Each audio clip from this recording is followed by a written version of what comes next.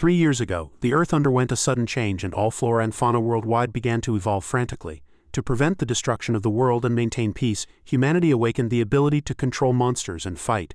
These awakened individuals were called Awakeners. The red-haired lady lecturing at the blackboard was named Murang Chuya, the homeroom teacher of Class 3, Grade 11 at Chang'an 3rd Senior High School. While lecturing, she emphasized the content that would appear on the upcoming exam to her students. The bell rang. Before dismissing class, she reminded the students that there would be a Beastmaster exam the following day, and any interested students could attend with their parents. This young man who had just turned 18 was named Gaopeng. He was a student at Chang'an 3rd Senior High School. For the past 18 years, Gaopeng's only dream had been to become an Awakener. However, lately Gaopeng had been experiencing some troubling issues. A peculiar interface often appeared in his mind, unsettling him slightly. Though he didn't realize it was an overpowered system meant for the protagonist. Host, congratulations on linking with the monster evolution system. The system can assist the host in appraising monster-related information. Please make good use of it, host. Gaopeng thought he might be hallucinating due to excessive academic stress lately. Lost in thought, he climbed the stairs and suddenly saw a strange figure around the corner. Gaopeng's lips twitched as he faced a giant spider crawling on the ceiling. The spider's two eyes glowed red as if it hadn't slept enough, and its body was mottled. At this moment, the peculiar interface reappeared.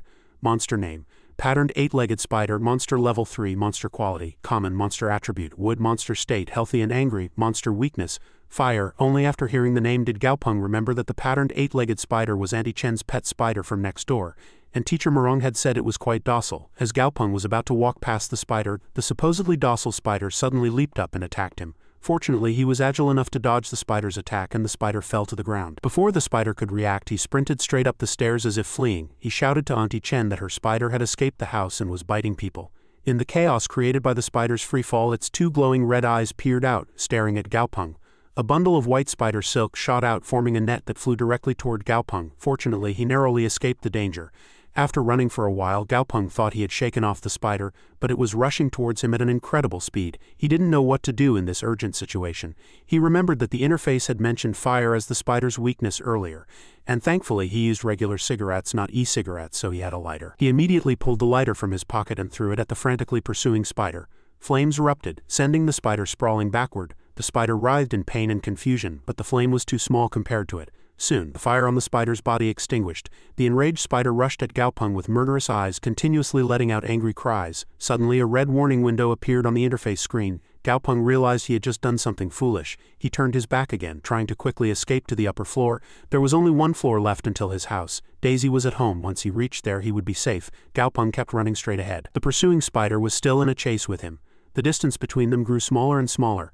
The door was right in front of him when the spider suddenly spread its 6 legs wide and leaped into the air. Its sword-like legs aimed directly at him. He loudly called out to Daisy and his house door swung open violently. Something massive stretched out from the doorway.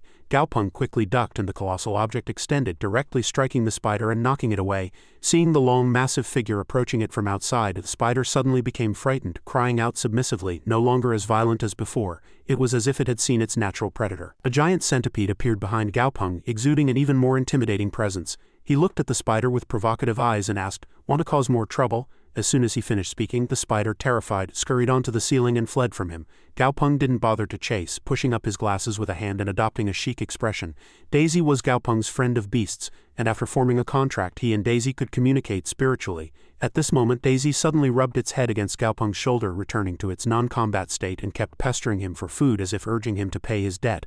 Monsters are divided into two forms, combat and non-combat. In non-combat state, monsters reduce their body size to conserve energy, and even minor injuries can slowly heal. As Daisy kept pestering him for food, Gaopeng smiled contentedly, patted its head and went into the house to prepare food.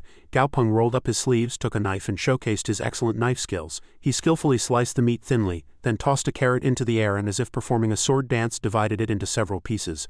The result was a special nutritious dinner just for Daisy. Daisy's eyes gleamed when it saw the bowl of food on the table, drooling and rushing to its bowl, devouring it as if it hadn't eaten in 3 years. When Gaopeng turned his attention to Daisy, Daisy's information reappeared on the interface screen. Monster name: purple-backed yellow claw centipede. Monster level 7. Monster quality: common. Monster attributes: yin, poison. Monster state: healthy and happy. Monster weakness: lightning, fire. After seeing Daisy's information, Gaopeng suddenly realized something. A square box appeared in the attribute section, symbolizing the possibility of upgrading the monster's quality. Daisy has changed from common quality to elite quality. What kind of nonsense is this? Monster quality is divided into common, elite, and perfect from lowest to highest. Quality determines a monster's growth limit. The higher the monster's quality, the greater its potential. Gaopeng couldn't hide his joy. If Daisy could be upgraded to elite quality, it meant it could also be upgraded to perfect quality later on. Perfect quality monsters could break through legendary barriers and upgrade to become leaders. Just thinking about it, Gaopeng couldn't contain his excitement, and he happily hugged Daisy, still with food in his mouth. Thinking that he would soon earn a lot of money thanks to Daisy, he firmly resolved to upgrade Daisy to elite quality in the future. Daisy chewed its food, bewildered, not understanding what Gaopeng had just said. He clicked the interface to check Daisy's upgrade requirements. The interface displayed 3 ingredients needed for an upgrade to elite quality. First was shadow grass, a special herb that grows in areas with dense yin energy and exudes a natural attraction to yin attribute monsters. Quantity needed 10. Next was lightning wood, a material created when lightning strikes a tree, possessing both wood and lightning attributes. Quantity needed 1. Finally, there was lightning crystal, formed within lightning attribute monsters and containing vast lightning energy. Quantity needed 1. Gaopeng looked at the list of requirements and thought it over multiple times. Shadow grass and lightning wood could be obtained with a small amount of money. However, the troublesome part was the lightning crystal. Even ordinary 5-element crystals cost 8 credit points, so this lightning crystal would surely be at least 10 credit points. Thinking it was too expensive, Gaopeng waved his hand and closed the system. After the formation of the alliance, the world designated alliance currency and credit points as universal currencies. Credit points are a type of high-level currency based on alliance currency. 10,000 alliance currency can be exchanged for 1 credit point. Gaopeng remembered that when his parents had an accident, the state provided 20 credit points as support. Now only 11 credit points remained in Gaopeng's account. He could barely upgrade Daisy with these credit points, but after the upgrade he wouldn't even have money to live day by day. Daisy finished its bowl of food, crawled next to Gaopeng and kept pestering for more. Gaopeng had no choice but to remind Daisy that it was a centipede, not a pig. Ignoring his words, Daisy stood up and insisted on more food. Gaopeng sighed helplessly and gave Daisy more food. Even as he watched Daisy eat deliciously, his mind was in turmoil. He knew how to upgrade, but he didn't have the money to buy the ingredients. Suddenly, a brilliant idea flashed in his mind. If the methods recorded in the system were true, he might become the greatest Beastmaster of this era. Monster upgrade requirements had been a secret that all Beastmasters had been researching until now. And now that he could see that information directly, it meant he could become the best Beastmaster. Just thinking about it, Gaopeng happily dreamt of the day he could have as much money as he wanted. The topic of Beastmasters reminded Gaopeng that the Beastmaster exam was tomorrow. He quickly opened his phone to check the registration time. There were only 3 seconds left to register. Without hesitation, Gaopeng, with quick hands and eyes, immediately pressed the registration button. The next day, Gaopeng was knocking on the door of a house with Daisy. The door slightly opened and a woman, still in thin, sexy pajamas, yawned and opened the door. She was Tangtang, Gaopeng's neighbor. Gaopeng's cheeks reddened at her half-exposed appearance, and after a few awkward coughs he greeted her. Tangtang didn't know why he had come to see her so early in the morning.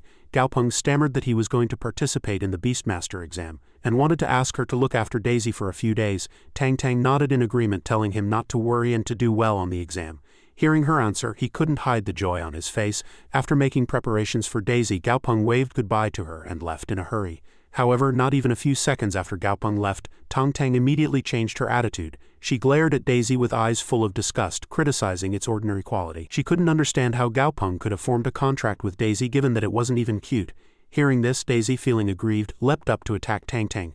But with a single pat from her, Daisy was frozen stiff for 5 seconds. If her grandfather knew, he would surely die of anger. Entering the house, Tangtang sat cross-legged on a chair and called her grandfather. "I have something to tell you, Grandpa, but don't get too excited. Xiaopeng has formed a beast-taming contract. It's a purple-backed yellow-claw centipede, and its quality is common." On the other end of the phone, her grandfather immediately became furious upon hearing this, scolding her for not stopping Gaopeng. Tangtang helplessly stood up and walked to the window, replying to the other end of the phone. "How could I stop him? Your grandson is just like you, Grandpa. He seems not to care about anything on the surface, but in reality he's as stubborn as an ox." It turned out that Daisy was something Gaopeng's parents had left him. Tangtang fiddled with a strand of her hair and asked how that matter had been resolved. She said if it were her, she would just kill those who didn't listen and replace them with obedient ones. However, she didn't say anything more about this vague incident, only telling Gaopeng's maternal grandfather to reassure him. As long as she was here, Gaopeng wouldn't be in danger. After speaking, she hung up the phone. On the other end, an elderly man in a neat suit stood looking out the window. After a moment of contemplation, he instructed his secretary to call the laboratory. He told them they would only have 5 months, and if they couldn't properly handle his affairs, they would no longer need to exist. There was also the issue of Li Yi from the Qinghai branch. He said they had to resolve it within 7 months. The secretary, in fear, bowed her head, said understood, and went to handle the tasks he had just assigned. After the secretary left, he took out his phone and gazed at a photo with a loving expression, saying, "Xiaopeng, within a year, Grandpa will resolve everything and come to find you. By then no one will be able to harm you. At this moment, the plaza of the Chang'an City Beastmaster branch was filled with thousands of people. Gao Peng stood in one spot looking around. Everywhere was packed with people, and he realized that being a Beastmaster was indeed a highly coveted profession. Suddenly he heard his name being called, and it turned out to be Li Zigong, his classmate. Next to him were Li Zigong's mother and older sister. Li Zigong's mother asked him why he had come to watch alone. Gao Peng stammered that he had come to take the exam. His answer surprised all three of them. Then Li Zigong's mother Zhang Hong patted his shoulder and praised, "This is how a young man should be." After that she encouraged him, saying that perhaps the youngest Beastmaster would emerge today. Gao Peng scratched his head shyly and replied humbly. At that moment a mocking voice rang out, "The youngest Beastmaster in Chang'an City. Since when have the requirements for a Beastmaster become so low? Can any cat or dog participate?" A short, shoulder-length blonde man appeared with two large burly bodyguards. Li Zigong, enraged, tried to punch the man. Fortunately, Gao Peng stopped him. The blonde man continued to hurl scornful insults. He expected Gao Peng to be intimidated, but what he got back was an indifferent attitude. If one could become a Beastmaster just by arguing, he would surely have become a high-level Beastmaster. Hearing that, the man clenched his fists in anger, then turned and walked away, but didn't forget to add a final word to Gao Peng. Zhang Hong recognized his identity. He was young Master Wang Shu of the Wang Group, a person who had participated in the Beastmaster exam 4 times in a row, all resulting in dismal failures. Just then, the door to the Beastmaster branch opened and several guards in special uniforms armed with long clubs came out to maintain order. At this time, Feng Shu, the chief examiner for Beastmasters, also appeared. He declared that the Beastmaster exam had officially begun and asked the participants to enter in an orderly manner. After all participants had entered, Feng Shu began to announce the exam rules. This exam is divided into 2 parts, a written test and a practical test. The first part is the written test. 3 videos will be shown on the screen. The participant's task is to accurately describe the monster information that appears in the videos. After explaining the exam rules, Feng Shu declared that the exam had officially begun. At this moment, a sea landscape appeared on the screen, and the shadow of some creature's back was faintly visible on the water surface. Then, as the camera slowly shifted underwater, a colossal figure appeared swimming and moving in the water before the lens. After the prelude ended, the screen suddenly went blank before everyone's eyes. Feng Shu, who was next to them, raised his hand to look at his watch and announced that after watching the first video, participants would be given 20 minutes to think and answer. As soon as Feng Shu finished speaking, the entire hall began to buzz with noise. Many participants realized they hadn't observed properly in the short time given and buried their heads in their hands in despair, crying. Feng Shu could no longer tolerate it and angrily shouted, "Anyone still making noise will be expelled from the examination hall." Hearing this, the entire hall was instantly gripped by fear and fell silent. The man named Wang Shu smirked cunningly, thinking to himself, "This year's written exam is the most difficult in recent years, but I already have the exam papers, so I have nothing to worry about." Suddenly he frowned and glanced at the next table. Seeing that Gao Peng showed no signs of worry at all, he sneered, assuming Gao Peng was just putting on an act. While Wang Shu was engrossed in sneering and criticizing, Gao Peng on this side couldn't hide the joy on his face. The system, influenced by his subjective consciousness, displayed the information he wanted to know about the creature from the video just now. Storm whale, likes soft music, enjoys sunbathing, likes various fish and shrimp. Dark attribute attack, dislikes disturbed sound waves. Gao Peng immediately wrote down the information he saw from the system, and then videos of monsters continued to be played on the screen. The monsters in the videos were all newly evolved species, so very few people knew about them. Information about the monsters appeared one by one. Gao Peng only had to copy that information. The third video was of a praying mantis scythe which was aggressive and brave. Carnivorous attribute monster, likes various insects, fears fire attacks. Thus the written exam concluded and all exam papers were collected. 1 hour later the exam results were announced. Feng Shu began to read out the names of those who could participate in the next round. After reading all the names, he began to evaluate the people he had just called out. Although there were many errors in the exam papers, the exam results are still valid. Hearing this, Wang Hu scoffed at Gao Peng, taunting him because Gao Peng's name was not on the list. Gao Peng sat silently, swallowing, no matter how much he thought he couldn't understand. Could the information provided by the system be wrong? At that moment Feng Shu spoke again. "Oh, by the way, who is the participant named Gao Peng?" Gao Peng was startled and stood up when the examiner called his name, worried that something bad was about to happen. However, Feng Shu unexpectedly praised him and clapped. He was the top scorer in the written test, and Feng Shu showered him with praise. As soon as Feng Shu finished speaking, the entire hall began to buzz with noise, and in an instant Gao Peng became the center of attention. Gao Peng slowly regained his composure and cast an arrogant glance at Wang Shu. "Gao Peng, it seems the top-scoring participant has disappointed you." Wang Shu gritted his teeth in anger. All sorts of insults swirled in his mouth, but he dared not utter them in front of the examiners. After the first test ended, Feng Shu led the eligible participants to the second test site. As they passed through the door, a spacious and bright area unfolded before their eyes. At this point, Feng Shu began to announce the rules for the practical test. The practical test is very simple.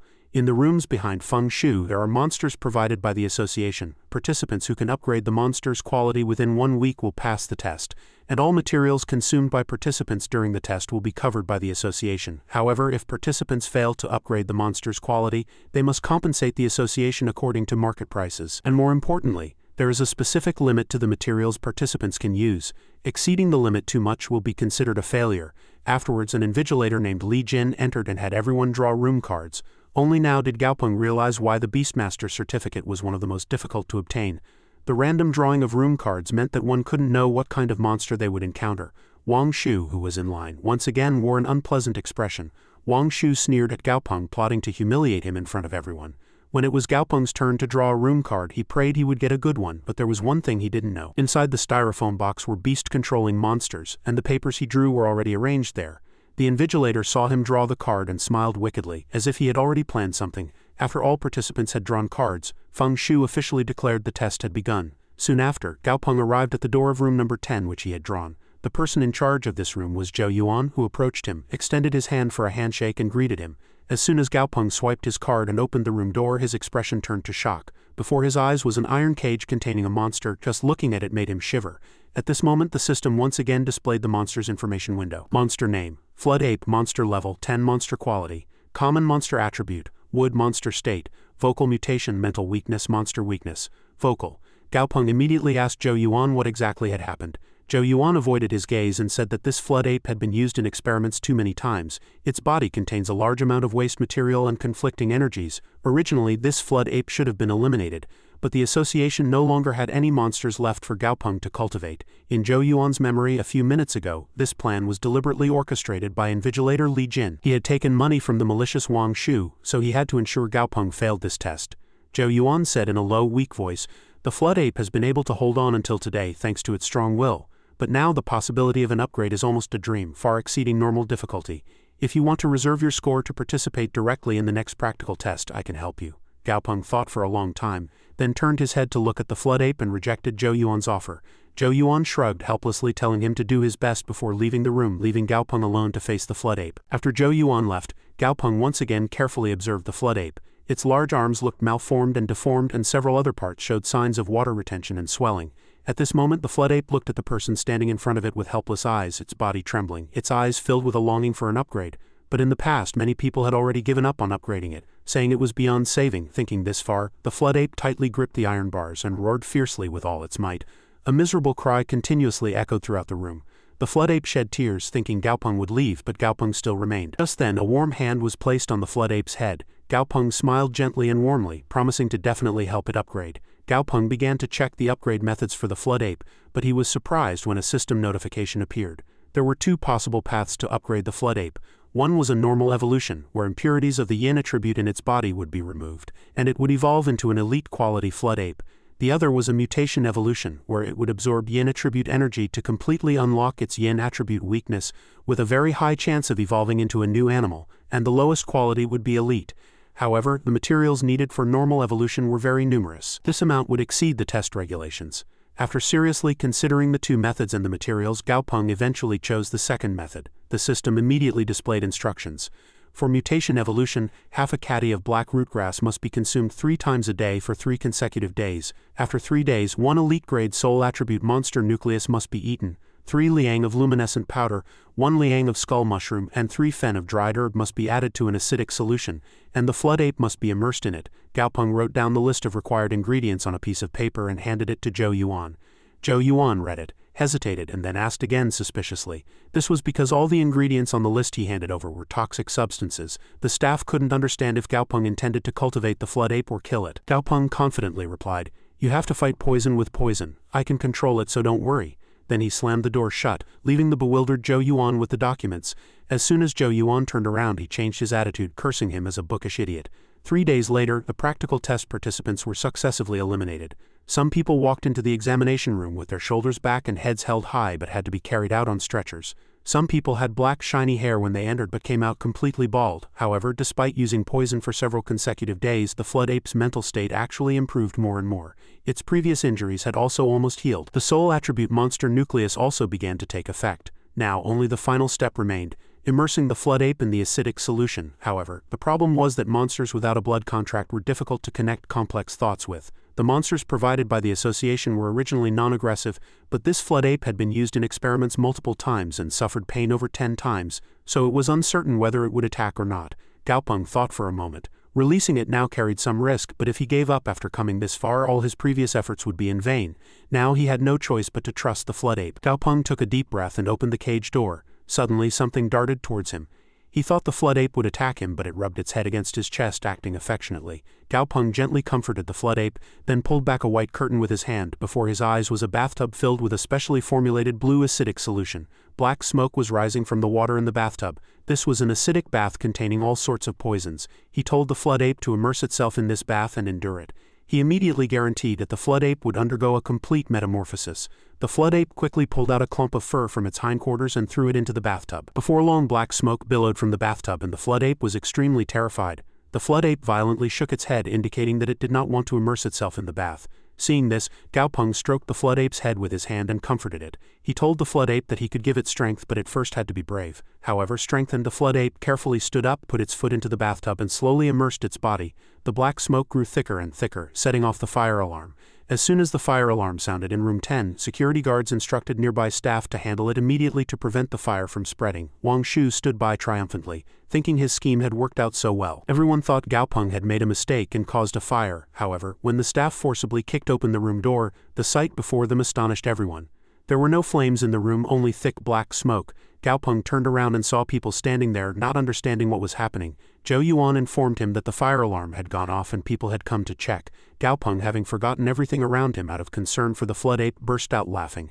After confirming that nothing was wrong, people turned off the alarm and slowly retreated. However, this commotion had caught the attention of Chief Examiner Feng Shu. The staff member quietly explained to him that this was all an anomaly that occurred during the monster cultivation process. Other participants came to watch, thinking Gaopeng had failed. Wang Shu looked around and, seeing no sign of the flood ape, was convinced he had successfully eliminated Gaopeng. But just then, the quiet surface of the tumultuous world suddenly churned. A skeletal frame enveloped in purple light was revealed. Subsequently, a purple glowing skeleton gradually emerged above the water. 2 flames burned in the eye sockets of the skull. The watching participants were startled and terrified, as if they had encountered a ghost in broad daylight. The skeleton leapt out of the bathtub amidst the amazed gazes of those around it. The appearance of this monster was rare and hard to find. The entire giant skeleton had no blood or flesh. All its joints were connected only by red threads. People were slightly surprised by this sight, and even Feng Shu was dumbfounded. Gaopeng hadn't expected the system to be so useful. He had successfully completed the mutation evolution. The flood ape had evolved into a skeleton wraith. Its level increased to 11, belonging to the elite quality monster system, and its state was weak but excited. However, this was only the first test. In the future, as long as he had enough materials, he would be able to upgrade any monster. He began to walk around and evaluate this skeleton, discovering that the purple aura surrounding the skeleton was tangible, and the skeleton bones also seemed to be made of metal. Li Jin excitedly said that this might be an entirely new form of monster, and moreover a rare and valuable spirit-type monster. Hearing that, Feng Shu was secretly pleased. Even within the alliance, encountering spirit-type monsters was rare. But what truly interested him was not this new type of monster, but Gaopeng himself.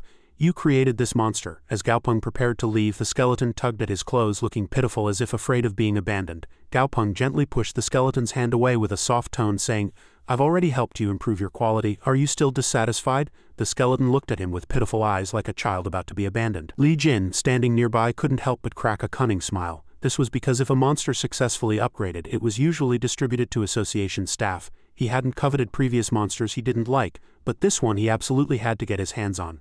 At this moment, Feng Shu, seeing how much this monster relied on Gaopeng, decided to give the skeleton wraith to him. Hearing that, not only Gaopeng but even Li Jin thought he had misheard. Gaopeng looked at the skeleton wraith, then pointed to himself, reconfirming with Feng Shu. Although this is a new monster not yet recorded in the data list and information on various aspects is uncertain, judging by its appearance, it has clearly been successfully upgraded, so it is only natural to give it to you. Gaopeng looked at the series of information in the information window and fell into thought. Originally of common quality, it had been upgraded to perfect quality. He only needed to break through 20 more levels to be promoted to a monster leader. However, after seeing the information window, Gaopeng made a different judgment. The skeleton wraith could already be considered to have reached the standard of a monster leader, and moreover, it belonged to the rare spirit type. At this moment, Li Jin stepped forward, interrupting the thoughts of everyone in the hall. He claimed that this matter went against the rules. According to association practice, successfully upgraded monsters were generally given as rewards to association staff. Furthermore, this flood ape underwent 6 experiments. It's uncertain if this experiment helped with the upgrade. Before Li Jin could finish speaking, Wang Hu rushed over, adding fuel to the fire, asserting that Gaopeng was still young and couldn't have upgraded a nearly dying monster. He firmly believed that Gaopeng had cheated. Feng Shu coldly questioned the two, who were complimenting each other and putting on a show, asking how Gaopeng had cheated. Li Jin couldn't explain clearly, but consistently insisted that Gaopeng had cheated because this challenge was too difficult. He thought the difficulty was beyond what a novice Beastmaster could handle. He believed that Gaopeng might have accidentally learned some method and risked everything, and just luckily cured this monster, so the current result cannot be considered Gaopeng's true ability. Feng Shu, with a poker face, asked if, according to Li Jin's words, Gaopeng's exam results should be revoked now. At this moment, Li Jin did not hide his true intention. He suggested that Gaopeng's exam results should not be revoked and he should be given a certificate. However, he added that the monster should follow the association's practice. As he finished speaking, Feng Shu burst into loud laughter. Then he told Gaopeng that I haven't managed properly and have become a laughingstock for you, had not managed well and had become a laughingstock for him. There are too few capable Beastmasters in Chang'an City, so frogs in a well like Li Jin don't know the vastness of the sky. Gaopeng let out a long sigh. He had only come to get a certificate but was being criticized right and left. Just because he was young didn't mean he cheated. Just because Li Jin couldn't do it didn't mean he couldn't either. If one couldn't be humble, one should be a little arrogant. Gaopeng's usually carefree expression now turned serious, as he intended to broaden the minds of fools like Li Jin. The Shui water in Flood Ape's name was because it lived by rivers and had nothing to do with its attributes.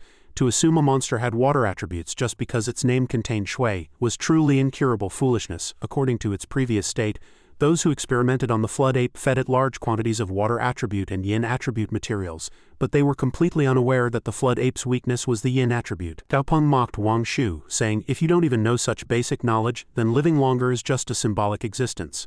Although he didn't point it out directly, Wang Shu felt humiliated and claimed Gaopeng was talking nonsense, saying that the Flood Ape's weakness was indeed the wood attribute. Feng Shu, standing nearby, couldn't listen anymore. Although the Flood Ape showed fear reactions to the wood attribute, its weakness was clearly the yin attribute, and this was one of the pieces of knowledge on the exam.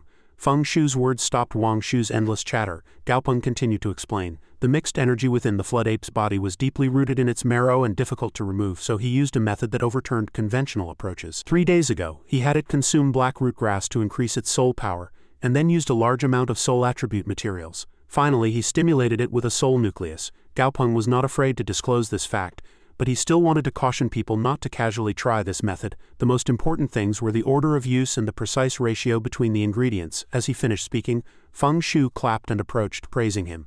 Indeed, the younger generation is formidable. It would be a waste for Gaopeng to only receive a beginner certificate with his abilities. He said he would give Gaopeng an intermediate Beastmaster certificate, and a senior Beastmaster certificate could only be obtained by participating in the Yanjing General Headquarters exam. But with your ability, that won't be a problem either. And regarding cheating, Feng Shu coldly turned his head and questioned who had indeed cheated. He looked at Li Jin with a contemptuous expression, asking if he thought that as the chairman he knew nothing. Feng Shu continued to question why this Flood Ape, which was originally a discarded experimental subject, appeared in today's exam. As soon as he finished speaking, Zhou Yuan raised his hand and accused Li Jin of deliberately including the Flood Ape in the exam list because he had received a request from participant Wang Shu, and all the evidence was in the monster logbook. Wang Shu was so scared he almost wet himself and collapsed to the floor. "This time, I'm really done for." Feng Shu immediately flew into a rage. With both witnesses and physical evidence secured, as the chairman of the Chang'an City Beastmaster Association, he declared that participant Wang Shu was disqualified from this competition and banned from participating in any Beastmaster competitions for the next 3 years, and Chief Referee Li Jin was no exception. He was expelled from the Beastmaster Association and would never be rehired. After dealing with everything, Feng Shu sincerely apologized to Gaopeng for today's incident, which had made him a laughingstock. He invited Gaopeng to his office for a cup of tea. More importantly, Feng Shu had a small favor to ask of Gaopeng standing at the bus stop. Gaopeng took out his certificate and looked at it. Later, when he went to college, he would receive an additional 30 points. Gaopeng got on the bus thinking that he had really hit the jackpot this time. Not only did he get an elite monster, but he also received an ID card. An hour ago in the office, Feng Shu asked Gaopeng to represent Chang'an City in the World Beastmaster competition. This was because both the quantity and quality of Chang'an City's Beastmasters were not optimistic. Thus, in the past few years, Chang'an City had not achieved good results in other Beastmaster competitions. The world had undergone a sudden change in 3 years. The World Beastmaster competition still had no age limit, whether old, middle-aged, or young. Everyone was on the same starting line, however, in terms of growth potential. A heroic young man like Gao Peng would certainly have a much greater advantage. Gao Peng listened to Feng Shu's lengthy explanation, just giving a wry smile and raising both hands to indicate his intention to refuse Feng Shu's offer. Seeing his reaction, Feng Shu deliberately said that all top-ranked participants would receive prize money. Anyone in the top 10 would receive at least 10,000 credit points. Money couldn't solve everything, but a lot of money was another matter. As soon as he heard such a large prize, Gao Peng suddenly stood up and interrupted Feng Shu. What kind of pressure is this? With great power comes great responsibility. I will participate in this competition. Returning to the present while Gao Peng was lost in thought, two men sitting in the back seat began to whisper about Anna. Anna was the new name for the skeleton following him. A blond man sitting next to them reached out to touch a piece of Anna's bone. However, in an instant, several red threads tightly wrapped around his hand. Anna's whole body emitted an icy chill. It suddenly turned its head 180 degrees and stared at the blond man. The blond man trembled with fright, but his mouth was tightly bound by the red threads as Anna tried to poke his eye with a bony claw. Gao Peng called it off in time, saying, "To feed my children and disciples, Daddy has no choice but to sell himself. Daisy really eats a lot. Looking at your body, I don't think you eat little either. It's really hard for Daddy to feed you all." Despite sighing, Gao Peng spoke with a smile full of confidence and pride. "Who told you to be so much more handsome and talented than your age?" While he was speaking, the two people whispered again. They were surprised that he could make a monster so obedient without having a contract with it. As expected, the protagonist is different.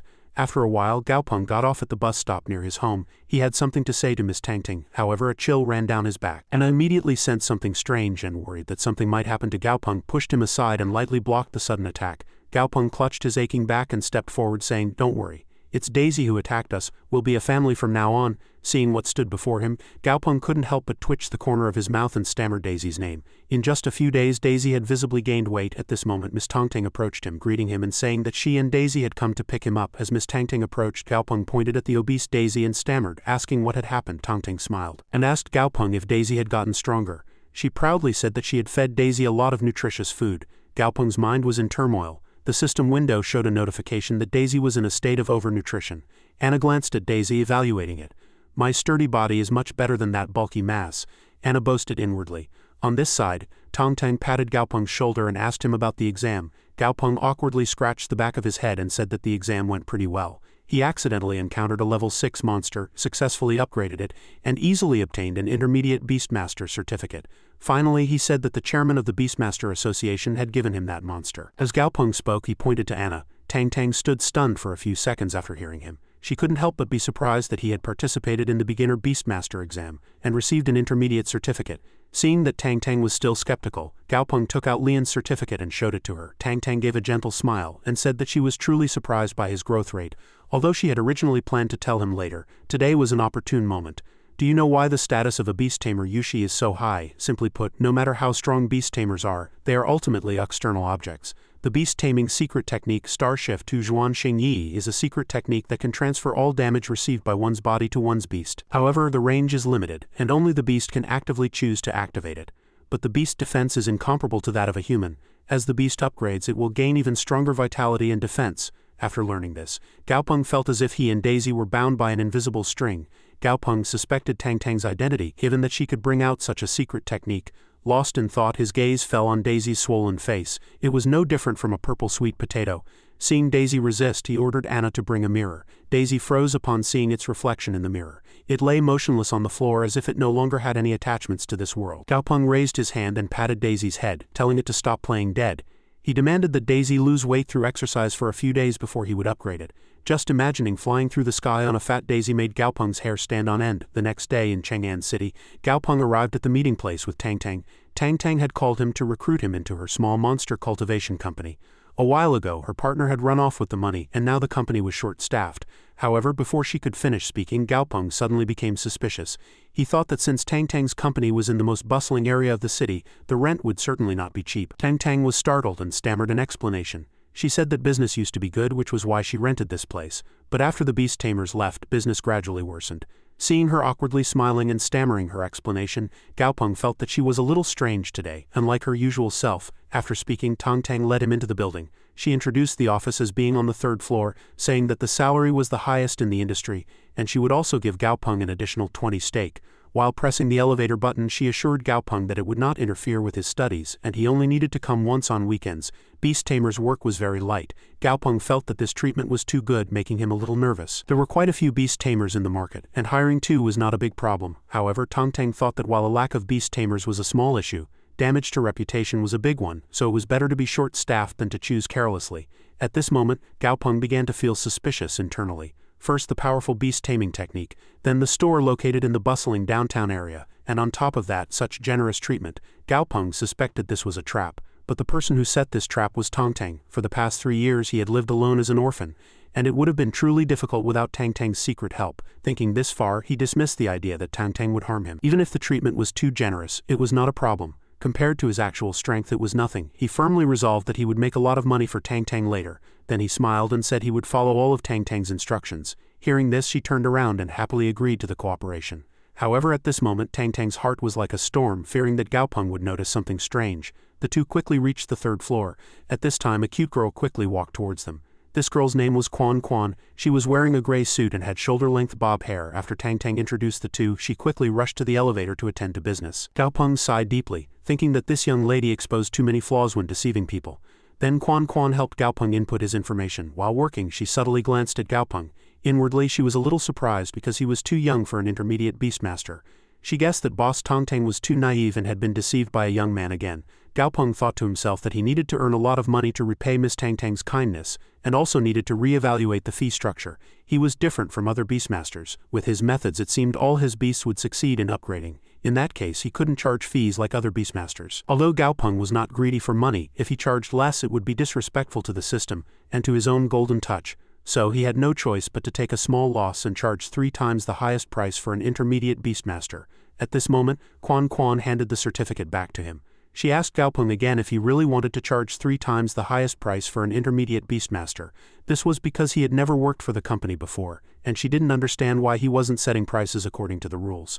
If there were no customers, that would be one thing, but if it affected the office's reputation, that would be a serious matter. Gaopeng's expression immediately turned serious, and he asked her what she meant. However, just then a man suddenly pushed open the door, interrupting him. He demanded that Gaopeng show true ability to justify 3 times the market's highest price. His eyes were bloodshot, and he rushed at Gaopeng saying, "If you can just cure my beast I will immediately pay you 10 times the amount." Mr. Ma angrily pointed at Gaopeng and shouted, "10 times? If my beast successfully upgrades I'll give you 10 times. Quan, who was nearby, awkwardly tried to calm the atmosphere, saying, "Sir, please calm down." Gaopeng calmly faced Mr. Ma and replied, "There's no need for that." He smiled and raised 3 fingers, saying, "Since this is my first job, I'll treat you as a VIP client and charge 3 times the price." Mr. Ma's face darkened and he asked incredulously, "So you're very confident you can cure my beast then?" Gaopeng smiled, opened his palm and calmly said, "Why the rush? Where is your beast, sir? I need to see it first to give you a definitive answer." Mr. Ma carried a blue box and said to Gaopeng with an angry face, "All right, I'll trust a kid like you this once." After speaking, he took out a small, injured creature from the box and held it trembling in his palm. Quan felt pity for the animal in front of her. Oh dear, Gaopeng was observing the condition of the animal in front of him from behind. The creature with purple fur had widespread red spots on its body and was still trembling in Mr. Ma's palm. Mr. Ma, impatient, told him to say in one word whether it could be done or not. The system appeared, showing Gaopeng information about the animal in front of him. Name: Violet Lightning Mole. Status: Mutation Conflict. Level 19. Quality: Elite Attribute. Lightning Type. State: Minor Injury, Pain, Weakness, Mud Type. Gaopeng read the information displayed by the system and suddenly widened his eyes, saying, "Wait, this is..." The system screen immediately turned red, displaying a warning message. Mutation Conflict. State: Handle quickly. Gaopeng immediately asked Mr. Ma, "Sir, what did you feed it carelessly to make it like this?" Mr. Ma was startled and speechless. After a moment his face darkened and he said in embarrassment, "I fed it a blood jade Ganoderma.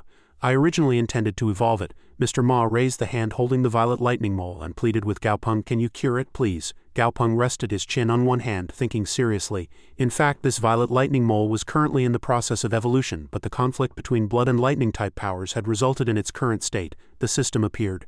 Mutation Evolution. Shadow Fruits X15, Crimson Wind Heartwater X11. 1 liang of Lightning Gold Leaf ground into a paste and add 1 elite grade blood type monster core to the paste. Gaopeng said this. Therefore, by using the method suggested by the system to make the conflicting forces complement each other, this Violet Lightning Mole would be able to complete its evolution.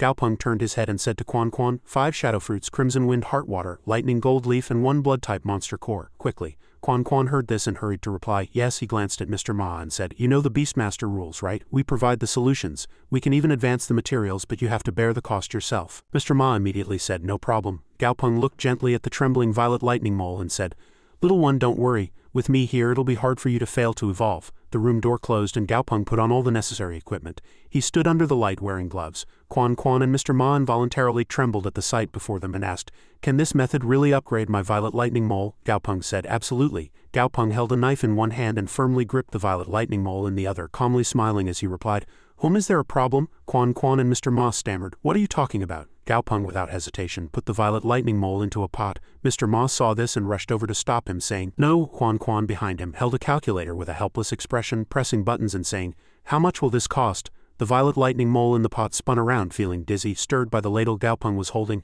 Gaopeng even kindly scooped a spoonful of broth from the pot and with a dangerous look on his face said, "Would you like a sip of mole soup? It's good for your health and replenishes your yang energy." Mr. Ma agonizingly clutched his head with both hands, saying no. Gaopeng opened the pot lid and smiled, saying, "Don't be nervous, it's a joke, just trying to lighten the mood." "Look, Mr. Ma." The violet lightning mole was already floating on the surface of the pot, clearly enjoying itself. Gaopeng explained, "This isn't boiling soup. It's a medicinal porridge specially formulated for your beast, sir. Stirring it merely promotes the absorption of its medicinal properties." Gaopeng's eyes gleamed as he darkly closed the pot lid and said, "Now this mole will be given a great mission, so it needs to be boiled 2 more times. Boil it for another 10 minutes. Hee. Mr. Ma looked at Gaopeng's malicious face and thought to himself, calm down. There were only 2 high-level Beastmasters in Chang'an City, both highly esteemed figures of high status who were impossible to meet. Mr. Ma stared, thinking, I have no choice but to trust Gaopeng this once. At least he's an intermediate Beastmaster, but if anything really goes wrong, I'm not without options. Time flew by and 10 minutes passed. Mr. Ma anxiously said to Gaopeng, "Is it done, Mr. Gaopeng? Haven't you boiled it for too long?" Gaopeng reassured him, "Sir, don't worry, it should be almost done." Gaopeng looked at the pot and as soon as he finished speaking said, "Done?" A sound loud enough to shake the lid came from inside the pot. Mr. Ma stood by looking bewildered, unable to understand what was happening. A loud explosion occurred and white smoke blew the lid off. From within the smoke the violet lightning mole was slowly revealed, huddled in the pot. The mole's 2 eyes suddenly widened and glowed red. The violet lightning mole quickly leaped out of the pot from within the smoke, overturning the pot. Then it sent keyboards and even documents flying everywhere. Finally it landed on the desk. Mr. Ma saw it and excitedly said, "It succeeded. My beast has successfully upgraded." However, Quan, who was behind him, was not happy at all. She painfully clutched her head and said, "Oh my goodness, the treatment room." The system showed an image of the purple-furred mole with red spots displaying new information. Name, Violet Lightning Blood Mouse, level 20, grade.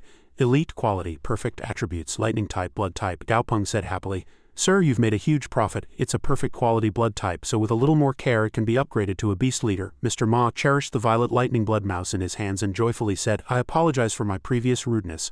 I truly didn't expect my beast to evolve." "Thank you so much, Mr. Gaopeng." Gaopeng proudly presented the bill to Mr. Ma and said cheerfully, "There's no need to thank me. You paid and I provided the service. Oh, and this is for our office's compensation for damages and consulting fees. Please pay for them together in a moment," Mr. Ma said without hesitation. "No problem." Gaopeng handed the bill to Quan and instructed, "Please bring the materials to my house according to this bill in a moment and deduct the cost from my salary." Quan replied, "Yes, understood." Mr. Ma, with an admiring expression and gleaming eyes, stood before Gaopeng holding the Violet Lightning Blood Mouse and said, "Mr. Gaopeng, I would like to ask for your help with my other monster as well." "Will tomorrow's appointment still be available?" Gaopeng said with an awkward expression. "Ah well," Mr. Ma quickly raised 3 fingers and emphasized, "Mr. Gaopeng, money is not an issue. 3 times no, I can give you more." Before Mr. Ma could finish speaking, Gaopeng raised his hand to refuse and said, "It's not that, it's just that I have school tomorrow, so I don't have time." Mr. Ma said in disbelief, "You're good enough to study, but you still have to go to school? Is it association supplementary classes or private lessons from an ambassador?" Gaopeng calmly picked up his coat and said, "What are you thinking?" He draped his white coat over his shoulder, grabbed his bag and stood at the door, turning back to say, "I'm just a 3rd-year high school student. I have to go do my homework now." Quan and Mr. Ma's mouths hung open. They couldn't believe their ears. Mr. Ma said, "Are high school students these days all this scary?" Quan said, "Sister Tang spent a huge sum of money a few days ago to buy this office and fired all the Beastmasters, then tricked Gaopeng into keeping it a secret. I thought a rich person was just playing around, but it turns out a truly powerful expert was showing off their skills." Elsewhere, a hand held a monster core and said, "The quality of this monster core is decent." Tang sat cross-legged on a chair holding a wine glass with a phantom dragoness as she observed. Tang raised the arm holding the monster core and commanded, "Bring it to me." The phantom dragoness glanced and said, Sunlight streamed through the window frame. The phantom dragoness turned invisible and clung to the wall outside the window, observing Daisy's movements. Through the window, the phantom dragoness dropped the monster core. The core fell, rolled and stopped in front of Daisy. Daisy, with curious eyes, peeked out from under the chair. Daisy crawled out and stared at the monster core before it. Anna was curious from behind. Daisy crawled over without hesitation and ate the monster core. As Daisy began to chew the monster core, its expression gradually changed from enjoyment to disgust. Then Daisy was startled, which also worried Anna. Outside, Gaopeng walked with 2 bags of vegetables and said, 15 jin of blood yin connecting roots should feed Anna for a month. Anna is already perfect quality, so if it continues to evolve it will become epic quality. I've only heard of epic quality monsters in books and on TV, so for now it's best to supplement Anna's nutrition and then continue its evolution. Gaopeng's expression suddenly furrowed, and he said worriedly, as for Daisy, I can't rush it even more. To upgrade it, I need a level 10 or higher lightning-type monster core, which is really hard to find, Gaopeng said heartbreakingly. And even if I find it, I won't have the money to buy it. Gaopeng suddenly felt that something unusual was happening in his room and said, it must be Anna. His face darkened, he thought anxiously. No, something happened inside the house. He didn't hesitate to throw away the 2 bags of vegetables and rushed to his room. Gaopeng hurried up the stairs and quickly reached out for the doorknob. Gaopeng threw the door open and shouted loudly, Anna! Before his eyes, Daisy lay on its back on the floor, foaming at the mouth while Anna stood watching him. Suddenly the system chimed and a message appeared.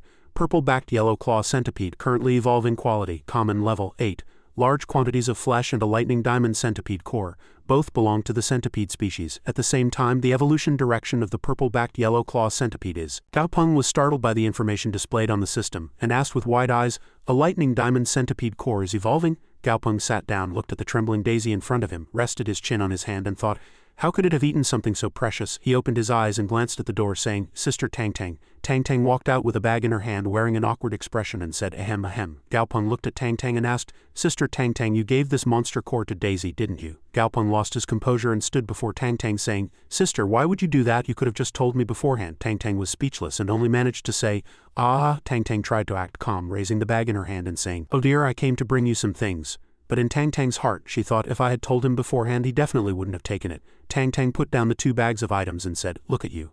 You left things on the street and didn't even care. She quickly ran towards the door, happily waving her hand and saying, really, you've earned a little money for a few days and you're already so wasteful. As soon as she finished speaking, Tang Tang quickly left Gaopeng's room, saying, all right, get some rest early. I won't disturb you. Gaopeng was speechless, standing there, only able to utter, Tang, Sister Tang Tang in 2 words. Gaopeng thought helplessly, Sister Tang Tang is the kind of person who thinks you need her. Gaopeng turned around and stroked the still dizzy Daisy's head, scolding it for being greedy. Next time, don't eat just anything you see, okay? He sat down, propped his chin on his hand and looked at the system window with a frustrated expression, saying, but I can't just leave Daisy like this. How can I quickly complete its upgrade? Gaopeng anxiously took out all the items he had. Looking at the screws, several medicine bottles and twigs, he said, this won't do, this isn't it. This won't do either. His gaze stopped at a branch with purple flowers and he said joyfully, I found it. Grinding the intermediate purple poison flower into medicine and feeding it to Daisy will help with its evolution. Without delay, Gaopeng quickly went to the kitchen and used a blender to make the medicine. He poured the newly made medicine into Daisy's mouth and said, drink it quickly. Daisy's eyes suddenly glowed red and it floated, surrounded by yellow light, filling Gaopeng's entire room with yellow light, even shattering the window glass. From within the smoke, a long, colossal body and the image of yellow glowing horns slowly became clear. Daisy's new form appeared powerfully before Gaopeng. The system displayed information about Daisy's new form. Name, purple-backed yellow-scaled centipede, level 9, quality, elite attributes, lightning type, poison type. To upgrade its quality to perfect, it needs to consistently drink powdered silver leaf grass mixed with water for 1 week and a leader-grade lightning type monster core. Gaopeng read the information and smiled, saying, phew, it's finally over. I didn't expect Daisy to upgrade to elite so easily. Is this the joy of having a strong backing? A moment later, Daisy lay sprawled on the floor amidst Anna's surprised expression and Gaopeng's helplessness. Daisy lay exhausted on the floor and Anna approached worriedly. However, Gaopeng put his hands on his hips and smiled calmly, comforting Anna. Daisy usually bullies you so much, are you still worried? Don't worry, it's just exhausted. Gaopeng turned around and handed a piece of tofu to Anna, saying, you're kind, unlike your appearance. I specifically bought this for you today. Eat it. Anna looked at the tofu with a puzzled expression and reached out to tear off a piece. Anna put the piece of tofu into its mouth, but the tofu passed right through Anna's body and fell into its belly. Gaopeng handed the tofu to Anna and, sweeping with a broom, comforted it. Good, keep eating. Gaopeng looked at Anna and said with a bright smile, you've just finished upgrading, so it's best to stabilize for a bit longer. When I find the most suitable materials, I'll upgrade you too. You'll definitely become a very powerful monster. Before long, Daisy had fully recovered and was smiling vibrantly. Daisy looked towards the sofa and saw Gaopeng leaning against it, exhausted, with his head bowed, and Anna leaning against the backrest behind him. Daisy smiled and came up with a bold idea. It bit a pink towel and happily approached Gaopeng. Tang Tang hid behind the door, secretly peeking. She wondered if this was the calm before the storm. She saw Anna, Daisy, and Gaopeng hugging each other. Gaopeng's face showed a slight discomfort from being hugged by Daisy. Seeing the warm scene, Tangtang said, "Xiaopeng, grow up quickly." A sunny morning at school, in the principal's office, the white-haired man angrily slammed the table and said, "I absolutely cannot agree. How can we bring monsters into the school?" The man's eyes widened and he shouted, "School students are still children. They haven't received professional training. Don't the people above consider the children's personal safety?" The brown-haired man sitting opposite him clasped his hands and said, "In times of peace this age is considered a child, but in ancient times at this age they already held weapons to defend their homeland."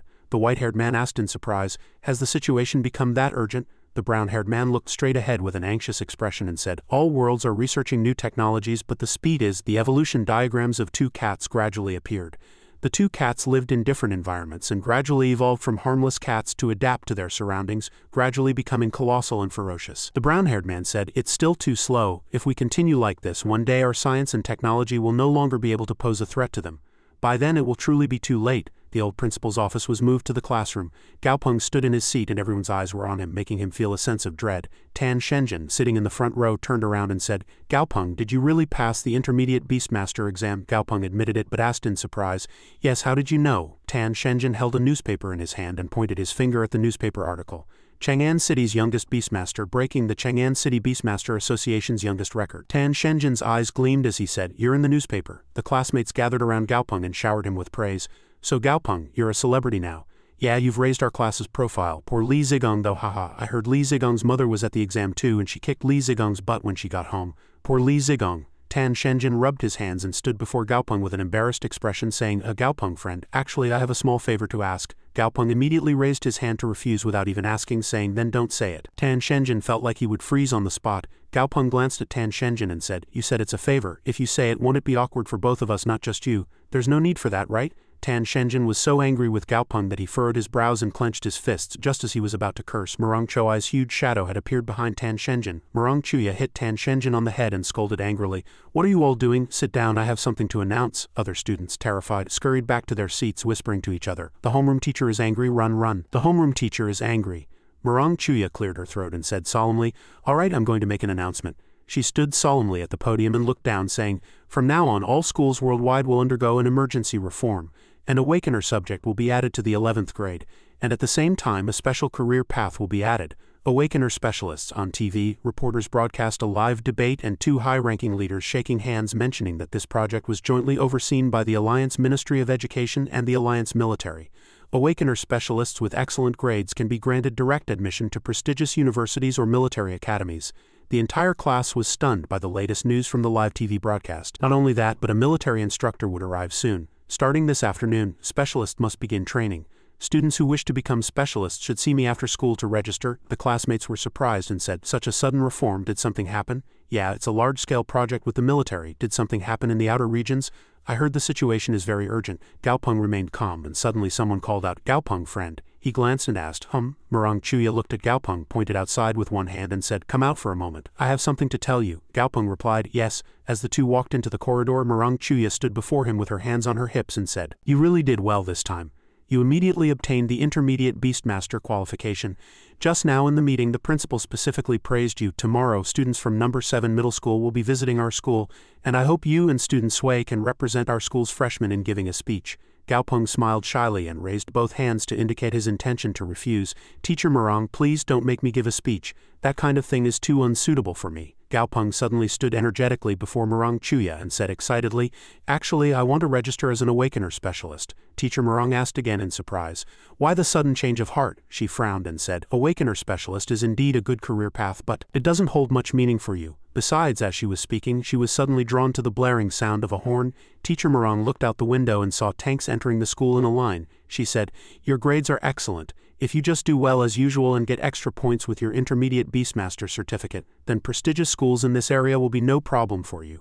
You can even challenge famous foreign schools." She looked down and saw a soldier controlling a monster, and behind him a commander ordered, "Hold it tighter, it's not time to use it yet." The soldier replied, and Teacher Murong said, "If you really want to become a combat awakener, you can enter a military academy with your academic scores, and then register later. There's no need to rush." Gaopeng clenched his fists, looked at the door and said seriously, "Teacher Murong, thank you for thinking of me this way. Entering a military academy to become an awakener would indeed be better." He frowned and continued, But it's too slow. I want to learn more knowledge through practical training and grow stronger quickly. Gaopeng narrowed his eyes and smiled lightly, comforting Teacher Murong. And can I participate in both exams simultaneously? I won't miss any opportunities. Don't worry. Teacher Murong heard his words and just smiled awkwardly, looking helplessly at Gaopeng and saying, "You rascal." She turned around and pointed to the sky, saying, "Fine, if that's what you think, I won't stop you. I just hope you'll think carefully." Gaopeng quickly bowed his head to show his sincerity and said, "Thank you, teacher." At noon, the school playground was bustling with many people coming and going. Gaopeng walked behind the crowd. People around them cast their gaze at them and said, "Are those people going to participate in the selection? Yeah, they look very confident and impressive. Good luck, seniors." Gaopeng turned around and suddenly saw Tan Shenjin waving his hand among the crowd and shouting loudly. "Hey Gaopeng, did you also register as an Awakener specialist?" Gaopeng asked in surprise. Tan Shenjin pushed through the crowd, making people around him very uncomfortable. He looked at Gaopeng and said cheerfully, "Aren't you a Beastmaster? And your grades are good too." Gaopeng didn't even look at him and asked coldly, "Your grades aren't bad either. Did you register too?" Tan Shenjin's eyes sparkled and he gave a naive smile. "It's all because of a childhood dream. My favorite cartoon used to be Treasure Mystery, and the mysteries in it were so cool. I want to become the strongest Beastmaster man. How could I miss this opportunity?" Gaopeng asked. "If the strongest Beastmaster is a man, do you want to be that man too?" Tan Shenjin's face showed a bewildered expression, and he quickly raised his hand to explain. No, the strongest Beastmaster man is an adjective, not a noun." Gaopeng walked ahead and said coldly. "All right, hurry up and follow. The playground is up ahead." People lined up on the basketball court, and some people looked at the vehicles parked next to the playground, exclaiming in admiration, "Wow, a state-of-the-art armored vehicle. It's my first time seeing one. It's really serious, a little scary." "I think so too." The teacher extended a hand to the burly man approaching and said, "Shang Wei, welcome." Gaopeng put one hand in his pocket and watched silently. But Tan Shenjin, standing next to him, crossed his arms, tilted his head back, and pouted his lips. "This is our instructor. Besides looking a bit arrogant, there's nothing special about him." Shang Wei's eyes suddenly narrowed and glowed red, full of dangerous intent. The moment he saw those eyes, Tan Shenjin, standing beside him, turned pale and said with a shiver. Gaopeng frowned warily. The killing intent was too strong. The captain was no ordinary person. On the platform, the captain continued, "First, I commend you. Compared to those who dared not come, you are all brave.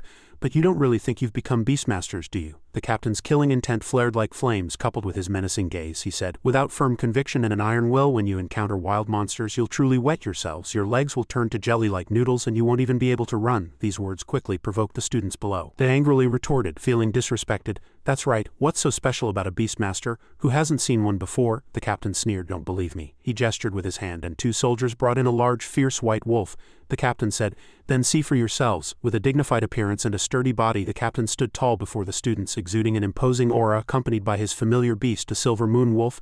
The silver moon wolf was a wolf with blue and white mixed fur, and its eyes were extremely intelligent. The captain commanded one of the instructors, "Go." He immediately saluted and shouted loudly, "Order received. Reporting target 10 centimeters, 3 defense plates installed and ready." The captain looked down at the silver moon wolf, his eyes filled with pride and trust, and whispered, "Go."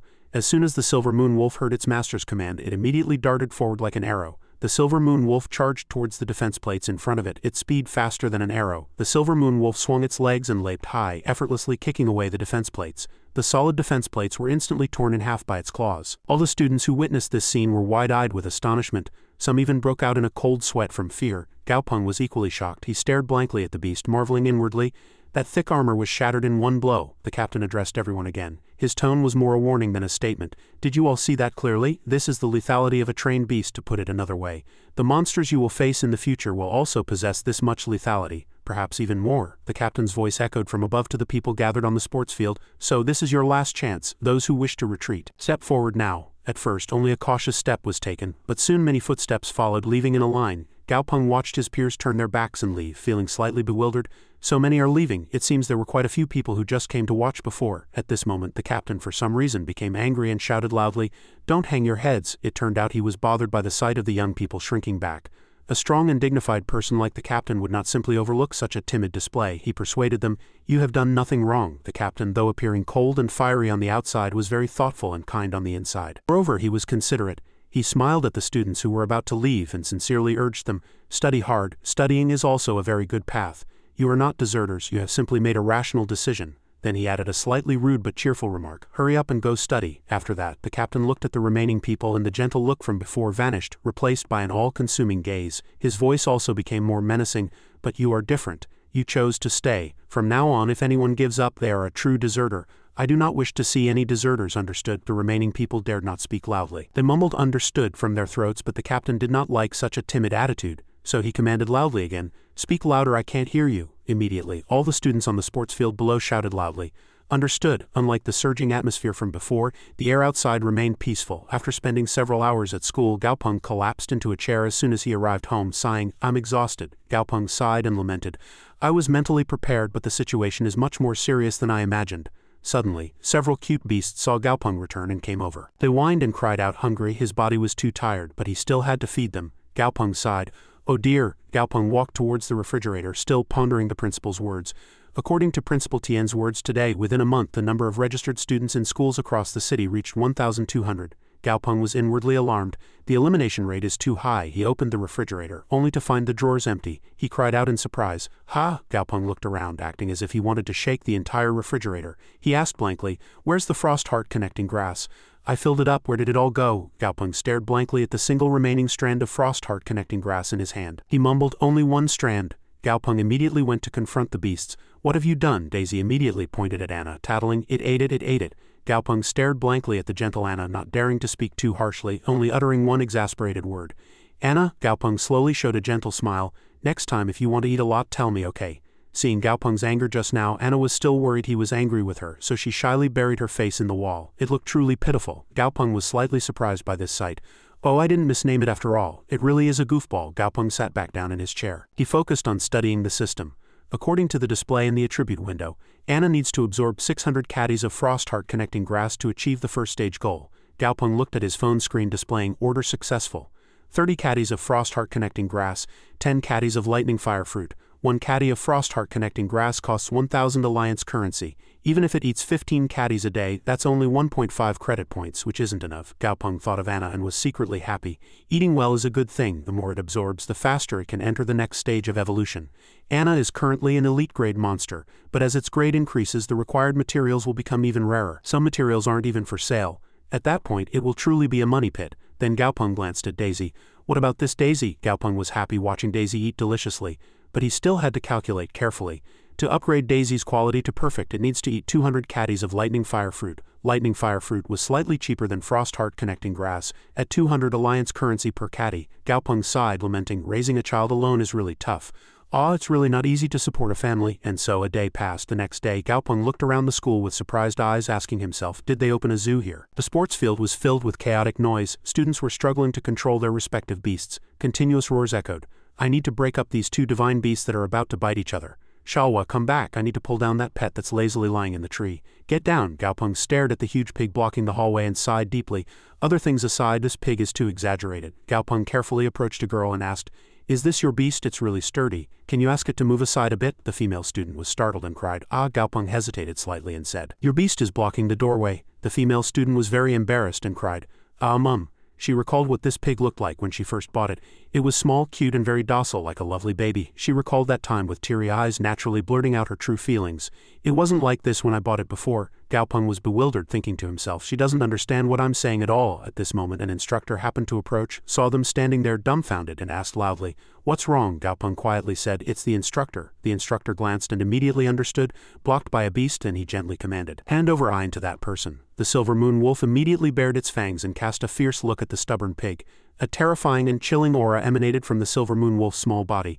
The beast saw it and quickly stood up trembling and hid behind its owner. The instructor smiled and said, Is the play over? If it's over, let's begin training. The students all gathered on the lawn. Today, every student had their own beast. The instructor spoke loudly, I know there are certainly some among you who want to contract with more beasts in the future to form a complete combat squad. So today we will first train your beast commanding ability.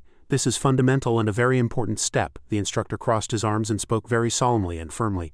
Otherwise, no matter how strong your beast is, if it doesn't listen to commands, it's useless. Unlike the instructor's stern demeanor, the silver moon wolf was sticking out its tongue at this moment, looking very playful. The instructor's voice continued to echo, and the girl with the small pig was still blushing and bowing her head shyly, clutching her skirt. The instructor was still lecturing the students. He was sure everyone had just seen the negative aspects. Then the instructor sat down. He knelt down and stroked the silver moon wolf's head, and the silver moon wolf affectionately nuzzled him.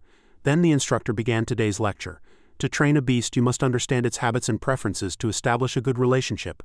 I care for the silver moon wolf very meticulously and carefully, he explained. For example, my silver moon wolf follows me well because I personally feed it its favorite black pork. Besides feeding it, the instructor plays and engages in activities with the silver moon wolf. The instructor tried to convey all his experience to the students. Because we play and sleep together every day, its dependence on me is now much higher, and it willingly obeys our commands. The students immediately exclaimed, "Oh," and were very interested in this new knowledge. Seeing this, the instructor continued his lecture. Although you saw the captain's beast break the armor plate with its tail before, the tail is not the silver moon wolf's inherent strength. It's just that through daily training, the system gradually made its tail stronger and its swinging speed faster and more accurate. The instructor pointed a finger and said happily, "So in addition to its claws and teeth, it now has another means of attack. This is the captain's training method, expanding the beast's attack versatility and adding to its strengths." Then the trainer invited another instructor to the platform. "Old Lee, please demonstrate the special ability of your silver wolf once more." Old Lee immediately nodded.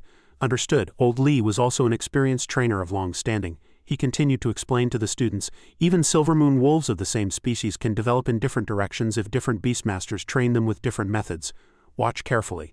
Old Lee flicked his hand and threw a stone he held, and the silver moon wolf immediately darted forward, chasing the stone Old Lee had thrown. It quickly caught the stone and bit it into pieces, proving not only its speed but also its immense destructive power. Gaopeng and Daisy were also startled by this. A startled Gaopeng inwardly remarked, "That biting force is terrifying." The instructor continued to analyze new knowledge. Currently, beasts are classified into 5 main types: offensive, defensive, support, healing, and control, and there are also beasts with multiple functions. Then the instructor gave an example. For instance, the land demon vine can be both defensive and controlling at the same time. Some special beastmasters can also train it to be offensive. After speaking, the instructor lightly clapped his hands and presented today's assignment. "Now that I've demonstrated it to you, let's officially begin training. For now, it's best to start with simple materials. For example, to train biting force, first choose wood, then gradually increase the intensity." At this time, spirit-type beasts were diligently transporting materials. The instructor continued, "Regarding material supply, we have transported many training materials, so you have nothing to worry about." The trainer pointed with his right hand and said, "After choosing your training direction, you can register to receive training materials." Gaopeng hesitated inwardly. "Daisy still needs to be strengthened, I guess." Gaopeng looked at Daisy and thought, "I haven't decided yet. Since I learned the damage transfer secret technique before, it's better to increase its defense first." "How can I train its defense?" Gaopeng recalled the scene from earlier. "Speaking of which, that small monkey can carry such a large barrel, so it must be a strength type." "Wait, monkey, that's right, monkey." Gaopeng recalled a book he had read.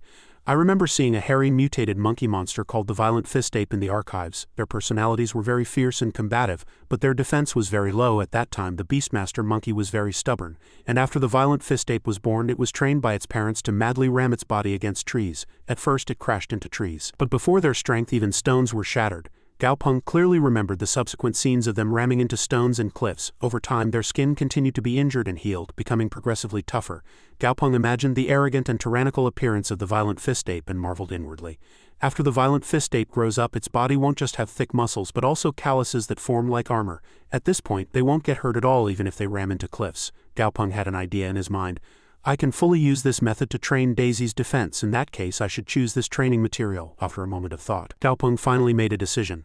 Gaopeng approached Daisy, who was comfortably dozing on the lawn, and called, "Daisy." Daisy turned its head to look at him. Hearing Gaopeng's voice, he said, "Come here quickly, Daisy. I've decided on your training method, but if you train this way, you'll probably have to suffer a bit." Gaopeng clenched his fist and firmly told Daisy, "The sweat you shed now will reduce the blood you shed later. I'm doing this for you too. A little pain now is much better than a lifetime of pain later." Gaopeng already had a dumbbell in one hand, and even though Daisy was bewildered, he smiled brightly and reassured it, "Good boy. I'll go easy on you." Seeing Daisy dart away, Gaopeng was slightly annoyed. "You want to run?" The beast ran, and the master chased, breathless. Under the morning sun, their two shadows raced, looking truly cute and peaceful. Gaopeng cried out, "Ah!" and stopped, saying, "This is all for you. You have to understand my suffering." But how could Daisy outrun Gaopeng's long legs? After a moment it was caught, and Gaopeng panted. Daisy was finally caught. Gaopeng sighed exhaustedly at the sky. "Good heavens, my arm almost broke." It seemed the two of them really trained hard. That day, Daisy must have undergone rigorous training. Time flew by and a week passed. The alarm clock in the room rang loudly. A slow hand smacked the alarm clock and the room fell silent again. Gaopeng, still half asleep, languidly said, "Oh, no need to go for training today, so I'll sleep in a bit." But the thumping sounds outside made it impossible for Gaopeng to fall back asleep. Gaopeng shouted loudly, "Don't knock anymore, I'll make breakfast right away." It turned out Daisy was hungry and wanted to wake Gaopeng up. Gaopeng, still groggy, went to make breakfast for the beasts. "Damn it, I'm clearly upgrading you guys, so why am I the one suffering? My strength and speed have increased and my omelet making skills seem to be getting better and better." Daisy and Anna were already sitting by the side waiting for their food. Daisy's hungry appearance was playful and cute. Anna still had a tired face, staring blankly, waiting for warm bread. Gaopeng was still sighing deeply. Fortunately, Daisy's meals during this period were not in vain. Its physique grew larger and it successfully upgraded to level 10. Anna also made progress, having also upgraded. Gaopeng teared up and lamented. How can the fate of a foster father raising children be so arduous? Gaopeng sobbed. Damn it, Daisy's defense training almost broke my arm and Anna has eaten almost all my salary. It's really hard to feed these two ancestors. The phone suddenly rang. Anna quickly picked up the phone and handed it to Gaopeng. An urgent voice came from the phone. Is this Mr. Gao? I'm Lu Shenlin, the president of Blue Shield Security Company. Hello, President Lu. May I ask why you're looking for me? Gaopeng was bewildered. He had never had any contact with or even heard of Blue Shield Security Company. The excited voice on the other end of the phone continued to introduce. Hello, Mr. Gao. On behalf of Blue Shield Security Company, I'd like to discuss a matter that will be of great benefit to you. If you have time, could we meet to talk? The next day at the Blue Shield Beast Cultivation Office, a young female employee greeted Gaopeng. It was Quan Quan. As soon as she saw Gaopeng, she quickly greeted him. Mr. Gao, your guest is waiting in the reception room. Gaopeng briefly replied, understood. Lu Shenlin was the first to stand up and greet him. You must be Mr. Gao, Gaopeng politely responded, and you must be President Lu. Shenlin continued with a respectful and gentle demeanor. Hello, it's an honor to meet you. I am Lu Shenlin, the general manager of Blue Shield Security Company. The two shook hands. Shenlin spoke first. I've come to ask you to take on the role of our company's beast cultivation consultant. Gaopeng still didn't understand. President Lu, please have a seat. Gaopeng first asked the question on his mind. Why are you looking for me? Aren't there many high-level and intermediate beast cultivators in Chang'an City besides me? I don't know if I'm famous enough for the general manager of a large company like Blue Shield to come in person. Shenlin laughed heartily and replied, Haha, Mr. Gao, you're too modest. Then Shenlin clearly explained why he sought Gaopeng. While there are indeed high-level beast cultivators in Chang'an City, one is Chairman Chen of the Beast Cultivator Association, and he certainly doesn't have time to be a consultant for a small company like ours. Shenlin continued to explain, the other is President Jiyu Zhonglin, who is also a specialized beast cultivation consultant for the government. Shenlin extended his hand to Gaopeng, showing extreme respect. As for the other intermediate beast cultivators, I trust a talented young man like Mr. Gao more than them. Gaopeng still looked puzzled and replied, Then let me first state my requirements. If you can accept these conditions, we can continue to discuss, otherwise there's no need to waste each other's time. First, I need to go to school from Monday to Friday. Unless it's an emergency, please don't disturb me during normal hours. Second, being a beast cultivation consultant is fine, but I won't sign any other exclusive contracts. I can only guarantee that I won't poach competitors' clients. Shenlin agreed immediately without any consideration or hesitation, and presented a document that appeared to be a contract. Excellent, I agree. Mr. Gao, please review the non-exclusive contract we've prepared to see if it's suitable. Gaopeng carefully read the content, and the more he read, the more his brow furrowed. This contract is a bit strange, isn't it? There are no restrictive clauses and the annual salary is 500 credit points with incentives. An incentive of 50 credit points for each successful evolution of a Blue Shield company's praying mantis monster. This isn't some legal loophole, it's a welfare benefit. Gaopeng signed the contract without hesitation, marveling inwardly, is the president of this company so rich that he can act so recklessly? Can he really sign such a virtually non-binding contract? A knock sounded from outside. Knock knock. Quan Quan announced, Mr. Gao, Mr. Ma has arrived. Shenlin stood up and bid farewell to Gaopeng. The contract is concluded, so I won't disturb you further, Mr. Gao. Before leaving, Shenlin left a few more words for Gaopeng. Then I look forward to working with you, Mr. Gao. President Lu is too polite. Gaopeng was about to take the elevator and leave. No. It was Shenlin. He was on the phone with someone, his expression held subtle meaning and his voice was no longer as excited as before. Uncle, it's me. Yes, the contract is done. Yes, Mr. Gao chose a non-exclusive contract. Uncle, with so many intermediate beast cultivators in Chang'an City, was it really necessary? Understood, understood. After the meeting, the two briefly went their separate ways. It was unknown where Gaopeng went after his meeting with Shenlin. In the treatment room, Gaopeng looked at the new beast and asked Mr. Ma, is this the one you mentioned before? Mr. Ma happily said yes. Information appeared on the system. Monster name 4-season begonia spirit, monster level 3, monster quality, common monster attribute, wood monster state, healthy and happy, monster weakness, lightning, fire.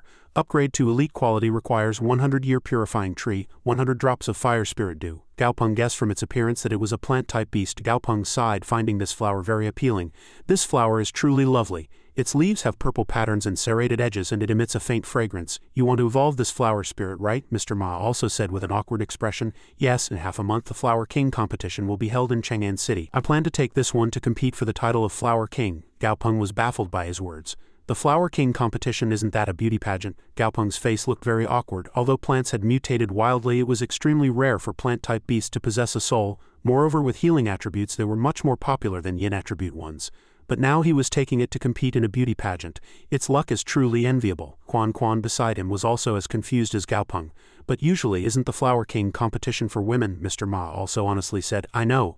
If a man like me goes to compete for Flower King, others will definitely find it very strange. Mr. Ma slowly extended his hand and the begonia immediately wrapped around it. He gently said, but this one is my second beast. Mr. Ma looked at the begonia with extremely loving eyes and murmured, I want to give it a good start. I believe I'm not wrong and I want it to be happy. Then Mr. Ma said to Gao Peng with utmost trust, so Master Gao, please evolve it. That way its chances of winning will be even greater. Gao Peng was slightly open-mouthed, unexpectedly finding that Mr. Ma cared so much for his beast. To not let down Mr. Ma's trust, Gao Peng smiled and reassured him. Don't worry, leave it to me. Gao Peng snapped his fingers and firmly said, according to the old rules the fee is triple. Quan Quan immediately brought over the card machine and said with gleaming eyes, card payment please. Mr. Ma looked at him blankly and said, oh, Gao Peng instructed his assistant, Quan Quan please prepare these ingredients, 200-year purifying trees, 150 drops of fire spirit dew, 1 soul flower petal, 1 liang of golden spirit seeds, 1 caddy of giant sea cucumber and 1 black wind grass. Quan Quan replied very quickly, yes, these are all common ingredients and the shop has them all in stock. They can be used immediately. Quan Quan's voice was clearly filled with excitement. Master Gao, the ingredients are ready. Gao Peng nodded. Good, good.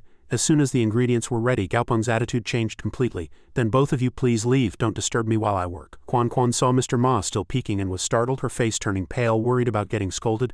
Mr. Ma, don't peek, you shouldn't disturb Mr. Gao. Gao Peng for some reason gave a cunning smile, his expression very arrogant. Hee. Gao Peng approached the small begonia and said in a low voice, good boy, it'll only hurt a little, don't be scared. Even with Gao Peng's coaxing, the begonia still curled up its small body, sweating profusely. Gao Peng quickly gave the begonia an injection. The begonia was on the verge of crying from the pain. Mr. Ma was too distressed and rushed forward. Fortunately, Quan Quan held him back. She hurriedly cried out, oh, Mr. Ma, calm down, it's all for the beast's good. Gao Peng finished and informed the two, it's done. Come in. It was a complete success. The begonia had transformed into a stronger and more beautiful new form. Gao Peng confidently said to the two, you two should also learn something. Have you never seen a level 4 plant-type beast? Monster name 4 season begonia spirit, monster level 4 monster quality, elite monster attribute, wood monster state, healthy and happy monster weakness, fire, lightning. Mr. Ma cried out excitedly, it succeeded. Quan Quan next to him also exclaimed, it's beautiful. Mr. Ma rushed over and hugged Gao Peng tightly.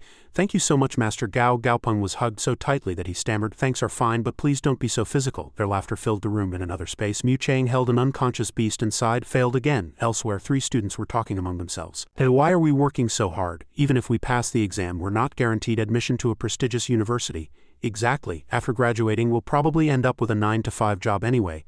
Maybe we won't even be able to become a beast tamer then, and won't be able to find a job either. Right, but it's not easy to quit now either. It's fine. They said they're only choosing 1,200 people anyway, right? Let's just hold out for a month. After a month we'll go back and take the liberal arts exam and just consider this month a vacation. Mu Chang listened to their conversation, feeling very displeased and cursed inwardly. Idiots, they think they're so clever. I don't care what happens to others. I will definitely try again. I have to find that person. Student Gao Peng, just wait. At this moment the scene unfolded into a vast forest. Rolling green hills were pleasing to the eye. Something moved rustling the grass. It turned out to be another small beast. It looked like a small squirrel with wide round eyes, very cute. Its light brown fur had a few scales attached. The cute squirrel spotted some delicious mushrooms in the distance, its eyes sparkling, drooling. But the innocent squirrel didn't know it was a trap. As soon as it arrived, it was caught. The squirrel trembled, looking back with pitiful eyes. Oh, it turned out this little squirrel was not easy to deal with. In an instant, sharp thorns and claws emerged. Its back sprouted even more menacing and powerful-looking spiky segments. The small squirrel spun a few times, and the cobwebs that had been stuck to its body immediately sprang off. As the cobwebs broke, the small squirrel instinctively fell to the ground. But instead of landing, it fell into a deep hole nearby. Dust billowed. Below, a cave full of poisonous spiders appeared. The poisonous spiders were eyeing the small squirrel, which was tightly bound in cobwebs. Other poisonous spiders, sensing the large movement, also swarmed into the hole from all directions. The space was ready to transition to another location. This time it was Jen Knight's material store. The person at the counter asked, who is it? Gao Peng quickly replied, Old Jen, 30 caddies of yin snow heart connecting grass as usual. Old Jen, toothpick in his mouth, frowned and said to Gao Peng, Boss Gao, yin snow heart connecting grass is severely out of stock. I only have 10 caddies. Gao Peng exclaimed in surprise. Out of stock? Isn't there a specialized yin snow heart connecting grass farm in the outskirts? Is that out of stock too? Old Jen suddenly showed Gao Peng his iPad screen. Don't even mention it. A week ago, a vicious spider swarm appeared from somewhere and devoured all the medicinal herbs on the farm. Now that area is under military blockade. The screen displayed the words breaking news, massive vicious spider swarm attack. Uncle Zhang describes the most terrifying night, almost becoming spider food. New species of spider monster appears in Chang'an City's Black Forest, currently fully blockaded. Government warns citizens against unauthorized entry into the Black Forest area. Old Jen continued, pounding the table with a clenched fist. Other monsters in the surrounding mountains also became their food. I heard that if the farm owner hadn't escaped quickly, he would have been eaten. Another customer entered and loudly said, Boss Jen, do you have mountain-grade purifying grass? Boss Jen loudly said, yes, how much do you need? Old Jen then said to Gaopeng, Mr. Gao, our shop is open for business, so I need to attend to customers. Please tell me your other needs later. Gaopeng nodded. Ah, I understand. A hint of unease flashed in Gaopeng's eyes. What exactly is going on? Gaopeng recalled the events of the past few days, organizing all the details. There were many strange points. First, the cooperation between the military and schools, then the visit from the security company, and then the unknown appearance of spiders. A voice echoed in Gaopeng's mind. Something big is about to happen. The phone rang, startling Gaopeng from his thoughts. The voice on the phone seemed to belong to one of Shenlun's people. Mr. Gao, are you aware of the Black Forest where the newly discovered vicious annihilation spiders have appeared? Gaopeng inwardly repeated the name, vicious annihilation spiders. Gaopeng fell into deep thought. How would everything turn out? On the first floor of Blue Shield Security Company, Shenlun quickly ran out and loudly shouted, Mr. Gao? Shenlun hurriedly informed Gaopeng, the situation is urgent. Let's skip the pleasantries. I'll first synchronize the background information for Mr. Gao. The situation is very serious.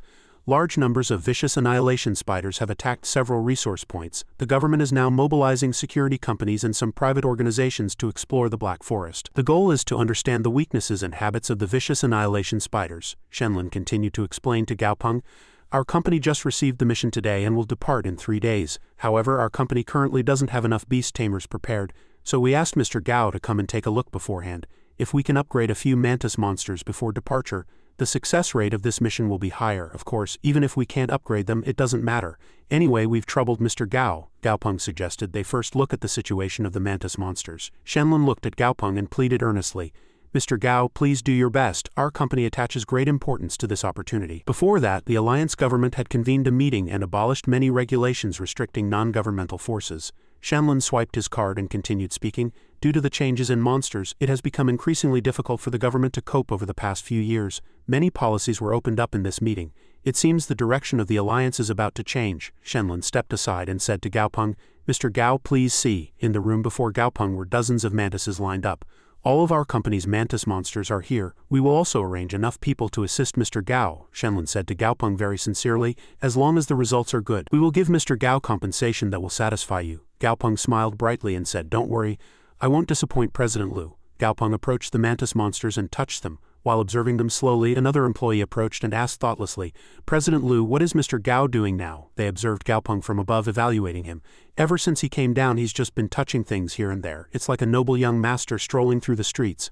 I don't quite understand. Mr. Gao doesn't even seem to be 20 years old. Is he really capable? Shenlun saw the employee still chattering and scolded angrily. If you don't know how to speak, shut your mouth. Otherwise, even your sister won't be able to save you. Shenlun thought worriedly, I don't know if it will work, uncle. I've bet my future on him. Gaopeng must be as capable as you say. Gaopeng pushed up his glasses, and a sharp glint flashed in his eyes.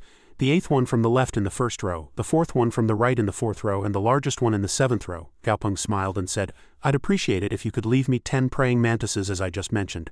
And please prepare 1 laboratory, a low-grade insect-type enhancer, a low-grade earth-type nucleus, and 10 pieces of diamond powder and purple flower leaves. Shenlun immediately ordered his staff as if he had been waiting. Quick, prepare everything according to Mr. Gao's request, the employee hurriedly replied. Yes. Shenlun had not taken his eyes off Gaopeng for a full 10 minutes, observing how he accurately selected 10 of the strongest mantises out of nearly 100. This speed, this accuracy, he's certainly not just intermediate, he's even faster than a novice high-level beast cultivator. Shenlun praised Gaopeng internally with a proud and confident smile. Moreover, the most terrifying thing is that he's not even 20 yet. Shenlun's staff immediately organized the materials for Gaopeng and prepared for the experiment.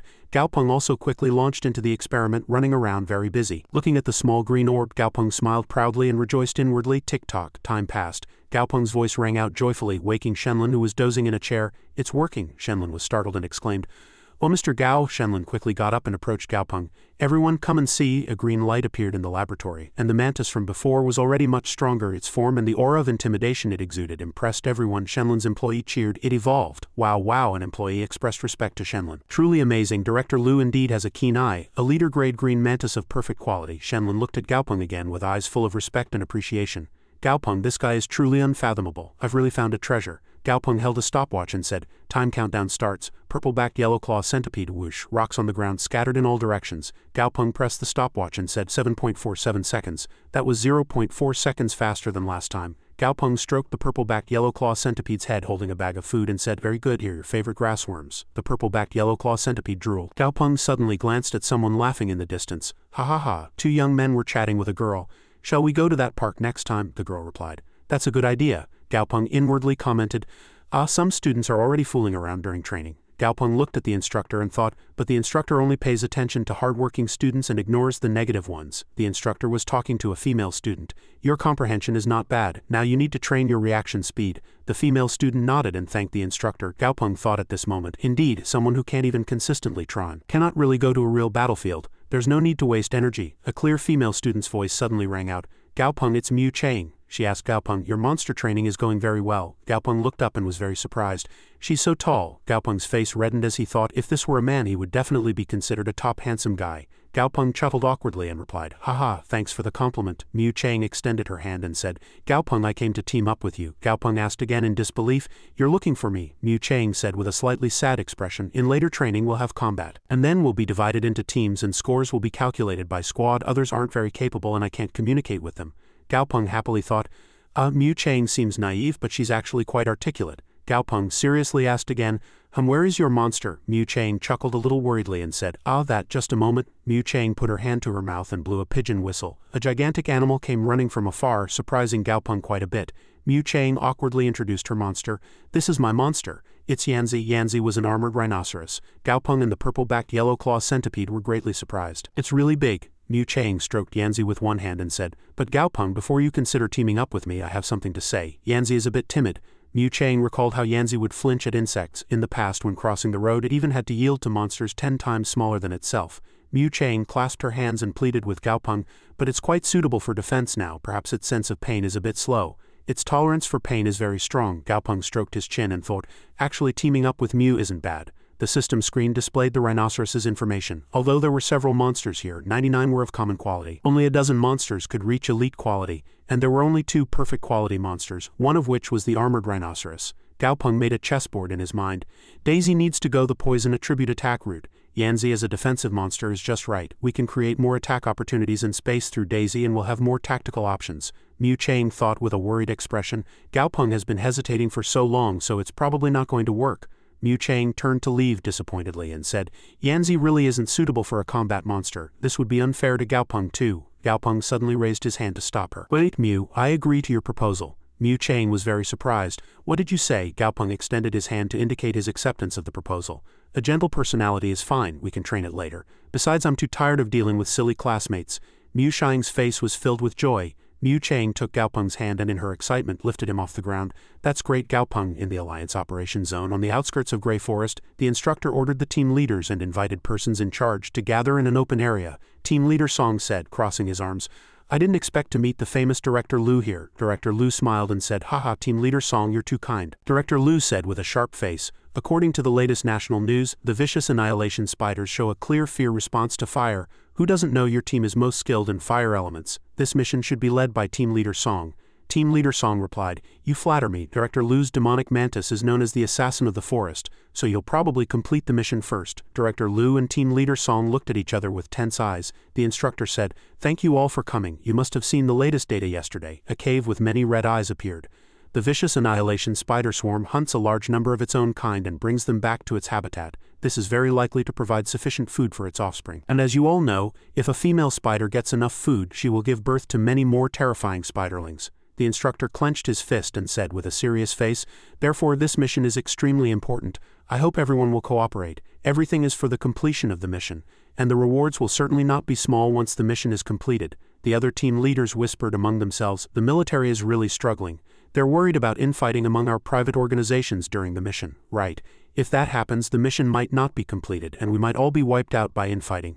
Team Leader Song said, "What do you think, Director Lu?" Director Lu replied, "No need to rush, let's wait and see." The instructor grabbed the earpiece in his ear and said, "Since everyone seems to have no objections, I will begin the mission. I will provide firepower suppression as required. Fire in Direction 3. The soldiers heard the order and began their attack.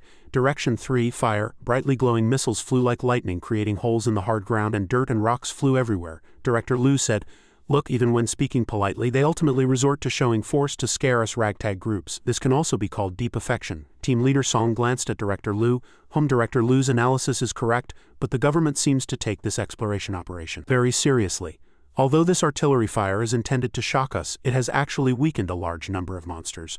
So it will be difficult to explain if we don't gain anything from this mission. Team Leader Song pointed at Director Lu's insects and said, "Are you really going through with this?" There were 8 leader-grade monsters. These few organizations each only had 3 or 4. Director Lu chuckled and said, "Haha, those people still have their hidden cards, unlike us who are just honest." Suddenly a loud tremor shook everyone around. What was that sound? The insects trembled constantly. The instructor saw the situation and notified Director Lu. "Director Lu, the demonic mantis is not in good condition. It seems very frightened," Director Lu said in disbelief. "What?" A gigantic foot suddenly appeared and a colossal monster enveloped in golden light approached. Its face was ferocious. Director Lu below saw it and trembled with fear, saying, This ring of light means it's a leader-grade monster." The monster had red, fierce eyes. Director Lu shouted loudly, "This is the Lord of the Black Blaze Forest." The leader-grade monster advanced step by step into the crowd, opening its huge mouth and roaring loudly. The people below screamed and fled continuously. "Run quickly, don't panic, don't run, listen to my command. Don't stop me, listen to the command." The instructor frowned and clicked his tongue, seeing the chaotic situation. Tisk, completely useless. A golden flash of light streaked past and a glowing bird appeared in the flash. People pointed at the bird and said, "It's the golden deity. The army's assassin has come to rescue us." The golden deity flew over the head of the leader-grade monster, and the monster continuously beat its chest and roared. The golden deity breathed fire at the leader-grade monster, which had to block it with its hands. The leader-grade monster retreated slightly, somewhat wary. The leader-grade monster sat down and the space became quiet again with no more roars. People helped each other up. "Can we go now? It's too dangerous." "That was close. I thought I was going to die." Director Lu was talking to the instructor. "You all act quickly. Our support ends here." "Understood," the instructor ordered everyone. "Staff assemble. Chang'an Guard, come here," the instructor said with a frown. "HMPH, a bunch of rabble.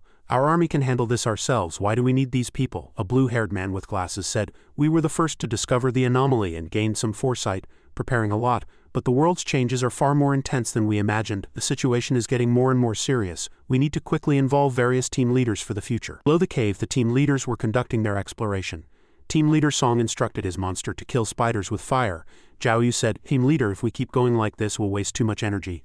Our monsters can easily kill the elite-grade monsters here, but there are too many monsters, and our monsters' energy will be depleted soon." Team Leader Song instructed, "Adjust the formation. Defensive monsters stand in front, support monsters in the center of the team, and offensive monsters on both sides. Engage in melee combat first and don't use long-range attack abilities. Keep advancing." "Understood." 2 demon spiders sprayed webs at them. Lu Zhaoyu commanded the fiery mantis. "Thorn, fiery mantis, quickly use thorn armor." The fiery mantis cast a spell on the black nighthound, which was covered in webs. Team Leader Song held a small red mouse in his hand and said, "I'll leave it to you." The small mouse leapt up and breathed fire, burning 3 spiders. Lu Zhaoyu exclaimed admiringly, "It barely consumed any energy and defeated 3 spiders at once. Our pre-trained tactics are effective." Team Leader Song stroked the small mouse and said, "Very well done." The sound of fighting came from ahead. Lu Zhaoyu said urgently, "Someone has gone ahead. Sound can travel far in the cave, so it means we are still far from the target." Team Leader Song rushed forward and said, "Let's go quickly, recruits. Listen up." Yes, below the cave the team members were fighting, and the commander's voice was organizing the battle formation. "It's a spawning formation. The left attack is too weak, quickly reinforce it." They attacked the giant spider vigorously, but it was blocked by a shield. Lu Shenlin instructed the people below.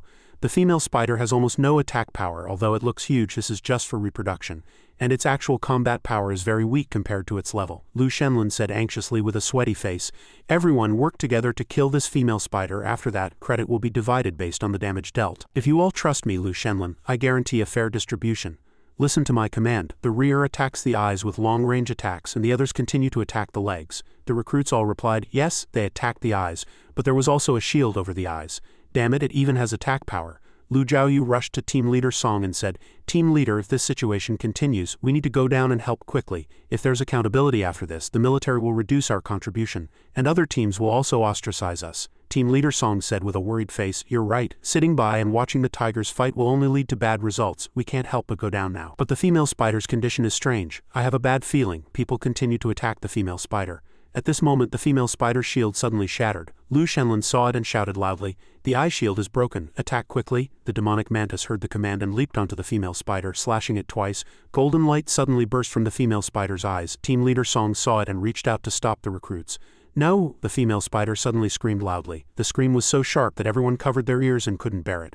My ears hurt, it hurt so much," they continuously screamed. "Who the hell said it had no attack power?" Director Lu covered his ears. Lu Shenlin suddenly widened his eyes and said, "Wait, that's..." Lu Shenlin continued, "It's a leader-grade ring of light. Lu Shenlin rode on the demonic mantis and said, "This is a top-tier leader-grade monster in the process of evolution. And our attack clearly interrupted this monster's evolution process. They continuously fled. This is not something we can handle. Run quickly." 3 people stood outside talking among themselves. "It's already been 3 hours and no one has returned yet. It can't be that fast. The time given by the wisdom team was 5 hours." "Yeah." A shadow suddenly appeared in the air. "Look quickly, someone's back. Did they complete the mission so quickly?" The instructor saw it and looked up. The instructor spoke into his earpiece. "All forces on alert, prepare for battle." Lu Shenlin shouted loudly from the sky. "Don't shoot, it's us, it's us." The demonic mantis landed on the ground. Lu Shenlin knelt down. "Cough, cough, why are you alone? Where are the others? What happened?" Lu Shenlin grabbed the man's collar and shouted loudly. "Did your government send us to our deaths? You said the female spider had no attack power. That female spider was evolving into a lord." The instructor approached and pulled Lu Shenlin away, saying, "Calm down and explain the situation first." Lu Shenlin released the man's collar. "While we were exploring the cave, we encountered a female spider in the process of evolution. Due to the disparity in strength, we were unilaterally massacred. To complete the mission, we sent out our most excellent monsters. Now they are all dead inside, and I don't know how many of my subordinates will be able to escape. But the senior monsters and the resulting losses are already immense," the instructor said with a poker face. "Is this the result of your government research institution's research, that the female spider doesn't have strong combat power?" The people from the research institution stammered. That, in the forest, a person rushed out clutching their arm. People looked at him and said, "Look quickly, someone's back. Who else is back?" The instructor asked him, "Where is the Spider King? Did it follow you out?" The recruit replied that he didn't know. "It seems to have chased after the others. We all scattered and ran after getting out." Xiang Wei and the instructor exchanged glances. Everyone muttered, "Old Li, you're back too." "Yes, I'll just see the instructor for a moment." "I'm sorry, Captain. I didn't protect Li and Ailing properly." "I'm glad you two are back," the instructor said, crossing his arms. "If we had known this Spider King was upgrading to a leader grade, we would never have sent so few people." "That's right," the instructor said with a serious expression. "If we could bring this Spider King back to the military zone and train it, it would definitely strengthen our military zone's capabilities. Those office bureaucrats only mess things up." The instructor clasped his hands behind his back and said, "However, this Spider King failed its evolution, so it's no longer valuable. We don't need to worry about the rest. Just as there can't be 2 tigers on one mountain, the Lord of the Black Blaze Forest will never let it go." Daisy ran over at an incredible speed from a distance, and Gaopeng stroked Daisy's head, saying, "You did very well." The young man saw this and scolded his own beast. "Look at someone else's beast," when his own beast refused to listen and rebelled. "Woof, woof, woof, woof." Gaopeng stroked Daisy's head and thought, Lu Shenlin encountered 2 leader-grade monsters and 1 quasi-leader-grade monster in a single government mission. That's astonishing. The hunting environment in the wild was becoming increasingly severe. Gaopeng continued to think, "The corpses of common monsters are so worthless it's pitiful, and the corpses of elite monsters can only buy Anna a few snacks. I need to quickly upgrade Anna and Daisy to leader grade. Then the success rate of hunting in the wild will be higher. Moreover, once they're upgraded, my reputation as a Beastmaster will also soar, and then I'll go to Yanjing to get a high-level Beastmaster certificate. 1 officially, and 1 as an assistant. Following this growth path, I can become continuously stronger." Anna had already naturally broken through to level 14. Unfortunately, no one completed the guild monster hunting mission. All the Frostheart connecting grass at home was also eaten. The skeleton sitting in front of the refrigerator just sat foolishly in front of the refrigerator door every day, staring blankly at the refrigerator. Gaopeng watched Daisy playing. Daisy had also reached level 10 after this training period. At this moment, Mu Chang approached Gaopeng with a notebook. "Friend Gaopeng, this is the know-how for training defensive beasts that I organized myself before." Gaopeng took the notebook and looked at it. "Since we've already teamed up, I need to be thoroughly prepared. With this notebook, I can understand Mu's characteristics and formulate tactics." The notebook recorded the following about defensive beasts. "An iron will is far more important than physical defense, and daily training must include courage-building exercises." Gaopeng smiled and thought, "Mu is really serious." Mu Chang asked, puzzled, "What's wrong?" Gaopeng patted Mu Shang's shoulder and said, "Nothing. I just suddenly thought you weren't an easy person to be." The loudspeaker suddenly blared. "All students assemble in front of the rostrum. Free training is suspended for today." The instructor clasped his hands behind his back and said, "Students, Phase 1 training ends here. Before starting Phase 2, I will first announce the list." The instructor smiled and said, "Lu Hesho, Xie Zhangyi, Hu Jutang." The instructor continued to read the list. "Student Wu Yangwan. These students please leave the sports field." The crowd below complained and shouted, "What? Why me? That's right. Why am I being eliminated? This is unfair." The instructors glared at the students with red eyes and said, "Do you have any complaints? Over the past few weeks, all of your attitudes have been clearly observed by the instructors. Don't you know if you've been lazy?" Xie Zhangyi remembered. "Xie Zhangyi, was your phone fun?" Hu Jutang covered his face in embarrassment. "Hu Jutang, how can you sleep so comfortably in the training ground? Starting tomorrow, you will continue to study in the classroom." The instructor continued, "If you are lazy even in the most basic training, there is no point in continuing to train." The instructor introduced the next training content. Phase 2 training content is actual combat. If you still approach it with a lazy attitude, not only will unexpected accidents occur, but even your beast's lives will be lost." The students were startled and said in disbelief, "What? Actual combat?" Two students looked at their beasts with bewildered faces and said, "We have to fight these monsters with our beasts. My family's teddy bear is the strongest. It can kill these monsters without leaving a single piece. Your teddy bear only looks scary, but if it really fights, it'll probably faint immediately. To fight, you need a beast like our golden-tailed centipede king." The two glared at each other with sharp eyes and argued fiercely. "What, golden-tailed centipede king? It's just an ordinary golden-tailed centipede. You just arbitrarily added king to it, didn't you?" "What? Arbitrarily added? Can one speak so clearly about a beast's affairs? Our beast can definitely evolve into a golden-tailed centipede king," the instructor announced the rules. "Actual combat training will begin in teams of 5. The new squads will be led by instructors. Students, make good use of your time." The two separated and went to find other teammates. "We are Gaopeng's teammates." The atmosphere on the sports field was very lively at this moment. "Shaolin, a few of us teaming up will definitely be strong, right? It's decided." "Friend Gaopeng, we're on the same team." That's right. I've wanted to team up with you for a long time." Gaopeng just gave an awkward laugh. "Ha. The instructor suddenly appeared, waving his hand in greeting. "Friend Gaopeng, it's you indeed." The instructor clasped his hands behind his back and introduced himself. "Let me formally introduce myself. My name is Zhang Renbai. Then I will be in charge of your team's actual combat training." A gigantic monster with blue glowing eyes appeared behind Zhang Renbai. She smiled wickedly and said, "Then who wants to go first?" "A colossal monster. Monster name: Bristly Iron Boar. Monster level 9. Quality: common. State: weak injury." The frightened orange-haired chubby student and the tall black-haired student trembled with fear. Instructor, can we change the monster?" Zhang Renbai pointed at an even smaller boar and said, "Then change to this one." Monster name: Hairless Blood Corpse Dog. Monster level 10. Quality: elite. State: moderate injury. Vigilant. Gaopeng worriedly broke out in a sweat and thought, the corpse dog, despite its unattractive appearance, is of elite quality, which is higher than the boar's quality. Moreover, it also has detoxification abilities and is injured. If provoked to frenzy, the corpse dog's attack power might be much higher than the boar's. Gaopeng thought decisively, "So I must not let the instructor change the monster. I should still choose the weaker one to fight." Gaopeng didn't hesitate to reach out his hand and stepped forward. "If no one else will, I'll take the first challenge." Gaopeng stood in front of the bristly iron boar with Daisy. Gaopeng commanded Daisy, "Go, Daisy." Daisy enlarged its body and emitted golden light all over. The bristly iron boar opened its mouth wide and roared. The bristly iron boar swung its sharp claws at Daisy. The bristly iron boar struck Daisy with its huge palm. Daisy appeared from somewhere above the bristly iron boar's head. Daisy opened its mouth, its golden eyes gleaming. Daisy bit the bristly iron boar with its small teeth, making it spurt blood. The bristly iron boar screamed in great pain. The bristly iron boar angrily threw Daisy far away. The bristly iron boar's eyes glowed red and it was very angry. Daisy saw it and trembled with fear. The orange-haired chubby student and the tall black-haired student turned pale in sweat, saying, "Did we lose? Did we lose? I don't know. And stop pulling my hair." Gaopeng looked at the situation in front of him without any change in expression and snorted, "HMPH." Although Daisy seems to be at a disadvantage. The system notification window showed that the bristly iron boar was poisoned, with minor and moderate injuries. Green liquid flowed from the bristly iron boar's mouth, and Daisy had already assessed the situation. When Daisy bit it, it had infiltrated green poison into the bristly iron boar's body. The toxin entered the bristly iron boar's body with the attack. The stronger the bristly iron boar's attack, the faster the toxin spread. The bristly iron boar's legs trembled. The bristly iron boar fell to the ground. The system notification window showed it was severely injured. The orange-haired chubby student, the tall black-haired student and their beasts all watched with wide-open mouths. What exactly happened? Just now the bristly iron boar clearly had the upper hand. Daisy went over to check. The orange-haired chubby student and the tall black-haired student still didn't know what was happening. Why did it suddenly collapse? Zhang Renbai stood up and said, seeing the bristly iron boar's face turn green, "It's clearly poisoned." The orange-haired chubby student didn't ask again. "You used poison?" Zhang Renbai approached Gaopeng and congratulated him. "Today's training is a pass. Your centipede's poison is very strong and its fighting will is not bad, but it's best to minimize the use of poison. Otherwise its combat power will greatly decrease, and if you encounter an enemy immune to poison, you will lose most of your strategy." Gaopeng listened to the advice and said, "Thank you for your guidance, instructor." Gaopeng habitually fed Daisy, saying, "Very well done."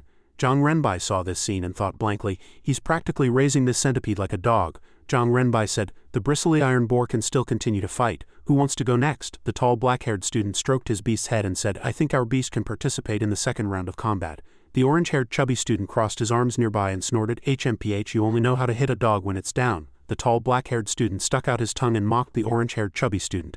"Yeah, you can only hit a dog when it's down, like your family's teddy bear." The orange-haired chubby student angrily said, "You?" Zhang Renbai interrupted their bickering. "Enough chattering. Let's continue training." The tall black-haired student commanded his beast, a golden-tailed centipede king scorpion. The golden-tailed centipede king scorpion approached the bristly iron boar and struck it with its tail. "Seize the opportunity of its illness to take its life. Quickly attack with your venomous sting and kill it." The tall black-haired student imagined the scene of the bristly iron boar's death and laughed loudly. Ha ha ha, as expected of the golden-tailed centipede king scorpion. It easily defeated the bristly iron boar. At this moment he suddenly looked up at the golden-tailed centipede king scorpion, which was frothing at the mouth and lying on the ground.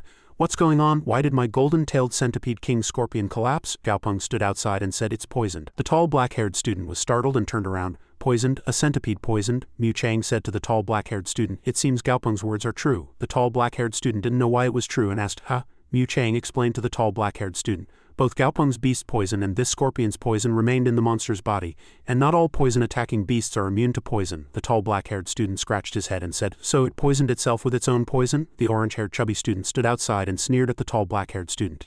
What golden-tailed centipede king, you're making me die of laughter. The tall black-haired student angrily cursed the orange-haired chubby student. HMPH fatty. The tall black-haired student pointed behind the orange-haired chubby student and said, you think I'm funny? Look at your own beast. The orange-haired chubby student turned around and said, huh? The orange-haired chubby student turned around to see his beast running towards a huge toilet and shouted loudly, wait, damn it, what are you trying to do? The orange-haired chubby student tried hard to stop his beast. No, no, no, Mu Chang said to Gaopeng. Friend Gaopeng, I have a question for you. Meanwhile, the tall black-haired student was feeding his beast an antidote. Good boy, drink some antidote quickly. Zhang Renbai covered her forehead with her hand. Leading a team is not easy. In the morning city, sunlight sparkled between the tall buildings. Anna stood in front of the refrigerator. She opened the refrigerator drawer only to find nothing. Anna closed the refrigerator drawer. Anna opened the refrigerator drawer again, but there was still nothing. Gaopeng watched with his arms crossed and thought, poor Anna. She thinks food will appear this way, so silly and cute. Daisy was still eating its own food at this moment. Gaopeng's phone suddenly rang and the screen lit up. Gaopeng looked at the phone screen. The phone displayed 101 Beast Heat Association. The Yin Snow Heart connecting grass must have finally arrived. Gaopeng answered the call. The voice of an employee came from the phone. Customer, mission phone has been completed by the Beast Heat Association. The mission items will arrive at the designated pickup location at the scheduled time. Please pay attention to the pickup. Gaopeng quickly rushed out and put on his shoes. It's finally here. If the goods were still insufficient, I was even thinking about changing Anna's evolution path. A robot was carrying Gaopeng's package box. He waved his hand and said, here, this way. Inside, Big Brother and Little Brother were pointing at Gaopeng and whispering. Big Brother, that's the guy who bought the expensive Yin Snow Heart connecting grass, right? Big Brother said. That's right, we followed the transport vehicle from the Beast Heat Association's warehouse, so it must be him. Big Brother smiled wickedly and said, tonight we're going to hit the jackpot. The third brother came out and said to Big Brother and Little Brother, Big Brother, are we really going to do this? Big Brother looked at the third brother and angrily said, HMPH, you're really useless. Little Brother angrily smacked the third brother's head and said, what's there to be afraid of? This world is originally about the strong preying on the weak. Just don't get caught. The third brother clutched his head and cried out, don't hit me, it hurts. Big Brother turned his head to look at Little Brother and smiled. Second brother is right. Besides, we're not making a move immediately. We're just following him. If we really can't touch him, we'll just retreat immediately, second brother said. Very well done, as expected of Big Brother. In the night city, the three men were moving stealthily below the building entrance. Third brother, move quickly. This is more thrilling than robbery. Ah no, Big Brother, why is this area so dilapidated? It looks poorer than our messy place. Is this guy really rich? Big Brother clenched his fist and said, that's even better, isn't it? Looking at his past, he doesn't seem to have a background and he seems to have made money recently, so it's even more suitable. We should make our move. The three men moved stealthily and whispered.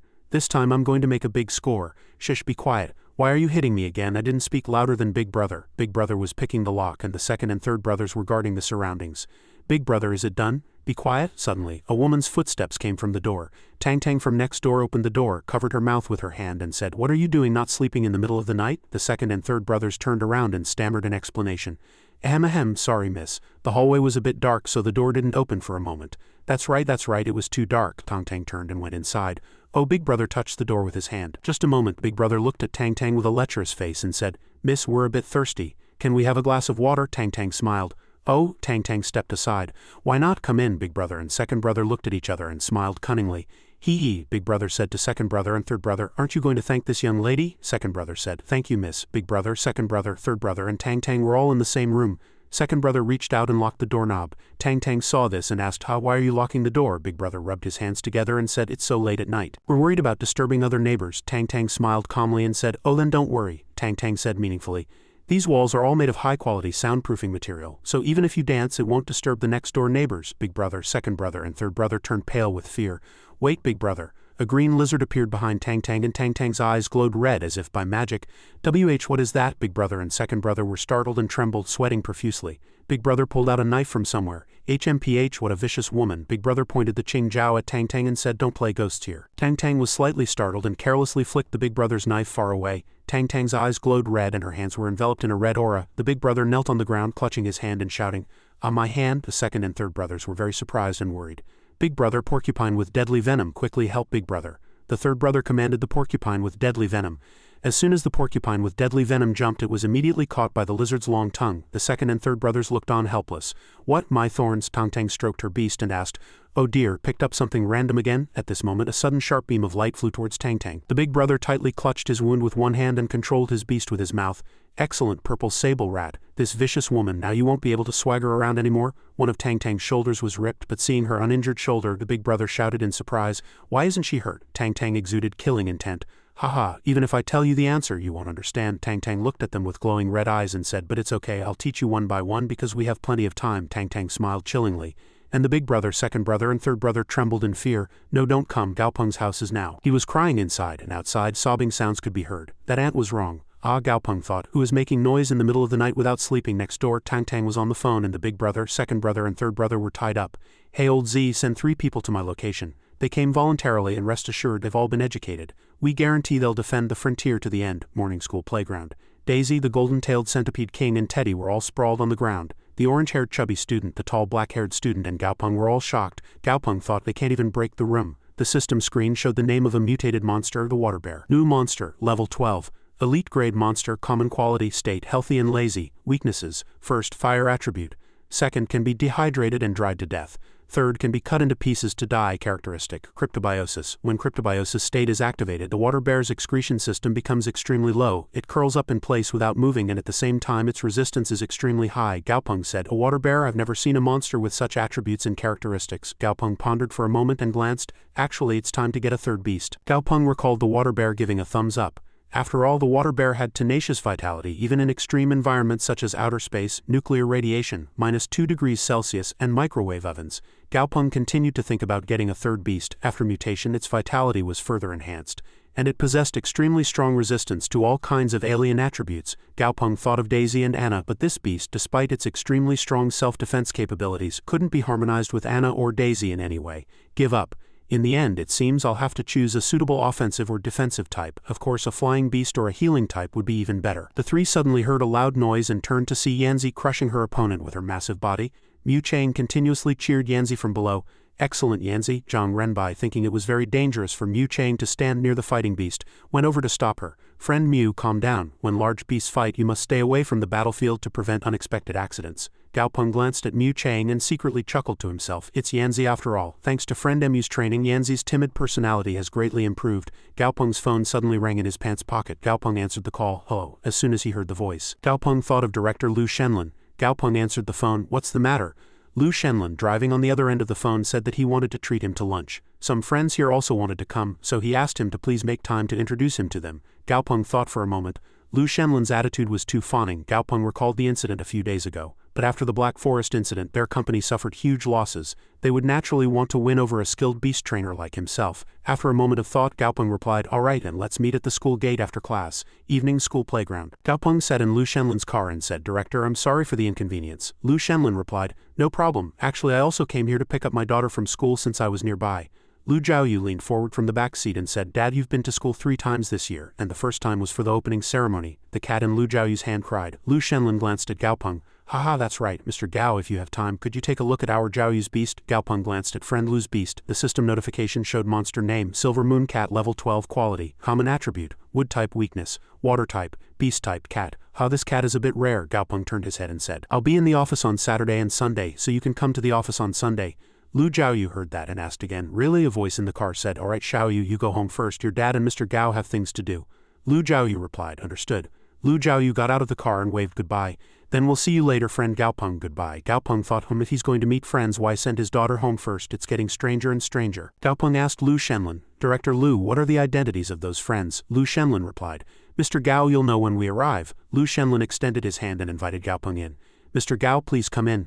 Lu Shenlin went first, followed by Gao Peng. Gao Peng thought, this place is decorated in the style of a landscape garden. it's probably the work of a master skilled in both northern and southern garden design. To dine here, Director Lu's friends must not be ordinary people.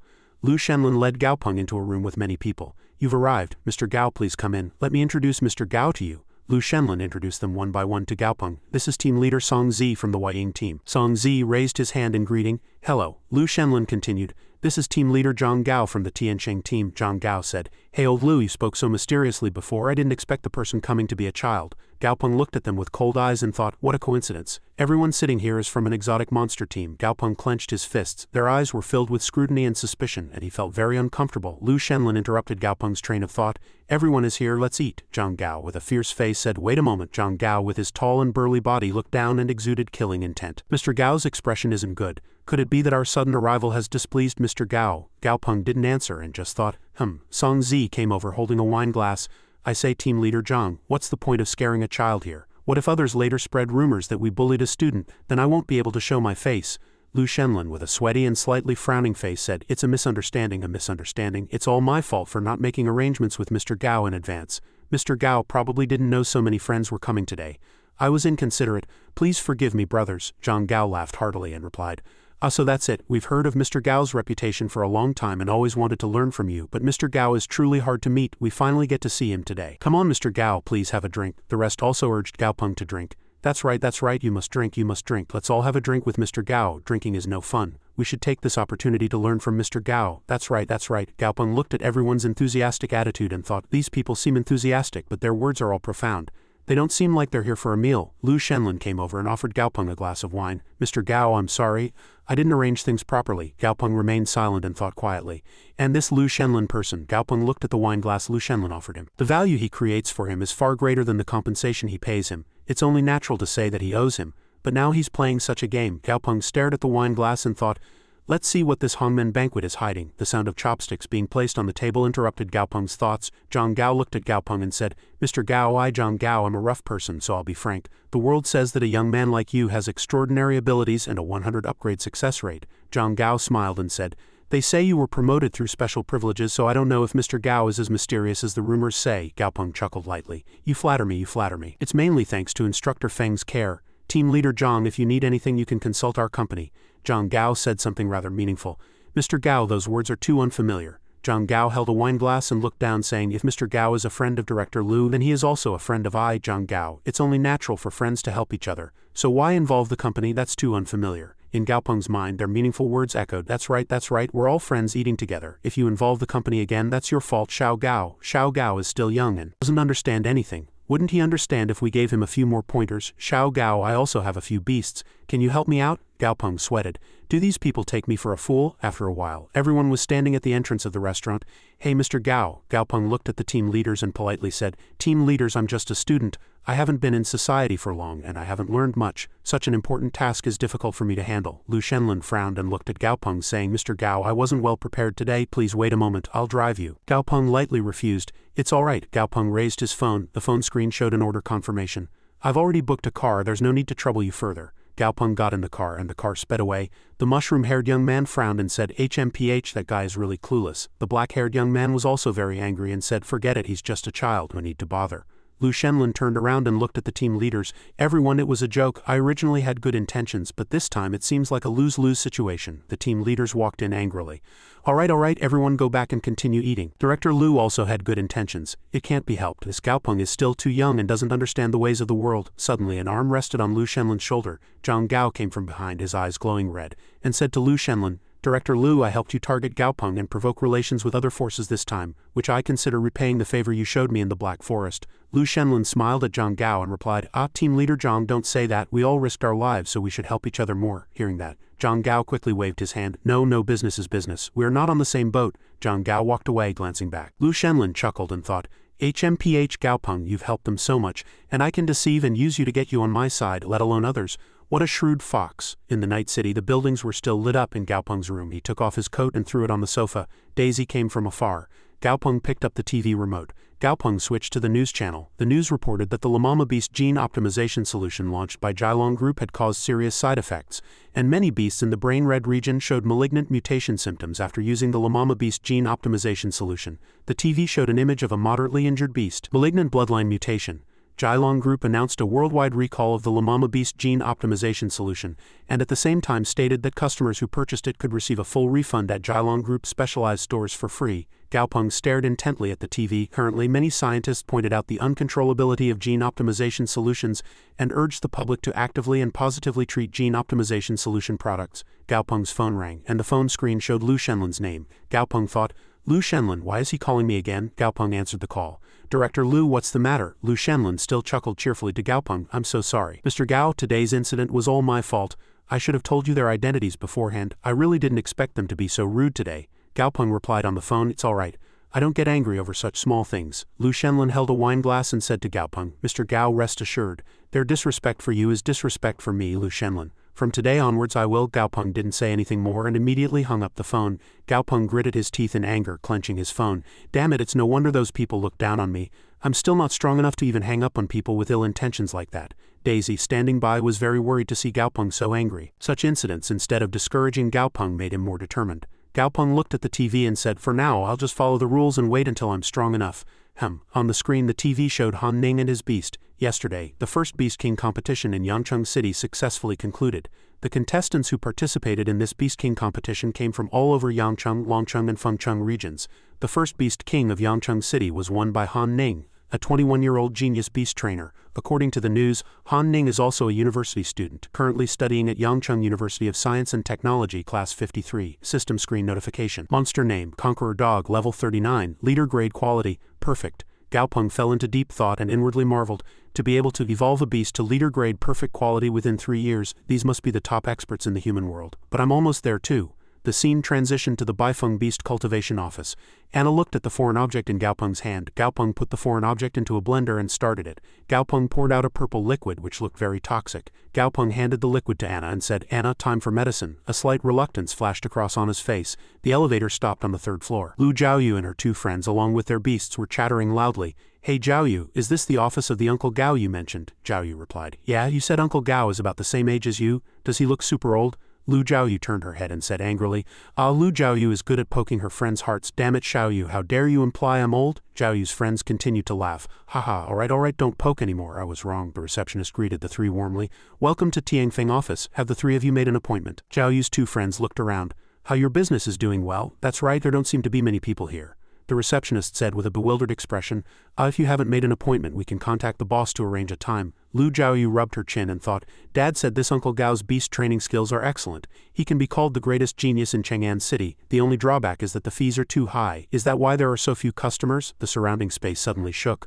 Lu Jiaoyu and her friend clutched their chests in discomfort, sweat beading on their faces. What's that sound? Oh my, it's so scary I can't breathe. Anna's framework and heart gradually changed and began to glow. Anna's entire body changed dramatically in size. Information appeared in the system window. Monster name, Skeleton Wraith, level 16 quality, epic attribute, soul type weakness, light type trait, acquired blood silk heart. Seeing Anna's distinct transformation, Gaopeng was so excited that he cheered. It finally succeeded. Suddenly, Gaopeng exclaimed in surprise, oh, this upgrade even gave it a trait. Trait information appeared in the system window. Trait, blood silk heart, effect 1, passive effect. Condenses blood silk heart by consuming a certain amount of blood silk and energy.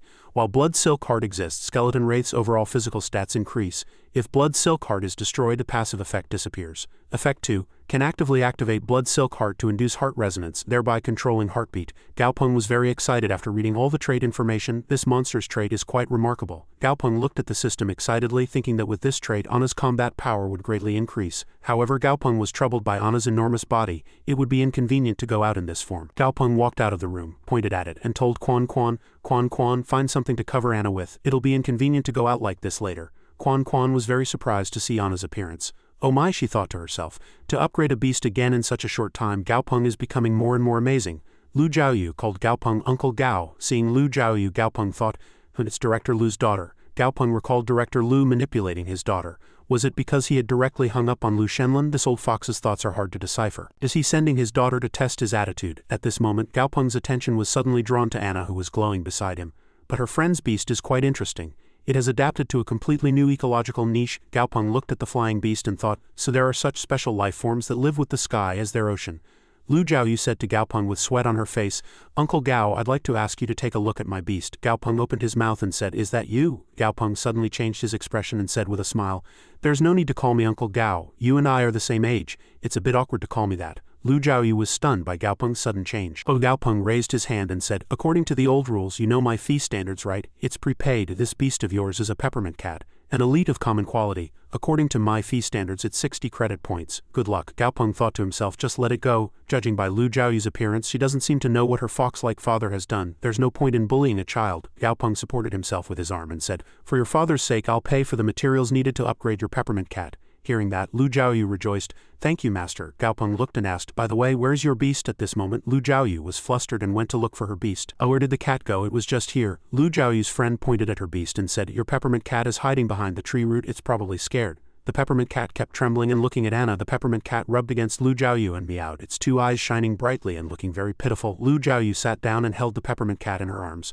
"There, don't be scared, good cat." The peppermint cat rubbed against Lu Zhaoyu. Gao Peng saw it and thought, "Oh, a lustful cat." Gao Peng presumptuously asked, "Where did you buy this jellyfish?" Lu Zhaoyu's friend replied, "Uncle Gao is also interested in this kind of pet beast." Gao Peng immediately replied, "I've never seen a beast with these attributes before, so I'm a bit curious."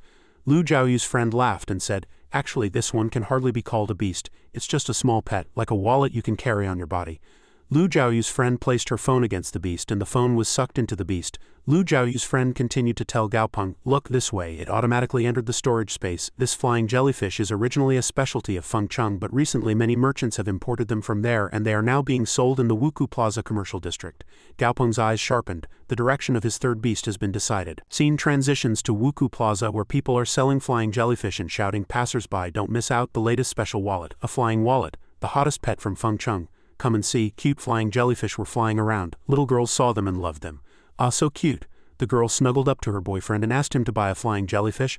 "I want this little one. Can I have it?" The boyfriend agreed without hesitation. "I'll buy it for you. I'll buy it for you." Hee hee. Gao Peng approached and asked the vendor if he could take a look at the flying jellyfish. The vendor handed one to Gao Peng and said, "Here you go." Another vendor was still introducing products to customers. "Boss, give me one too. Boss, give me one too." The system displayed level 1 common quality. Gao Peng smiled and said, "No, what I mean is, can I take a look at all the remaining flying jellyfish? I want to choose one myself." The vendor led Gao Peng inside. He opened the door and smoke billowed out. Gao Peng walked in. Inside there were many tubs of flying jellyfish. "All the other jellyfish are in here," the vendor introduced. According to records, the birth of the flying jellyfish was probably during disaster OS7. A group of jellyfish were accidentally infected with spatial abilities and mutated. Over the next few hundred years, a huge number of jellyfish settled and bred in that sea area. The image of fish chasing a swarm of flying jellyfish appeared, and then it was almost eaten to extinction by other monsters. Gao Peng looked up. "This is probably the most miserable space attribute monster." The vendor smiled and said, "Even if you say it has space attributes, it has almost no attack power besides flying. Moreover, it can only open a small dimensional space within its body. If it weren't ugly and tasteless, it might have gone extinct a long time ago." Gao Peng stared at the flying jellyfish and thought, "So it's tasteless now?" The tubs were full of level 1 and 2 flying jellyfish. Sure enough, the jellyfish levels inside were not much different from those outside. Suddenly Gao Peng was stunned. "Wait, in these tubs of jellyfish there's one that's super excited. Why does it feel different from the other jellyfish? The other jellyfish are all quietly flying around, but this one is incredibly active." Gao Peng turned and asked the vendor, "How much is this one?" The vendor replied, "Oh ho, little boy, you have good eyesight." The vendor said, "Big brother said that mutated varieties are rare and the perfect quality mutated king is fast. I'll sell it to you cheap for 100 credit points." Gao Peng smiled and bargained. "Brother, you have to be fair in business. I'll admit it's a mutation, but this flying jellyfish, isn't that a bit exaggerated?" 50 credit points. The vendor immediately agreed without a word. "All right, since I've met someone who knows how to buy, 50 it is. Consider it making a friend." Gao Peng took out his phone and transferred the money without hesitation, thinking even 50 credit points is probably a good deal. The vendor introduced Gao Peng to bring others to buy. "Little boy, if your other friends want to buy flying jellyfish, bring them to our store. I'll give you a special discount." Gao Peng thought to himself. Every time he opens his mouth it's 100 credit points. What kind of special discount would that be? I just hope he doesn't charge exorbitant prices. Gao Peng smiled, but this time he really didn't lose out. System window monster name. Flying jellyfish level 4 quality. Elite attributes space wind like sweet fruit juice. Weaknesses 1 lightning type, 2 ice type, 3 afraid of fish and birds. It shrinks when it encounters these 2 life forms. The vendor told Gao Peng to bring others to buy. There was a hint of fear on his face. 2 attributes space and wind elite quality. The beast squad is united with us. Gao Peng looked at the flying jellyfish and smiled. "Since you look like a balloon, I'll call you Ashwin." The flying jellyfish had a face full of question marks. Scene transitions to Gao Peng's house. Daisy was lying on its pillow. The doorknob suddenly turned. Gao Peng said, "I'm home." As soon as Daisy heard Gao Peng's voice, it sprang up. Gao Peng held a birdcage containing the flying jellyfish in his hand. "Daisy, this little guy is our new family member." As soon as Daisy heard Gaopeng's words, it froze. Daisy ran into the room, stood by the door and waved its hand. Gaopeng was bewildered by Daisy's action. Huh? Daisy slammed the door shut. Seeing this scene, Gaopeng understood. It's learned how to be jealous again. Gaopeng exuded killing intent, and his hand made a bone-cracking sound as he said, "You ungrateful little creature, how should I deal with you?" Gaopeng said softly, "Daisy, I specially bought your favorite dried insect bread, and dried shield beetle and broadleaf plantain leaves." Daisy was surprised to hear that. Gaopeng continued to press close to the door and said softly, "And to upgrade you, I specifically commissioned a mission to buy a leader-grade lightning-type monster core for 301 credit points, which is 1 credit point more than the usual price. It's enough for a family's living expenses." As soon as Daisy heard that, it drooled and its eyes gleamed. Daisy stuck out one claw. Daisy opened the door and came out. Gaopeng asked Daisy, "You want to eat?" Daisy drooled and replied, "Yes." Gaopeng moved aside so Daisy couldn't grab the food pouch. "It won't be easy. How dare you slam the door shut and rebel against me?" Daisy curled up into a ball and tried to grab the food pouch. Give it to me, mommy." Gaopeng continued to play with Daisy. "All right, you've even learned to curse. Here, little one." Anna on this side ignored the two of them and glared at Ashwin. Gaopeng walked away, rubbing his shoulder.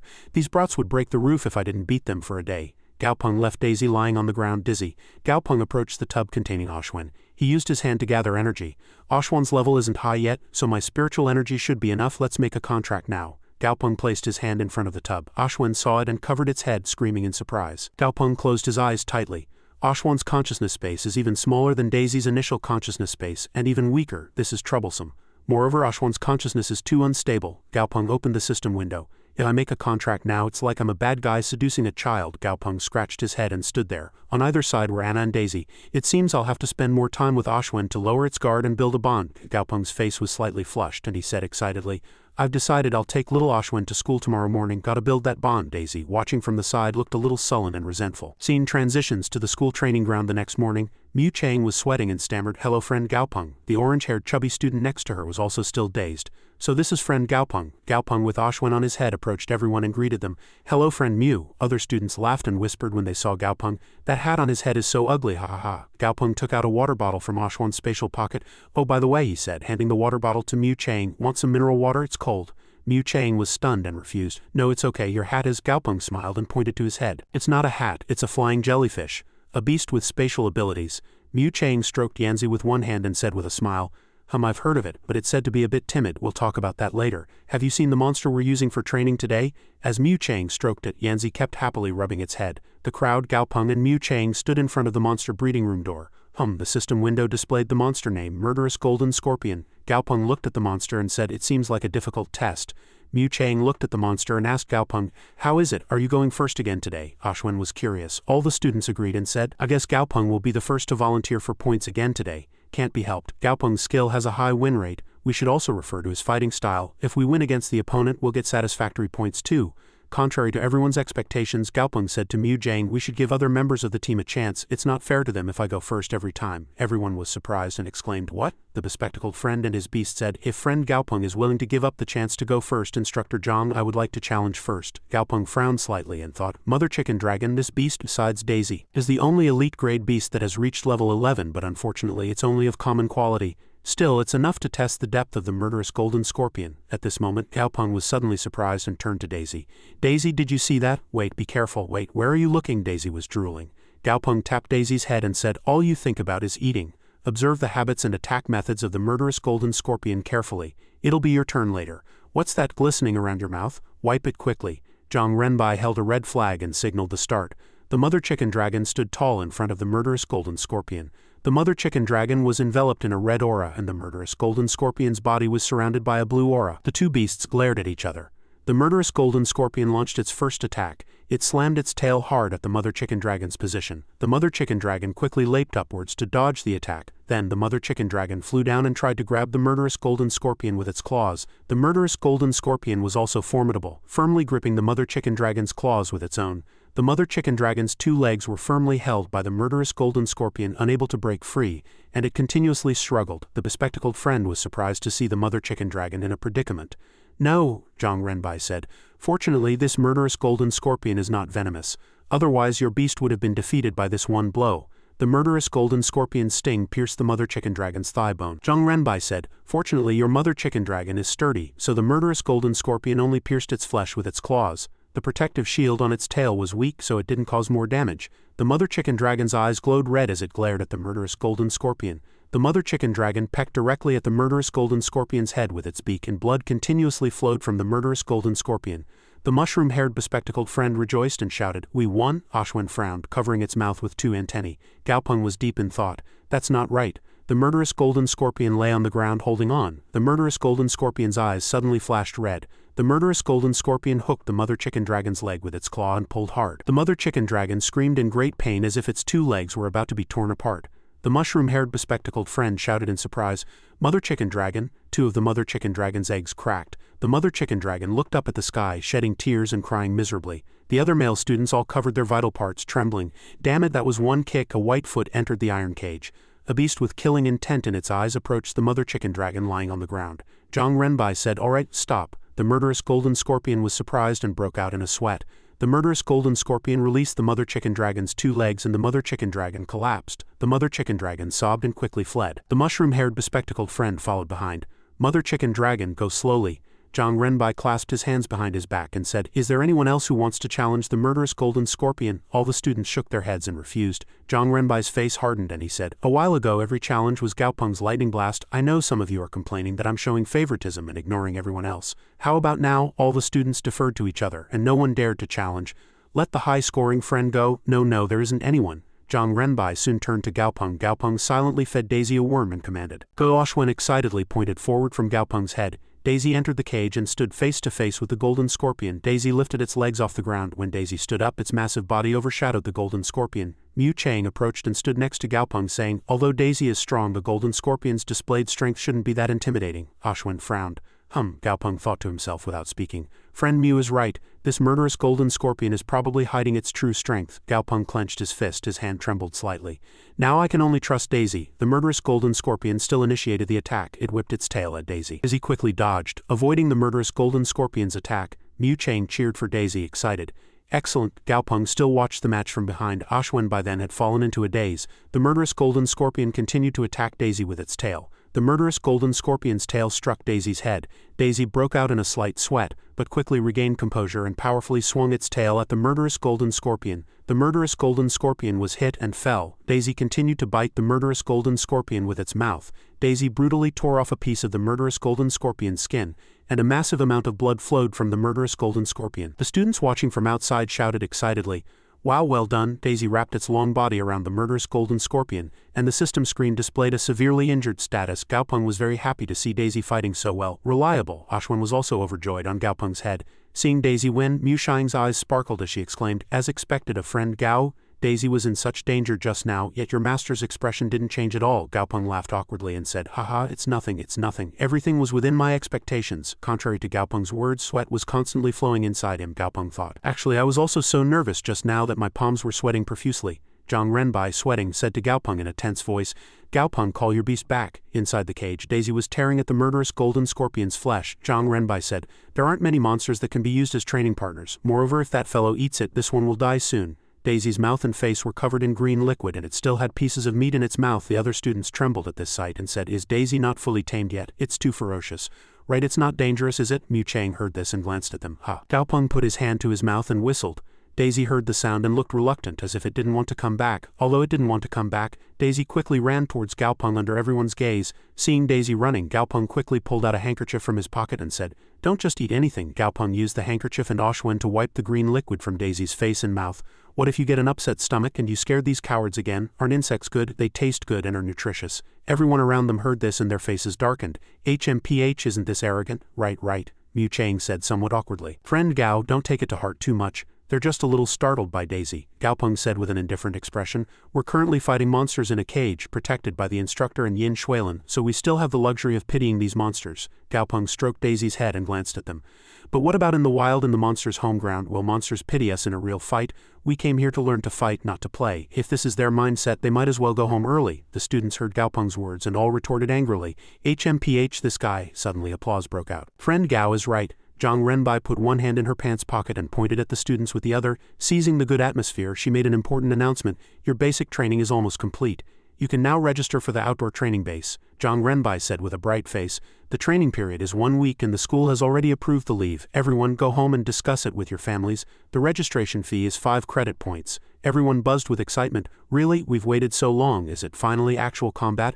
Oh dear, my basic training is still poor. What should I do? Gaopeng frowned, his face slightly flushed and sweating, thinking the outdoor training base is also too generous. The students asked Zhang Renbai again, Instructor, do we have to pay this registration fee? Right, instructor, shouldn't you train us for free? Why do we have to pay? Zhang Renbai emitted killing intent with a mysterious smile. You can choose not to go or you can go to the outdoor training base. The tall black-haired student and the mushroom-haired bespectacled student complained. Moreover, a week of training will cost at least 20 credit points. 20 points is just the entrance fee. If we use other equipment or materials, we'll have to pay more. The students were all dejected at the mention of money. Still too poor. Oh dear, I really can't. I'll have to borrow some from Dad. Zhang Renbai smiled mysteriously and handed over a piece of paper. Besides paying the fee, there's another way. Sign a contract with the Alliance. That way, all training expenses will be covered by the Alliance. All the soldiers stood solemnly in a line. Students who sign a contract must serve in the military for 8 years, and after graduation they are free to choose to complete their service. Also, if they are admitted to a military academy, the time spent studying at the school is included in the 8 years. Mu Chang crossed her arms and said, Right, 5 credit points isn't a fortune for ordinary families, but it's not a small amount either. This policy is quite humane. Gaopeng replied, This policy is very clever. It allows people to choose whether to serve in the military, making it seem like there's no compulsion. Gaopeng's face darkened. But whether it's graduating from a military academy after 4 years of service or faithfully serving as an ordinary soldier for 8 years, ultimately it all benefits the military. Zhang Renbai continued to speak to the students. Finally, she earnestly warned the students, if you register to participate, you must sign a death waiver. All the students were terrified. If I sign that, I'll die? Zhang Renbai explained to the students. Because Awakener specialists and other exams have different graduation requirements, everyone should take this training opportunity seriously. Signing a death waiver doesn't necessarily mean you'll die, but if your intelligence remains at this level, the not in that sentence is likely to be removed for you. The students all burst into laughter at this remark. The female student scratched her head awkwardly and laughed at the professor. Mu Chang glanced at Gaopeng. Then friend Gao, let's team up tomorrow. Gaopeng shook hands with Mu Chang. Gaopeng said happily, It's an honor. Ashwin peered over Gaopeng's back, laughing joyfully. Military vehicles sped down the road. Steel vehicles looked rough but very imposing. The female students in the car looked out the window. Wow, so pretty. The students in the car all buzzed. Shaori, come here. That mountain is so tall. It's really tall. That side isn't bad either. There are wild Beastmasters too. The car suddenly hit a stone and jolted, shaking everyone inside. Oh my god, what was that? The driver turned his head and chuckled. Sorry, I didn't see a stone in the road. Gaopeng sat quietly with his arms crossed. HMPH, a seasoned soldier. He must have used this method because we were too noisy. Gaopeng sighed. Phew. Gaopeng recalled the scene from earlier. This morning before leaving he had knocked on Tang Tang's door, but she didn't answer her phone either. Theoretically, Tang Tang's strength isn't weak, so nothing should have happened to her. Gaopeng thought, and suddenly, could it be related to a secret she can't tell me? The car suddenly shook again, and Gaopeng's thoughts shattered. He almost flew out of his seat. Gaopeng frowned, sweating and gritting his teeth. No, not again. The people in the car, all injured and angry, approached the soldier to complain. That's too much, right? You shouldn't bully people like that. The soldier broke out in a slight sweat and laughed awkwardly. Sorry, it wasn't intentional this time. 3 military vehicles were parked at the entrance of the outdoor training base. You have arrived at your destination. Everyone got out of the car and gathered in one place to listen to the instructor's instructions. The valley behind me is your wild training base. All the land inside the valley has been cleared, leaving only common and elite-grade monsters. Absolutely no leader-grade monsters will appear. Shang Wei held a watch in his hand and explained to the students, the ID watch issued to you has a location tracking system and an emergency call button. Your mission is to live here for 1 week. Gaopeng looked at his wristwatch, lost in thought. Shang Wei continued, during outdoor training you cannot withdraw midway. If you do, you will be considered to have given up. Shang Wei raised his voice and asked, any more questions? The students' faces were terrified and sweating. Is there a fixed supply point within the training ground? Shang Wei held out a small cloth. HMPH, there's a safe house in the valley, made of special steel. Only leader-grade monsters or above can break through the safe house's defenses, and there's a certain amount of food too. Shang Wei put his hands behind his back and said solemnly to the students, so if you really just want to last a week, it's not impossible. It all depends on your choice. Depart, rookies. The valley gate opened and everyone excitedly went inside. Dalong, hurry up and follow me to find the safe house first. This time we must prove our strength. Mu Chang looked at Gaopeng. The two communicated with their eyes. The instructor shouted loudly into the megaphone, move quickly. If you're careless and get eaten by a monster, the location tracking system will help us find the monster and avenge you, the students said to each other. Let's go, stop watching. Mu Chang approached Gaopeng. Student Gao, what are you looking at? Gaopeng turned and said to Mu Chang, a sparrow. This kind of sparrow likes humid and watery environments and is very sensitive to rainwater. It flies wherever it rains, so it's called a rain crow. Mu Chang chuckled lightly and agreed with Gaopeng. I remember that too. I heard they raise rain crows on the city's meteorological observation tower. Rain crows have very weak attack power but are extremely fast. The rain crow flapped its wings and flew high. Gaopeng looked up at the rain crow. Indeed, I had to come out. It's not as boring as the city. The wild is rich with various types of Beastmasters. It's completely a monster paradise. Mu Chang put her hands on her hips and smiled at Gao Peng. Students are indeed students. Everyone else is rushing into the valley, but student Gao has already started observing the surrounding environment. This attitude is indeed what leads to such strength. Gao Peng turned and quickly denied it to Mu Chang. No, I just waited here because I didn't like the crowd. Hearing Gao Peng's words, Mu Chang looked bewildered and didn't believe him. Then can we go now? Gao Peng turned around. Let's go. Mu Chang smiled brightly from behind. Okay, let's go. Gao Peng's face was slightly furrowed. Did I see wrong? I thought there was a shadow on that tree branch just now. Gao Peng suddenly looked down. There's a water bottle and canned food on the bed. Seeing such food, Gao Peng said, there are 5 boxes of emergency rations and 10 bottles of mineral water per bed. If we eat sparingly, we can basically last a week, so the military must have considered the students' actual abilities. Otherwise, if they had to find food themselves while fighting monsters, there could have been significant casualties. At this moment, Mu Chang was wearing full body armor. Student Gao, aren't you going to change into your protective suit? Gao Peng was bewildered by her words. Huh? Mu Chang saw Gao Peng looking blank and replied with a bright smile. There are also small mosquitoes in the depths of the forest and their venom isn't weak. One bite would be quite painful. Gao Peng shook his head and chuckled. He raised both hands to indicate his disapproval. No need, I can just apply some herbal medicine. Ha ha. Gao Peng turned and coughed a few times. Cough, let's quickly look around for something to hunt. I don't want to eat hardtack for a whole week. Gao Peng had only one backpack on his shoulder. Now that we have a safe house, Yanzi's natural large size can quickly clear a path. If anything happens, we can retreat to the safe room. Mu Chang heard this and her eyes sparkled brightly. As expected of student Gao, his thoughts are truly meticulous. Yanzi led the way with its huge body clearing a path. Next, Daisy looked around for any dangers. Gao Peng walked ahead of Mu Chang and said, let's find a water source first. Usually the area around a water source is a natural hunting ground. Mu Chang followed behind. Understood. Suddenly a purple fragrance wafted towards Mu Chang. The flower scent in this forest is too strong and there's also a rotten smell. I feel like I'm going to collapse. Mu Chang clutched her head and swayed. Oh dear, Gao Peng grabbed Mu Chang with his hand to prevent her from falling. Mu Chang wanted to express her gratitude after being caught. Before Mu Chang could finish speaking, Gao Peng put his finger to his mouth, signaling her to be quiet. Shish, Gao Peng lied to Mu Chang. Your Yanzi hit that branch, hit it with your strongest force. Hearing Gao Peng's words, Mu Chang was surprised and thought, is there something special about this tree? Student Gao wouldn't ask Yanzi to ram into a tree for no reason. Mu Chang looked at Gao Peng deep in thought. But student Gao's judgment has always been correct at school. He probably found some clue. I must trust him. Mu Chang stroked Yanzi with her hand. Go Yanzi. As soon as Yanzi heard the command, its eyes glowed red and it assumed an attacking stance and the branch suddenly swayed. Don't look at me, don't look at me. Yanzi finished preparing and rushed at the branch with all its might. It rammed its horn hard into the branch. A water snake appeared from inside the tree, crying tears. The snake fell from branch to branch and eventually landed on the ground. The snake immediately fainted. At this moment, Mu Chang broke out in a slight sweat and put her hand on her chest. Thank you. If you hadn't told me, I would have been in trouble. But what kind of monster is this? Its camouflage is too good. Gao Peng, with his vast knowledge, explained this monster to Mu Chang. The green water snake is a snake that mimics the green color of branches. There are trace amounts of toxins in the snake's meat, so monsters can eat it, but humans cannot. At this moment, Gao Peng suddenly remembered something. But Daisy and I have already formed a contract. Gao Peng began to imagine in his mind. Theoretically, all the damage I receive would be transferred to Daisy, and Daisy also has detoxification abilities. Gao Peng rested his chin on one hand, his expression slightly sly. Then I can actually eat it. I heard that the more poisonous a snake is, the more delicious its meat is. Daisy next to him heard Gao Peng's words and its face drooped. Another sound suddenly came from the branch. Gao Peng turned his head to look. After looking for a while and seeing nothing, Gao Peng turned his head, stroking his chin and said, that's strange, did I hear wrong? Behind the large tree a snake was trembling and quietly escaping. Suddenly, Mu Chang waved her hand from over there, calling Gao Peng. Student Gao, Mu Chang said to Gao Peng, it seems there's a water source ahead. The river is sparkling, there are fallen leaves on it. Mu Chang dipped her hand into the river water. The water seems clear and it doesn't smell. As soon as Gao Peng heard about the clear water, his face lit up with a bright smile. That's great, as long as there's clean water, our chances of successfully surviving this week will greatly increase. Suddenly, a green strange creature appeared in the water. It sprayed liquid onto Gao Peng's pants. The liquid sprayed by the strange creature landed on Gao Peng's pants and a stench suddenly wafted. Gao Peng smelled it and his face turned green. Oh my god, what is this smell? Gao Peng looked at the creature. The system information window displayed monster name, green spitting frog, level 2, quality, common habit, likes to spit at other creatures. Could the information provided by the system be wrong? At that moment, Feng Shu spoke again.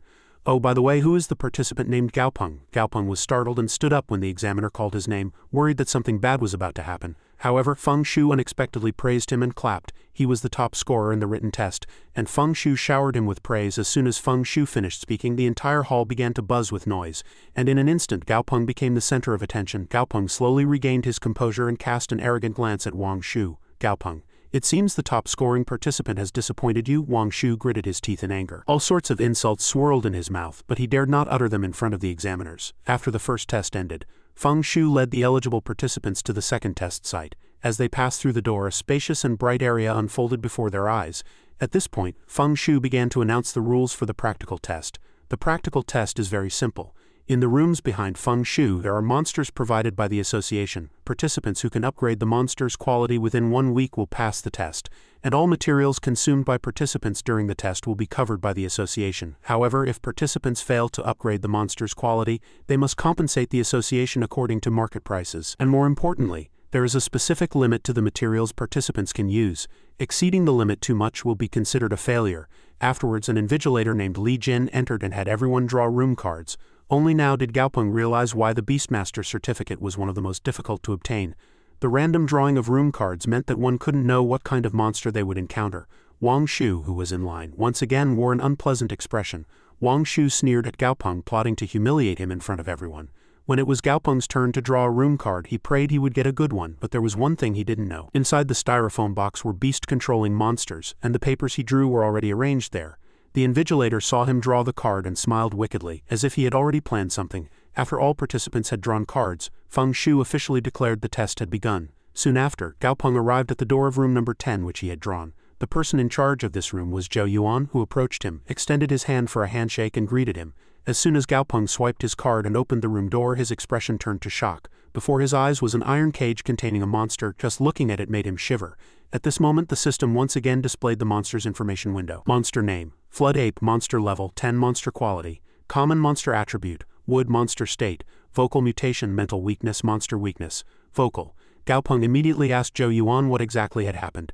Zhou Yuan avoided his gaze and said that this flood ape had been used in experiments too many times. Its body contains a large amount of waste material and conflicting energies. Originally, this flood ape should have been eliminated, but the association no longer had any monsters left for Gaopeng to cultivate. In Zhou Yuan's memory a few minutes ago, this plan was deliberately orchestrated by invigilator Li Jin. He had taken money from the malicious Wang Shu, so he had to ensure Gaopeng failed this test. Zhou Yuan said in a low, weak voice, "The flood ape has been able to hold on until today thanks to its strong will. But now the possibility of an upgrade is almost a dream, far exceeding normal difficulty. If you want to reserve your score to participate directly in the next practical test, I can help you." Gaopeng thought for a long time, then turned his head to look at the flood ape and rejected Zhou Yuan's offer. Zhou Yuan shrugged helplessly, telling him to do his best before leaving the room, leaving Gaopeng alone to face the flood ape. After Zhou Yuan left, Gaopeng once again carefully observed the flood ape. Its large arms looked malformed and deformed, and several other parts showed signs of water retention and swelling. At this moment, the flood ape looked at the person standing in front of it with helpless eyes, its body trembling, its eyes filled with a longing for an upgrade. But in the past, many people had already given up on upgrading it, saying it was beyond saving. Thinking this far, the flood ape tightly gripped the iron bars and roared fiercely with all its might. A miserable cry continuously echoed throughout the room. The flood ape shed tears, thinking Gaopeng would leave, but Gaopeng still remained. Just then, a warm hand was placed on the flood ape's head. Gaopeng smiled gently and warmly, promising to definitely help it upgrade. Gaopeng began to check the upgrade methods for the flood ape, but he was surprised when a system notification appeared. There were two possible paths to upgrade the flood ape. One was a normal evolution, where impurities of the yin attribute in its body would be removed, and it would evolve into an elite quality flood ape. The other was a mutation evolution, where it would absorb yin attribute energy to completely unlock its yin attribute weakness, with a very high chance of evolving into a new animal, and the lowest quality would be elite. However, the materials needed for normal evolution were very numerous. This amount would exceed the test regulations. After seriously considering the two methods and the materials, Gaopeng eventually chose the second method. The system immediately displayed instructions. For mutation evolution, half a caddy of black rootgrass must be consumed 3 times a day for 3 consecutive days. After 3 days, 1 elite-grade soul attribute monster nucleus must be eaten. 3 liang of luminescent powder, 1 liang of skull mushroom, and 3 fen of dried herb must be added to an acidic solution, and the flood ape must be immersed in it. Gaopeng wrote down the list of required ingredients on a piece of paper and handed it to Zhou Yuan. Zhou Yuan read it, hesitated, and then asked again suspiciously. This was because all the ingredients on the list he handed over were toxic substances. The staff couldn't understand if Gaopeng intended to cultivate the flood ape or kill it. Gaopeng confidently replied, "You have to fight poison with poison. I can control it, so don't worry." Then he slammed the door shut, leaving the bewildered Zhou Yuan with the documents. As soon as Zhou Yuan turned around, he changed his attitude, cursing him as a bookish idiot. 3 days later, the practical test participants were successively eliminated.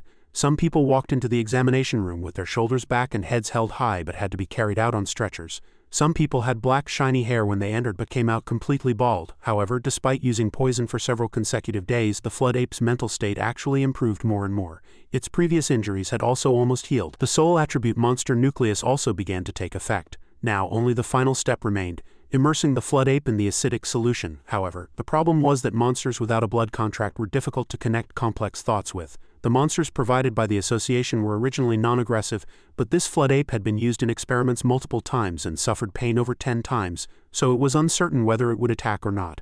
Gaopeng thought for a moment. Releasing it now carried some risk, but if he gave up after coming this far, all his previous efforts would be in vain. Now he had no choice but to trust the flood ape. Gaopeng took a deep breath and opened the cage door. Suddenly something darted towards him. He thought the flood ape would attack him, but it rubbed its head against his chest, acting affectionately. Gaopeng gently comforted the flood ape, then pulled back a white curtain with his hand. Before his eyes was a bathtub filled with a specially formulated blue acidic solution. Black smoke was rising from the water in the bathtub. This was an acidic bath containing all sorts of poisons. He told the flood ape to immerse itself in this bath and endure it. He immediately guaranteed that the flood ape would undergo a complete metamorphosis. The flood ape quickly pulled out a clump of fur from its hindquarters and threw it into the bathtub. Before long, black smoke billowed from the bathtub and the flood ape was extremely terrified. The flood ape violently shook its head, indicating that it did not want to immerse itself in the bath. Seeing this, Gaopeng stroked the flood ape's head with his hand and comforted it. He told the flood ape that he could give it strength, but it first had to be brave. However, strengthened, the flood ape carefully stood up, put its foot into the bathtub and slowly immersed its body.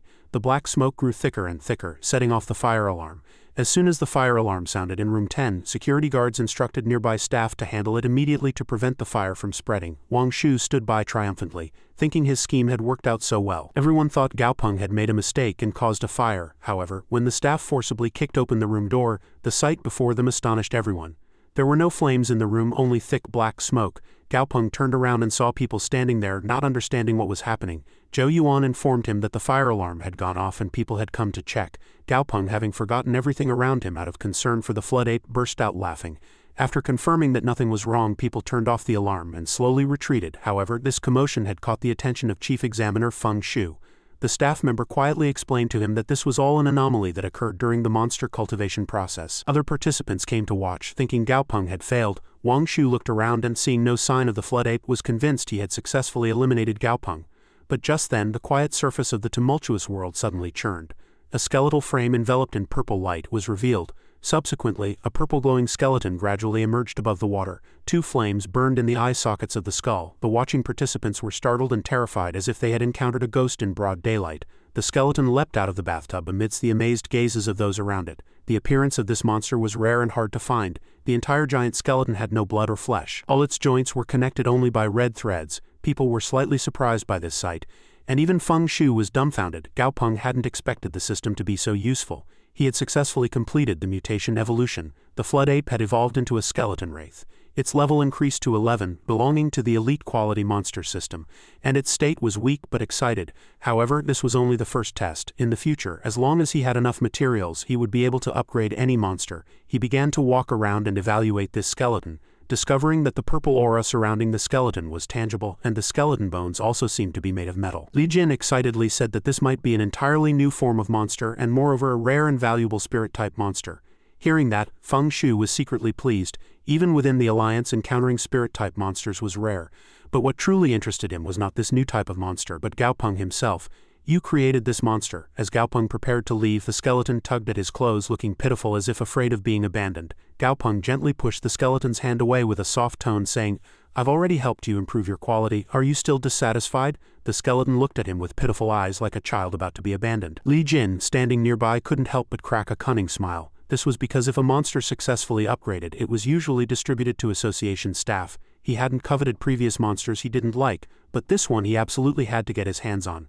At this moment, Feng Shu, seeing how much this monster relied on Gaopeng, decided to give the skeleton wraith to him. Hearing that, not only Gaopeng but even Li Jin thought he had misheard. Gaopeng looked at the skeleton wraith, then pointed to himself, reconfirming with Feng Shu. Although this is a new monster not yet recorded in the data list and information on various aspects is uncertain, judging by its appearance, it has clearly been successfully upgraded, so it is only natural to give it to you. Gaopeng looked at the series of information in the information window and fell into thought. Originally of common quality, it had been upgraded to perfect quality. He only needed to break through 20 more levels to be promoted to a monster leader. However, after seeing the information window, Gaopeng made a different judgment. The skeleton wraith could already be considered to have reached the standard of a monster leader, and moreover, it belonged to the rare spirit type. At this moment, Li Jin stepped forward, interrupting the thoughts of everyone in the hall. He claimed that this matter went against the rules. According to association practice, successfully upgraded monsters were generally given as rewards to association staff. Furthermore, this flood ape underwent 6 experiments. It's uncertain if this experiment helped with the upgrade. Before Li Jin could finish speaking, Wang Hu rushed over, adding fuel to the fire, asserting that Gaopeng was still young and couldn't have upgraded a nearly dying monster. He firmly believed that Gaopeng had cheated. Feng Shu coldly questioned the two, who were complimenting each other and putting on a show, asking how Gaopeng had cheated. Li Jin couldn't explain clearly, but consistently insisted that Gaopeng had cheated because this challenge was too difficult. He thought the difficulty was beyond what a novice Beastmaster could handle. He believed that Gaopeng might have accidentally learned some method and risked everything, and just luckily cured this monster, so the current result cannot be considered Gaopeng's true ability. Feng Shu, with a poker face, asked if, according to Li Jin's words, Gaopeng's exam results should be revoked now. At this moment, Li Jin did not hide his true intention. He suggested that Gaopeng's exam results should not be revoked and he should be given a certificate. However, he added that the monster should follow the association's practice. As he finished speaking, Feng Shu burst into loud laughter. Then he told Gaopeng that I haven't managed properly and have become a laughingstock for you, had not managed well and had become a laughingstock for him. There are too few capable Beastmasters in Chang'an City, so frogs in a well like Li Jin don't know the vastness of the sky. Gaopeng let out a long sigh. He had only come to get a certificate but was being criticized right and left. Just because he was young didn't mean he cheated. Just because Li Jin couldn't do it didn't mean he couldn't either. If one couldn't be humble, one should be a little arrogant. Gaopeng's usually carefree expression now turned serious, as he intended to broaden the minds of fools like Li Jin. The Shui water in Flood Ape's name was because it lived by rivers and nothing to do with its attributes. To assume a monster had water attributes just because its name contained Shui was truly incurable foolishness. According to its previous state, those who experimented on the Flood Ape fed it large quantities of water attribute and yin attribute materials, but they were completely unaware that the Flood Ape's weakness was the yin attribute. Gaopeng mocked Wang Shu, saying, "If you don't even know such basic knowledge, then living longer is just a symbolic existence." Although he didn't point it out directly, Wang Shu felt humiliated and claimed Gaopeng was talking nonsense, saying that the Flood Ape's weakness was indeed the wood attribute. Feng Shu, standing nearby, couldn't listen anymore. Although the Flood Ape showed fear reactions to the wood attribute, its weakness was clearly the yin attribute, and this was one of the pieces of knowledge on the exam. Feng Shu's words stopped Wang Shu's endless chatter. Gaopeng continued to explain. The mixed energy within the Flood Ape's body was deeply rooted in its marrow and difficult to remove, so he used a method that overturned conventional approaches. 3 days ago, he had it consume black root grass to increase its soul power, and then used a large amount of soul attribute materials. Finally, he stimulated it with a soul nucleus. Gaopeng was not afraid to disclose this fact, but he still wanted to caution people not to casually try this method. The most important things were the order of use and the precise ratio between the ingredients. As he finished speaking, Feng Shu clapped and approached, praising him. Indeed, the younger generation is formidable. It would be a waste for Gaopeng to only receive a beginner certificate with his abilities. He said he would give Gaopeng an intermediate Beastmaster certificate, and a senior Beastmaster certificate could only be obtained by participating in the Yanjing General Headquarters exam. But with your ability, that won't be a problem either. And regarding cheating, Feng Shu coldly turned his head and questioned who had indeed cheated. He looked at Li Jin with a contemptuous expression, asking if he thought that as the chairman he knew nothing.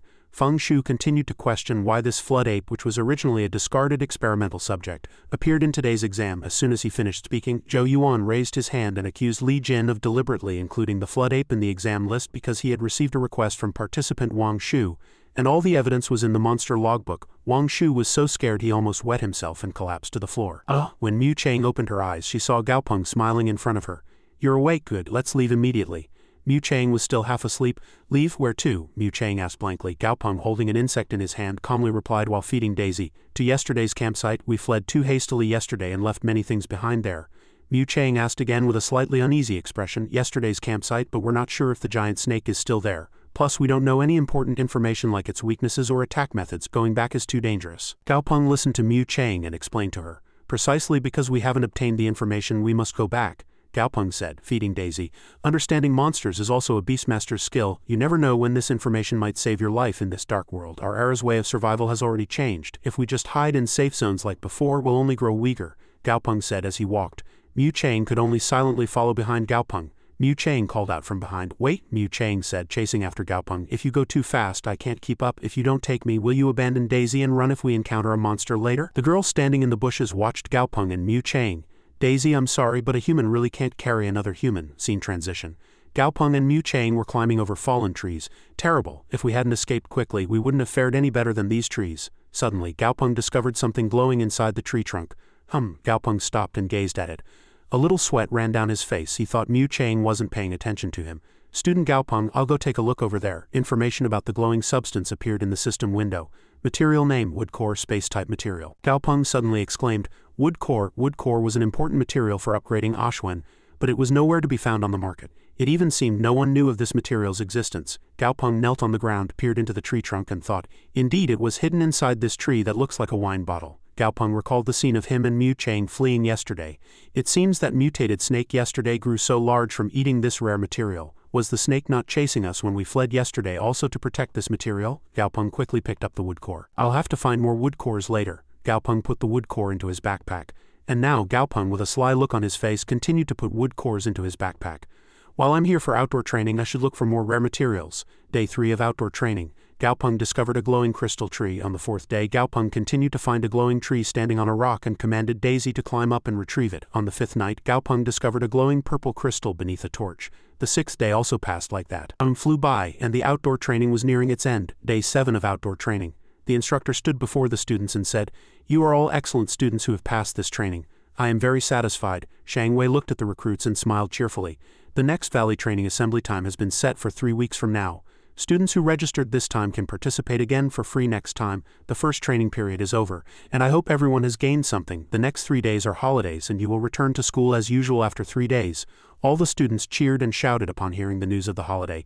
Hooray, we can finally rest. Great, I'll throw a party at home. Mu Chang and Gao Peng were no exceptions. Finally, I can contact the outside world. I need to quickly call home and let them know I'm safe. I should also send a text message to Sister Tang Tang. Gao Peng looked at his phone and was suddenly surprised. Wait, the phone screen showed images of insects flying in the sky. At this moment, on Chang'an City's bustling pedestrian street, everyone was looking at their phones, watching the news. A little sweat ran down their faces. News bulletins were also being broadcast on large TVs. Alliance 2105, United Hearts Overcome Difficulties, now broadcasting the Northern Front situation. On the phone screen, a girl reporter was reporting news from the front lines. Viewers, I am currently at the front lines. Currently, the Yangtze River Theater Army is fending off a locust swarm outside the front line. Gao Peng was watching the news at home with Anna, Daisy, and Ashwen. According to the latest research results by Chairman Feng of the Chang'an City Beastmaster Association, images of Chairman Feng and locusts appeared on the TV. The monster known as the dry locust is extremely afraid of fire. Using this weakness, we have successfully fended them off, a swarm of dry locusts flying in the sky. This swarm is estimated to number in the billions, with each fully grown dry locust measuring 30 centimeters in length. Gao Peng watched the news with a very serious expression. The situation is not good. Gao Peng's phone suddenly rang. Chairman Feng's name appeared on the screen. Gao Peng answered the phone with a happy face. Ashwin looked a little dazed. Hello, Chairman Feng, a voice from the other end of the phone responded. Xiao Gao, is your training finished? Come to school. Scene transition. Chairman Feng's office. Chairman Feng was talking to Gao Peng on the phone. The military sent a new type of hollow golden toad and they want us to upgrade its quality. Do you have time to come to the association tomorrow? We'll pay you. Gao Peng was surprised as soon as he hung up the phone. Hollow golden toad? Could it be that the military intends to use the hollow golden toad to combat the dry locust? Chairman Feng answered honestly. Yes, Gao Peng exclaimed loudly from the other end of the phone. What? 2 middle-aged men in Chairman Feng's office were also very surprised. How does he know what our military intends to use? Chairman Feng suddenly glanced at the two of them. Chairman Feng continued to answer Gao Peng's call. Yes, that's what the military thinks. Eradicating dry locusts with hot weapons is too inefficient. We still need to use the laws of nature. The 2 men who had just been talking were now trembling. From the other end of the phone, Gao Peng furrowed his brow slightly. Laws of nature? Are they looking for a natural predator of the dry locusts? That's a very feasible method. Chairman Feng smiled at Gao Peng and said, What do you think, Xiao Gao? Are you willing to participate in this research project? Compensation is negotiable. Gao Peng coughed a few times. Cough, cough, Chairman Feng, if you put it that way I won't refuse. Could I exchange the compensation for a monster core? A leader-grade lightning-type monster core would be enough. Gao Peng was eagerly anticipating the response from the other end of the phone. Chairman Feng was silent for a moment, then said, Theoretically it's not possible, but Xiao Gao, since you're a special case, we can find a special way to solve it. No problem. See you tomorrow then. The next day, in a large building lobby, Gao Peng, holding his phone, walked into the building lobby. The voice on the phone called Gao Peng's name in an annoyed tone. Xiao Gao. Chairman Feng walked over from a distance and warmly greeted Gao Peng. Chairman Feng turned around and smiled broadly at Gao Peng. Haha, you've been waiting long. The two receptionists looked at Gaopeng with curious and puzzled expressions regarding his identity. What exactly is this young man's identity? Chairman Feng came to meet him personally. Could he be the son of some high-ranking official? Chairman Feng led Gaopeng towards the elevator. The military brought the hollow golden toad yesterday. Let's go, Gaopeng replied. Yes, the elevator showed B15. Gaopeng saw Chairman Feng's dark circles. Did you stay up all night? Chairman Feng replied gently to Gaopeng. Yes, I watched it all night yesterday, Chairman Feng said with a serious expression. But there are still no clues. The elevator had now reached B5. The elevator doors began to open. Gaopeng was quite surprised by the space in the room. What a spacious area. Chairman Feng pointed the way to Gaopeng and said, Xiao Gao, welcome to the Beastmaster Association's experimental base. Chairman Feng introduced to Gaopeng, our laboratory is this way. Inside a cage was a hollow golden toad. Xiao Gao, look. This is the hollow golden toad. Gaopeng looked at the golden toad and thought, the hollow golden toad probably evolved from a root-type creature. Its jumping ability is amazing. Its earth attribute. A lab technician brought something to Gaopeng. Mr. Gaopeng, please look at this. Gaopeng looked down at the item in the technician's hand. How this is. On the tray was an already processed dry locust. The technician introduced it to Gaopeng. This is a fennel-flavored grilled dry locust skewer. It's the hollow golden toad's favorite food. Would you like to try feeding it? Gaopeng fed it to the hollow golden toad and it ate it with great relish. He gave a thumbs up and said, fragrant, rich, not greasy, crispy, juicy grilled dry locust skewer. I'll give it a perfect 10 out of 10. The technician was shocked to see Gaopeng eating it with such enjoyment. Everyone present and Chairman Feng looked at Gaopeng with strange eyes. Xiao Gao. The hollow golden toad saw him holding its grilled skewer and cried out. Twitching, Gaopeng extended the remaining skewer to the golden toad and said, Don't rush, I'm just tasting it. Unfortunately, too much fennel was added so the flavor is too strong. Here, eat. After speaking, he offered the skewer. The golden toad took the skewer with its tongue. Seeing the golden toad eating with relish, he looked down at the skewer stick and thought, it can even chew iron wire, so the hollow golden toad's stomach must be incredibly large. Otherwise, it wouldn't be able to digest it. Then he turned to Chairman Feng and asked, So what specific abilities does the military wish to enhance? Chairman Feng immediately replied, defense and digestive ability. Of course, enhancing its attack power would also be good. Then he pointed to the research table.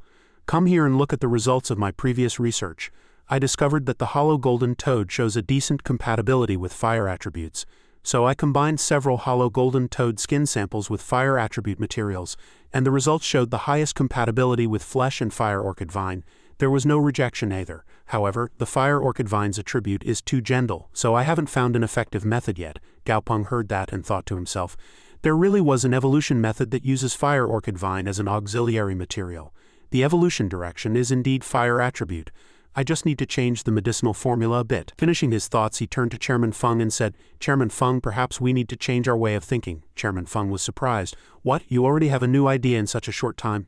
Tell me. Then Gaopeng confidently explained, for example, let's assume we're making 3 dishes. Even if we feed fire orchid vine to the hollow golden toad, the fire orchid vine's flavor is bland, making it difficult to absorb. At this point, we can consider changing the cooking method, for instance. Adding strong seasoning and cooking it over a strong fire will make it better absorbed. Chairman Feng's jaw dropped upon hearing that. He had a look of incomprehension.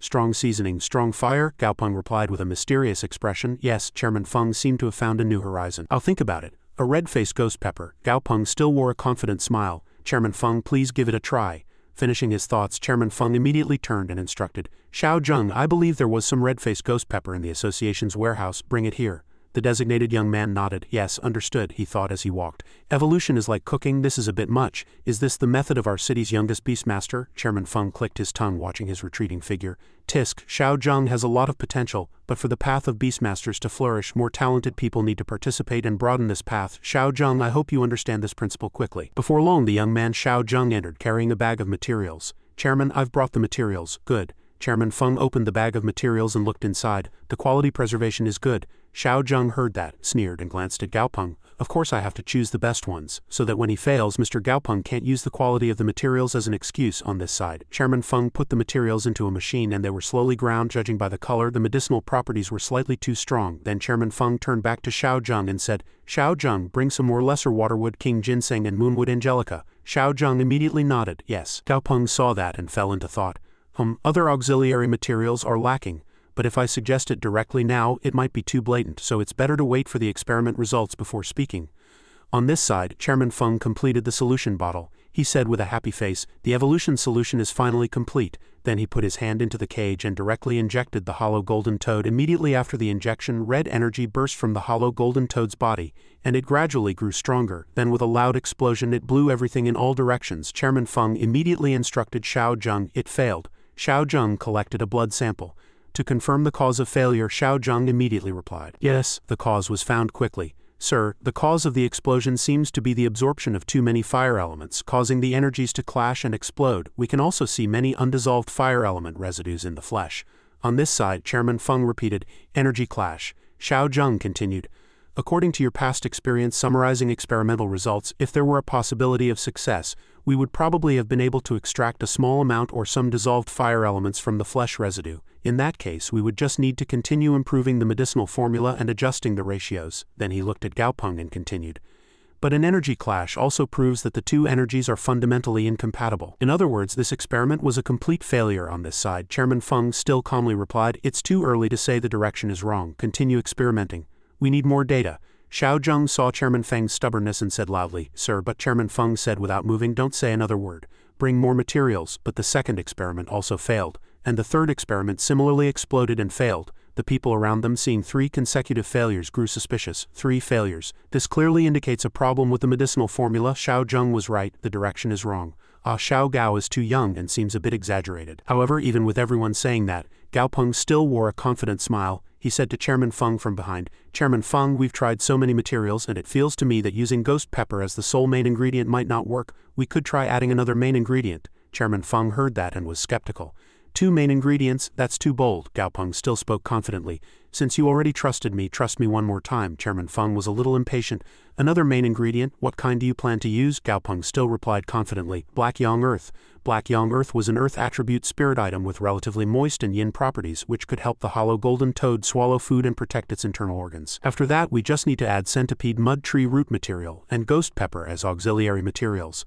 "Wood produces fire and fire produces earth," Chairman Feng said, looking at the remaining pieces of material from the failed experiment.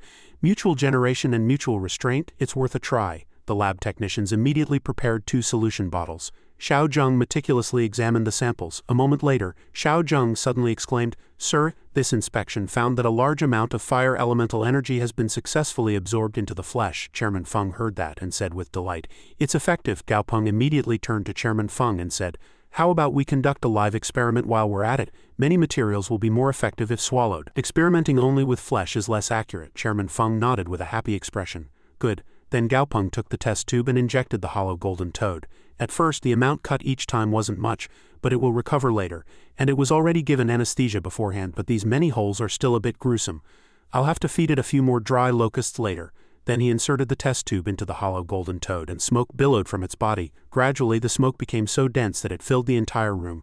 Too much smoke. Gaopeng covered his nose with his hand and said to everyone, "The ratio has already been deduced, so from now on just keep adding materials according to the time. Why don't you all leave first?" Even in the smoke, Chairman Feng refused to leave. Cough, cough, "No, I need to be close to observe the reaction." Then Gaopeng handed the test tube to Chairman Feng. "Then I'll go outside and get some fresh air." Chairman Feng agreed. "All right, go ahead." Gaopeng went outside and sighed. "This ghost pepper is really strong." Then Gaopeng fell into thought. "I put it together too naturally just now. Will others suspect that I already knew the medicinal formula? I only offered a reference opinion, and the actual medicinal formula was personally experimented by Chairman Feng. Still, I need to be careful. If people with ulterior motives find out, it'll be really troublesome." This was the first research on the fire elemental evolution of the hollow golden toad. How could a high school student like me, without any background or power, know the formula before the experiment? After a while, the laboratory door opened, and a person coughed and ran out, catching Gaopeng's attention. Gaopeng looked at the smoke and thought to himself, seeing the red smoke rising, it must have succeeded. From behind the smoke, the hollow golden toad had successfully evolved, emitting a massive amount of energy. Xiao Zheng excitedly ran to Chairman Feng and shouted, "It succeeded! Fire attribute, earth attribute, dual attribute, sir, we did it!" Gaopeng saw it and thought, "Fire attribute, yes, but not dual attribute, but to use it quickly this is the only way." Then the system introduced. Monster name, Fiery Golden Toad, level 19 quality, elite weakness, water type, introduction, evolved from a hollow golden toad. To adapt to evolution, it shed its earth attribute and transformed into a fire attribute monster, but its body was severely damaged during the evolution process. Many muscles were eroded by fire elements, weakening its jumping ability by several levels. And its evolutionary potential was also weakened. On the northern front of Chang'an City, everyone was checking everything before battle. 3 companies assembled, ammunition checked, quickly replenish parts understood.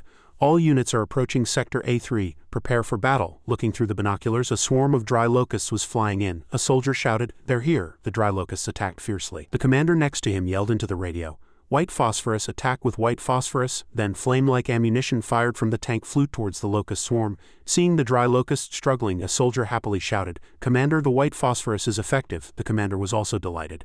"Good, keep up the momentum." But suddenly, the commander noticed something unusual and said, "Wait a moment." The dry locust suddenly began to glow and manipulate sand. The commander shouted, "No, these insects are trying to control a sandstorm." Then a huge sandstorm rose, blowing everything away. All the ammunition they fired was blocked by the sandstorm. The soldier looked at it in panic. "Commander, all our ammunition is blocked by the sandstorm," the commander immediately ordered.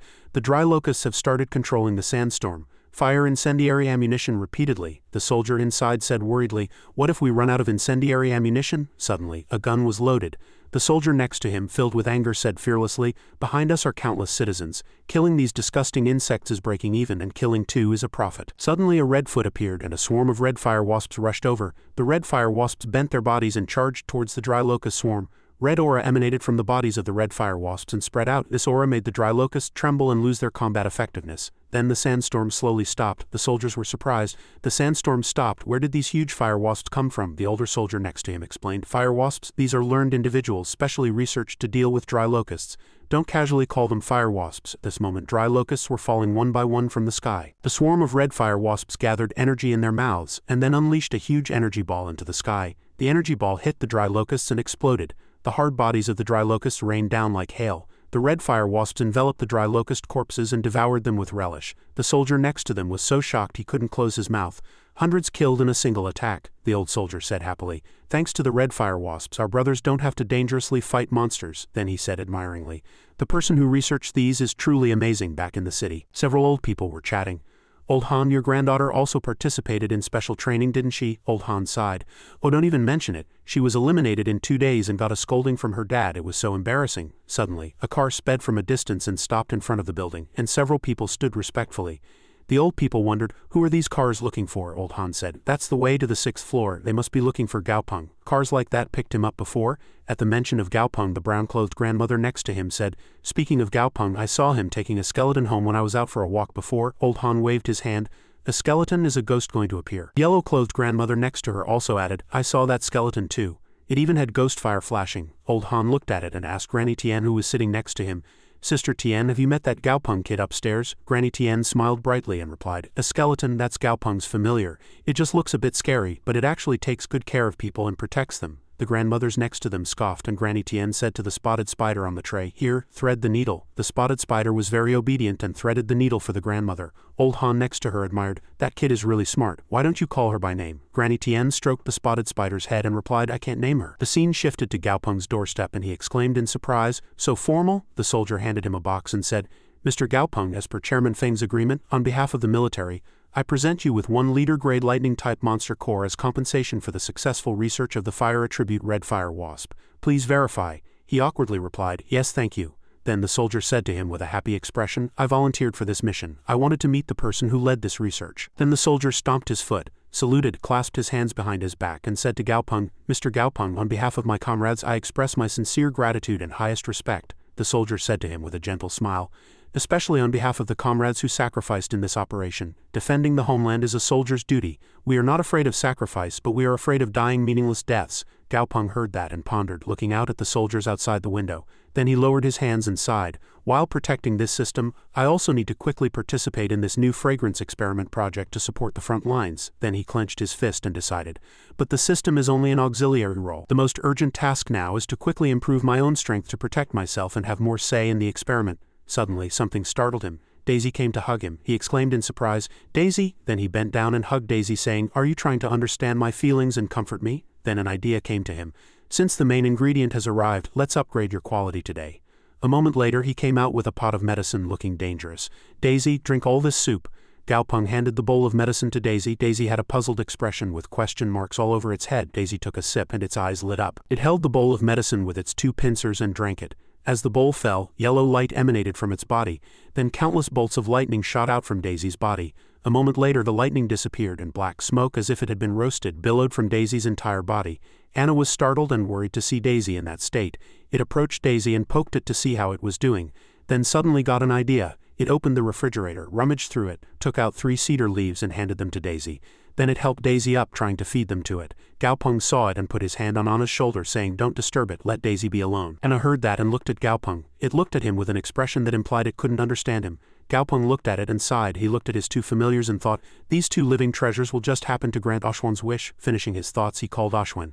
"Ashwan, come here." Ashwan pretended not to hear and flew to another place. Gaopeng had no choice but to take out a water bottle to lure it. "Here, Ashwan, there's delicious fruit juice." It heard that and flew towards the water bottle. Gaopeng's face slightly hardened. "Good, 1, 2, both are gluttons." Then he pricked his finger with a needle, drawing blood. Then he pressed his blood on Ashwan's head while Ashwan was off guard. He closed his eyes and felt Ashwan's consciousness space. When he saw Ashwan's consciousness space, he thought, "Ashwan's consciousness space is still a bit weak." When he saw Ashwan's consciousness space, Gaopeng saw Ashwan approaching him and thought to himself, "It's gotten bolder, it's approaching me on its own." He smiled. "It's worth not wasting so many delicious things." Then Gaopeng touched Ashwan's consciousness.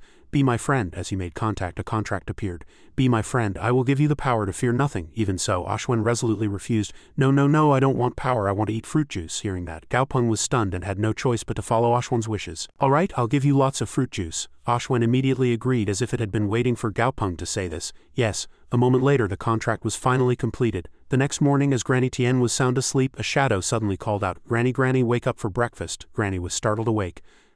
It turned out to be a parrot imitating her late husband's words. The parrot kept saying, "Granny, wake up for breakfast. Granny, wake up for breakfast." Granny sat up and said, "Good boy, it's you." Granny looked at the parrot and continued, "After the old man left, fortunately, you were always by my side." Then Granny recalled the days when her husband was still alive. After her daughter's accident, her mind was always unwell, and the old man must have had a hard time too. He must have been very tired himself, but he still made her 3 meals a day, especially breakfast, waking up on time every day to make her breakfast and then waking her up to eat. Then Granny looked at her husband's portrait and said, "It's a pity I waited until my mind was a little better to take care of him, but he left first." Granny smiled gently. "At that time I didn't know how to continue living and I didn't want to live anymore. Fortunately, the words you imitated gave me the motivation to keep going. Thank you for staying with me like this, but the old man must have been waiting for me for a long time. I need to go find him." Suddenly someone called out, "Granny." Granny was startled to see her husband in front of her. "Granny, I'm here." Granny was startled and stammered, touched. "Oh, old man." He held out his pinky finger to Granny. "Let's not be separated this time, okay?" Granny also intertwined her pinky with his.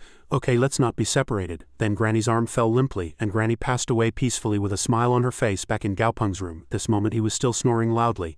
Then Daisy cried out, "It hurts, it hurts." He woke up, still half asleep, and sat up. "Daisy, what's wrong?" Daisy at this moment kept crying out, "Itchy, hurts, itchy," and rolled around. Gaopeng was startled and jumped off the bed to help Daisy up. Could there be a problem with its evolution? Worried, he noticed something. He looked down at Daisy's jaw and a system notification also appeared. Quality: perfect. Status: teething. He was startled to see that. Teething? Centipedes also teeth? Could it be that after the world mutated, the centipede's genes also mutated? Then he smiled gently and stroked Daisy's head. "That's right. Daisy's current form can no longer be judged normally. Don't be afraid, this is growing pains. Experience it." Then he put Daisy on the ground and went outside to call Ashwan. "Ashwan, come here." As soon as he went out, Ashwan happily jumped onto his head. He stood in the middle of the room thinking about Ashwan's evolution path. How should I choose Ashwan's evolution path? Should it be support, or should I develop its lethality? Then he stroked his chin and pondered. If I choose the evolution path using the wood core I found last time as the main ingredient, it will become a wood spirit jellyfish, a monster with 2 attributes, healing and space. Gaopeng imagined Ashwan attacking, and if its space-type attack power was enhanced, it would be truly terrifying. If he gave up the direct attack route and switched to support, he would feel a bit regretful. Then Gaopeng recalled the scene of mountains of money he had to pay. But that kind of training process will definitely consume an enormous amount of time and energy. If it evolves into a support type, the process will be relatively faster. In the end, due to financial pressure, Gaopeng chose the support route. It's better to give up. Let's go with the support route. I'll upgrade it to a wood spirit jellyfish. Only after I become stronger can I train any type. What's suitable for the current situation is best. The scene shifted to the street and Gaopeng walked along, puzzled. Why is it so noisy today?" people whispered. "Mom, what is this? Oh my, was I mistaken?" Then everyone looked up at the sky with surprised expressions. "It's a protective spirit. Granny Tien's old friend has come to pick her up. Quick, look at the sky. Granny Tien has surely become a protective spirit." Gaopeng looked at it and then up at the sky, puzzled. "Sky?" He looked up, so shocked he couldn't speak. The system displayed the protective spirit's name, level 25 quality, perfect attribute, soul type. Introduction: a deeply attached spirit whose form is unstable while lingering in the human world. Upon fulfilling its attachment, it returns to the underworld. The old man next to him excitedly said, "I saw it. They flew up. The 2 corpses turned into light and flew up. The parrot and that person must have already died." The young man next to him calmed him down. "Sir, calm down." Meanwhile, Gaopeng thought to himself, "Granny Tien passed away." Gaopeng suddenly remembered something. That's right, he recalled the day he met the spotted spider. Granny Tien's house still had the spotted spider. If the owner dies, the familiar is released from its bond. If it chooses to return to the mountains and the embrace of nature, that's fine, but I'm worried it might change its personality, become aggressive, and attack others. Thinking this far, he immediately set out to find the spotted spider. No, I have to find it quickly. After running for a while, he arrived at Granny Tien's house, exhausted and panting. He wiped the sweat from his face and looked at the door. It was locked. Door is locked. There's no sound inside either. Where could it be hiding? He looked around and thought, it's probably over there. Given the spotted spider's habits, it would be there. Gaopeng looked up at the corner of the wall. Found it. Then he ordered Daisy to go into battle. Daisy, come here quickly. Daisy looked at him and slowly descended, then quickly crawled over like lightning. Daisy crawled around Gaopeng's body and Daisy's eyes glowed red like lanterns. The spotted spider on the wall was startled and broke out in a cold sweat. Then it fell from the wall. Gaopeng and Daisy looked at it blankly. What, you fell because I startled you? The spotted spider trembled behind his shadow. Then in its eyes Granny Tien's words reappeared. I'm old now and will die soon, so I won't contract with you. It recalled the moment Granny stroked its head.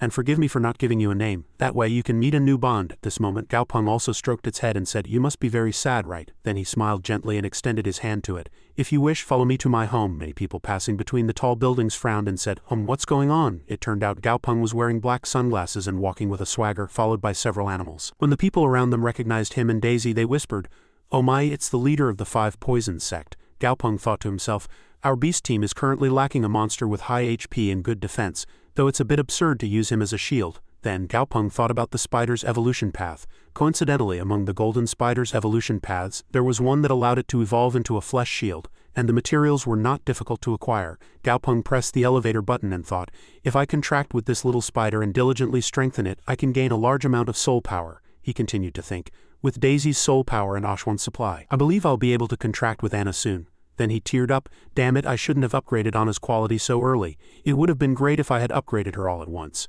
But it was too difficult to gather all the necessary soul power. Daisy, standing beside him, looked at Gaopeng with a question mark. Gaopeng raised his hand to greet the young lady in front of them and said, good morning.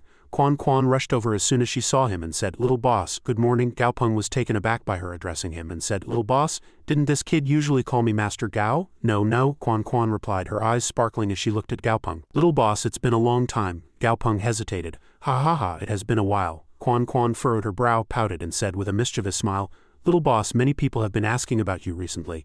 Some clients specifically asked for you, and even when I told them you were busy, they insisted on waiting, but you weren't answering your phone. Quan was furious, steam practically coming out of her ears as she approached Gaopeng. As soon as he saw her, he quickly tried to placate her. I'm free today. Shall we handle it ourselves? Gaopeng presented a piece of paper, trying to smooth things over. Please prepare these materials first. Wait, I'll buy you bubble tea. Despite her anger, Quan still snatched the paper from his hand, turned, and left, simply saying, okay. Gaopeng was also speechless. Gaopeng let out a sigh of relief.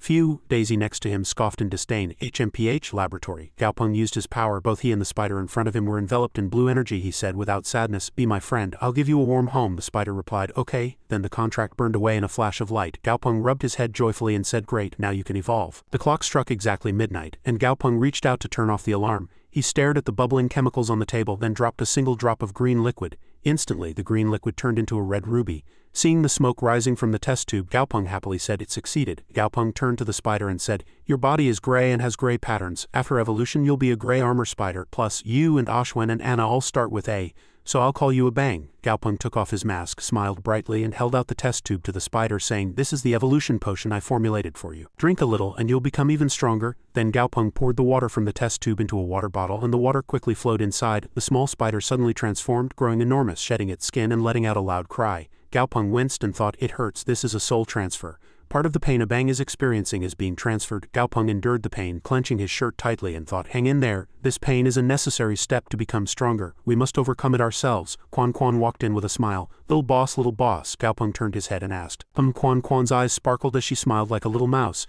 Boss, you have guests, you know, that handsome guest. Gaopeng adjusted his glasses and smiled. Oh, I'll be right there. He thought to himself, another mouth to feed, I need to make money quickly. After taking off his lab coat, Gaopeng noticed something and asked awkwardly, The guest was a blonde man sitting on the sofa with a bald bodyguard beside him. Gaopeng used his technique to identify the person's status and immediately knew who he was. He said with interest, a leader-grade Beastmaster. Gaopeng handed his lab coat to Quan and said, Quan, I'll handle these 2 guests personally. You keep an eye on the little spider's evolution process. Gaopeng continued, do you see the substance in the bottle on the table? If it changes color, pour the white liquid from the test tube into it. Quan smiled and replied, "Oh, understood." The blond man with glasses approached Gao Peng and said, "Indeed, I didn't expect Master Gao to know that I have a small garden." Ru Mu was very honored. He thought, "This is too enthusiastic. My reputation can't be that great." Ru Shenlin extended his hand first and explained, "Master Gao, you seem to be unaware. I had the honor of attending a military celebration party a while ago. And at the party, Chairman Feng mentioned that your contribution to the research of the Red Ember Firefly was outstanding." The bald bodyguard behind him pulled back a curtain revealing an iron cage and a black shadow. Ru Shenlin pointed at the iron cage and said, "I want to enhance this beast. After much consideration, I believe Master Gao is the most trustworthy, so I brought it here." When the curtain was pulled back, a dog with fierce fangs and thorns emerged. A red jewel was embedded in its chest and it growled in anger. As soon as Gao Peng saw it, he exclaimed in surprise, "It's a black nighthound." He imagined two black nighthounds standing behind a door. Rumor has it that all dog-type monsters can evolve into black nighthounds. It's another evolution path for dog-type monsters. The black nighthound's jet black fur can perfectly blend with the night sky and absorb a large amount of light, thus it is the assassin of the night and also the best companion dog for the night. Many manors and gardens prefer to raise such black nighthounds. Ru Shenlin said, "I know your rules. The fee for a leader-grade beast is set by you. Please name your price freely." Gao Peng glanced at the system panel in front of him and thought, excluding the two most powerful and rare evolution paths and excluding 5 evolution paths whose materials are too rare, and adding those that take too long and are too time-consuming, there are 13 methods remaining.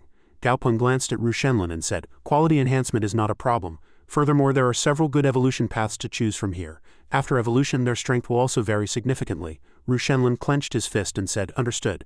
Then I'll choose the most expensive one." Gao Peng smiled and extended 5 fingers saying, "Then it's 5,000 credit points." Ru Shenlin and the bodyguard broke out in a sweat and asked, 5,000? Gao Peng held the other person's hand and smiled. Mr. Ru made a wise choice. From upstairs in the laboratory a continuous thumping sound was heard. Gao Peng was startled and asked, "A bang." He quickly rushed over and asked, Quan, what's wrong?" She trembled in fear. Oh my, mommy." In front of her and his eyes was a gigantic spider. Quan pointed at it in terror and said, "Boss, look." Gao Peng asked inwardly, The system kept sending notifications of successful evolution. Successfully evolved into a gray armor spider. Gao Peng looked at it and happily said it succeeded. But then he paused and looked at the broken things on the floor. Gao Peng angrily scolded it. "A bang, why did you break the lab equipment and scare Quan?" The newly evolved little spider didn't know how to explain. Was at a loss. He reached out and stroked A Bang's head. Gao Peng bent down slightly and said, "No matter how strong you become in the future, you must know how to control your power, okay?" Then her face turned red. A Bang quickly brought 2 front legs to its face, shyly covering its face and agreeing with him, but he found something strange and asked, "Huh?" A Bang tripped over a wooden stick, then immediately rolled down and fainted. Gao Peng looked at it blankly and bewildered, wondering inwardly, "Why do all my beasts have a slightly silly attribute?" The proverb says, "You become like those you associate with." No, I won't become silly. Gao Peng stroked A Bang's head and said, "Good job, A Bang. Go outside and be quiet. Don't touch anything." A Bang nodded and obeyed the command, but instead of walking normally like other spiders, it walked sideways like a crab, leaving everyone present stunned and bewildered. Gao Peng worriedly thought, "Why is it walking sideways?" Gao Peng went to Quan, helped her up and said, "I'm sorry. Replace the broken barrel with a different large barrel, charge the cost to my account, and then prepare the Black Nighthound evolution materials and schedule the experiment with the client for next week." Gao Peng crossed his arms and said, "Also record the person who cleans the lab on my account. The equipment is broken now, so I can't conduct any more experiments. I'll go home first." Quan stood up, her face darkened, and said, "Yes, more money to spend." Gao Peng walked away with his beast thinking, "My family is growing, so it's time to move to a larger house. A house in the suburbs would be more convenient for training and gathering herbs. I should contact a real estate agent first." Then he looked back at the little spider and broke out in a sweat. Gao Peng tilted his head and thought, puzzled, "Did I miscalculate the medicine formula and feed it incorrectly? Why did it evolve into a crab?" Gao Peng kicked its leg and shouted, "Walk straight, you're a spider, not a crab." A Bang didn't understand. Then Gao Peng rubbed his head in frustration and sighed, in front of a shop. The employee smiled and approached Gao Peng as soon as he saw him. "Mr. Gao, you must be him. I'm the employee who called you before. You can call me Xiao Lu." Gao Peng asked her in return, "You called before and said I could view the house today, right?" Xiao Lu guided him. Yes, we also have a dedicated car. This way, please." There happened to be a suburban villa that met his requirements, a large yard, a basement, and a quiet surroundings. The employee handed Gao Peng a tablet and said, "Mr. Gao, please look at this. These are photos of the villa." The tablet displayed photos of the villa. The white villa was surrounded by green trees well lit by the sun with a grand entrance, spacious sides, and airy windows. The employee said, "Although this villa doesn't have a basement, the surrounding area, which is very spacious, is entirely owned by the villa, so you can build a basement yourself." Gao Peng was quite satisfied and asked again, "What's its location?" The employee was startled and said, Then she cleared her throat and coughed a few times. Cough, "It's near Longxing Lake and the price is very affordable, only 2,000 credit points." Then she secretly whispered in his ear, although it's remote, the management there is very lax, and besides the villa's area it comes with a huge plot of land which is perfect for your requirements. Gaopeng said slowly, don't rush, I need to check a few more things. These photos are recently updated, right? But aren't these pre-disaster photos? The plant background doesn't seem to have mutated at all. He pointed at the plants outside the villa. Gaopeng held the tablet in front of her and said, are you people hiding some important information from me? Xiao Lu nervously stammered. How could that be? Think about it, a pre-disaster detached villa with a dozen mu of garden was originally impossible to buy in Chang'an City. Now it's only 2,000 credit points, which is too cheap. Moreover, although it's remote, there's a road at the foot of the mountain. So if you buy a car, commuting will be very convenient. The photo showed a racetrack at the foot of the mountain. Gaopeng adjusted his glasses, a mischievous smile appearing. It might be a problem for others, but with these guys in my house it's enough, and I might even get extra food for free. He thought about the abandoned houses and said, anyway, in the early days of the disaster, society underwent drastic changes, so these suburban villas were either fortified or simply abandoned. So if this house is 60 new like in the photos, I'll be satisfied. Plus it's safe. Then he let out a mischievous laugh, and the chilling sound startled the female employee next to him. She worriedly asked, Mr. Gao? Xiao Lu worriedly said, actually this price isn't expensive. The seller is practically selling it at a loss. Gaopeng said, alright then let's go see it. Suddenly the female employee was startled. At her feet, a bang, Gaopeng's small red-eyed spider was also staring blankly at her. Xiao Lu bent down and stared at Gaopeng's spider, saying, is this your beast? This little crab is so cute. You really have good taste. Gaopeng, who was getting into the car, heard that and was startled, turning his head and saying, Abang was also surprised. He replied awkwardly, that's a spider. The female employee laughed awkwardly.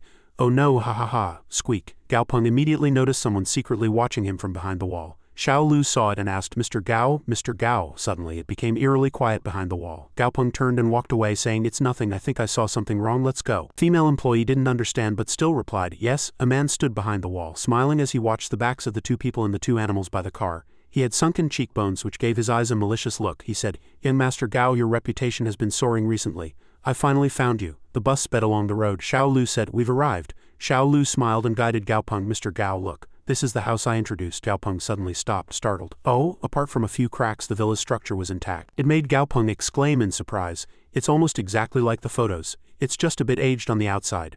Gaopeng looked at the clean kitchen and said, there's barely any dust in the house. Could the seller be regularly hiring someone to clean it? After looking around the other rooms, he said, the furniture is all there, it's just a bit old-fashioned, and some tables, chairs, and the floor need repairs. Gaopeng glanced at the table below and thought, the furniture in this house is quite expensive. Even with its bad location, it shouldn't be sold for 2,000. That's strange. A bearded old man approached and asked, are you Mr. Gao? Gaopeng quickly turned his head towards the door and asked, who are you? Xiao Lu knew who the person was, so she turned to Gaopeng and explained, Mr. Gao, this is Mr. Lu, the owner who is selling this villa.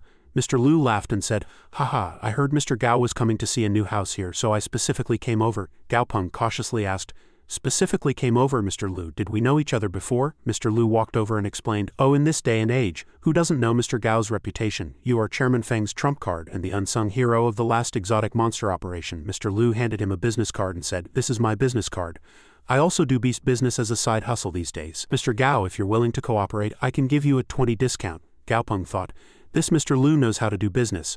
Mr. Lu said, Mr. Gao, what do you think of my house? It's well maintained, right? I hire people to clean it every month. If you buy it, you can move in immediately with just a small management fee, which is very convenient. Gaopeng said, to be frank, Mr. Lu, the price you're asking, Gaopeng continued. But the biggest problem is this, although this house is not in a good location, it's worth at least 4,000 credit points. Gaopeng's glasses glinted. 2,000 credit points was too far below the market price. Could you please tell me the internal reasons? Mr. Lu placed his hand on the wooden table and said, actually, this house was originally built for my parents to enjoy a comfortable retirement. Mr. Lu's face was filled with sadness. He said, my parents are from the countryside and aren't used to big city life, so I bought this villa in the suburbs for them. He imagined his elderly parents and said, they both worked hard for me their entire lives. Now that their son has a little money, they should naturally enjoy it. But he recalled the scene from that time, images of cars burning, destroyed by monsters, and people screaming everywhere. He couldn't help but shout loudly, that flood destroyed everything, and my parents never had a single day of peace. They worked hard their entire lives. The image of the two old people inside the glass shattered and scattered on the floor. His eyes were red with rage, and he shouted loudly, this damn world. His hand resting on the table was also trembling. Mr. Lu tried hard to suppress his anger and said, this house was originally something I intended to keep forever as a memorial. When I heard that Mr. Gao was looking for a good place to live, I introduced it to you through the agent at a price of 2,000 credit points. You can consider it my investment in you. I am also not young and my abilities are limited, so whatever I try to do doesn't go as I wish. You, Mr. Gao, are a young and capable talent, and the future of Chang'an City depends on you. He placed all his hopes on Gaopeng, uttering a wish that such tragedies would never happen again. Mr. Lu's words reminded Gaopeng of his own parents. Gaopeng said, "Understood. Thank you for your trust." Gaopeng immediately decided, "I'll buy this house." Under the night sky, the tall buildings were lit up. Gaopeng returned with a cardboard box and said, "Anna, Ashwen, we're back." Seeing that his familiars were not enthusiastic, he said dejectedly, "Why so cold?" Gaopeng smiled and said, "Come here both of you, this is the nutritious food I chose for you. It's much tastier than yin snowheart connecting grass." The small jellyfish had a face full of question marks. The skeleton next to it glanced over. All four gathered around the dining table. Seeing the steaming food on the table, Gaopeng said, "Come on, eat quickly." The house seemed to have become noisier. Gaopeng turned his head. Seeing a familiar black-haired woman leaning against the door, Gaopeng shouted excitedly, "Sister Tang Tang." Tang Tang waved at him and said, "Xiaopeng, long time no see." She approached the small centipede with a happy face, smiled and stroked its head. "Wow, Daisy's upgraded." Then Tang Tang pulled Daisy's small mouth open and, seeing its sharp teeth, said, "Oh my, Daisy has even grown teeth." Daisy was very uncomfortable but endured it. The small creature had no way to save itself, crying and signaling for help. Tang Tang didn't care at all and pulled harder, saying, "Come on, let your sister check if they're good." Gaopeng pretended not to see Daisy's signals and turned his head, signaling to the other side. "Just endure it a little longer. Just a little longer." His attitude surprised the small centipede. Then Tang Tang spoke again. "By the way, Xiaopeng," she looked at him and asked, "I heard you bought a house." Gaopeng was surprised but replied, "Sister Tang Tang, your information is really fast, but the house is still with the interior design company for renovation, so I can't move in that quickly." Tang Tang's eyes sparkled and she took Gaopeng's hand and said, "Then I'll come with you. Interior design involves a lot of things. I'm worried that you're inexperienced and might get tricked," he said worriedly. "All right." Tang Tang waved goodbye. "Then it's settled. I'll go first," Gaopeng said, sweating. He suddenly began to suspect why the house price was so cheap. The door closed. Tang Tang smiled and said, "Good, then I can naturally buy the house next to Xiaopeng's." Neighbors were still neighbors. The wind gently rustled the green leaves. Gaopeng placed his hand on a tree trunk. He and his familiars were hiding behind the tree. Gaopeng looked down at the military vehicles below, thinking that they had arrived. He turned his head and thought, then zipping forest shouldn't be far either. He climbed up the tree leaves. As Gaopeng walked, he thought, "I hope I can collect all the materials today. I had a total of 3 days off and today is the last day. If I don't collect enough wood cores today, I'll have to wait until next week's holiday, which would be too late." He suddenly exclaimed in surprise. "Ha!" He saw a faint shadow on the tree branch. He said, "Here." He shouted loudly. To encounter an elite-grade monster as the first monster outside the forest, life in the wild won't be easy. On the branch was a black leopard with long fangs. The system indicated it was a feline monster. Level 13, common quality, wood attribute. The black leopard's eyes glowed blue and its entire body was red. As it snarled, it ran quickly. Gaopeng shouted to his familiars, "No, everyone, be careful." It pounced like lightning. As its long claws were almost upon him, Anna threw Daisy from its back to the ground. It quickly rushed at the black leopard to confront it. It spat out a streak of purple lightning, but unfortunately the black leopard dodged quickly. The black leopard sensed danger and retreated a little. Anna began to get angry, its whole body turning red as it shouted loudly, "Your enemy is me." The black leopard's fur bristled, and with a single step from Anna, dust scattered everywhere. It quickly rushed at the black leopard, which was panic-stricken. The black leopard fled desperately. Anna refused to let go, gathering red power in its hand. Then the red power tightly wrapped around the black leopard's leg. Anna, taking advantage of the black leopard being controlled, trembled like a mouse and threw a heaven-shattering punch. The black leopard's eyes widened when it saw Anna's attack. Before it could leave a dying message for its offspring, Anna punched it directly in the head. Even the ground cracked. Bright red blood flowed from the black leopard's body. Gaopeng looked at Anna's large, sturdy back and thought, "Anna's strength has increased by more than 10 times compared to the flood ape. I expected it to be strong, but not this strong." But Anna suddenly raised its hand and looked at its hand dejectedly, making Gaopeng wonder, "Ha?" Then he said, "Are you still not used to your own strength?" Gaopeng smiled like a handsome man with six-pack abs and said, "Anyway, after evolution there won't be any fighting, so Anna needs to train more." Then he turned his head and led the group away, saying, "Come on, let's go."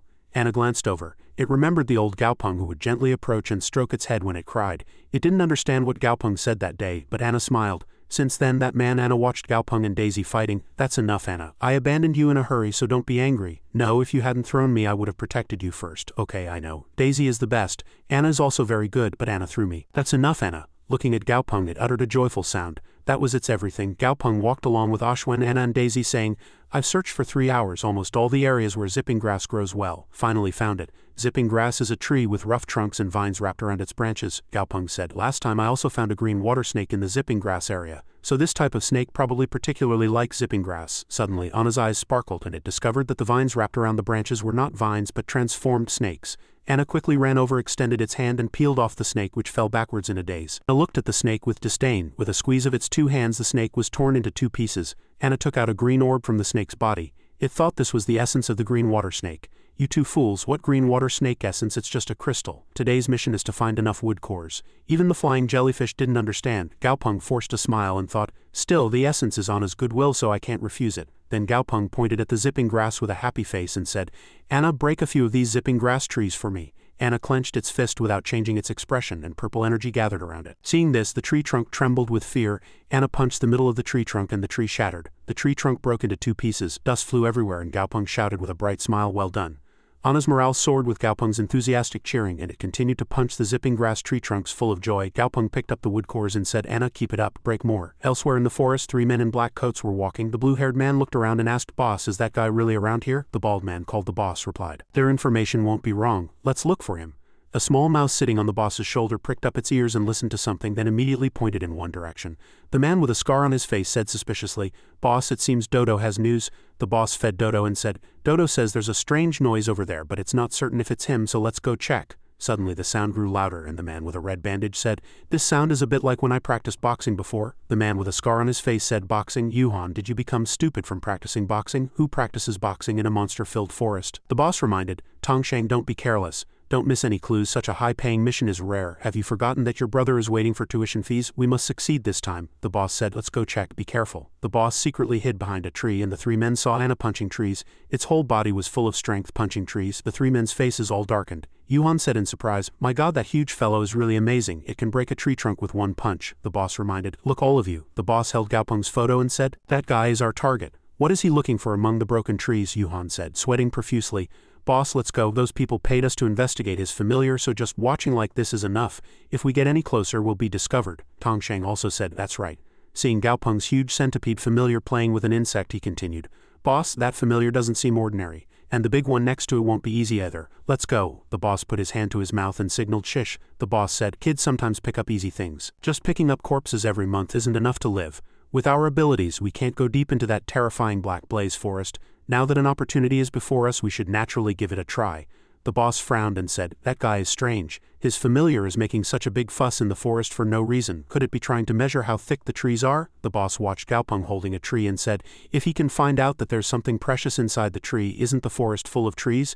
Then we'll be rich, won't we?" The boss ordered. "Tongsheng, later you hide in the dark and have your familiar directly attack that guy. Yuan, you follow me and confront that big monster." The 2 subordinates immediately replied, "Yes, understood."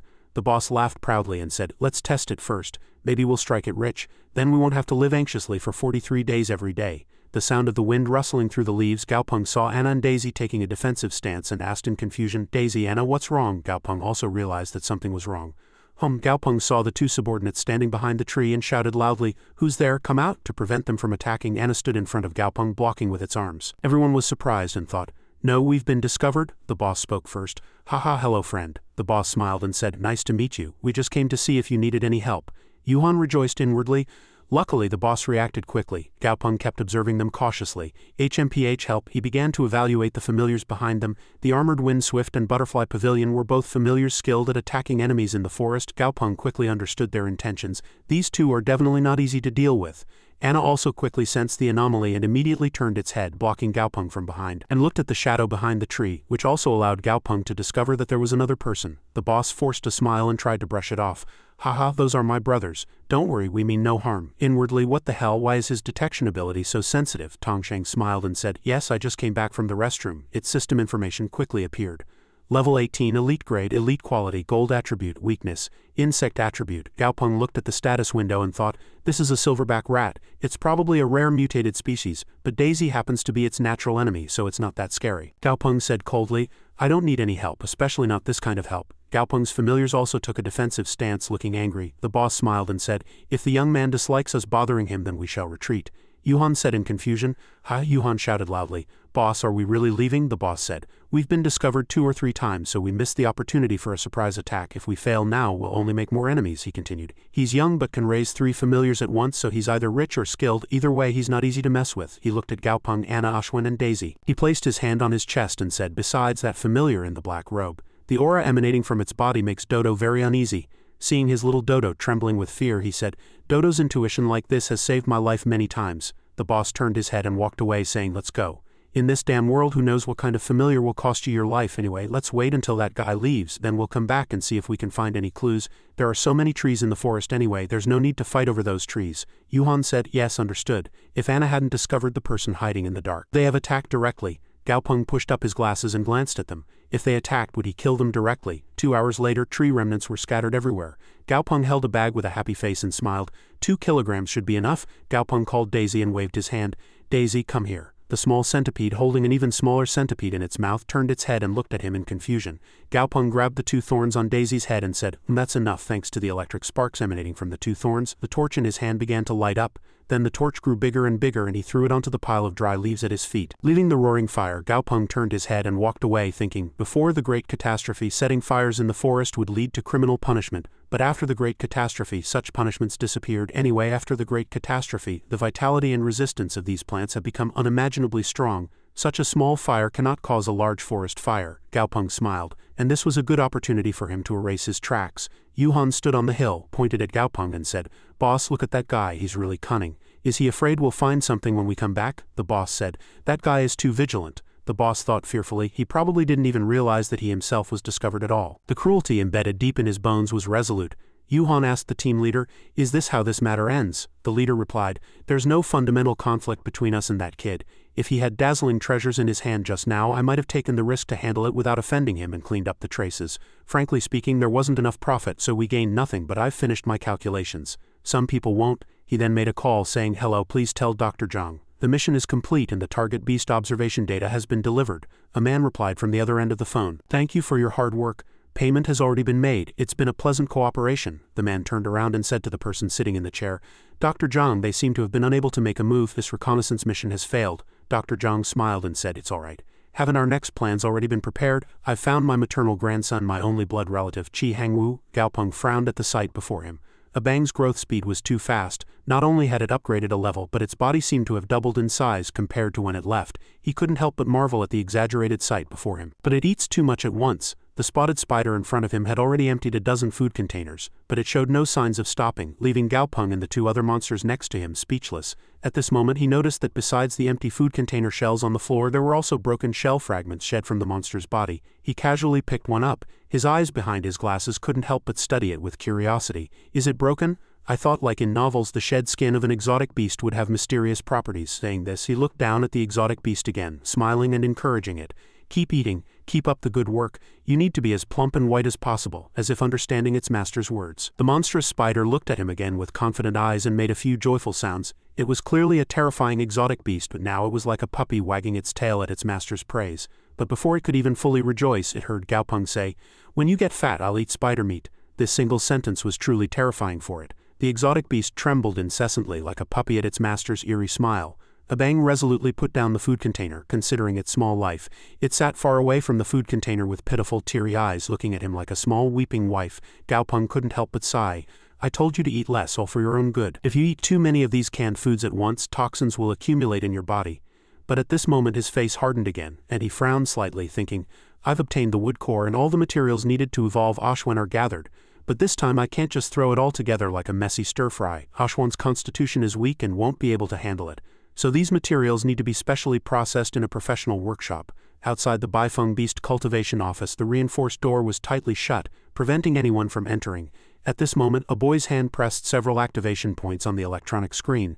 The tightly shut building door slowly began to open automatically. As soon as he entered, the lights in the room came on, welcoming the guest. There was no one inside. He and the exotic beast stood at the door, admiring the scene inside. Quan left too early today. Good. No one will disturb me. These materials are rare and according to the prescription they require special treatment such as freezing, high-temperature combustion and strong acid corrosion. Having said this, Gaopeng placed a large well-packaged bag on the table before him. He followed all the methods written in the book by himself inside the office building. First he put on his protective suit, then grabbed a flamethrower. Intense red flames shot out from the nozzle emitting scorching heat. He intended to burn the object before him. Subsequently, he set the blender to maximum power, grinding the ingredients into a strikingly blue solution. After a long period of meticulous effort, Gaopeng happily held a test tube filled with glowing liquid. He smiled proudly and said, "It's finally done. With such a sweet and fragrant smell, Ashwan will surely love it." The flying jellyfish next to him also danced happily with its small feet upon seeing its master. He no longer delayed, pouring the contents of the test tube into a large blue tub, mixing it with clear water. Occasionally an ethereal blue mist rose from the water's surface. The color was somewhat strange, but the rising blue mist was an irresistible temptation for the exotic beast. One could tell how alluring it was by the drooling expression of the flying jellyfish. It made a few sounds telling him that this smelled like human apple juice. Seeing its joy, Gaopeng smiled and extended his hand towards the tub, saying, "Come on, go soak a bit." Before he could even finish speaking, the shadow of the little jellyfish was faster. It could no longer wait and rushed towards the tub. Watching the exotic beast slowly submerge itself into the crystal tub, its body stretched out and floating naturally in the water, he was completely speechless. "I hadn't even finished my sentence, how could it be so impatient?" suddenly he cried out. His eyes wide, red pupils contracted. The exotic beast was lying in the large tub. Its face was very satisfied and its contented appearance was very annoying, but its body in the solution was undergoing changes that surprised him. "This color is wrong, Ashwan, it's blue." He remembered that Ashwan's favorite spot was on top of his head. Thinking this far, his mouth twitched and his face grimaced.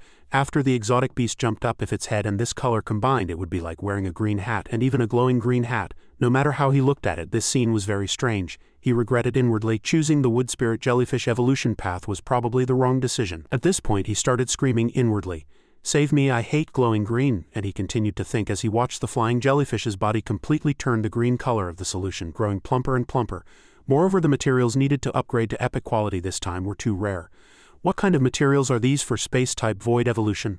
Ashwan is probably at peak perfect quality now. At this moment, Gaopeng closed his eyes and concentrated. He was surrounded by a strange blue flame. Feeling the power within his body, he made a few more guesses. However, as Ashwan upgraded, his own soul strength had improved significantly. He predicted there was still a slight distance to contracting with Ashwan, but with a little more effort it would probably happen within a few days. Suddenly, at that very moment, he felt a glowing gaze from behind him. A shadow rushed over. Gaopeng felt a chill run down his spine. Sensing something amiss, he immediately turned and desperately resisted the flying jellyfish. "Don't you come over here," but its tentacles stuck firmly to him like dog fur, refusing to let go. Eventually, one person and one exotic beast walked out of the store exhausted and resigned, Gaopeng sighing helplessly. Ashwan had successfully climbed onto his head, firmly becoming his green hat. Its face was full of spring-like joy. After a few steps, his phone, which was in his pants pocket, started ringing. Opening the phone and seeing the name on the screen, Gaopeng was puzzled.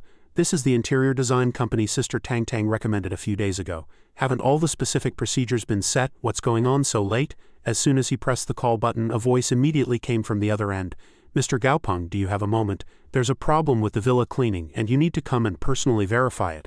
Hearing the voice from the other end, he immediately asked, "What's the problem?" The other party spoke in a rush as if they had been waiting. "We found mutated plants in the villa. If they're not removed, we cannot continue with the interior design.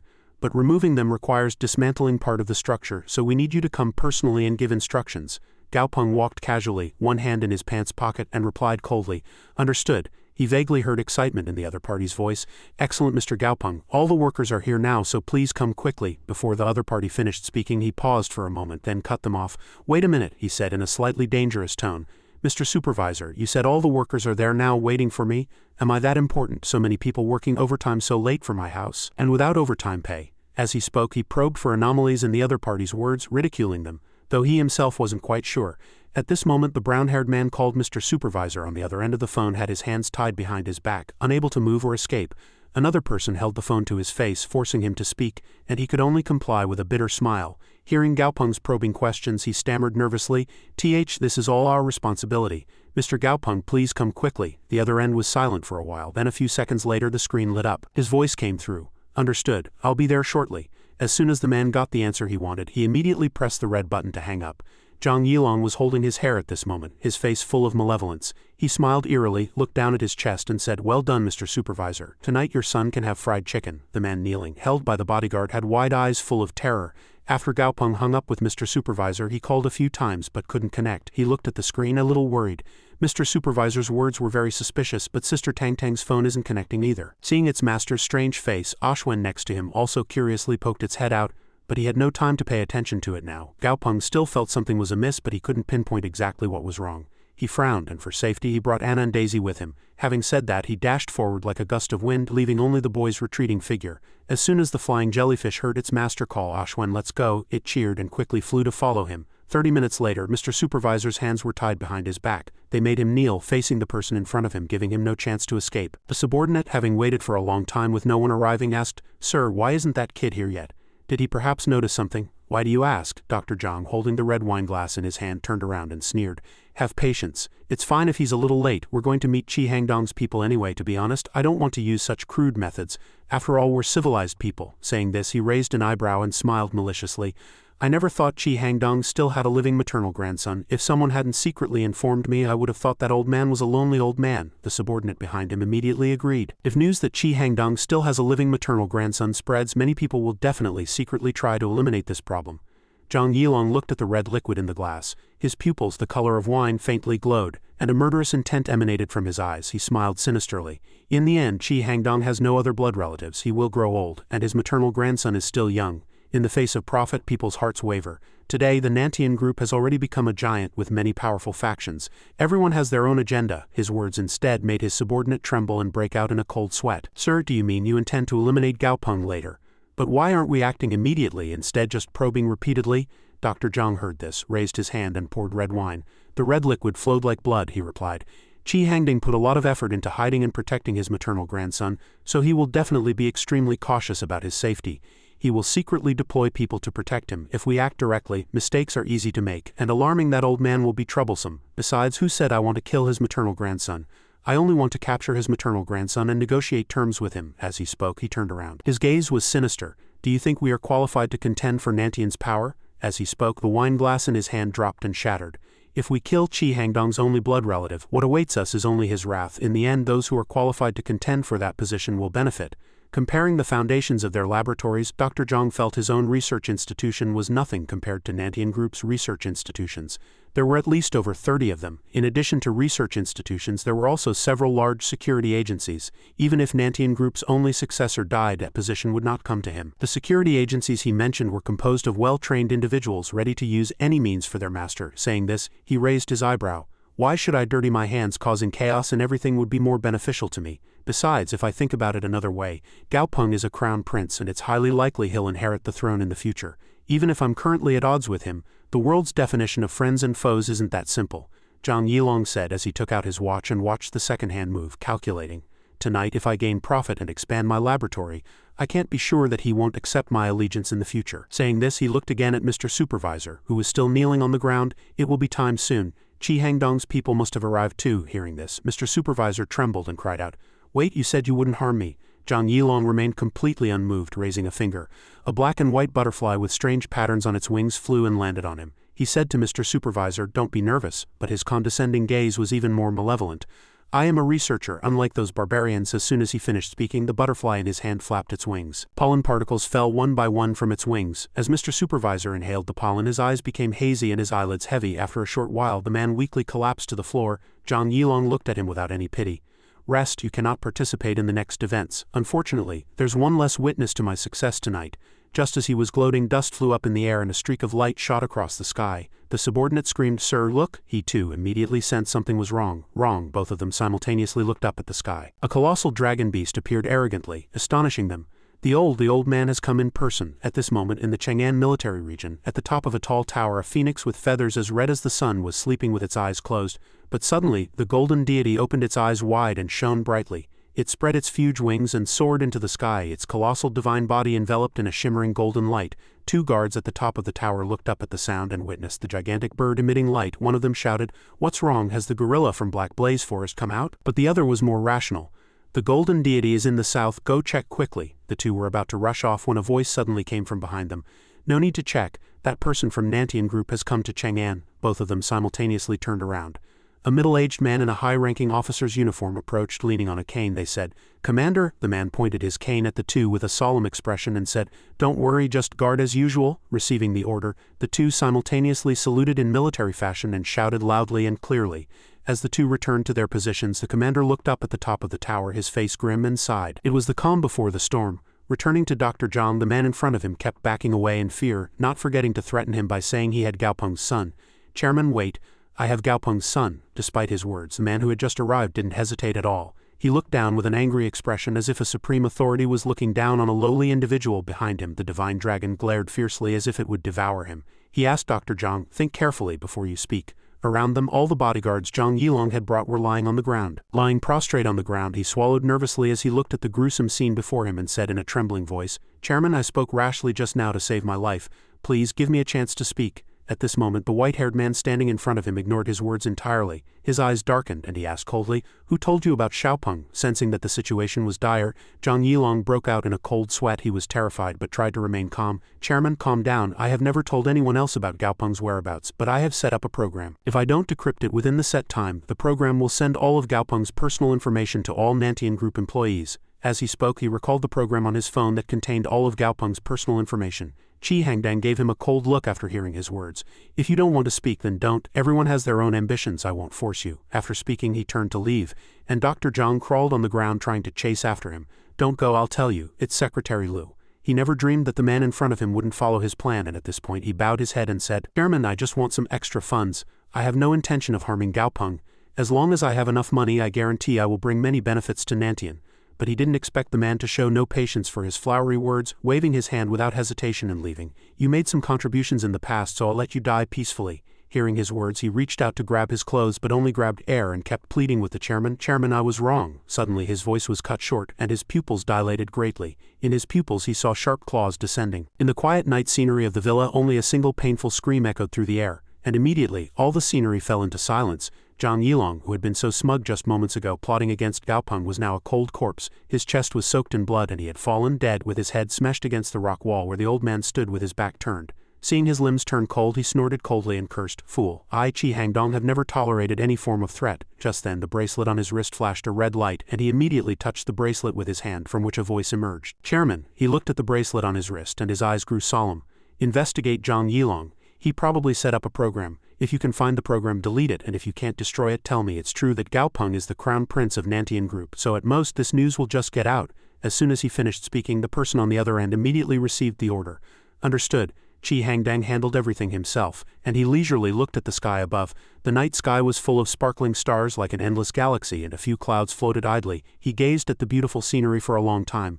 "I like this simple world," but amidst that beautiful atmosphere a mournful plea was heard. "Help me, no." Just then a woman approached and knelt on the ground. She looked up at the towering back in front of her and respectfully called out, "Master." The chairman glanced at her. "You've worked hard all this time." Tang Tang, he called her name. She was an enchanting woman with lightly wavy black hair. She had red eyes and soft pink lips, always wearing an indifferent smile. When he called her name, she stood up and followed behind him. Qi Hangding paid no attention to her, turning his face to recall the past. Immediately after returning from overseas, he couldn't fully control the group. The group's internal affairs were chaotic, and at that time the news of her parents' death overshadowed her own news. He could only send people to clear up the remaining clues according to the situation, allowing her to grow up peacefully.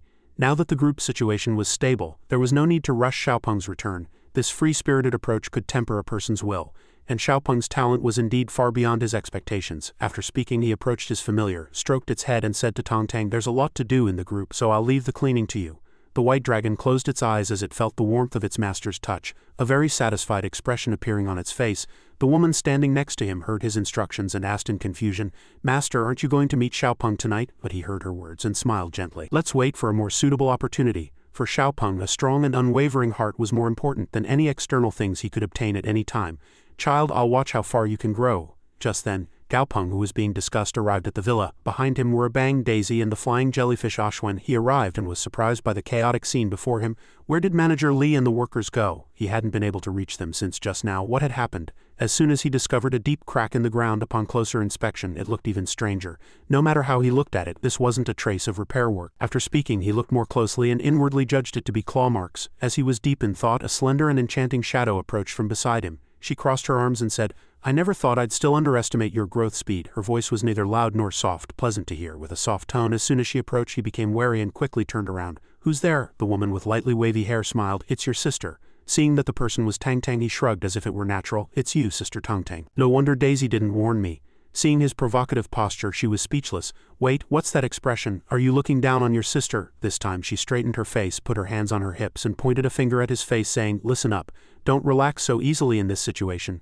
How can you be sure your sister isn't an enemy?" Seeing her worried expression, Gaopeng bared his teeth and smiled, pointing a finger at her. "It's fine, Sister Tang Tang. If I have to suspect you too, there'll be no one left in this world to trust. Ever since I was an orphan." Before he could finish, she opened her hand and desperately retorted, "No, Xiaopeng, you're not an orphan. Your maternal grandfather is alive." Hearing her words, he was startled and paused for a moment, then asked again in disbelief, "My maternal grandfather is alive?" Tang Tang looked at him.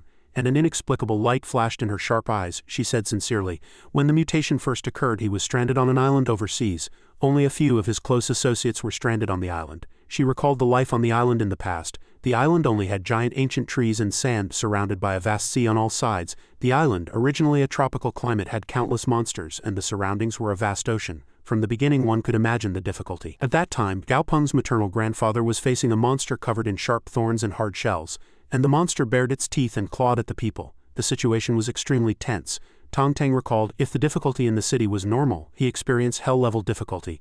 After all, there was no army on the island. Heaven doesn't completely abandon people after that. His maternal grandfather was lucky enough to encounter a fortuitous opportunity and continued to survive with his strong will. He continuously cultivated monsters on the island, and even when surrounded by countless copper-hard monsters with fierce aura, Qi Hangdong, though his clothes were tattered and shabby, could not hide his majestic aura. He held powerful strength in his hands and demonstrated his majesty in front of those beasts, and in the end all the monsters on the island had to bow their heads to this man. As Tong Tang finished explaining his maternal grandfather's glorious stories, only 2 words appeared in his mind.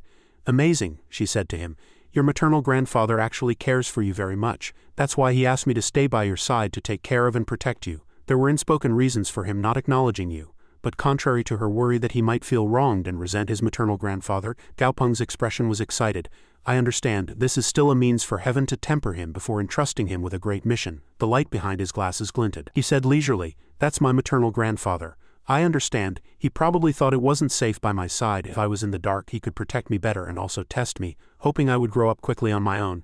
Seeing that he understood the situation at such a young age and showed no resentment towards his maternal grandfather, she softly called his name, "Xiaopeng." Her voice held a hint of pity, but he looked resolutely into the distance.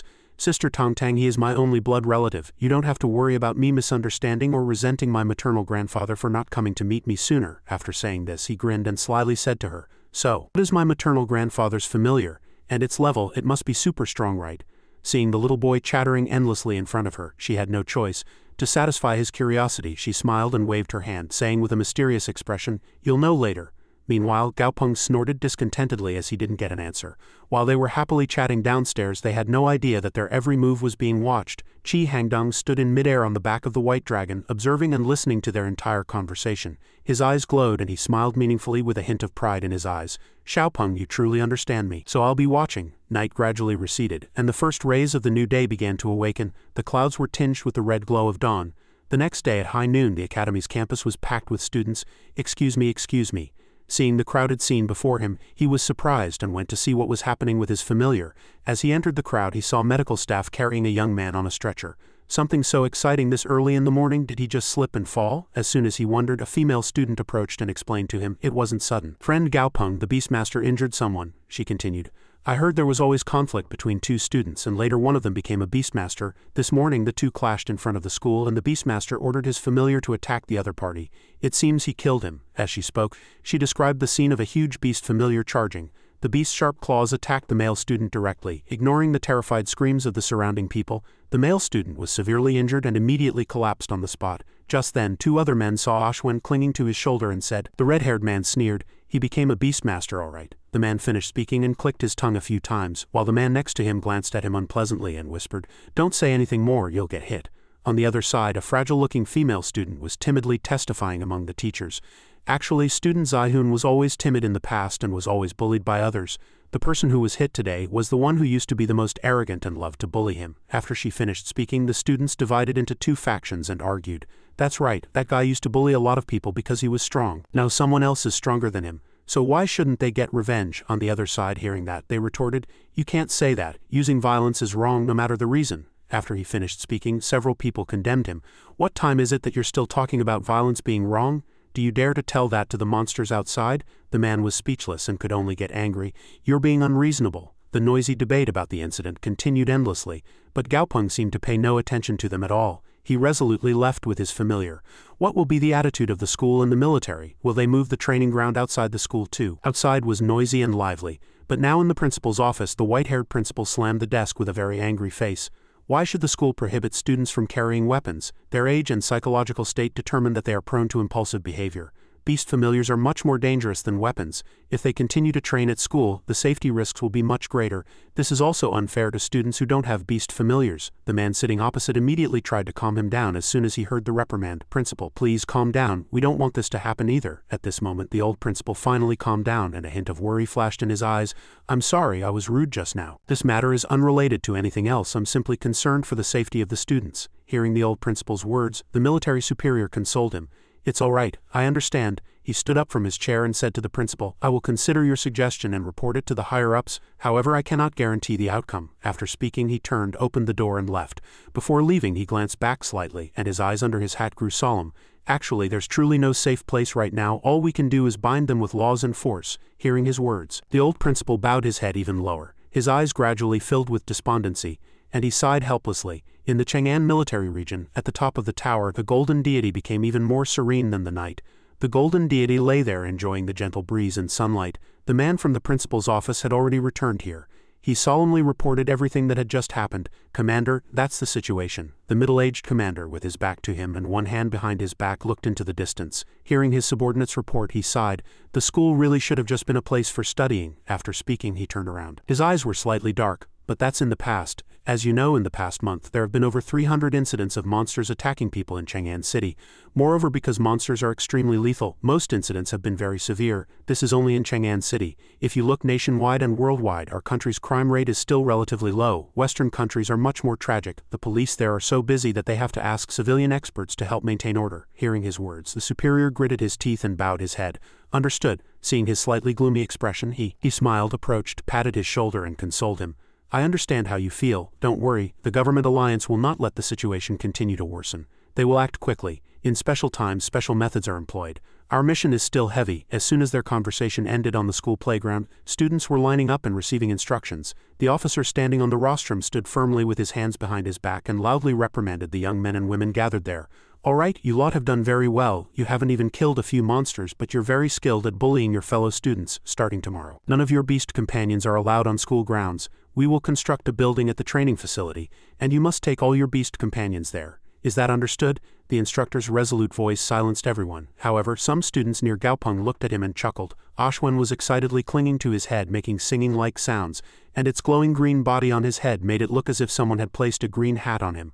What was worse was that this creature was obliviously waving its tentacles, enjoying the attention. With a frozen expression, as if he had given up on everything, he grabbed it and tried to remove this creature from his head. However, the flying jellyfish fiercely shrieked a few times as if saying, "No, I'm not going, it's warm," while desperately clinging its tentacles firmly to his head. At this moment, Gaopeng spoke, his voice low enough for only him and Ashwen to hear. I've heard that jellyfish soup is very delicious. These few short words startled Ashwen, making it look as if it were about to die. Fearing it would actually become soup, Ashwen used its abilities to create a spatial wormhole and pulled out a water bottle. The flying jellyfish skillfully brought him a large water bottle as big as its body and whimpered with a pitiful expression.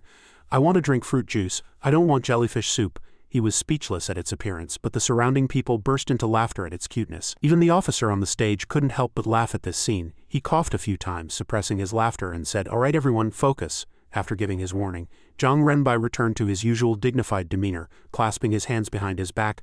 The university entrance exams are in 2 months. Time waits for no one. The results of your training during these 2 months will greatly impact your scores. Don't think that good scores are useless. Large corporations, the military, and the government will all highly value Beastmaster students with good academic performance. They will focus on nurturing exceptionally talented individuals, and their treatment and development opportunities will far surpass those of ordinary students. Look at the screen. Yesterday, the first Beastmaster University Entrance Exam Challenge was announced worldwide. As the instructor spoke, a large screen behind him lit up, displaying the large words Beastmaster Challenge. He then explained, according to the document, it's divided into 3 rounds. In the first round, the entire nation will take the exam simultaneously. You will lead your beast to challenge monsters. You can first choose the monster's grade and quality, but the monster's type will be randomly assigned. Furthermore, you cannot choose to fight against monsters with mutually exclusive attributes. If the assigned monster's attribute is mutually exclusive with your beast, you will have 1 chance to change it. Of course, if your beast can defeat a monster with a mutually exclusive attribute, you will receive an additional 10 bonus score. By grade, a common grade monster is 10 points, an elite grade is 50 points, and a leader grade is 500 points. On top of that, an elite quality monster of the same grade receives an additional 50 bonus, and a perfect quality monster receives a 100 bonus. He explained the monster grading system to the students and also the future university entrance exam scoring method. But it didn't end there, the officer continued. Second, the number of monsters you challenge cannot exceed the number of beasts you possess. For example, if you have 3 beasts, you can only challenge 3 monsters. This is to prevent students with high-grade beasts from choosing multiple low-grade monsters to boost their scores. The first round will basically be the final round for most students. Only a small number of exceptional students will qualify for the second round. In the second round, you will actually fight in the wild, and it will be broadcast live nationwide. The specific rules will be announced immediately after the first round ends. However, students who advance to the second round will generally be able to enroll in top-tier universities. When he finished speaking the explanation for the second round, participants will lead their beasts into the jungle outside. Leaving the national safe zone, they would directly confront the monsters outside, all of which had gigantic bodies and bizarre colors. After a brief explanation of the second round, Zhang Renbai stood on the podium with a smile, his words becoming more emphatic. As for the third round, I'll tell you about it when you advance to the second round. I hope you don't waste your time. I believe you all experienced the great catastrophe 3 years ago. Remember and cherish that the peace we have today was not easily won. After warning everyone, he kindly added, our instructors will also intensify their training during the remaining time. Gao Peng stood among the students, lost in thought for a moment. With my current abilities, even though I'm only in grade 11, I should be able to participate in the exam. However, I need to accelerate Oshwan's perfect quality evolution. As he thought this, the creature in his mind clung to his shoulder, tears welling up in its eyes. While he was still deep in thought, the instructor on the stage was already standing behind a large iron cage, inside which a colossal monster was confined. I managed to get this mutated locust. Which of you wants to try it first? Monster name. Mutated locust, mutated gigantism, monster quality, elite quality, monster grade. Level 10, common grade. Gao Peng thought for a moment as he looked at the monster confined in the iron cage. He stroked his chin, thinking, Abang has also successfully reached level 10 after going through its growth stage. Its grade and quality are not significantly different from this locust, so it's a good opponent for training. Moreover, locusts are naturally prey for spiders, so Abang will have an advantage. As he thought this, he secretly glanced at his group of beast companions. They all wore worried and pitiful expressions, especially Abang, who was tearfully pushing a bug in front of itself like a timid wife. Seeing this, he felt a little helpless. Why is Abang so timid? It was so ferocious when it ambushed me last time. Did it suffer some trauma from being too scared? I really need to train it more. Having quietly made his decision, Gao Peng bravely raised his arm high. Instructor Zhang, I'll go first. He didn't mind the spider hiding behind his feet. Meanwhile, Zhang Renbai was a little speechless seeing one person and one animal standing there. Another one has been added. He approached Gao Peng and reminded him. Most Beastmasters dedicate all their energy to cultivating one beast until it reaches leader grade, and only then do they cultivate their next beast. Only when a beast reaches leader grade can a Beastmaster be said to have the ability to protect their life. Gao Peng, you are an excellent student whom we highly value. Cultivating multiple beasts at once will inevitably waste a lot of time and energy, especially with the exam approaching. Focusing on cultivating one to leader grade and earning points from leader grade monsters is the best option. Hearing the instructor's words, he merely chuckled and said, Thank you for the advice, instructor. I already have a cultivation plan, so there won't be any problems. But in his heart, he was shouting, I know the instructor means well, but I can't explain to him that with the system's help I can easily upgrade my beasts. After he finished speaking, he turned to his spotted spider and said, Good luck. It looked like Abang had put on a lot of weight. Abang, good luck. No matter what its master said, it still approached the monster in the cage with a pitiful, trembling expression. Abang's massive body unwillingly entered with the locust. It stared intently at the locust hanging upside down on the cage ceiling, trembling in its heart. Don't hit me, don't hit me. At this moment, 2 other students approached his side. A short-haired, black-haired student spoke. Why isn't there any movement? Are you going to fight or not? Then the short-haired female student next to him suggested. Gao Peng, should I bring Teddy to my house? However, ignoring the 2 anxious people beside him, he just stared intently into the cage, thinking to himself, one is too suspicious to dare to attack first, and the other is too scared. They're evenly matched indeed. Thinking of the golden-tailed centipede king's always fierce and vicious appearance and the tearful spotted spider, he couldn't help but compare them. Finally understanding what the teacher always meant by personality differences, both were fighting for the first time, but Daisy and Abang's expressions were completely different. Daisy was extremely bloodthirsty, actively attacking its prey, while Abang chose to defend and wanted to escape. If this wasn't a concrete floor, it would probably have dug a hole and hidden by now. Thinking this far, Gao Peng's face slightly hardened with worry. Abang, this is a path you must take. To become stronger you must fight. Just then there was movement in the cage. The colossal locust body leapt in front of the spider. He secretly gasped. The locust attacked first. Before he could even think, the locust's sharp claws firmly gripped the spider's body. Feeling something touching its back, Abang still tearfully shook off the locust and quickly retreated. Seeing the locust soaring through the air ready for battle, he immediately tensed up. Oh no, the locust is going to fight in the air. This situation will give it a huge advantage. Only this mutated creature could throw Abang like that. My previous way of thinking was too mechanical. The injured spotted spider desperately spewed a web from its mouth. The web it spewed immediately enveloped its opponent, firmly pinning it to the ground. Seeing the situation turn in his favor, he couldn't help but be moved. Good, it used its web to block the opponent's attack. Well done, a bang. Just then, the spider's small body hit the ground with a thud. It stared blankly at the creature larger than itself struggling in the web, trembling in its heart. Seeing the locust struggling inside, it trembled and covered its head. Hiding behind its shield, it secretly prayed that this creature wouldn't break free quickly.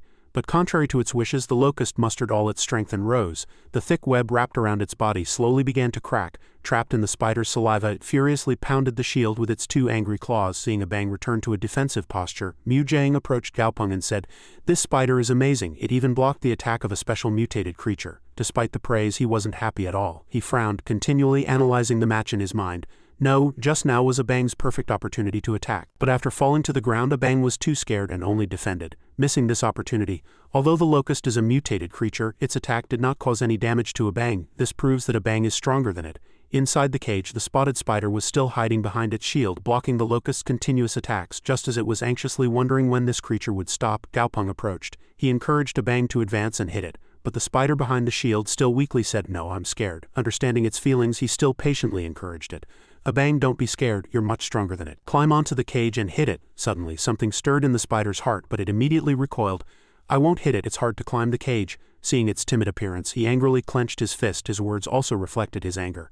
"You're a spider, you're a spider, and you say it's hard? You're the most cowardly beast I've ever raised." In the end, Gaopeng unclenched his hand and gave up on forcing it, feeling a little disappointed. "Just let it be, I was too greedy."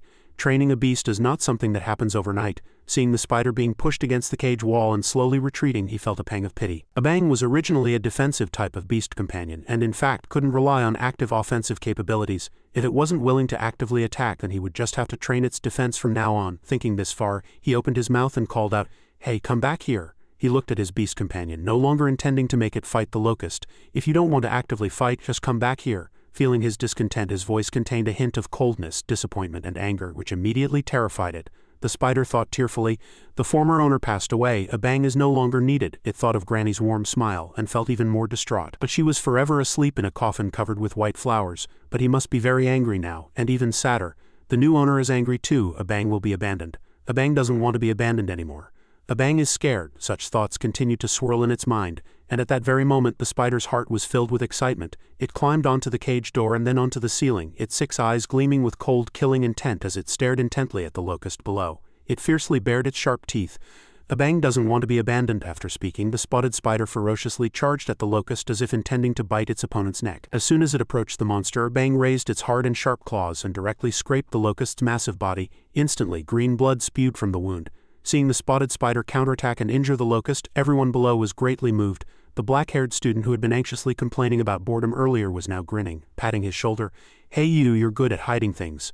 Mu Chang next to him also shouted excitedly. With just one counterattack, it severely injured the mutated creature. "I didn't expect friend Gaopeng's beast companion to have such sharp offensive power." Surrounded by his classmates, he showed no arrogance at all. Staring intently at the beast companion in the cage, he suddenly felt a little worried. Wait, a bang's current state isn't normal. Seeing the spider in the cage glowing red and continuously exuding killing intent, the system warning alarm kept ringing. Warning: enraged state out of control. A red warning window appeared before him. Warning: in this state, all abilities of the beast companion are enhanced and its combat desire explosively increases. Maintaining this state for a long time can cause irreparable harm to the beast companion. He too was startled to see the system notification window. Irreparable harm? Just then, a bang was still enraged and out of control. It furiously spewed webs from its mouth, wrapping around its opponent. As soon as its web firmly gripped one of the locust's legs, taking advantage of its opponent being restrained and unable to move, it charged forward. Its 2 eyes were filled with murderous intent, and it raised its sharp claws to strike. The locust's hot green blood splattered onto the spider's body. The more blood splattered, the more frenzied and out of control its state became, completely transforming into the murderous appearance of a beast. Just as its claws were about to deliver a fatal blow, a hand quickly reached out. Gaopeng had entered the cage at some point, and he grabbed the spider's sharp pincer. Unwilling for it to continue its frenzy, he smiled and said to it, "That's enough, a bang." He looked at his beast companion, his eyes filled with affection and praise. "You did very well. I'm sorry for what I said earlier. You did very well." But at this moment it seemed there was a difficult situation. The spotted spider slowly turned its head, its eyes still filled with rage and killing intent. It opened its mouth, repeating only a few words. "Will be abandoned, owner is angry, will fight." Meanwhile, the system warning window next to it still appeared continuously. Warning: enraged state out of control. Although its mental state was extremely unstable, and although the beast companion could immediately attack and injure its owner, he still patiently smiled. "I won't abandon you. You are my beast companion and I am your Beastmaster. We are all friends. How can friends abandon each other? Come back here, it's enough now." His voice was full of coaxing, and the spider immediately returned to its usual state, its enraged eyes instantly filled with tears. It tearfully asked, "Really?" Meanwhile, the system next to it had also returned to the normal blue screen. Instructor Zhang was standing with his hands clasped behind his back. He had been preparing for the beast companion to go out of control and injure Gaopeng, but now, seeing one person and one animal happily comforting each other inside, he was speechless. "It's true, trust me. I won't abandon you." Recalling his appearance just now, the assistant instructor who had rushed to him moved. "Instructor, please open the door quickly. My familiar is not in a good state. I need to go in and save it." He raised an eyebrow, silently commending him. Interfering in a familiar's battle was a very dangerous act, but student Gaopeng didn't hesitate at all. Perhaps this self-sacrificing courage was what made his grades so outstanding. Thinking that, he sighed and began to ponder how to nurture such talents. How wonderful it would be if such a born talent could join the military. By the time the battle ended, the sun had already set behind the mountains, and the entire school was bathed in the red glow of twilight. After the battle, a bang lay on the ground. At this moment it had returned to its usual joyful and adorable self, waving its two claws in the air. He burst out laughing at the sight. After a week of training, Abang had finally succeeded in its diet. Although Abang no longer feared battle, he still needed to ask Instructor Zhang a few more questions outside of training hours, and teach Abang a fighting style that consumed the enemy's stamina, avoiding direct, brutal combat. During this time, Gaopeng had truly studied diligently under Zhang Renbai's guidance. After a grueling day of training, Gaopeng returned home. Dressed in comfortable house clothes with a trash can beside him, he naturally felt at ease watching his familiars happily sipping juice, constantly laughing and playing. The last time Abang lost control, he had realized many things. Although the system's help was immense, if he thought that having the system meant everything would go smoothly like sailing with the wind, he would soon suffer losses. Whether it was devising strategies or grasping and controlling information, he was still too young and immature, so he needed to take it slow and steady. Thinking that, he picked up a piece of shed skin from the familiar and carefully observed it. "Every time I throw away this skin, it feels like such a waste. I heard that shed spider skin can also be used as medicine. Or maybe I should dip it in egg yolk coated in breadcrumbs and fry it." Thinking that, Gaopeng grinned, looking at the piece of skin in his hand. "Everything is edible. If it's poisonous, Daisy will handle it." But Daisy next to him couldn't read his thoughts, yet felt a shiver down its spine from its master's sinister smile. He actually threw Abang's skin into a pot of boiling soup. Gaopeng picked up a piece of cooked skin. It had now changed from its original dark gray to an appetizing golden color. Watching him take a bite and make a satisfied expression, he praised his own talent. "It's so delicious. Adding a little more fennel seeds would make it absolutely fantastic." Once the dish was cooked, he served a full bowl to his familiars. Abang said, "Daisy, have a bite." As the aroma of the food filled the room, these greedy creatures drooled. Daisy stuffed its mouth full of food and chewed, looking very happy. Delicious. But Ashwen, who was usually the most gluttonous, now looked at the fragrant bowl of food in front of it with slight hesitation. This food was made by the master, but why does the smell seem so familiar? As his familiars enjoyed their meal, Gaopeng hung his apron on the hook. He thought to himself, "If Abang's grade has increased, my soul power must also be stronger than before. I should try to contract with Anna again." He walked up to the colossal skeleton and used his mental power to contract with the familiar. A blue energy flow enveloped both person and familiar. "Anna, do you agree to become my familiar?" As soon as he spoke, Anna felt a huge heart beating continuously within its body, hot blood spreading throughout, and a hidden energy flow that seemed to break through its seal, feeling the exciting current of its heart. A moment later, Anna replied happily, "Yes, I agree." Immediately, the contract was completed, and the contract paper vanished into thin air. Seeing the contract successfully concluded, Gaopeng joyfully clenched his fist and felt a change happening in his body. It succeeded, indeed. My soul power was sufficient. He turned towards the skeleton, smiling sincerely. "Anna, let's help each other from now on." Seeing his smile, the familiar's eyes glowed, and the bond between him and his familiar would become even closer in the future. A passenger bus sped along the steep mountain road. In the back of the bus, Gaopeng was leaning back in his seat, eyes closed, asleep. His face was covered with a sleep mask. Finally, the second outdoor survival training began. Last time, after a few rounds, they encountered a terrifying forest snake, and for the next few days they always had to be cautious. But this time, with Anna and Daisy accompanying him, he would be able to explore to his heart's content. However, at this moment, a few male students in the front row were chatting, and when they got to the same topic, they couldn't help but get angry. The red-haired man was the first to curse loudly. "Damn it, I'm telling you, if that turtle bastard from last time shows up in front of me again." Hearing his words, the black-haired man next to him agreed. "Exactly, if I see that guy, I'll chop its beast corpse into pieces. Even beasts aren't that annoying." The red-haired man sitting in front of them also gritted his teeth in anger. "Damn it, because of that guy we said a few words and were locked up at home.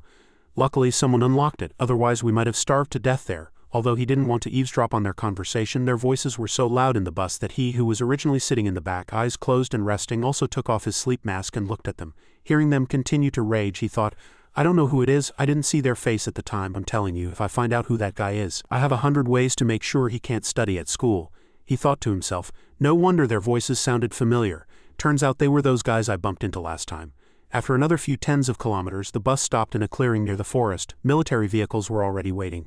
The familiars inside the bus stood in front of Anna's gigantic body, speechless.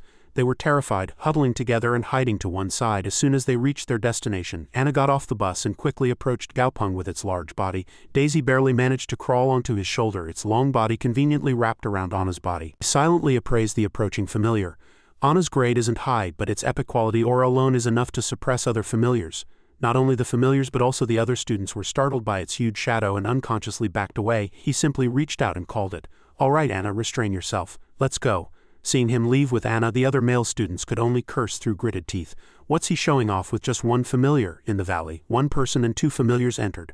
Anna's huge body was a convenient means of transport. Not only was the centipede wrapped around its body, but he also conveniently sat on its shoulder and ventured deep into the forest. Gaopeng looked ahead and explained the situation to the two. This time I'm not teaming up with Mu Chang. It's more convenient to act alone, and having too many people makes things complicated. The skeleton heard his words and, thinking he was afraid, said proudly, Master, I'll protect you. Gaopeng burst out laughing. Where did this guy learn to say that? Then Anna replied, Armor Boy. It recalled the cartoon it had seen on TV. In that cartoon, another person's familiar said, I'll protect my master. So it imitated it. Upon hearing the familiar finish speaking, he was speechless. A children's cartoon. The person and the familiar chatted happily like that, while the centipede on his shoulder was sound asleep, oblivious to the world. As they walked, a shadow flashed by ahead, and he was surprised, looking back again. What was that? Looking closely ahead, a clear lake could be seen between a few tree shadows where it had disappeared. It seemed to be the same lake where he had encountered the green-spitting frog last time. Gaopeng thought for a moment, then ordered, Let's take another path. I don't want to get spat on by the green-spitting frog again. Anna, go that way. As soon as the familiar received the command, it turned its head and headed in another direction. As it was about to carry him, the gigantic snake's head, covered in tough green scales, appeared before their eyes. It flicked its long tongue, and its long, thin red eyes stared intently at its target. Seeing its massive body flying towards the lake, Gaopeng, sitting on the skeleton's shoulder, ducked his head to avoid being bitten. The familiar was also startled and couldn't close its mouth, and the centipede, which had been asleep on its shoulder, also woke up in surprise. All three simultaneously thought, Giant snake. Recalling the giant familiar with red eyes staring at them last time, he felt a little tense. To encounter such a monster twice in a row. It seems this area is its territory. The forest snake paid them no mind. At this moment it slowly approached the lake. Its long, thin eyes stared intently at the swarm of frogs twitching and floating on the water. As soon as its huge head approached, the swarm of frogs scattered and fled. But some were too scared to move from where they stood. The difference in quality, grade, and natural predator relationship made them feel an instinctive fear in front of such an enemy. To avoid being eaten, the green-spitting frogs desperately spat their venom at the huge green forest snake in front of them. From above, the forest snake looked indifferently at the water spray hitting it. It was like being tickled. Although the frog's attacks couldn't harm its body, they successfully enraged this ancestor. Its massive body immediately charged. The originally calm water surface violently churned. The swarm of frogs scattered in chaos, and some were swept away by the waves created by the forest snake. At the great commotion in front of them, Gaopeng lowered his head. His eyes were slightly dark, completely ignoring the green-spitting frog's attacks. Although this giant forest snake was only level 20, its overall strength was in no way inferior to a leader-grade monster above level 20. Its own strength alone could stir up the entire lake. At this moment, they were hiding behind a large tree. He suddenly discovered some small round objects nearby. What are these? Tadpoles. Seeing them crying in fear, knowing they would become the forest snake's dinner, he followed that direction and clearly saw the swarm of frogs desperately fleeing below the lake. Other tadpoles also eagerly swam forward, hoping to grow limbs like the adult frogs. The entire family fleeing together was truly a spectacular sight. Just then, the forest snake's head rose from the water and swallowed a frog whole, and the tadpoles next to it scattered in terror. Gaopeng, hiding behind the tree, also silently appraised. No wonder this wicked swarm of green-spitting frogs lives in this lake without destroying the ecological balance of the surroundings. Turns out this forest snake comes here occasionally to prey. After destroying the green-spitting frogs for a while and swallowing a few, the giant forest snake slowly crawled out of the water and headed towards the forest. He stood behind and watched its figure gradually disappear, sighing to himself, It's eaten its fill. Life isn't easy for anyone. In terms of grade, its giant forest snake is a few levels lower, but in terms of quality it's higher than mine. However, for safety it's better to avoid direct confrontation with this monster. Thinking that, he turned to the familiar next to him. Anna, in a moment you'll... But before he could finish speaking, the skeleton discovered something strange. It was staring intently at the grass over there, and something small occasionally moved within the grass. A green-spitting frog and a small black tadpole poked their heads out. Both looked relieved, having narrowly escaped being eaten.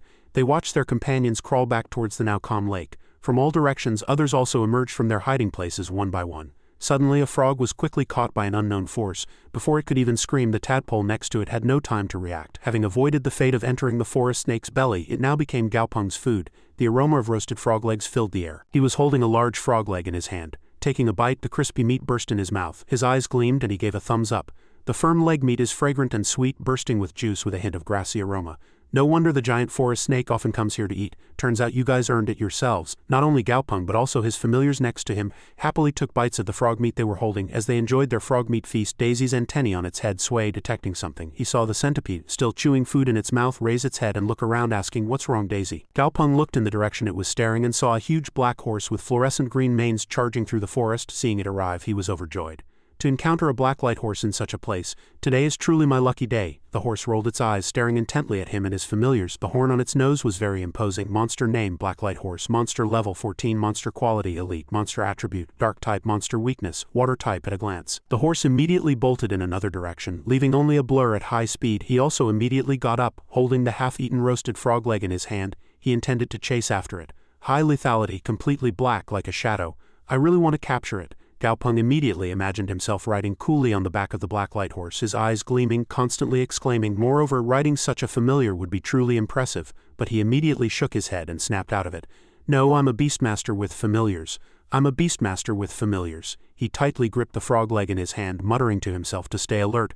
I must do what a good master should do. As soon as he finished speaking, he immediately turned and went to his familiars. After being distracted for a moment, the large frog leg roasting over the fire in front of him had disappeared, and Gaopeng shouted loudly, "Who ate my frog leg?" He turned sharply to Anna, and the innocent skeleton pointed at itself. Its eyes seemed to say it hadn't eaten and didn't need to.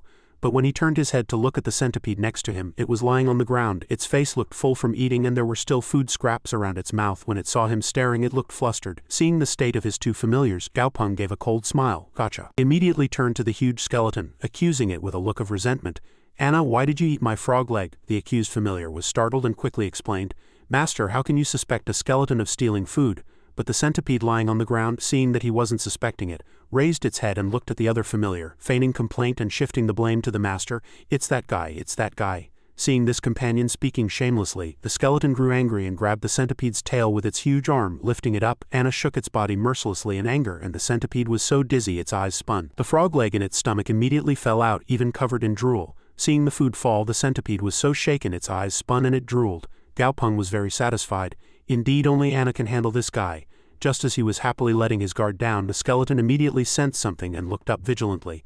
Before he could react, it was already faster, grabbing Gaopeng with its hand. He was a little surprised to see his familiar suddenly hug him and run. Seeing it looking a little flustered, holding both him and the centipede and dashing away, he worriedly asked, "What's wrong?"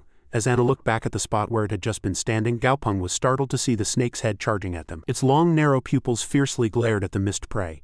Another ambush, I can't believe it. Anna ran, holding Gaopeng and Daisy. Gaopeng frowned and thought, if Anna hadn't reacted in time, Daisy and I would have been swallowed by the snake. Looking at the colossal snake, Gaopeng thought, this is the second time, and I haven't even provoked you. It felt like an immense unwelcome force had returned for a second time. Gaopeng exclaimed, Anna? And angrily asked, can you kill it? Anna shouted, kill it, and thumped its chest like a gorilla. Then Anna clung to a tree branch and climbed high. Anna cast its gaze towards the colossal snake, then leapt with all its might. The green snake didn't know what was happening. Anna rapidly descended from high in the sky, and by the time the snake reacted, it had no time to dodge.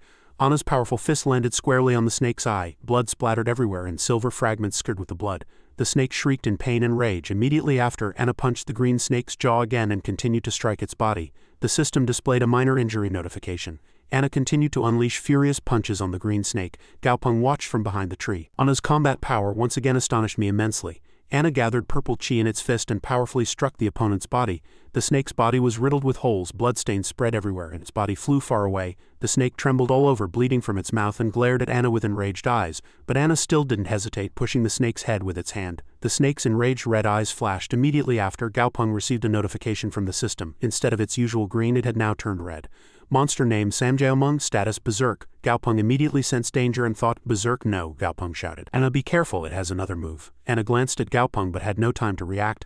A massive gust of wind blew. Samjaomung spun its body, sending Anna flying far away. Nearby trees were also uprooted by the wind. Fortunately, Anna managed to turn its body and stand firmly on the ground. Scales on Samjaomung's body rose like sharp thorns. It roared loudly at Anna. Seeing Anna trembling all over from the attack, Gaopeng quickly asked, "Anna, can you stand up?" Although injured, Anna still resolutely stretched out its hand to stop Gaopeng. He said, moved Anna. "Go." Immediately after, Anna placed its hand over the red flame on its chest. As it suddenly squeezed it, its power grew stronger and stronger. That red orb was like Samjamang's heart, making it scream in agonizing pain as if being squeezed. Gaopeng was also very surprised and thought, strong. An overwhelming pressure. So this is how Anna's blood silk heart talent, awakened to epic quality, is used, to be able to control the enemy's heart from a distance. No, Samjaomung is about to attack, it's getting desperate. Seeing Samjaomung rushing forward to bite, Anna smiled instead of showing fear, and immediately after, its heart shattered. The colossal snake fell with a thud, blood overflowed from its mouth, and its eyes glared at Anna with hatred. Anna's steadfast figure would probably be etched into the snake's mind forever, even into the next life. Anna clenched its fist in the joy of victory. All the live viewers praised. "This is amazing," the person standing behind said. "To be able to kill a colossal mutated Samjaomung, even if this familiar isn't leader grade, it certainly possesses leader grade combat power.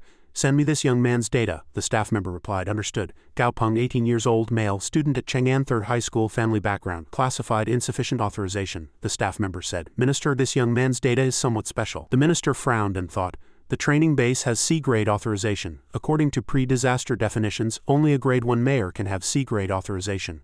A provincial minister has B-grade authorization. What kind of background does he have? But with classified authorization he can't be freely scouted," the minister said. "Pay a little more attention and try to ensure he doesn't encounter any accidents," the staff member replied. "Understood." Gaopeng pointed at the snake and said, "Daisy, come here and dissect it." With a single slash, flesh fell off. Gaopeng thought, "This sound isn't like tough hide, it's like paper." After a closer look inside, Gaopeng was shocked to discover a large vine within the snake's body. Indeed, this explains how the colossal forest snake could hover in the forest. It also explains why it didn't create a deep pit in the ground even after falling from such a height. Daisy took out an earthy brown stone, handed it to Gaopeng, and proudly said like a child, "Here, here." Gaopeng smiled and said, "Very well done." Gaopeng saw Anna crouching by the tree trunk. Earlier its blood silk heart was activated and its power was amplified. And although its blood silk heart was destroyed and could be reborn, its passive effect was gone, making Anna appear much weaker. Gaopeng consoled it. The blood silk heart not only amplifies the host's power but also has many benefits. To unleash its talent to this level, I'll need to see how to develop and train Anna after the blood silk heart is reborn. Daisy was casually munching on something. A loud noise occurred. Daisy brandished its leg and said, "A big one, that big one from last time." Gaopeng asked, "A big one?" Gaopeng quickly ran, saying, "Mu Chang and Yanzi, let's go." Elsewhere, a 2-horned rhinoceros and 4 people lay on the ground. The ponytail girl said, "Amen, Bibi, we need to be careful of our surroundings," Bibi said worriedly. "Amen, are you okay?" Amen replied painfully. "I sprained my ankle, it hurts so much." A loud noise occurred. A gigantic earthworm-like monster erupted from the ground. Everyone thought, "No." Inwardly, it quickly rushed towards them, and everyone screamed, "Danger, Yanzi, block it!" The rhinoceros quickly charged to block the attack. The ponytail girl held Amen and said, "Bibi, let's go quickly." Bibi replied, "Understood." The ground began to shake, cracking and creating difficult terrain. The earthworm-like monster erupted and roared. Mu Chang thought in terror, "There's another one." She recalled Yanzi again. Yanzi was caught by another one. Seeing Amon's and Bibi's familiars, she thought inwardly, "Amon's and Bibi's familiars can't stop the enemy. We're doomed." Just as she was about to give up, Anna flew from somewhere and struck it. Mu Chang exclaimed, "It's Anna!" Anna grabbed the earthworm's mouth and simply threw it away. Daisy quickly turned back and generated electricity. As electricity flowed into the earthworm, it writhed in pain. Gaopeng approached and said, "Anna, Daisy, help Yanzi deal with the rest of them." The two followed orders, rushed to the other side and beat the hideous earthworm-like monsters to death. Gaopeng extended his hand and greeted them. "Friend Mu, are you okay?" Mu Chang said happily, "I'm fine, thankfully you arrived in time, otherwise I'd be lying here right now." "Thank you." Gaopeng laughed and said, "No need to thank me, we should help each other." From the megaphone, "Attention all training participants. Attention all training participants. This outdoor training simulation concludes here. This outdoor training simulation concludes here." Mu Chang asked what happened again. Gaopeng said, "It seems the appearance of these earthworm-like monsters is abnormal. It feels like another monster alert has been sounded recently, but isn't this just a part of our daily lives? Let's go gather." The people behind all replied, "Understood." Amen thought blankly, "He's handsome." Gaopeng thought, according to Instructor Zhang, a new powerful monster appeared on the desert continent, luring the mandala carnivorous earthworms towards human-based cities. But fortunately, in my conversation with the minister, the government has already researched countermeasures. There are no beautiful times in this world, it's just that someone is bearing the burden and moving forward instead. Suddenly a person blocked the path and said, "Gaopeng." The arrogant people blocked the path, shaking the bricks in their hands up and down, and said, "Let's say we caught you. Last time you locked us in the safe house. Now how about we talk?" Gaopeng said. "So you did come. You're all 18, don't get so angry. Getting into a fight over a little thing isn't good. Are you trying to block me with 4 beasts that aren't even elite grade?" Gaopeng was dumbfounded, looking at the number of 3 familiars. Level 6, Level 4, Level 9. Gaopeng's face darkened as he thought, Daisy seems like it could handle all of them alone. Daisy next to him stared blankly at him and he turned his head, stroked Daisy's head and said, "Don't be angry. I definitely wasn't thinking of ignoring you." The red-haired man said angrily, "Don't worry, we're reasonable people too, we'll just break a few of your bones." Blackfire ape, go, a gigantic gorilla held an iron pipe, Gaopeng thought suspiciously. They even buy equipment for their familiars. For most familiars, the organs in their bodies are the most powerful weapons, not weaker than steel. I'm worried about their intelligence. The gorilla roared and rushed to hit Gaopeng, who sighed. "Oh dear Anna, teach this little gorilla a lesson." Anna quickly grabbed the gorilla. Anna firmly gripped the gorilla's neck. It was so strong and painful that the gorilla kept struggling. Immediately after, Anna flicked the gorilla's forehead with its finger. The others were also surprised. "No, this is—" Anna placed its hand on the top of the gorilla's head, where a red bone lump had risen on its forehead. They thought, "It's like bullying a child." The more they saw the gorilla's sobbing face, the more certain their thoughts became. After that, the Blackfire ape hid behind its master. The group's leader said, "I'm walking with a 2.2-meter tall gorilla and it's crouching behind me with an aggrieved expression. Is that okay?" He frowned and thought, "Damn it, I never expected Gaopeng's familiar to be this strong. I just thought he was flattering the instructor, and that's why the instructor was giving him special attention. For now I'll humble myself and deal with him later when the opportunity arises," he said conciliatorily. "My apologies, friend Gaopeng, it was all a misunderstanding." Before he could even finish speaking, seeing them leave, he exclaimed blankly, They left," he thought. "HMPH as expected, they paid no attention to me." The person standing behind said consolingly, "Boss, don't worry about it too much. Let's go to our bar tonight to relax." The boss replied, "You go, I have something to do tonight." The person next to him replied, "Oh, then we'll go first." He took out a piece of paper from his pocket and said, "A bok." He wiped his Blackfire ape's tears with a handkerchief and said, "Jealousy and anger are useless. Such emotions only waste time and widen the gap with the enemy. Tonight, let's train specially together. Let's work hard together to become stronger." He clenched his fist, smiled at Abok and said, "Now let's fairly compete with Gaopeng." In Gaopeng's office, he spoke in front of the computer screen. "Is it a traditional Chinese medicine? All the data is fine, so this time it will succeed." Then he turned to the small spider next to him and said, "Abang, wake up." Gaopeng approached, stroked Abang's head and said, "Good, I'll make you strong." He pointed at the bathtub next to him and said, "Jump in." After that, Abang sprayed a web onto the ceiling and leapt into the bathtub, and the medicine inside the tub rippled slightly. Gaopeng stood with his arms crossed, satisfied, and said, "Good, now all I have to do is wait. The system only provides guidance. But the materials and manipulation are all up to me. Fortunately, now I just need to boil it in a large pot, but later, when its level is higher, I'll have to cooperate with the familiar to refine the materials, control fire, control lightning, control ice, and even precisely control temperature and refining time down to the second, which will be a truly difficult problem." Two black shadows whispered outside, "Are you sure there's no one in this office?" "Don't worry. I've been watching it every day recently. By now the office staff should have already left." The fat man in the black hat said, "Damn it, it's special military-grade reinforced glass. I don't know why we have to rob this office. It would be better to rob a bank." The tall man replied, "Nowadays banks all transfer credit points. Where does a bank have money? A regular office might have some experimental materials. Even if we just sell these materials casually, we could earn hundreds of thousands." He summoned water droplets and said, "All right, quickly prepare to open the door." He summoned water with both hands and said, "This time no need to worry about fingerprints. You go up." The short fat man said, "HMPH, you have infinite regeneration, but I'm decreasing each time." A bee was trapped in a block of ice. After that, he placed it on the door, and the tall man said from behind, "HMPH, if you have money, you can buy even the most powerful monsters." The fat man replied, "Quiet, it's almost done." "Good, stand back, be careful of the breaking glass." After that, he pressed the red button on the door and a red aura burst out, causing the insects inside to break free from the ice and tremble. Immediately after, a small hole was punched through. Gaopeng shouted, "What's that sound?" He walked to the computer, checked and said, "It seems to be outside the door. Turn on the surveillance camera and check." Seeing the black screen, he said resolutely, "The staircase door surveillance camera has a good signal, but I can't see anything. Something must have covered the lens. It seems someone with malicious intent has come to the door. I don't know if they're here to kill someone or to steal things." Gaopeng picked up his phone and called the police. "Hello, is this the police station? I'd like to report something. Someone has malicious intentions towards me." The tall man said, "Don't waste time, quickly search everything and leave." The fat man said, "Look, there's movement over there. It seems like some machine is moving, heading towards the light coming from inside the door." Seeing those three letters, "Laboratory," he shouted happily. "It's a laboratory, there must be a lot of good materials inside. Quickly go in and check." He opened the door and went in, shining a light and pointing at the bathtub. He asked, "What's this?" The fat man said, "Whatever it is, it's definitely expensive. Let's smash it first, then talk." He took out a centipede and let it bite his hand, and immediately after, massive muscles swelled on his body. The tall man said, "Look at this." He threw the hammer to the fat man. Gaopeng thought, "No," from behind the curtain. "If Abang's evolution laboratory is destroyed now, the experiment might fail. I need to think of a way to stop them." Gaopeng went out and said, "Hey, you two." They were startled and shouted, "Who's there?" Gaopeng said kindly, "You must have had a hard time finding me."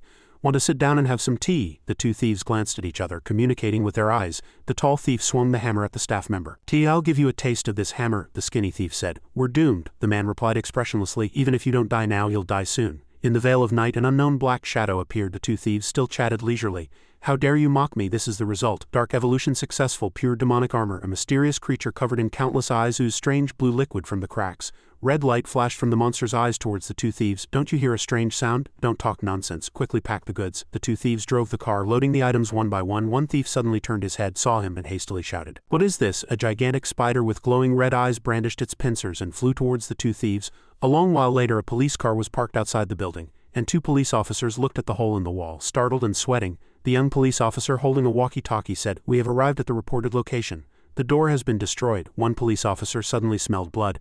It's the smell of blood."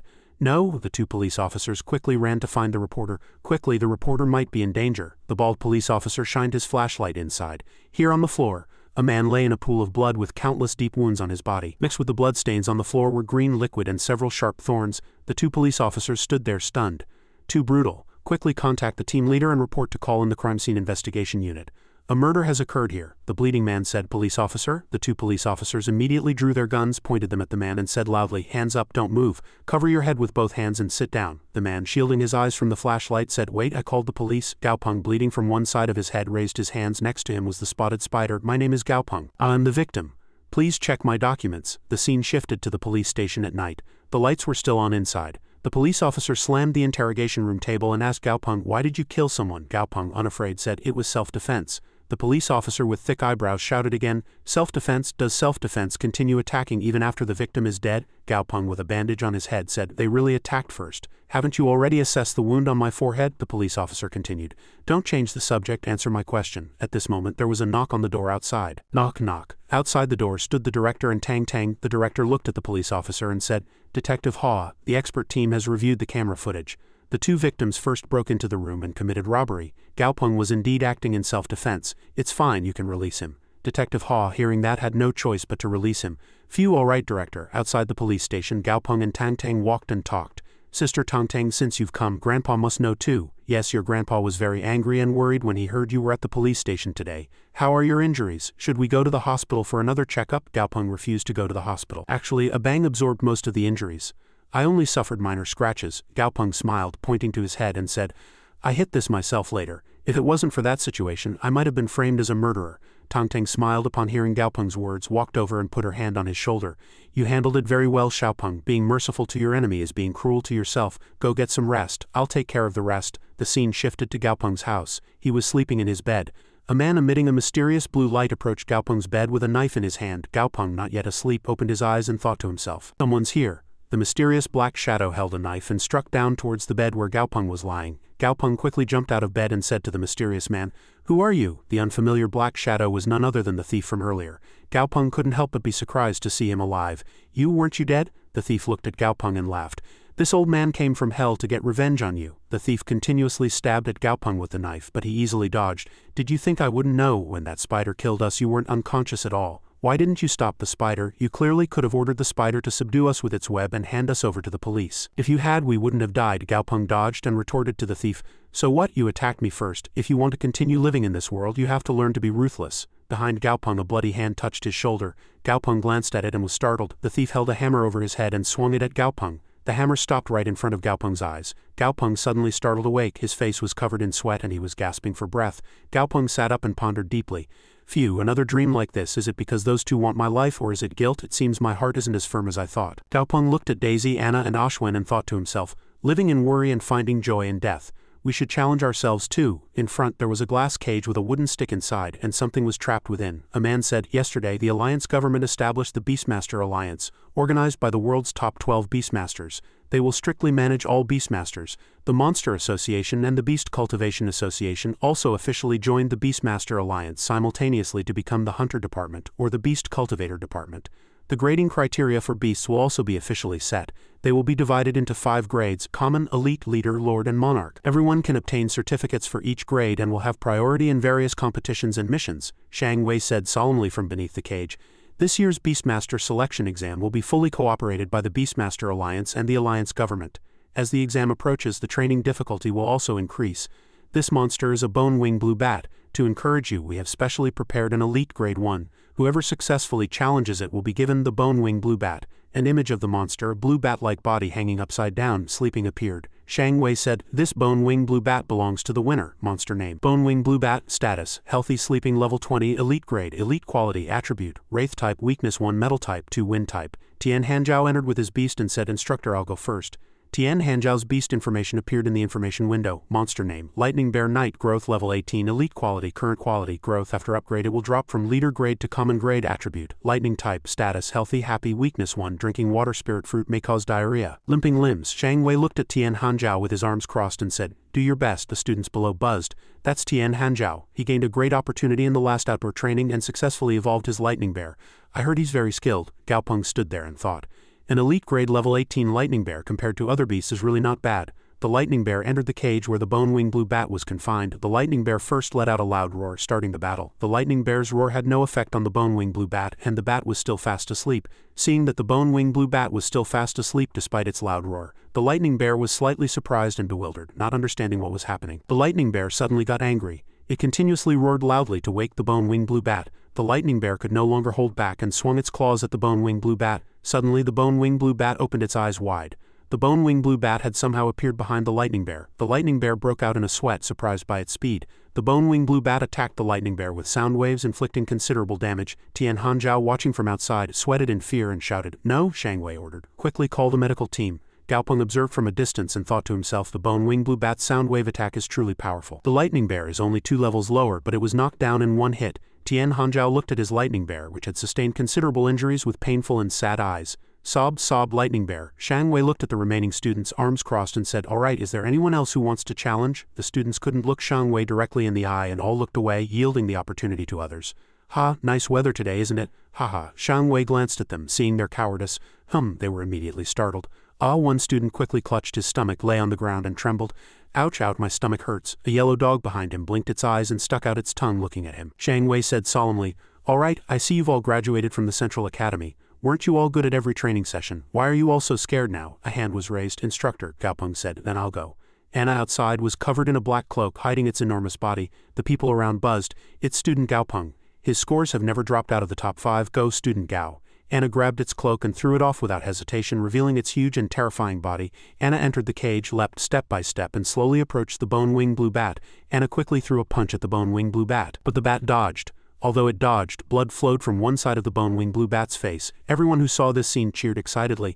"Awesome, brother, I suddenly feel lucky. That guy underestimated us." "Exactly. Although it didn't hit accurately, it's a pity, but to injure the bone-wing blue bat with just the wind from its punch, it's really strong." The student turned to his beast and said, "Abak, we need to work hard too." The beast shed tears upon hearing that. I don't know how." The bone-wing blue bat attacked Anna with sound waves, but the people around still buzzed. "It's a pity if student Gao's beast could fly. It wouldn't be this difficult." Hearing people buzzing like that, Gao Peng just smiled and thought to himself. Impatient, Gao Peng looked at Anna and smiled. "I had already planned everything with Anna from the beginning. Although Anna can't fly, it's much better than the bone-wing blue bat in other aspects. I just need to fight slowly and exhaust its stamina." At this moment, the bone-wing blue bat was already tired, and its attack frequency was getting lower and lower. Anna clasped its hands together like a hammer and slammed it down on the bone-wing blue bat. Waiting for an opportunity, Anna hit the bone-wing blue bat, smashing it to the ground at a very fast speed. Anna continuously punched the bone-wing blue bat in the face. Tisk, tisk, tisk, poor thing. It even had a nosebleed. That guy won't be arrogant anymore. Just now it was as if it was going to fly into the sky. Did it really think no one could beat it? Anna stood up and grabbed the bone-wing blue bat by the leg. "Student Gao Peng is really strong." Gao Peng smiled and said to the instructor, "Instructor, your words just now still stand, right? Then I can deal with this bone-wing blue bat as I please?" The instructor replied, "Do as you wish." Gao Peng raised his hand and said to the students, "Is there any student interested in this bone-wing blue bat? It's not even 199. It's not even 299. It's 500 credit points. If you miss it today, who knows when you'll find a suitable high-grade beast next time. Come and see, don't miss out." Shang Wei looked at Gao Peng selling the bone-wing blue bat and couldn't help but stare. Mu Chang approached from a distance and said, "I'll buy it." "Sell it to me." Gao Peng looked at Mu Chang and said, "Do you really want this bat?" Gao Peng used his analysis ability to say to Mu Chang, "The flying monster bone-wing blue bat doesn't fly very high, nor is it very fast. It can only bully monsters that can't fly. If it encounters a huge ferocious monster, it's over. Have you seriously considered it? Its flying ability is a bit ambiguous." The bone-wing blue bat was stunned by Gao Peng's words. Mu Chang silently handed over her credit card. "Alright, don't dilly-dally. You might see this bone-wing blue bat as nothing special, but we see it as a treasure. The credit points have been transferred. Gaopeng picked up his phone, saw the increased credit points in his account, and his eyes sparkled as he laughed heartily. Wow, Student Mew is a little rich. Student Mew, I'll even provide customer service. Next time you come to me for an upgrade, I'll give you a discount. The surrounding students couldn't help but look at Gaopeng's expression. It was already evening. A truck image appeared on the phone screen. Someone commented, "Wow, this heavy-duty truck has 16 wheels. The huge wheels support the rack behind it. It can be disassembled and assembled, and there are 2 layers of reinforced protection around the rack. Silver and black patterns alternate. The colors are harmonious, and the vehicle type is truly imposing." Gaopeng looked at his phone and said to his gentlest beast, "Anna, let's buy this. The Somgi Black Dragon steel car, my dream car. The driver's cabin of this car is several times larger than an outdoor vehicle's cabin. The driving experience is excellent, and the interior decoration is luxurious, so all of you can ride in it." Gaopeng clenched his fist, expressing his fierce determination. "Of course, more importantly, it has a special temperament that suits me very well, steely and tough." Just as the man was getting excited, a woman appeared, coughing and signaling to Gaopeng that she had seen him. Gaopeng stared blankly. "Oh," Gaopeng recognized her as Tang Tang and laughed as he greeted her. "Ha ha ha, Sister Tang Tang, out walking your cat? This big cat is really pretty." Tang Tang laughed heartily and said, "You're too kind. When I picked it up it was really dirty. Its fur wasn't growing properly and it had a runny nose." The cat Tang Tang was holding had a very comical expression, as if the whole world was annoying it. But its name was truly magnificent. Monster name: Shadow Knight Cat, level 36, leader grade, perfect quality ability, Shadow Power level 2, weakness: eating peppermint leaves may cause its limbs to lose balance and become indescribable. The cat meowed annoyedly as a greeting. Meow. A perfect quality, leader grade. Sister Tang Tang's beasts are all extraordinary. Seeing Tang Tang chatting for too long, the cat meowed annoyedly, urging her. "Meow meow," Tang Tang humbly said to Gaopeng. "It's all grown up, all grown up. It was already fully grown when I picked it up." The black cat suddenly got angry and jumped out of Tang Tang's hands. Gaopeng stared blankly as the black cat darted forward and said, Sister Tang Tang, cats need their dignity too." Tang Tang, not wanting Gaopeng to feel awkward, said evasively, No, meow meow just has a bad temper, don't mind it. "Oh, by the way, why haven't you moved into the suburban villa yet?" Gaopeng scratched his head and replied, "I've been busy lately, so I haven't had time to move in yet." Tang Tang spoke, patting Gaopeng's shoulder. She encouraged him, saying, "Your beasts are growing in number and this place is too small and inconvenient. Actually, I know you're reluctant, but this is your home. You can come back anytime." Gaopeng lowered his head, a slightly sad expression on his face, and replied softly, "Yes." Gaopeng opened the door. Gaopeng walked to the bedside table, picked up a photo, and reminisced about the old days.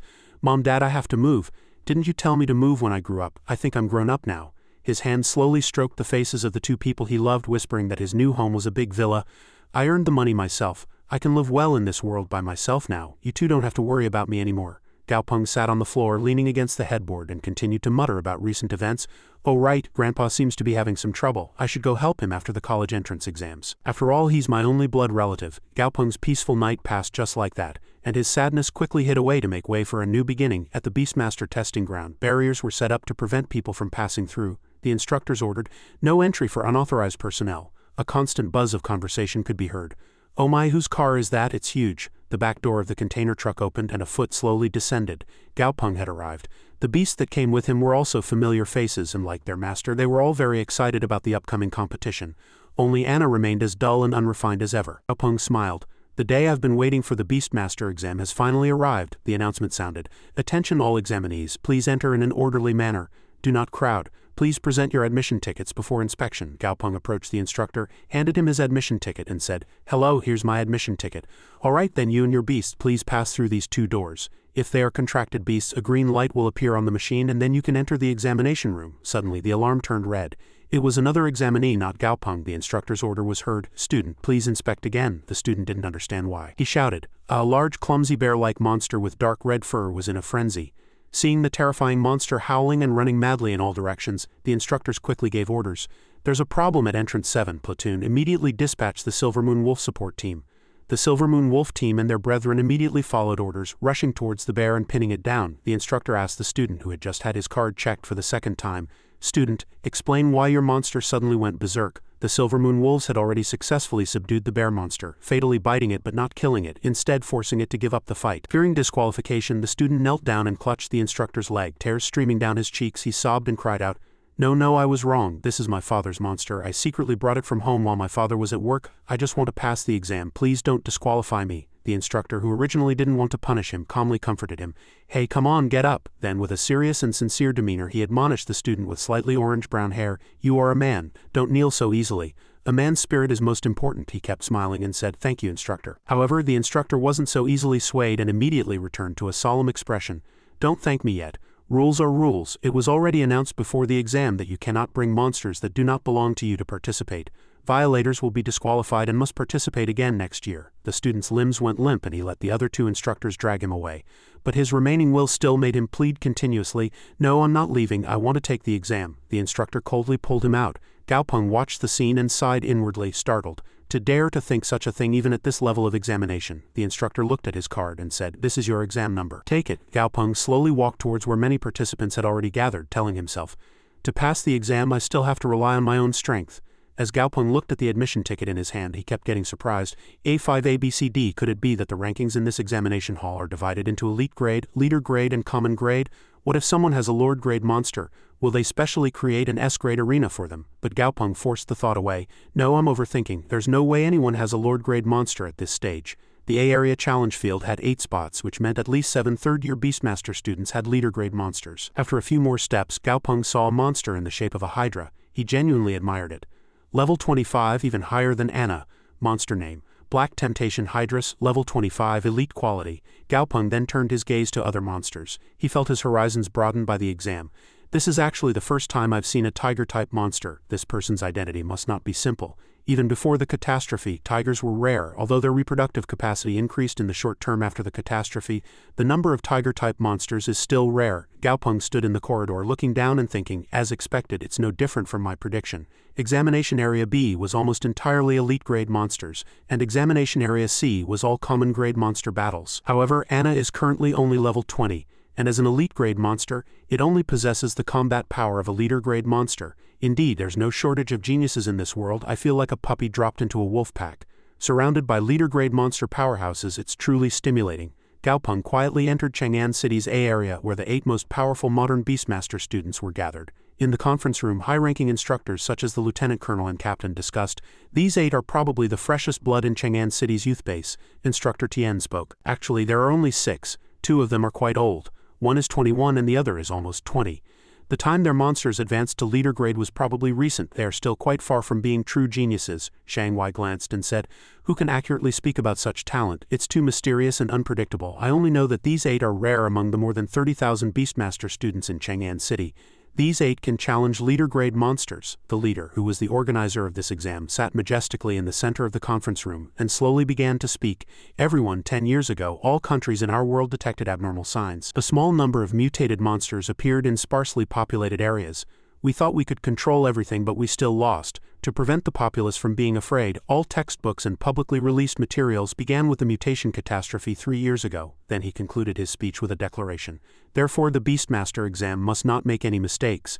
They are the hope for the future." All the instructors shouted in unison, "Leader, rest assured." All soldiers who came to the examination hall were selected through multiple stages, and all details of the examination hall are monitored by cameras. We use a one-on-one monitoring method with one person in charge of each camera. If any problems occur in any round, not only the person who made the mistake will be punished but also the supervisor. At this moment an announcement sounded in Examination Area A. "Participant number 5, please prepare." The iron bars in front immediately opened and what appeared this time was a scorpion monster. Monster name: Frost Giant Scorpion, level 22, leader grade. Characteristics: lightning attribute only. Weak defense due to shell-less body sides. After observation, Gaopeng began to give orders. Anna attack both sides of its body. That's its weakness. Anna immediately became agile upon entering combat, rushing forward with instant movement. Anna attacked continuously according to Gaopeng's instructions, and the monster's eyes glowed red, looking very dangerous. This monster's movements were by no means ordinary. It continuously dodged Anna's attacks. Gaopeng nodded and said, "The Frost Giant Scorpion's reaction is really fast. It soared into the air, its posture very powerful, and the pressure emanating from its body was in no way inferior to Anna's, even several times higher." Gaopeng looked slightly uneasy and thought, "Indeed, the grade difference cannot be easily compensated for." Anna clenched its fist and again gave the command, "Hurry up." Streaks of dark blue light whizzed through the air. Anna successfully activated monster upgrade mode, and the monster advanced to leader grade at level 21. Gaopeng secretly rejoiced and laughed. It broke through instantly. But it was still not strong enough to completely defeat the monster. Gaopeng was still uneasy, but he could only endure. The Frost Giant Scorpion still had the upper hand. In this one-on-one fair arena, even if a Beastmaster owned multiple monsters, they couldn't enter the arena simultaneously. Gaopeng observed every movement of the 2 monsters and had no intention of using other skills yet.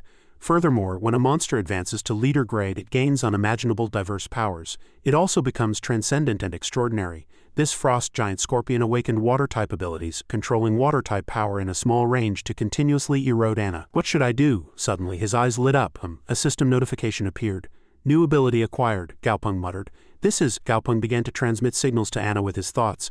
Anna, reinforce your major joints with blood silk and move all remaining blood silk to your legs. As soon as Anna received the information, it said, understood. Immediately, red energy began to gather. Anna successfully gained a new form. Monster name, Bone Dragon Skeleton. Ability, Hardened Bones Level 1. Ability, maximizes the hardness of bones, enhancing defense and attack. Gaopeng smiled proudly. Excellent. With the instantaneous explosive power gained from blood silk condensation, combined with its new ability, no matter how thick the frost giant scorpion's carapace was, it wouldn't be able to defend against it.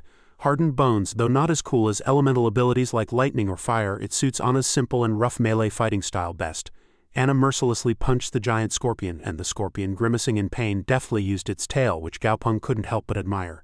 To be able to counterattack even with such severe injuries. Suddenly Gaopeng's voice rang out, grab it, but Anna quickly grabbed it, and as soon as it grabbed it threw it without hesitation. In combat, Anna was much more agile and powerful. Gaopeng clearly saw this too. Anna's condition has improved. Anna swung its activated fist with maximum strength. It punched the giant scorpion's body. Gaopeng cheered happily. It hit the weakness. General, we won this round, Gaopeng praised from the side. Very well done. After attacking and receiving praise, Anna's face softened again, and it looked at Gaopeng affectionately, smiling. Then it approached and lifted Gaopeng up. Gaopeng was startled by its sudden affectionate behavior and exclaimed, "Ah, Anna." Anna's voice was small, endearing, and sincere. "Thank you, master." Anna looked at Gaopeng with sparkling eyes. Looking very adorable. Contrary to its fierce appearance, Anna still expressed its true feelings. "If it weren't for master, I would be like a chimpanzee trapped in a cage just waiting for time to pass." Gaopeng was moved. "All right, this victory is also the result of your efforts." Then Gaopeng pointed to the other three monsters. They were jumping up and down with jealousy. Gaopeng then quickly said to Anna, "If you hold me like this for too long, Daisy will get jealous." Daisy was always the mischievous one who bullied Anna. He growled, "Only hugged once? You've already hugged 5 times. I can't sit still in the audience anymore." He dashed to the ground. "Can't I? Hug me too." Gaopeng was speechless at their childishness, flustered. But Gaopeng was faster. He quickly stopped Daisy. Gaopeng again carefully observed the hydra from before. He looked at it with curious eyes. "Faster than me. And there are no signs of injury on the monster's body." Then he looked at the monster's owner, the girl. This participant and her monster are not simple. The instructors were still carefully watching the progress of the exam. Students of this age group meeting leader-grade monsters and winning overwhelmingly. "Isn't that young girl the Admiral's daughter?" An instructor cleared his throat and spoke. "She is the Admiral's only daughter. I remember her name as Jun, but I remember it as Jun Meili." The leader reminded him. "Don't speak so casually. I once met that young girl. Although her personality is cold, she is not a bad person. That young girl's name is Jun Moi." Another instructor added, I heard that the young girl of the Jun family rarely goes to school after graduating from high school and invites private tutors home. All her free time is spent following the Alliance government's dispatch team to various regions. I'm not sure if it's true. It is true. That young girl is already an official member of the Alliance government's Black Flag Department. An official member of the Black Flag Department, she must have some capabilities. Another person joined the conversation with interest. Ahem, the Beastmaster next to her isn't bad either. His monster is soul type, which is very rare on our side. That kid is a student I'm in charge of, Shang Wei said with his arms crossed. He is currently the youngest beast cultivator in Chang'an City. He also contributed a lot during the previous dry locust incident. The instructors next to him added, indeed a familiar face. He's the young man Chairman Feng strongly recommended before. To be able to contribute to the Alliance at such a young age, he's a promising talent. Not bad, kid, very well done. The leader quietly snorted as he looked at Gaopeng. Then he quickly added a remark. That old man has a good maternal grandson. Exam time flew by quickly. Almost all the Beastmaster students in Area A had finished. The exam invigilator praised, Participant A3, you have finished your exam. You may exit first. Jun Moi resolutely replied yes. At this moment, Jun Moi inadvertently looked towards Gaopeng, and she was slightly surprised. Ha! Gaopeng with his arms crossed praised, Daisy, very well done. Jun Moi's gaze lingered on Gaopeng as she praised inwardly. To defeat a leader-grade monster with an elite-grade monster, participant number 5 is interesting, the announcement sounded again. The third round will begin soon. Participant A5, please prepare. This time, the new monster that appeared had a somewhat comical appearance. As soon as it appeared, the system introduced its name, monster name. Dry leaf mantis, level 16, common quality, attribute. Wood type, weakness. Fire type. Abang's attribute is earth type. This monster is wood type, which counters Abang. This means a 10 bonus score. Observing the monster's arrogant and haughty demeanor, Gaopeng made a few comments. This monster knows how to mimic human behavior. Its intelligence is slightly high, not lower than that of an 8 or 9-year-old child. Gaopeng seriously pondered. Abang's intelligence is also not low and its 2 qualities higher. This round seems like a good opportunity to boost this timid spider's confidence. Tick-tock, the tense battle was about to begin. The loudspeaker blared. Match start. The dry leaf mantis stood still with a slightly contemptuous attitude towards its opponent. Abang was trembling, on the verge of tears. Gaopeng urged, "Hurry up." The dry leaf mantis danced a few times, showing off its agile movements. Its movements were quick and clean, every swing of its limbs decisive and beautiful. Gaopeng had a bad feeling. He worried inwardly. Wait, Abang's behavior is giving me a bad premonition. Just as Gaopeng expected, Abang deftly backed away. Dry leaf mantis stood there blankly. It turned out Abang wasn't afraid of the dry leaf mantis. In fact, it was just having fun dancing with it. Master, look at that. It can even do square dancing." Gaopeng was fed up with the childish Abang. "That's threatening you. It wants to attack you. You need to counterattack it now," Abang asked again, bewildered. So it wasn't playing with me? While it still hadn't grasped how tense the fight would be, the dry leaf mantis already showed signs of attacking. Suddenly Abang said something. "There's a mosquito." The dry leaf mantis was distracted by Abang again and paused for a few seconds. Its feet slipped on the sandy ground and the dry leaf mantis spread its wings and flew high. Abang also quickly spewed a few webs, leaving no time to be playful and happy again. In the next few seconds, the dry leaf mantis was already firmly trapped inside a web cocoon. Abang asked Gaopeng, bewildered, "Master, why is this mantis monster so weak? Just a few seconds ago it was so arrogant." The dry leaf mantis broke free from the web cocoon and rushed towards Abang. It knocked Abang away with its muscular arms. Abang cried out in a hurry, "It hurts, it hurts." It began to go berserk. It no longer had any desire to dance. Abang quickly rushed forward and declared, "First, Abang attacks." Living up to its words, Abang struck the dry leaf mantis, making it spew green blood. The invigilator in examination area C was also shocked by the sight. Seeing how warlike this monster was, the instructor quickly said, "All right, your exam is over. Do not stay in the arena any longer. The exam is finished. You may leave first." Gaopeng laughed awkwardly and said, "Yes, instructor." In the waiting area, the students had been standing in line for a long time and were a little tired, sighing and complaining. "The first group hasn't even come out yet. I'm in line for the second group." "Don't say anything more. I'm still in line for the first group. Only Miss Jun from Area A has finished all her exams so far. Her military background makes her incredibly skilled." Seeing the door open, a participant shouted, "Hey, look everyone, the big door for finishing all exams has opened again. Who else has finished their exams?" Gaopeng walked out proudly with his monsters amidst the admiration and praise of the other participants. "That's student Gaopeng from Area A. It's Area A again. Are all the people from Area A monsters? Look at that person. We're still queuing here, but he's already finished his exam and gone home. It's a disgusting skill gap. It makes me angry to see him showing off." They walked triumphantly, and a short while later arrived at another place. Suddenly, Gaopeng and Ashwin both stood there blankly, sighing. "Ah, look at this villa. The walls are full of ugly cracks like scars." Gaopeng sighed. "This is my new house, but did 100 wolves pass through here?" Not only was the outside dilapidated and old, but the inside was no different. The floor was full of cracks and furniture was broken and scattered everywhere. It was the same everywhere. It only got worse. There wasn't a single decent spot. Seeing this scene, Gaopeng's head spun as if he had been struck by lightning, and he shouted, "My new house, my credit points." Seeing movement on the sofa, Gaopeng glanced at it and then screamed in the most annoying voice he had ever used, "The one who broke my villa dares to remain on the scene? Did it fly away, or does Gaopeng think I have no strength to wield a knife? Anna, Abang, get that guy." Anna, without needing a command, stepped forward first and blocked Gaopeng with its huge body. He smiled proudly.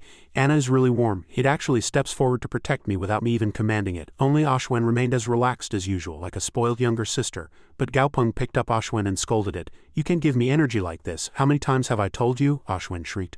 "Act easy," asked Gaopeng. "Master, can I eat this?" Gaopeng looked at the bird lying on the floor, wondering what kind of monster is this. Tang Tang was already waiting outside the window, signaling Gaopeng with a cough. "Cough, cough, Xiaopeng," Gaopeng shouted. "Oh, Sister Tang Tang." It was Tang Tang. Tang Tang happily introduced. "This is a small crane your maternal grandfather sent someone to deliver. Congratulations on moving into your new house. If you like it, just keep it. Your maternal grandfather put a lot of effort into getting this monster. All right, I have other things to do, so I can't stay for dinner." Gaopeng's eyes widened and his mouth dropped open as far as it could go, as expected of Sister Tang Tang. She said it would be easier to take care of and protect me. In just a few days she built a villa next to mine. It was clearly a wasteland just a while ago. And this isn't congratulating me on moving into a new house, it's congratulating me on my house being broken. Gaopeng, looking at the villa, still didn't forget to hold a water bottle for Ashwin to drink. Then Gaopeng ordered Anna to bring the bird over. Gaopeng meticulously observed the bird, which was still unconscious. The red-crowned crane had only one leg. This species was quite rare. Seeing Anna's somewhat excessive behavior, Gaopeng immediately reminded it, "Anna, be gentle first. Don't kill it." Suddenly, the bird opened its eyes and shrieked as if cursing them. Gaopeng was startled. "Wow, good acting. We need to break its spirit first. Otherwise it'll try to fly around our house later, won't it?" But Gaopeng didn't pay much attention and approached, saying, "Daisy, let's have crane for dinner tonight." Then the bird started playing dead again. "Aha, go ahead and keep acting. Let's see what you really are." It turned out this little bird had a very complicated and difficult to understand name. Monster name: Fiery Poison Crane, Juvenile Level 6, Quality, Epic Quality, Current Quality Growth. After upgrade it will drop from Leader Grade to Common Grade. Attribute: Fire Type. Characteristics: Not yet awakened. Legendary Grade upgrade requirements: 500 caddies of heavenly flame meteorite, more than 3 Xuanyuan fruits designated water-type liquid quality, epic quality. Having read this far, Gaopeng was very surprised and exclaimed, "Grandpa is really generous." Gaopeng's smile gradually twisted. This fiery poison crane currently had a similar quality to Anna, but if it grew it could automatically reach Lord grade. It would be even harder to upgrade later. It took Anna a long time to upgrade to leader grade, and it only broke through by gaining enlightenment during a battle. So how powerful would this Lord grade crane's future be? While Gaopeng was still imagining bright future scenarios, Anna and Daisy were teasing the poison crane. Gaopeng still maintained that annoying smile from before. He declared grandly, "Once you cross the threshold of our house you become my familiar. First, eat some small bugs. Those are my small bugs." Gaopeng looked at the poison crane and said softly, "What should I name you? Your name has 1 yan and 1 hua, so that's 3 fires. Then I'll call you Shaoyan." The poison crane smiled brightly, and its sharp beak clamped down on the bug Gaopeng had just given it. Daisy, filled with jealousy, again bumped into a pillar with a thud. Gaopeng put his hand on Shaoyan's head to test if a contract was possible. Gaopeng slowly observed the situation. Perhaps the clarity of the consciousness space is proportional to the monster's intelligence. These shimmering points are probably fragments of Shaoyan's memories.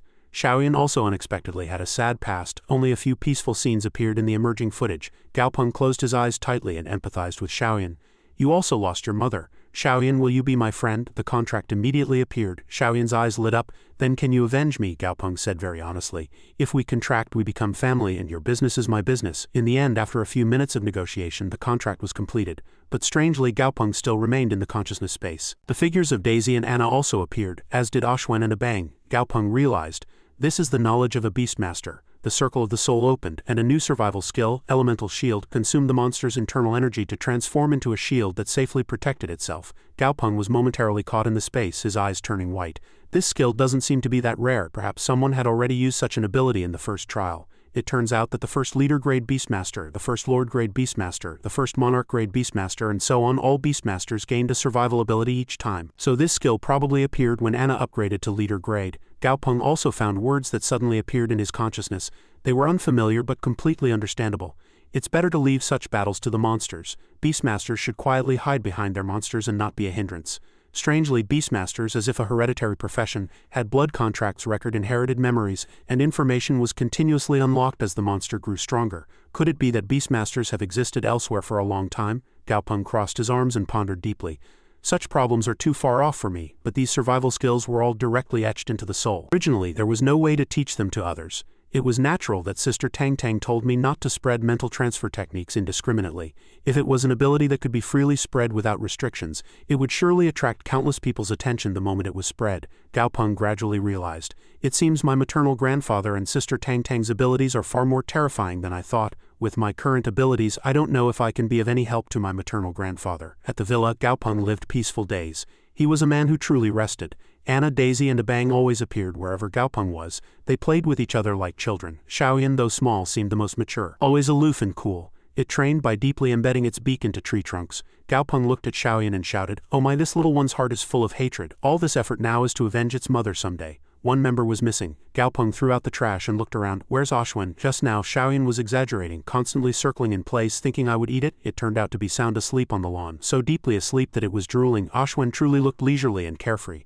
Seeing it, Gaopeng smiled and said, "How can it sleep so deeply? What an amazing state of mind." Gaopeng leaned back in his chair and read a book again. He didn't forget to express his gratitude. "These few days are truly comfortable. Ever since my maternal grandfather gave me an anonymous credit card, the profession of a beast tamer could become my hobby. This book, written by Chairman Feng, is truly well written. Indeed, older people have more experience." Gaopeng suddenly remembered, "Wait, the exam results seem to be out today." The system notification refused for Gaopeng to view the results at the villa. This account is logged in from another location.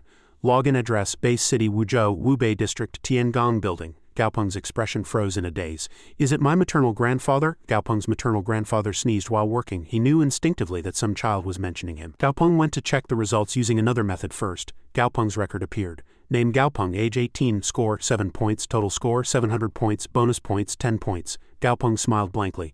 "The first place in Chang'an City. It seems I did well on the exam." At this moment, Gaopeng's phone rang. An unknown number appeared on the screen. The person on the other end of the phone said, "Hello, is this Mr. Gaopeng?" Gaopeng replied, "It's me." The person on the other end continued, "Hello, you have qualified for the second Beastmaster exam. Please arrive at the first examination hall by 9 a.m. on June 27th. The examination period is 15 days. You do not need to bring clothing or toiletries. Thank you for your cooperation." Gaopeng looked at Shaoyan. "I haven't even formed a blood contract with Shaoyan before participating in the exam. According to the rules, Xiaoyan can't participate in the second exam. I need to find a place for it to stay during this period. At this moment, Tang Tang, jogging past by Gaopeng's house, waved grandly and smiled brightly. Good morning, Xiaopeng, that's really great. Sister, no, this is too much of a coincidence. Gaopeng was still deep in thought. My maternal grandfather knows my score, and the exam rules were released early so he could easily deduce that I would need someone to look after it. Perhaps Sister Tongting even knew when I would receive the exam notification call. Maybe she's already secretly prepared. Tang Tang grinned widely. Wow, it's like "help me" is written all over my face. Gaopeng smiled brightly, thinking to himself, she really enjoys hardship. Then he said loudly, Sister Tang Tang, I wonder if you could look after this crane for half a month. Tang Tang, as if she had been waiting, thumped her chest and said, Why be formal with your sister, just leave it at my place. Don't worry, your sister will fatten it up and make it plump and white. Gaopeng felt a little uneasy. He instinctively felt that the words fatten it up and make it plump and white were not just casual remarks. So Xiaoyan was temporarily entrusted to Tang Tang, and Gaopeng went to take care of his own affairs. At this moment, in a villa in Chang'an, why am I second place? I clearly did well that day. Both I and that guy had 3 monsters, 1 leader grade and 2 elite grade, so why am I 1 rank lower than him? A madam was reporting the situation. Young master, that guy had 1 elite grade monster with earth attribute, and the monster he challenged was wood attribute. That's exactly 10 bonus points. The young master slammed the table, expressing his anger. The young master trembled with rage, gritting his teeth.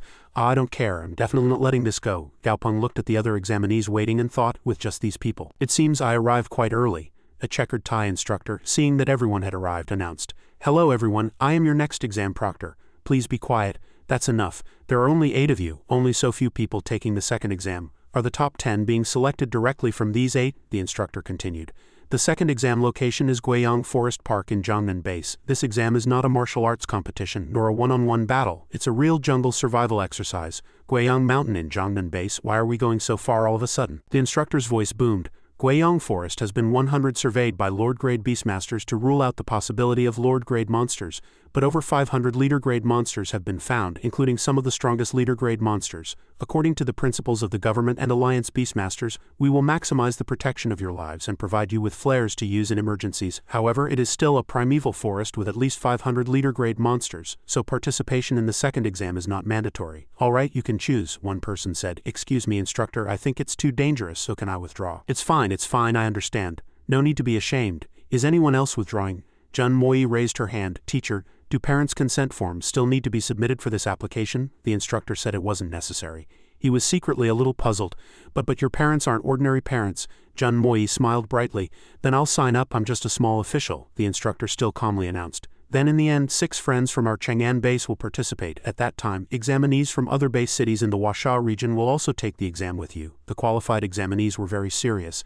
The instructor concluded with words of encouragement. Everyone work hard to achieve good results and bring glory to our Chang'an base. It turns out other regions are also taking the exam. A student turned to Gaopeng. Hello, I'm Han Xiao. How should I address you?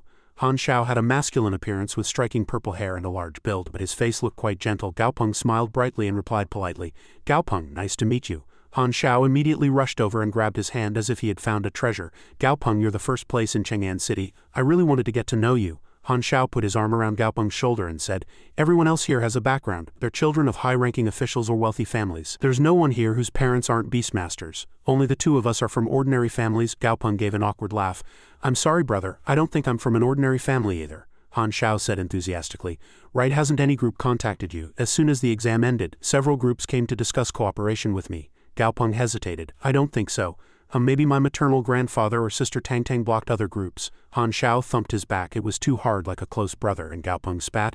It's okay, you're the first place in Chang'an City, so they're probably considering a suitable price for you. Don't worry, Gaopeng was startled. His grip strength is really strong. Han Xiao then pointed at his monster and said, Right, let me introduce my friend, Heavenly Divine Armored Dog. During an exploration it ate something wrong and mutated, transforming from a black armored beetle into a Heavenly Divine Armored Dog. It was as if an angel had descended. Monster name, Golden Armored War Dog, level 21, quality. Elite attribute, almost metal type, weakness 1, no armor on joints. 2, dislikes pungent smells. Gaopeng secretly rejoiced. Han Xiao is really lucky. The saying, the rich rely on science, the poor rely on mutation, was perfectly accurate. Cultivating a leader-grade monster is not simply a matter of talent. Without background and resources, where would one get the elixirs needed for a monster to grow and evolve quickly? But why does the system display it as a golden armored war dog? Gaopeng began to wonder. What criteria does this system use to name monsters? It even came up with names I've never heard of in any books or Ziliao, as if it has a prophetic ability. Outside the window, the hum of an airplane could be heard. the instructor announced. "All right, our plane has arrived. Everyone, please prepare for a moment. We're departing." The plane landed. Gyeongnam Bay City Airport. Can an exam be this grand? Traveling by military aircraft, a buzz of conversation could be heard. Hey, you don't know this. These are geniuses selected from tens of thousands of examinees. The military naturally needs to protect these geniuses well. Gaopeng looked up and around. Are these other examinees participating in the exam? There aren't few people, almost 200. It seems almost all types of monsters are here. A tired sigh was heard. "Oh my, a rock giant rhinoceros, this is rare." Monster name: Dendrolithic rhino, level 23, common quality, attribute, rock type, status, healthy, full, weakness 1, water type 2, dislikes being photographed. "No photos please." As Gaopeng approached, the two instructors standing outside opened the door for him. One instructor walked out. He had a long scar running from the center of his forehead across his eye to his cheek, and his expression was very serious. If all participants have gathered, then those who wish to participate in the second examination will now sign a life and death waiver. This examination will not be held within a safe city. Even if you send out a distress signal, the mortality rate for this exam will not exceed 10. The officer continued to warn the participants. "Do not think I am joking. This is considering that all of your lowest grade familiars are leader grade. Think carefully, young people. You must be responsible for your own future." Gaopeng politely accepted the document from the officer's hand. "Thank you." Gaopeng carefully read the contents of the document. Even for large corporations, 1,000 credit points was not a small amount. It seemed this time was truly dangerous. Gaopeng pondered. The second exam would be conducted based on a point system. A large number of point-scoring pillars were installed in Dayang Forest, and points could be earned by destroying the pillars or defeating monsters. The pressure of this competition would be considerable. The officer with the long scar on his face continued, "Have all of you read the life and death waiver and the second exam rules? Now I will announce the information for the third exam. The top 12 participants in the points ranking will qualify for the third exam. The third exam will go beyond the scope of Beastmaster students. It will be conducted under the separate name of the Alliance's Strongest Young Beastmaster Competition." And he shouted in a powerful, majestic, and strong voice, "Those who perform well in this competition can directly receive titles, and even your familiars can receive titles. And the final round will be broadcast live worldwide, and your familiars' fighting will be revealed to the entire world." The participants were immediately engrossed in his speech. "To receive a title from the country, that's too cool," Gaopeng muttered inwardly. "HMPH, foolish children." Then Gaopeng looked back at his familiars, but he actually had to give it some thought. "What kind of king's title should I give? Anyway, there are too many titles that suit me." The helicopter slowly landed at the entrance of Dayang Forest. "Attention all participants. Attention all participants. This round of the competition begins now," the voices of the senior commanders echoed. "You will have 20 minutes of preparation time, and after 20 minutes you will officially set off. Follow the helicopter's guide light to reach your destination." Gaopeng was wearing a new uniform at this time. He looked back at his familiars and said, "Let's go." Anna carried Gaopeng and the other familiars on its back at once, moving like lightning with its majestic body. As another space unfolded before his eyes, Gaopeng shouted again, "A bang!" A bang spewed a web and clung to a branch.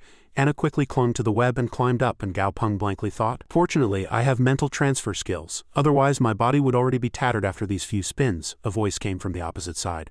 "Ah, slowly, you go slowly." Another participant is struggling with their familiar. Monster name: Psychic White Pig, level 25, perfect quality, status, healthy, depressed. "Why did you arrive so fast? There's no prize for being first." "I told you to go slowly." Gaopeng scoffed and casually remarked, "HMPH." Gaopeng smiled.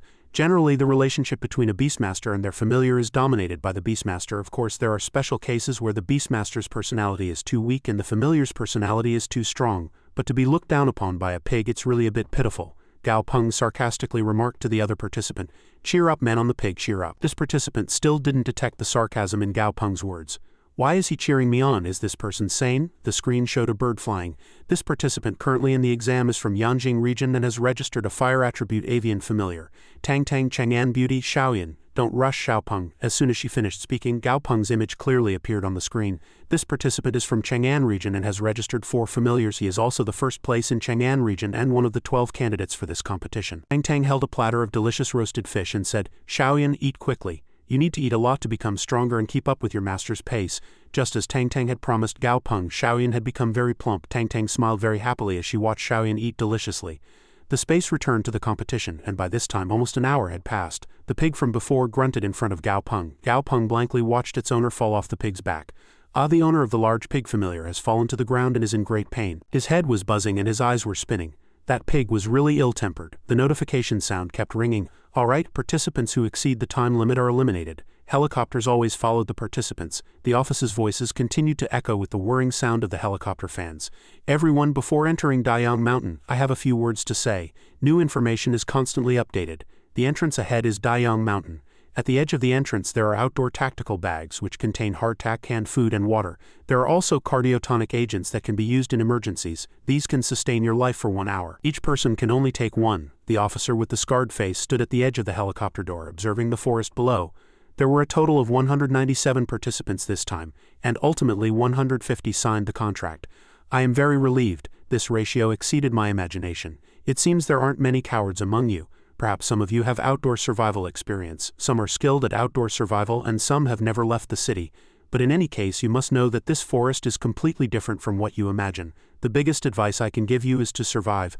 Only by surviving can you hope to get high scores. Alright, let's go. TV news programs were also broadcasting information about the competition. Dear viewers, thank you for watching the breaking news competition. The current location of each participant can be confirmed through the tracking device on their body. The viewers murmured, "That's Yinuo. Yinuo from the Empire is descending on a cloud." Yinuo didn't like participating in this kind of program. So why? This person has a great background. The powerhouses of the Empire are mostly older, but Yinuo is one of the Empire's young powerhouses and has already gained some fame. The host pointed to the TV screen and reported. It can be seen that participants with high scores are all moving towards the center of the forest. The point-scoring pillars are basically installed in the central area of the forest. The participant with the highest score currently is Jun Moi. It's a bit surprising that the first place is a female student. What do you think, Mr. Yinuo? Yinuo also praised without hesitation. Not bad. This black hydra is probably a black temptation hydrus. Its scales are shiny, its body is strong, and its quality is not low in terms of combat. This black temptation hydrus often participates in battles and is skilled at fighting, well trained. The female host muttered inwardly, "I asked you to analyze the Beastmaster, not the familiar. What's so much to say about a big black snake?" She was watching the broadcast and couldn't say it outright, so she just forced a smile. Yinuo's analysis was very logical and seemed very professional. "I heard Yinuo has been single his whole life, and today I see it's true. This person became single through sheer ability," she continued. "Alright, now that we've seen the first place, let's also look at the student who unfortunately came in last. Everyone please look at the big screen." The TV screen showed another space. "Oh, this participant seems quite diligent. He chose an environment at a somewhat high altitude. He seems to be preparing something." We asked the director to zoom in. The screen showed Gao Peng and his 4 familiars looking very relaxed. Gao Peng was lying stretched out on a rock, resting very comfortably. His familiars were also quietly resting with their master. Gao Peng unintentionally put the 2 hosts in a difficult position. After a moment of silence, they finally thought of the next line. "Ahem, this young man can be said to be very leisurely. This is to say, what is he preparing for? 3rd round of salting, flipping fish?" The female host's head was again filled with disappointment. If this continues, this person might not appear in the next episode. Time continued to pass, but he still lay there leisurely. Gao Peng didn't care at all. He grinned broadly. "It's really comfortable to lie like this." After a long while, Gao Peng, having recovered his strength and spirit, stood up and stretched. "Now there probably won't be any danger in the outer forest area. We should set off too." Gao Peng smiled at his familiars and said, "Let's go, let's head into the forest." The forest suddenly grew dark, which was because Gao Peng's group had entered deep into Dayang Forest. Gao Peng continued to direct, "Ashwen, discard all the silverleaf grass you just collected. Blue mandarin orchid is 1 credit point more expensive, so we must be frugal." Anna pointed in another direction. Master Gao Peng followed the direction it pointed. Gao Peng thought, "This is the legendary point-scoring pillar. Material name, white clay sandstone. Efficacy. When a small amount is used on earth and sand attribute animals, it can increase their durability. Other efficacy has a certain attraction effect on monsters." Gao Peng pondered deeply and began to plan. "Destroying the point-scoring pillar gives points, but how should I do this? These vines are originally one of the monsters recognized by the system. Monster name.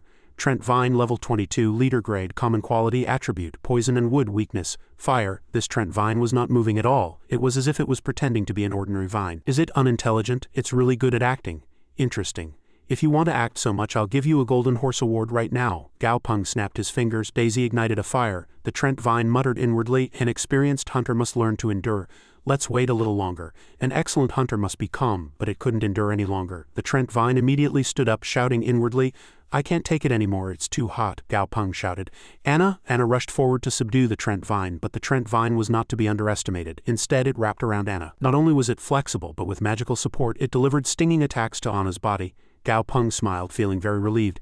It probably usually kills its prey by wrapping its vines around the enemy, then using its vine leaves like knives to cut and bleed the enemy to death, or crushing the enemy's internal organs and bones with its vines. So meeting Anna, you're really out of luck. Gao Peng watched Anna play with the Trent Vine and thought, these leaf attacks will be nothing against Anna's reinforced bones. Gao Peng asked Daisy, "Daisy, finish it quickly." Daisy moved quickly. Its expression was clearly enjoying itself. Its eyes glowed and the light engulfed everything around it. Gao Peng crossed his arms and said leisurely, "It was easier than I thought, but of course this was a leader-grade monster. But its quality had only been upgraded to common grade. It couldn't withstand the combined attack of Anna and Daisy." Anna scolded Daisy. "You pulled me," Daisy retorted annoyingly. "Fool, I helped you break free from the entanglement." Gao Peng pointed at the pillar and said, "All right, Anna, smash that." Anna smashed the pillar with one punch, and a small detector inside the pillar beeped. A notification rang from his wristband. "Congratulations, participant. You have destroyed a point-scoring pillar and gained 150 points. Current score, 199 points. Gao Peng was slightly uneasy upon hearing the notification. Participant Zhu Sha eliminated. Participant Zhu Sha eliminated. This is already the fourth elimination. Are the monsters in Dayang Mountain that ferocious? Suddenly his eyes flashed with terror. Or is the disaster human? Tick-tock. The medical staff approached the bleeding insect and stroked it. "It's too late, it's over." The medical staff asked their colleague, "What's wrong with this familiar?" The colleague just said to take it away, adding that it would be handed over to the family later. The medical staff sighed, seeing the participant killed by their own familiar. It even penetrated the special protective glasses. Gao Peng scanned his surroundings. The smell of smoke is too strong. Was there a fight here? Did other participants pick something up? Monster name. Dominating armored beetle level 21, he pondered. It wasn't explicitly mentioned whether participants could fight each other in this exam, but even if it's not explicitly stated, I still need to be careful and vigilant, the guy next to him still said indifferently. "Oh my, you got the point-scoring pillar first. Lucky you, next time my Beetle King will definitely get it first. Mountains don't change and rivers flow, so we'll meet again." Hearing that, he breathed a sigh of relief. "Phew, fortunately I met an idiot," outside the host said to Yinhuo. It seems there was no conflict between the two participants. This exam actually doesn't restrict Beastmasters from fighting each other. Of course, doing so isn't good either, Yinhuo calmly replied. "That's how it should be, to be more truthful. This is not a fighting arena. They won't be sent out one by one. The wilderness is much more cruel and bloody. Killing people and stealing things are not uncommon in the wilderness. If you kill someone and discard the body outside, not even bones will be left the next day. Not everywhere has base station cameras. That place is an untamed wasteland. It's very common for people to harbor murderous intent to seize some treasure, valuable monster corpse or powerful monster cub." At that moment, deep in Dayang Forest, Gao Peng looked very relaxed. He observed and said, "What's this rotten smell, and it's too quiet around here. Strange. Everyone, when collecting materials, also pay attention to any strange movements around you." Suddenly a strong vibration came from the surrounding bushes, startling Gao Peng too. "What's happening?" A small monster emerged from the grass. Gao Peng's group was surprised. "It's a unicorn rabbit." After a few seconds of surprise, the rabbit still stood there indifferently, when suddenly it was struck by a fatal attack from a gigantic spider-like leg and instantly collapsed. "Oh my goodness." Gao Peng also stepped back in surprise. "Let's retreat first. With only part of a limb, I can't discern this monster's attributes. I need to see at least 4/5 of it. Right now, the enemy is in the dark and we are in the light, so it's not the time to act tough." He quickly ran to get out of the monster's line of sight. "I still lack long-range attack methods, otherwise I could at least scout the monster's appearance to confirm its attributes and weaknesses, and wouldn't be as passive as I am now." Upon reaching the edge of the forest, a lake appeared ahead, and Gao Peng's group could relax. "We're roughly 40 to 50 meters away now." Before he could even finish speaking, the vicious monster leg from before stretched out from between the trees and pursued them closely. Gao Peng could only stamp his feet and quickly run. "No!" Anna saw that leg targeting Gao Peng and quickly ran out to block with its body, trying to prevent the monster from approaching Gao Peng. But everything was unexpected. The monster hiding in the dark seemed to have sensed and predicted everything. It reacted too quickly, changing direction and stabbing at Gao Peng. Fortunately, he was helped by noble people and followed by auspicious creatures, and most importantly, the author saved him. This life was saved because Daisy used its skill to block the monster's fatal blow, but all the impact was transferred to Daisy. Daisy vomited blood from that violent attack and its body suffered a large wound. This proved that the monster was truly extraordinary. Gao Peng looked at it and shouted, "Daisy, you're so badly injured even after using the elemental shield skill." Without time to comfort, Anna quickly supported Gao Peng and ran. At the same time he said, "Abang, quickly use your web." Hearing that, Abang quickly spewed out a sticky web to immobilize the monster. Just by looking at its leg, one could tell it was struggling to escape. At the same time, Gao Peng wasted no time and hurried. "Let's go!" Simultaneously, in the observation room of the special action team for the competition, observers reported via camera, "This Dreamflame bamboo joint worm cannot be captured anymore. It has already killed a Beastmaster before, and knowing that a Beastmaster's defense is weaker than a familiar's, its first attack target is the Beastmaster." Another controller quickly reported, "White Rose is 5 kilometers from the target point. She can probably come to the rescue in time." Hearing that, the team leader was slightly relieved and replied, That's good. Casualties have already occurred this time. If more casualties continue, do they think people aren't sane?" They're the ones who set the mortality rate and said Beastmasters must be trained, and they're the ones who said more truthfulness is needed. He folded his arms and spoke in a slightly sarcastic or perhaps forced smile. Now that people are actually dying, they are more eager than anyone else, the staff member replied with a laugh. Hee team leader, haven't they always been like this? It's not the first time. After speaking, he looked at the observation screen again and said hesitantly, but team leader, isn't this guy too scared? Hearing that, the team leader frowned slightly, somewhat displeased. This isn't being scared, this should be called strategy. Knowing when to advance and retreat and knowing gain and loss, these are the qualities a successful person should have. There are no undefeated generals. If one truly thinks oneself invincible, one will eventually be defeated by arrogance. He chuckled somewhat forcedly. Hee team leader, you're right, but we just made contact. How do you already know if we can't win? While the two were talking, another observer on the other side shouted with a worried face, oh no, that monster's information is appearing clearer and clearer on the system bulletin board. Name Dreamflame Bamboo Joint Worm Mutant level 35. Elite quality, hard body level 2, wood attribute, soul attribute, fire attribute, suppressed by metal attribute, small white spot in the center of its abdomen. Attacking that spot can cause fatal damage. Just now the web had no effect on the monster, and Gaopeng couldn't run that far either. On the contrary, it backfired, making the monster even more enraged and ferocious. The monster roared and chased Gaopeng, causing vibrations in the surrounding forest and scaring nearby small monsters into fleeing. Gaopeng sat on Anna's shoulder looking back at the ferocious monster and was slightly astonished. My goodness, attacking such a weakness requires risking one's life. Let's just give up and run away quickly. The bamboo joint worm focused its strength on its long curved legs, and a red aura surged, making the monster look 10 times more terrifying. It didn't hesitate and used that leg as a weapon, charging towards Gaopeng. Once again his companion saved him. Abang strenuously supported Gaopeng with its iron-hard legs. He shouted, half dead. Abang urged him, run master, run quickly. As if adding fuel to the fire, the monster charged forward without any fear or hesitation. His eyes were now filled with determination and rage. I won't run anymore. Today we kill that thing. The small white spot on its abdomen, that's its weakness. Hearing that, Anna roared as if ready to fight with all its might. Anna clenched its hand and flames shot out, seemingly burning the space. It was already preparing for a powerful counterattack to avenge the injuries this dream worm had inflicted on its friends. It charged and directly struck the standing monster. Gaopeng stood there observing, feeling a little tense. The Dreamflame bamboo joint worm's attack method primarily utilized its 4 extendable and retractable limbs, which could pierce like sharp spears. However, against an opponent that was only bones like Anna, it was very inconvenient. Its blade-sharp legs counterattacked and pierced Anna's body without hesitation. No, the Dreamflame bamboo joint worm cannot inflict fatal damage on Anna temporarily. But Anna is also surrounded by the opponent's limbs and cannot secure an effective attack range. Anna quickly grabbed one of the Dreamflame's legs. Gaopeng stood there, seeming to understand what Anna was doing. No, Anna isn't surrounded. It's afraid that if it dodges, the opponent will attack us from behind. Anna, dodge, don't force yourself. We're at a safe distance. That guy is attribute suppressed, so it definitely won't be an opponent. Let's first try to find the weakness on its abdomen. Suddenly, from somewhere below, Daisy laboriously got up. Daisy shouted, no! It charged powerfully at the monster. Don't bully Daisy's friend. High above Dayang Forest, a girl with red ponytail hair was flying on a giant eagle somewhere. Don't die before I arrive. Gaopeng controlled his familiar. Daisy crawled up the Dreamflame bamboo joint worm's abdomen.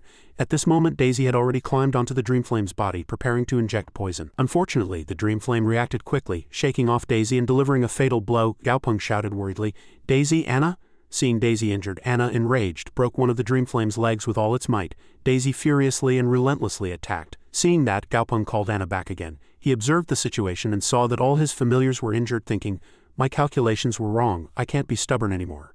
The Dreamflame bamboo joint worm with one eye burst and covered in blood looked very pathetic, but in fact it wasn't that severely injured. Its combat power remained at a very high level. Meanwhile, Abang, Daisy and Anna all suffered varying degrees of injuries. What should he do? Gaopeng said to Daisy. Daisy, use your lightning nova to attack that small white spot. Daisy unleashed lightning, electrocuting the Dreamflame's entire body. Seeing the situation calm down, Gaopeng breathed a sigh of relief, thinking, thank goodness, it worked. Anna will distract it and Daisy will prepare to try again. At this moment, the girl on the eagle arrived and contacted headquarters. I've arrived at the scene. Should I directly kill the Dreamflame bamboo joint worm or handle it according to the situation? Kill it. Hearing this order, the eagle immediately unleashed energy and destroyed the Dreamflame bamboo joint worm. Gaopeng was startled by the sight. What is this? That eagle is a level 38 Lightbringer rock. Gaopeng was startled by the sight. A military level 38 Lightbringer rock. The Lightbringer rock swooped down on the insect, grabbed it tightly and flew away. Gaopeng stood below, still not understanding what had happened. It just left like that. He slumped to the ground exhausted and sighed. Still, it's a good thing. If we had continued to fight, there might have been casualties or even a complete wipeout. Everyone in the command center also breathed a sigh of relief at this moment. Phew, fortunately, White Rose was fast enough. This kid is also good. If I'm not mistaken, both his familiars are leader grade. To have 2 leader grade familiars at this age is truly rare. the team leader came out and said. Everyone but 2 leader-grade familiars will still have difficulty defeating the Dreamflame bamboo joint worm. Hearing that, the host asked in confusion, Team leader, why did you let White Rose kill that monster? According to the original rules, we could only intervene when the flare arrived, the team leader said worriedly. If we waited, people would die. The higher-ups need to ensure the number of Beastmasters. This was a mistake. They don't agree that good performance in the arena means good performance in real combat. They're still too immature. In Dayang Forest, Gaopeng looked at his familiars and thought to himself, they're already starting to gain weight. Familiars truly have strong vitality. He looked at Daisy and said, it's still quite tender, feels like sashimi. At this moment, he noticed Daisy acting strangely towards Abang. Daisy's eyes sparkled as it told Abang it wanted to eat. Seeing that, Abang said angrily, I treat you like an older brother, but you want to eat my leg. Daisy approached Abang and reasoned, eating will make you gain weight quickly. Gaopeng approached him and said, even with such injuries, you haven't forgotten to eat, and you even want to eat Abang's leg. I really don't know who you take after. Abang, seeing his greed, reluctantly said tearfully, if you want to eat, then eat. At this moment, both Daisy and Abang looked back at Gaopeng and he asked, somewhat confused, why are you both looking at me? After that, everyone left, and a moment later a notification arrived. Examinee Panfeng eliminated. Examinee Panfeng eliminated. Gaopeng said, another one eliminated. Let's go, let's find some nutritious food for Abang to shed its skin and grow new legs. As night fell, everyone found a hiding place. Gaopeng said to his familiars, another batch was eliminated today. It seems that to get a high score, enduring for a long time is important. In fact, there are quite a few point-scoring pillars in the outer forest area. Now that everyone is rushing to the center of the forest, there will be no one to compete with us, so just a few trees in the outer area will be enough. Your injuries also need to recover, so we still need to be careful. This time, let's practice with the monsters in the outer area for a while. Hearing that, Daisy nodded and said, practice. After pondering, Gaopeng said again, this leader-grade ground wind beast is wind, earth dual attribute, and rich in energy in its body, so if Abang eats it and sheds its skin one more time it can reach level 20. It's a pity that I've only cultivated Abang for too short a time. Although its defense is not bad at the same grade, it still couldn't withstand a leader-grade familiar this time. He continued to talk, but didn't notice that Abang had already shed its shell. It shed its shell. It will probably successfully molt by tomorrow morning, and Gaopeng got into his sleeping bag. Today seemed to have been a very long and exhausting day for him. Let's sleep. Everyone's tired today. Early in the morning, cracks appeared in Abang's shell. It crawled out healthy with a completely new body. Monster status. Healthy, excited, level 20. Seeing that, Gaopeng was relieved. That's great. Abang has fully recovered. Its legs have also regrown, he said. Now Abang is level 20, just one step away from leader grade. When Abang advances to leader grade, I will have 3 leader grade familiars. Moreover, Abang is skilled in defense and control, which will perfectly complement the team's shortcomings. Gaopeng gathered his familiars.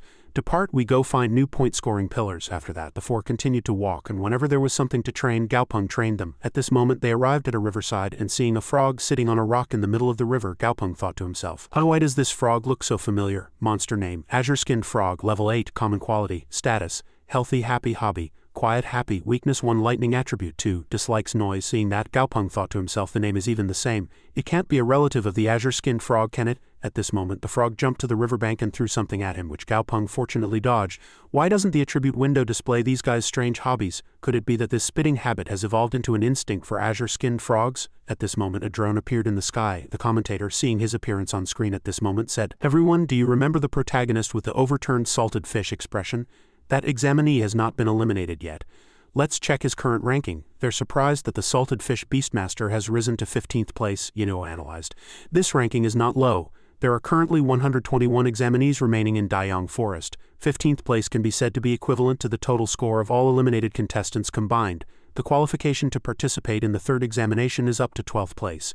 Since he is close to 10 points on the total scoreboard, he is not without a chance. Hearing that, the MC just replied, ah yes, because she didn't fully understand. She said again, slightly embarrassed and hesitant, then I hope this examinee will smoothly enter the top 12, as Master Jin said. Next, let's look at the highly ranked contestants from before. At this moment, the screen displayed videos of highly ranked contestants. Second place is Jun Moi.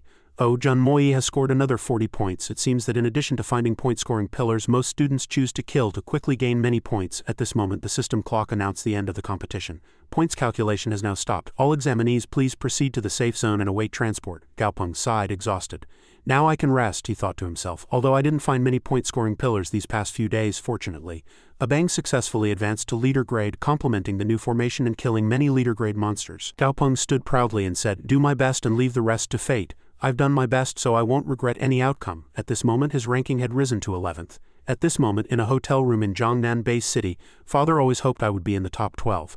The blue-haired boy in glasses' father said seriously, "If you can participate in this Alliance Young Beastmaster competition, it will greatly benefit your future growth." Hearing that, he stood seriously and replied, "I also tried my best," and he worriedly defended himself. "Father, you haven't seen my grades, have you? Father, why don't you just use your connections to get me in?" His father furiously slammed the chair and scolded, "Stop talking nonsense. How can I get you into such a competition? Do you really think I'm omnipotent? When will you ever be of some use to me?" he angrily explained. "Let me tell you so you understand. There are countless eyes watching me outside right now. If I make even a small mistake, those people will pounce like greedy dogs. They'll carve up our influence. Enough, I'll think about it. Be humble for a few days. Don't hang out with those damned friends. If I catch you again, I'll break all your legs." Gaopeng came out into the real world eating and looking at his phone. The strongest young Beastmaster competition will be held in 3 months. The time has been delayed. This time the performance of the Beastmaster students was very poor, so the government gave us 3 months to grow, but the age limit is 20 years and 3 months. What is this, such a casual approach? Could it be to prevent anyone over 20 from participating due to the delay? Han Xiao didn't know how long he had been waiting for him at this moment. As soon as he saw him, he called out, "Gaopeng, I've been looking for you for a long time. Want to go eat together? We're both from Chang'an. Let's hang out." At this moment, a couple behind them were very angry. Han Xiao put his arm around his shoulder and quietly said, "Let's go eat together." Even Jun Moi, who never smiles, agreed. Gaopeng looked at that and gave an awkward laugh. "Excuse me, please take your arm off." As they stepped out of the building, Han Xiao first waved to someone. "Let's go. I recently found an authentic seafood restaurant." At this moment, someone approached Gaopeng and said, "Mr. Gao, could I have a word with you?" It turned out to be Mr. Zhang. Gaopeng ignored him and walked past him. This made Mr. Zhang slightly surprised and angry. He stepped in front of Gaopeng, held out a card to his face and said, "The 6-digit password is 66. There's 1,000,000 Alliance coins in there. Whether you succeed or fail, this is compensation for delaying your time." Seeing that, Gaopeng stopped and talked to him. "Is my time that valuable?" Mr. Zhang pointed to a cafe nearby and said, "There's a cafe over there." Gaopeng stopped him and said, "Don't rush, wait a moment." When did Anna appear behind him, he said. "My familiar has been timid since it was young. It needs its head stroked to sleep at night. It's not sleeping time now, so you must be looking for me." Mr. Zhang was surprised to see that. "What is this?" he said worriedly, quite cautious. "But that's fine. It's good for people outside to be careful no matter what they do." And so the two entered the cafe. Mr. Zhang spoke first. "Actually, I came this time to make a deal with Mr. Gao." Gaopeng asked in confusion. "Oh, what kind of deal?" Mr. Zhang handed him a card and said, "Someone is willing to offer you a high reward to withdraw from the Alliance Strongest Young Beastmaster competition. This reward is much higher than the first prize of the Alliance Young Beastmaster competition. To show our sincerity, I will give Mr. Gao some inside information. According to the news I received, there is a Beastmaster in the Americas region who has contracted a leader-grade familiar, and that contestant is currently the strongest contender for the championship. In other words, even if you participate in the Alliance Young Beastmaster competition, you won't be able to win first place. Mr. Gao, please consider carefully." Hearing that, Gaopeng explained his situation. "I'm a poor kid and my parents are gone, so what value do I have that you would covet? You're willing to pay such a large sum of money, so your employer must truly love their child." Mr. Zhang saw that and asked, "So we just tried to talk him into it?" Gaopeng took a sip of coffee and said, "I'm sorry, but I prefer an opportunity to operate at a higher level than money." Mr. Zhang was angered by his change. "Mr. Gao, what's the meaning of this? Please consider carefully.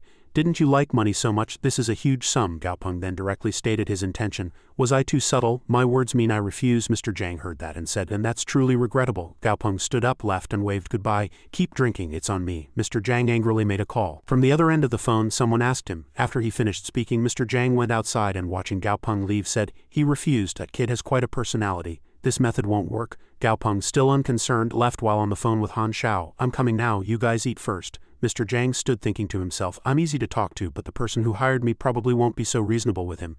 This kid is still young, he needs to experience more hardship to understand the cruel and true nature of the world. Oh well, this isn't my business.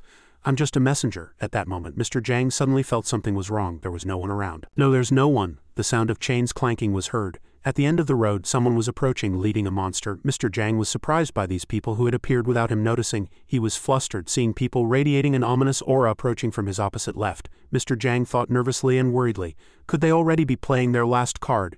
"Damn it, who is secretly targeting me?" They approached him and said, "Mr. Zhang, don't struggle any further. Your glacier bluebird has already been subdued. We don't wish to inadvertently harm your life, so please cooperate." Mr. Zhang heard that and immediately tried to make contact but couldn't get through. The bluebird didn't even have a chance to warn him. "It seems I can't handle this today." The man approached and politely invited him. "Someone wishes to meet you, please come." Mr. Zhang thought to himself, "All right, I'll see what kind of mysterious person this is." At that moment, upon entering the cafe, there was already someone waiting for him. "Mr. Zhang, is that right?" The woman who came with the man threw a card at him, similar to the one Mr. Zhang had given Gaopeng earlier. and the card embedded itself in a nearby pillar. The man turned around, revealing himself to be Chairman Chi Hangdong, Gaopeng's maternal grandfather. He said, "I apologize for taking up your valuable time. This is a card containing 5 million alliance coins. The 6-digit password is 5. Consider it compensation for wasting your time. I'd like to hear what you said to that pure and innocent child just now." Mr. Zhang knew he couldn't mess with this person and said with a bitter smile, "Sir, I went to persuade that child to withdraw from the Alliance Strongest Young Beastmaster competition." He thought to himself, "Pure and innocent, these people are clearly here because of Gaopeng, and their connection seems quite deep. Damn it, my investigation showed he had no background whatsoever. So how did he get involved with such wealthy and powerful people?" Chi Hangdong heard that, approached Mr. Zhang and said with wide eyes, "What did the child answer?" Mr. Zhang replied, trembling. "He refused. He said he didn't want to miss the opportunity to gain knowledge." He thought to himself, Who could it be?" At that moment a thought suddenly flashed through Mr. Zhang's mind. How could it be him? Chairman Chi Hangdong continued to question him. "So what are your next steps? I don't want to hear any tricks. Your sister wouldn't want to hear her brother lying either. It would corrupt the children." At that moment a little girl behind him suddenly called out to Mr. Zhang, "Brother?" Mr. Zhang turned around, flustered, and said, "Xiaoxuan, why are you here?" Xiaoxuan explained, "Grandpa said I could see you. He said you're too busy to come home and I haven't seen you for a long time." Then she teared up and cried, "Grandpa said if you don't find me when we play a game he'll give me 5 ice creams. I'll give all my ice creams to you, brother. Don't be angry, okay? I just miss you." Chairman Chi Hangdong approached, gently stroked the girl's head and quietly said, "Why would your brother be angry, my lovely little princess? Grandpa needs to talk to your brother for a bit, so go eat your ice cream." Seeing that, Mr. Zhang also bowed his head to comfort his sister. "Yes, brother isn't angry." "Why would brother be angry?" Xiaoxuan listened. As she went inside, Mr. Zhang angrily said to the chairman in a loud voice, "My sister is innocent. She knows nothing. I'll tell you anything you want to know, sir. I didn't do anything. I just talked to Gaopeng." Chairman Chi Hangdong said to him, "That's why you can still sit here talking to me." He then leisurely sat down, ordered tea, and said, "How about working for me?" Mr. Zhang was surprised that he wasn't killing him. Chairman Chi Hangdong drank his tea and said, "There's value in every person. Killing is the simplest method, but it's also the most wasteful. Continue." Mr. Zhang then confessed everything. "So that's the outcome of the matter." Chairman Chi Hangdong said to Han Yuanming, the mayor of Chang'an-based city, "When I heard someone was investigating Xiaopeng, I wondered what it was about, but I never imagined it would be for this reason." The woman who came with him asked, "Chairman Chi, should we eliminate Han Yuanming?" Chairman Chi Hangdong shook his head and said, "No, let Xiaopeng handle Han Yuanming himself. This matter began because of him, so he should be the one to finish it. That way he'll feel more a sense of accomplishment. However, I do agree on one thing. Xiaopeng participating in this competition is truly a waste of time." At that moment he stood up and looked outside, thinking to himself, "It's been 4 years, hasn't it?" The sky had already darkened. Gaopeng looked down at the city from his room, thinking, "Who's plotting something behind my back tonight?" Then he stopped worrying and lay comfortably on his bed. "Oh well, I'll think about it tomorrow. Since I refused today, the other party will definitely make their next move. Let them come." That moment there was a knock on the door outside his room. Gaopeng was startled and jumped up, thinking to himself, "They came so quickly." He was wary, went to the door and cautiously asked, "Who is it?" A voice from outside said, "It's not good for a young man to be lazy." Then the sound of a lock opening was heard. The door opened. Gaopeng was surprised by this sound. Chairman Chi Hangdong entered and stood before him, saying, "Xiaopeng, it's been a long time." Gaopeng rushed into the man's arms, shouting loudly with joy, "Grandpa!" Chairman Chi Hangdong held his grandson and carefully examined him. "After so many years, you've grown quite a bit." He sat in a chair and praised. "Grandpa watched your competition. Your skills were excellent. You were brave and wise." He scratched his head, a little embarrassed, and said, "Actually, my skills are lacking. I just used my wits a bit in the outer areas to earn points." Chairman Chi said he didn't think so. Being able to protect yourself is the greatest success. There's no need to be ashamed of that. When Grandpa first established Nantian Group, I had to yield in some matters for a while, but now that Grandpa is back, as long as I'm here, no one will ever bully you. Gaopeng heard that and, deeply moved, said, "Then how are things with your group now, Grandpa? If there's anything I can help with." He was very confident when it came to beast cultivation. Chairman Chi Hangdong laughed coldly. "Just a few small fries struggling, they won't be able to stir up a storm." He changed the subject. "Someone is trying to take away your competition qualification." He recalled the man's face and continued, "He is Han Yuanming, the mayor of Chang'an-based city. I know you refused him, but he will try to take away your competition qualification using other methods besides persuasion. He's just being polite first and resorting to force later." Gaopeng asked, puzzled. "The mayor? That's a bit difficult. So what methods will he use?" Chairman Chi explained in detail. "First, he'll try to ruin your reputation. He'll find a girl to invite you to dinner, pretending to praise you. After you and the girl have dinner, some incidents will occur. Then that girl will accuse you of assault, and he'll instigate the situation. For an innocent kid like you with no background, it will be hard to defend yourself with 100 words. Just like a lie repeated often enough becomes truth. The reputation he puts on you will probably stick forever. I want you to take revenge yourself. Grandpa will help you with all his might. In fact, writing a book in such a situation is also a good thing." Gaopeng heard that and nodded slightly. Thank you, Grandpa. I'll remember that." Chairman Chi laughed heartily and teased, Are you remembering Grandpa's words, or this person? He heard that, scratched his head again and gave an awkward laugh but didn't answer. Ha ha ha ha. Chairman Chi Hangdong's voice grew serious. He opened his mouth. All right, let's get down to business, he seriously suggested to his grandson. I want you to withdraw from this Alliance Young Beastmaster competition. He heard that and agreed without hesitation. All right, I'll contact the organizers tomorrow. Why? Grandpa asked you to give up a hard-won opportunity, and you're not opposing it at all, he replied obediently. If Grandpa says so, there must be a reason. I will follow Grandpa's words first. Chairman Chi propped himself on the chair's armrest, stood up and sighed. My child.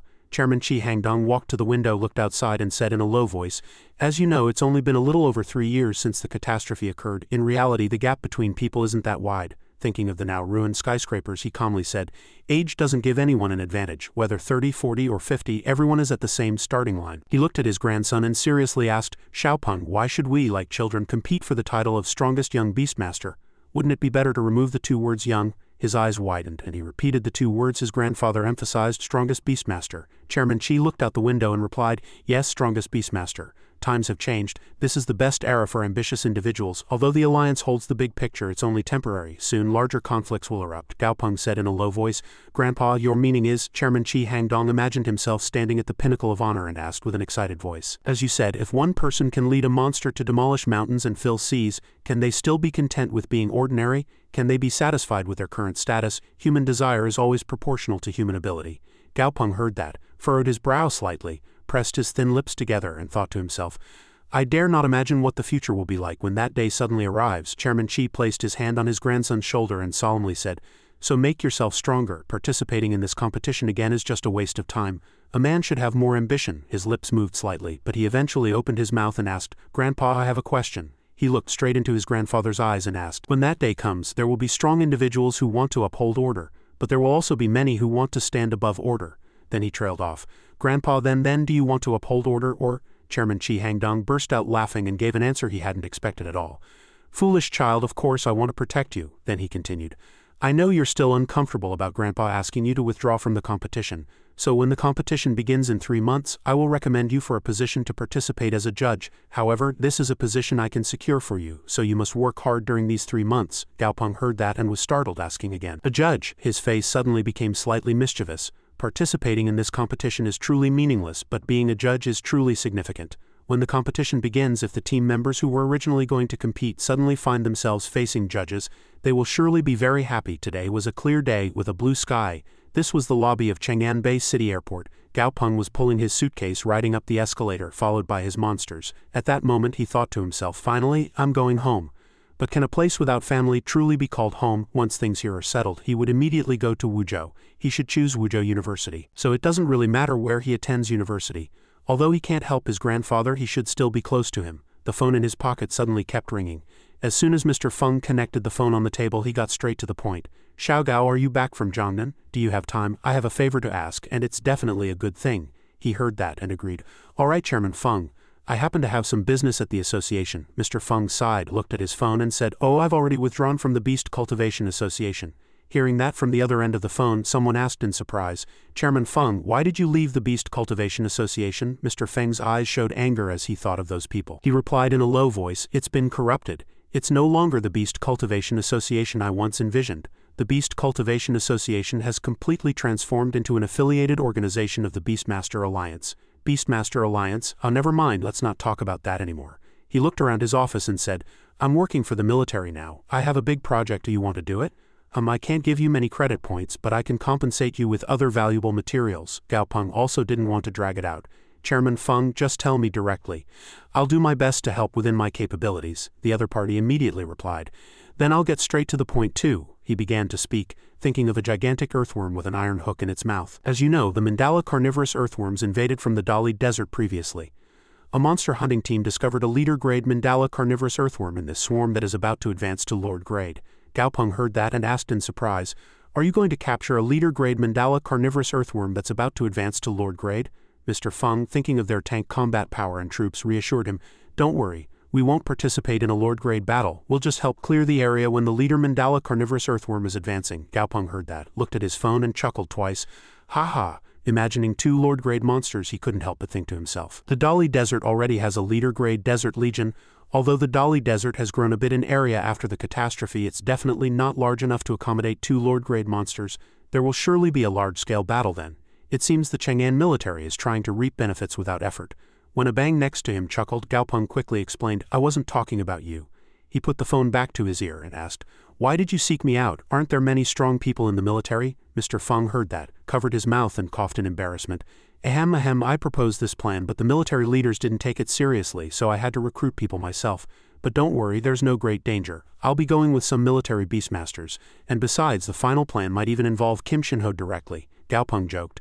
"It seems things aren't going so well for you in the military?" Mr. Feng didn't answer and just chuckled. He asked again, "All right, so when will that big earthworm advance?" The voice on the phone suddenly grew loud, forcing him to move the phone away. "So you've agreed? It'll probably be in 2 days. Don't worry, I owe you a favor this time, so if you ever need anything later, just come to me," Gaopeng said with a smile. "Of course I should participate in such a grand event. I'll await your contact." He pressed the end call button and quickened his pace, thinking to himself, "A battle of this scale is far beyond me. Even if I go, it will only be to observe, but to become a true powerhouse I need to frequently witness the battles of strong individuals and broaden my horizons." The strongest Beastmaster my grandfather spoke of at that moment. He saw Sister Tang Tang already waiting and waving, so he waved back. Hearing a familiar cry, he glanced over and was surprised.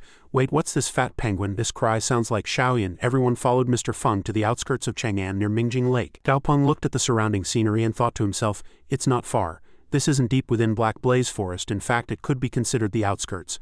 Mr. Feng pointed in one direction and said, "It's just ahead. Further in is the territory of the Black Blaze Lords." The Black Blaze Lords were naturally ill-tempered, so he didn't dare to provoke them in their territory. Gaopeng was surprised to see the monster hiding next to Sister Tang Tang and thought to himself, Sister Tang Tang had such a powerful monster. An information window appeared next to it. Monster name: Phantom Dragoness, level 39, perfect quality ability, enhancement level 2, passive effect. Passive effect that allows it to perfectly blend and assimilate with its surroundings when stationary.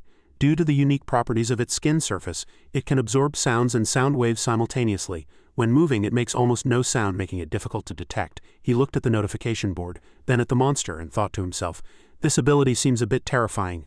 I can see why Grandpa sent Sister Tang Tang." He then looked at the man in gray, brought by Chairman Feng's secretary, with a green snake wrapped around his neck and a pig standing at his feet, and muttered inwardly, "This person introduced himself as Li Cheng earlier, and his familiars are a level 24 thorny pig and a level 21 poison blood green snake." And looking at the man in brown standing next to him with a red chicken by his side, he thought to himself, "This person is Qin Yi, and his familiar is a level 27 gastric heat chicken, which is on a completely different level." He suddenly frowned in confusion. "Wait, Li Cheng and Qin Yi, those names rhyme, don't they?" Chairman Feng walked ahead, motioned for them to stop, and then spoke, "We can't go any closer here. Monsters are most vigilant just before they break through, so we must never provoke them at this time." Seeing a huge pit in front of him filled with mandala carnivorous earthworms, Gaopeng exclaimed in surprise, "Good heavens, there are so many of them." Chairman Feng, standing nearby, said in a low voice, "Actually, in the end, we don't even need to intervene directly. These mandala carnivorous earthworms will naturally protect their leader." He looked at Chairman Feng and asked, "You keep saying it, but is this Black Blaze Lord's name really Black Blaze Lord?" Chairman Feng turned his head and replied, "No, it's called the Black Blaze Lord because it currently occupies the entire Black Blaze Forest. Not every Lord-grade monster can have its own territory after all." He recalled the Desert Tyrant and continued, "For example, if that Desert Tyrant had been able to occupy the Dali Desert long enough, we probably would have called it the Dali Lord." Chairman Feng turned his head and reminded everyone, "Everyone be careful, the mandala carnivorous earthworm is on the verge of advancing, so many monsters will undoubtedly try to ambush it." As soon as he finished speaking, Gaopeng spoke up to announce, Chairman Feng, we have a visitor." Seeing a giant chicken charging, he exclaimed in surprise, "Good heavens, what a huge chicken." Chairman Feng looked at it and chuckled triumphantly. "Haha, chickens eat earthworms. This mandala carnivorous earthworm leader about to advance to Lord Grade is simply too tempting for chickens," he said to him, watching the chicken leap onto the swarm of earthworms. Xiaopeng, this winged golden chicken, using its racial trait to suppress them, easily broke free from the earthworm's interference. The winged golden chicken continued to stomp on the earthworms and move forward. Suddenly, when no more earthworms were visible, it looked around. Gaopeng also kept looking left and right. He asked in surprise, "Where did the earthworms go? Where did my huge earthworms go?" Tang Tang, standing nearby, couldn't help but laugh out loud at his expression. Chairman Feng coughed and explained, ahem, seriously. Earthworms can burrow underground. The mandala carnivorous earthworm leader probably hid underground when it was advancing, so of course you can't find it. Xiaopeng, your talent isn't bad, but your experience is still lacking, so you need to learn more." Gaopeng felt an indescribable pain and couldn't help but think to himself, "You're an elite in the livestock raising field. What can I explain? How can I explain anything when you're watching everything?" The winged golden chicken was still circling, searching for prey. Suddenly an earthworm shot out from underground and firmly grabbed one of the chicken's legs. The chicken tried to fly up, but the earthworms below joined forces to block it. Chairman Feng continued, Xiaopeng, look. Once the earthworms get the upper hand, this chicken won't be able to fly up even if it tries. In the end, the winged golden chicken was dragged down by the swarm of earthworms and fell to the ground with a loud thud. The mandala carnivorous earthworms, sensing an opportunity, rushed to devour the chicken. Gaopeng closed his eyes and sighed inwardly. This chicken's combat power is really poor. Chairman Feng still said calmly, don't rush, this is just an appetizer. Tang Ting suddenly raised a finger to her lips, shushing them. The ground shook violently. She said calmly, the big one is coming. A colossal spider walked out of the forest. A notification board appeared. Monster name, ferocious tyrant, mother spider, incomplete, lord grade, level 40, attribute, rock type, weakness 1, wood type 2, bloodlust fruit 3, platinum rattan, abilities, steel web level 2, steel hardness level 1. Gaopeng looked at it and muttered in confusion, these stats seem familiar. Red flames suddenly erupted from its body. Wherever the spider passed, the swarm of earthworms was torn in two. Gaopeng lowered his eyes and speculated, this mother spider is probably the same ferocious tyrant spider mother from the nest that Lu Sanlin and his group tried to conquer before, isn't it? He remembered that they had failed the conquest, many people died, but they had stopped the mother spider's advancement, making it an incomplete lord grade. Chairman Feng said cautiously, that's right, but officially it was reported to have been killed by the Black Blaze Lord. I didn't expect it to have survived. I was not careful enough. Let's buy some time, he still asked worriedly. Are you serious? Although it's an incomplete lord grade, it has still crossed half the threshold. He fell into deep thought. Just us. He suddenly turned his gaze towards Tang Tang and her familiar, and a spark of hope ignited. No, it doesn't seem impossible. Tang Tang looked at Chairman Feng and spoke, we can intervene, but we want this ferocious tyrant mother spider. He heard that and hummed in surprise. He still said worriedly, we're only going to stop this mother spider a bit, but for the few of us, capturing this ferocious tyrant mother spider is still beyond our capabilities. She turned around and gave instructions. All right, Xiaopeng and I will go. The rest of you keep watch to prevent other monsters from interfering.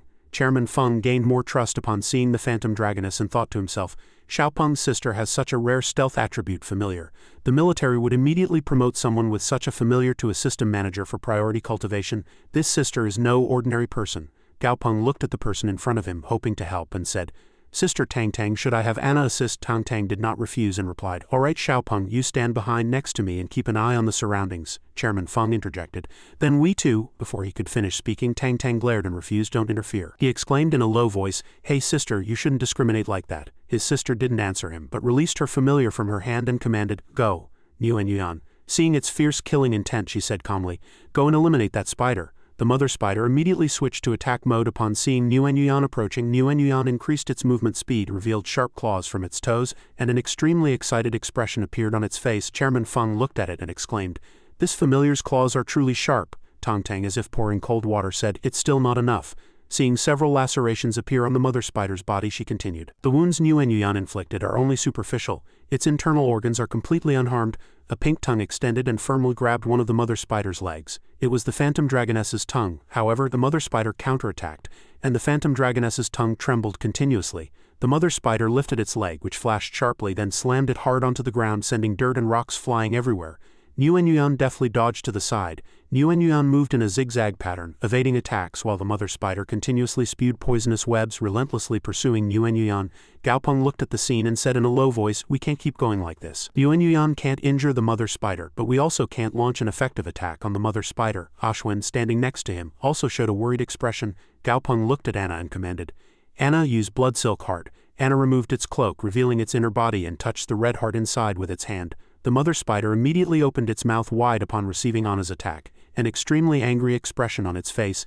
Anna was slightly surprised to see the mother spider growing in front of it. Gaopeng also couldn't help but be surprised. The effect disappeared so quickly. Fighting against a higher grade is still too overwhelming. If we can buy a little time, let's buy time. Suddenly the ground shook violently. Gaopeng saw dirt and rocks flying everywhere, a worried expression on his face, wondering if it was an earthquake. Could something have burst out from underground and sent the mother spider flying? Then the monster's mouth was filled with sharp teeth, and it bit off one of the mother spider's legs. Chairman Feng saw the scene, made a victory gesture, and said joyfully, advancement successful. Gaopeng's lips curled slightly as he thought to himself, this one is different from that mother spider. An information window appeared next to the frantically attacking monster. Monster name, Solomon Cannibal Antlord, level 41, elite quality, attribute, earth type, weakness, fire type. Gaopeng assessed. This is a true lord grade monster. The Solomon Cannibal Antlord looked down from above, its mouth wide open, ready to attack at any moment. Chairman Feng did some mental calculations, slightly worried. Oh dear, why is it fighting this spider to the death? This spider is an incomplete lord grade that failed to evolve, so it has almost no potential. I should go find the desert tyrant and talk to it, that way the military can also benefit. Suddenly, the Salaman cannibal antlord burrowed underground. The mother spider saw this and thought to itself, "It burrowed underground, is it trying to escape?" Then the mother spider frantically dug into the ground searching for the Salaman cannibal antlord. Gaopeng looked at Chairman Feng and said with a smile, "This mother spider is angry." Instead, it took advantage of that opening to destroy the passage, completely missing the large earthworm's trail. Chairman Feng glanced at him and replied, "That's right, this operation seems to have succeeded." Li Cheng, who was in front, discovered something and called out, "Old Feng, that spider's behavior is very strange." Seeing the mother spider spinning around, he continued, "It's just been spinning since the beginning. Could it be that its prey escaped and it went mad?" Tang Tang observed it and shared her thoughts. "This mother spider probably expended a lot of energy fighting earlier. It seems a bit hungry." She then told everyone to look at the mother spider's legs and said, "Look, it's deliberately compressing the space of the other earthworms, gathering them together." Then the mother spider suddenly opened its mouth and spewed out a web. The web accurately enveloped the swarm of earthworms on the ground. The mother spider used its legs to firmly wrap the web and the earthworm swarm underground, bringing them to its mouth. Gaopeng felt his stomach rumble, rubbed his belly with his hand and compared in a low voice, "How it feels like eating jjajangmian." Chairman Feng, Li Cheng and Qin Yi's expressions became a little strange as they looked at Gaopeng. He looked at the three of them and asked in confusion, "Why are you looking at me like that?" Leaving the murmurs of the remaining people behind, Gaopeng looked at Tang Tang and said, "The mother spider isn't severely injured, but it seems we have no way to catch it." Tang Tang said with a serious expression, "Don't rush, Act 2 is still a long way off." Nguyen Yuan, standing nearby, suddenly raised its head and growled. Then, like lightning, one of the mother spider's legs was severed. The phantom dragoness, which had been hiding nearby, also slowly revealed itself. At this moment, the phantom dragoness was glaring at the mother spider. The phantom dragoness opened its mouth wide and spewed white smoke. Then it rushed forward and bit off another of the mother spider's legs. The mother spider continuously received attacks and cried out in pain. The mother spider lightly injured Nguyen Yuan, then sent it flying.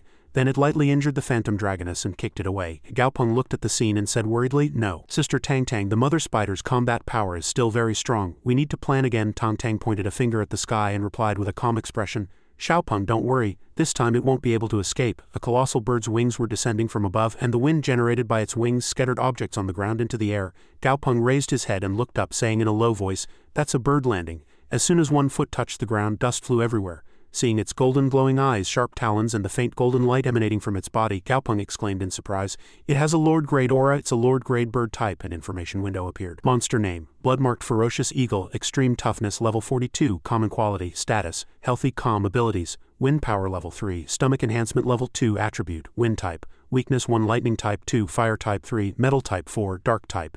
Elite quality upgrades: 1 Dark Evolution, 2 Divine Evolution, 3 Blood Crystal Evolution. Chairman Feng looked at everyone and reminded them, "Everyone be careful, this Lord-grade monster might also have been attracted by the carnivorous earthworms, now that this incomplete Lord-grade mother spider has its attention. As long as we don't actively provoke it, there shouldn't be any danger."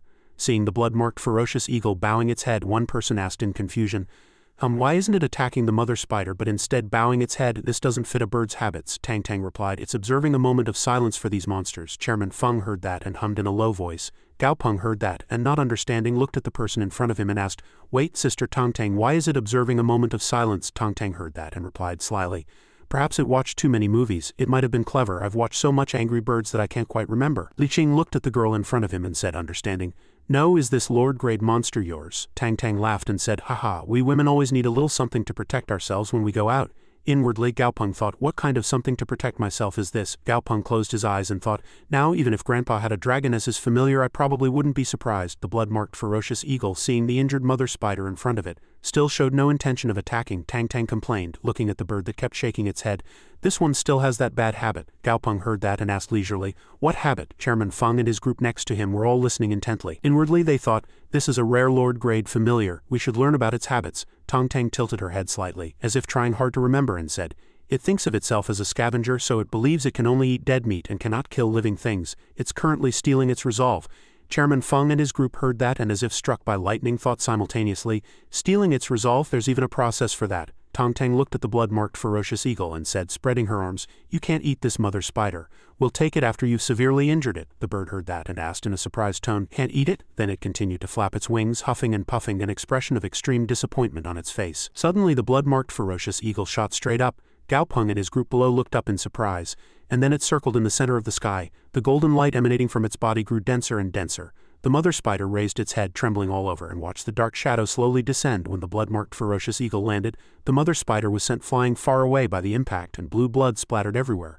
Some blue blood splattered onto the bird's face and the bird licked the bloodstains with its tongue, its eyes glowing, looking extremely valiant. Chairman Feng saw this scene and said in surprise, "This incomplete Lord-grade monster simply submitted like that. For some reason it feels too easy." Tang Tang's voice was heard, and that voice severed its ankle tendons. The blood-marked ferocious eagle heard that, glared at its sharp talons and then continued to slash at the mother spider's legs with its wings. Tang Tang smiled and said, "This way it won't be able to escape." Chairman Feng exclaimed in admiration, "Young lady, your familiar is truly powerful." When everything was over, Gao Peng waved at the person in front of him and said, "Chairman Feng, can we take this mother spider?" Chairman Feng replied, "Oh yes." Li Qing and Qin Yi also continued, "Then can we say our mission is complete?" Chairman Feng replied, "Roughly so." As dusk deepened and the curtain of night fell, the sky was full of twinkling stars. Gao Peng's villa was brightly lit throughout. Gao Peng looked at the two notice boards next to the mother spider. Status: severely injured, mobility damaged. Monster name: ferocious tyrant mother spider, pseudo-lord grade.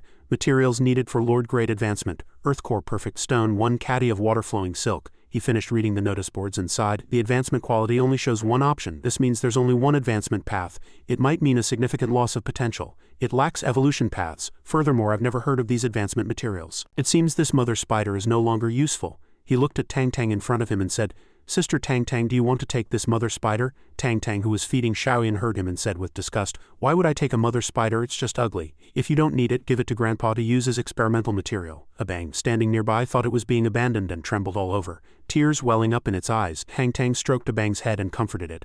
"No, Abang is the kindest one in our house." Gao Peng raised his hand and offered, "Sister Tang Tang, it's late. Would you like to have dinner with us?" Tang Tang declined, replying, "Let's eat next time. I need to find someone to deal with this mother spider." Gao Peng grasped the doorknob and slowly opened the door. Dazzling yellow light poured out from within. Daisy darted out of the room, calling out, "Master," with a wronged expression. Gao Peng, seeing its appearance, asked worriedly, "What's wrong? What's wrong?" Daisy circled around Gao Peng's leg, saying in a mournful voice, "I want to eat braised ribs." Gao Peng said with a difficult expression, "We don't have any ribs at home. How can you eat them?" "Should I make you some ribs?" Daisy looked very happy, as if something had just occurred to it. Gao Peng followed the direction Daisy was pointing and said in a low voice, "Anna?" He smiled, a peculiar tone mixed in his voice. "Interesting." Gao Peng pointed at the pot of simmering soup and said to Anna, "All right, Anna, clean yourself up and come here." Anna hesitated, saying, "Is this the delicious food Master made for me?" Anna's voice was filled with emotion. "Although I'm a skeleton and can't eat anything, Master hasn't forgotten me." Gao Peng took a sip of the soup and evaluated it.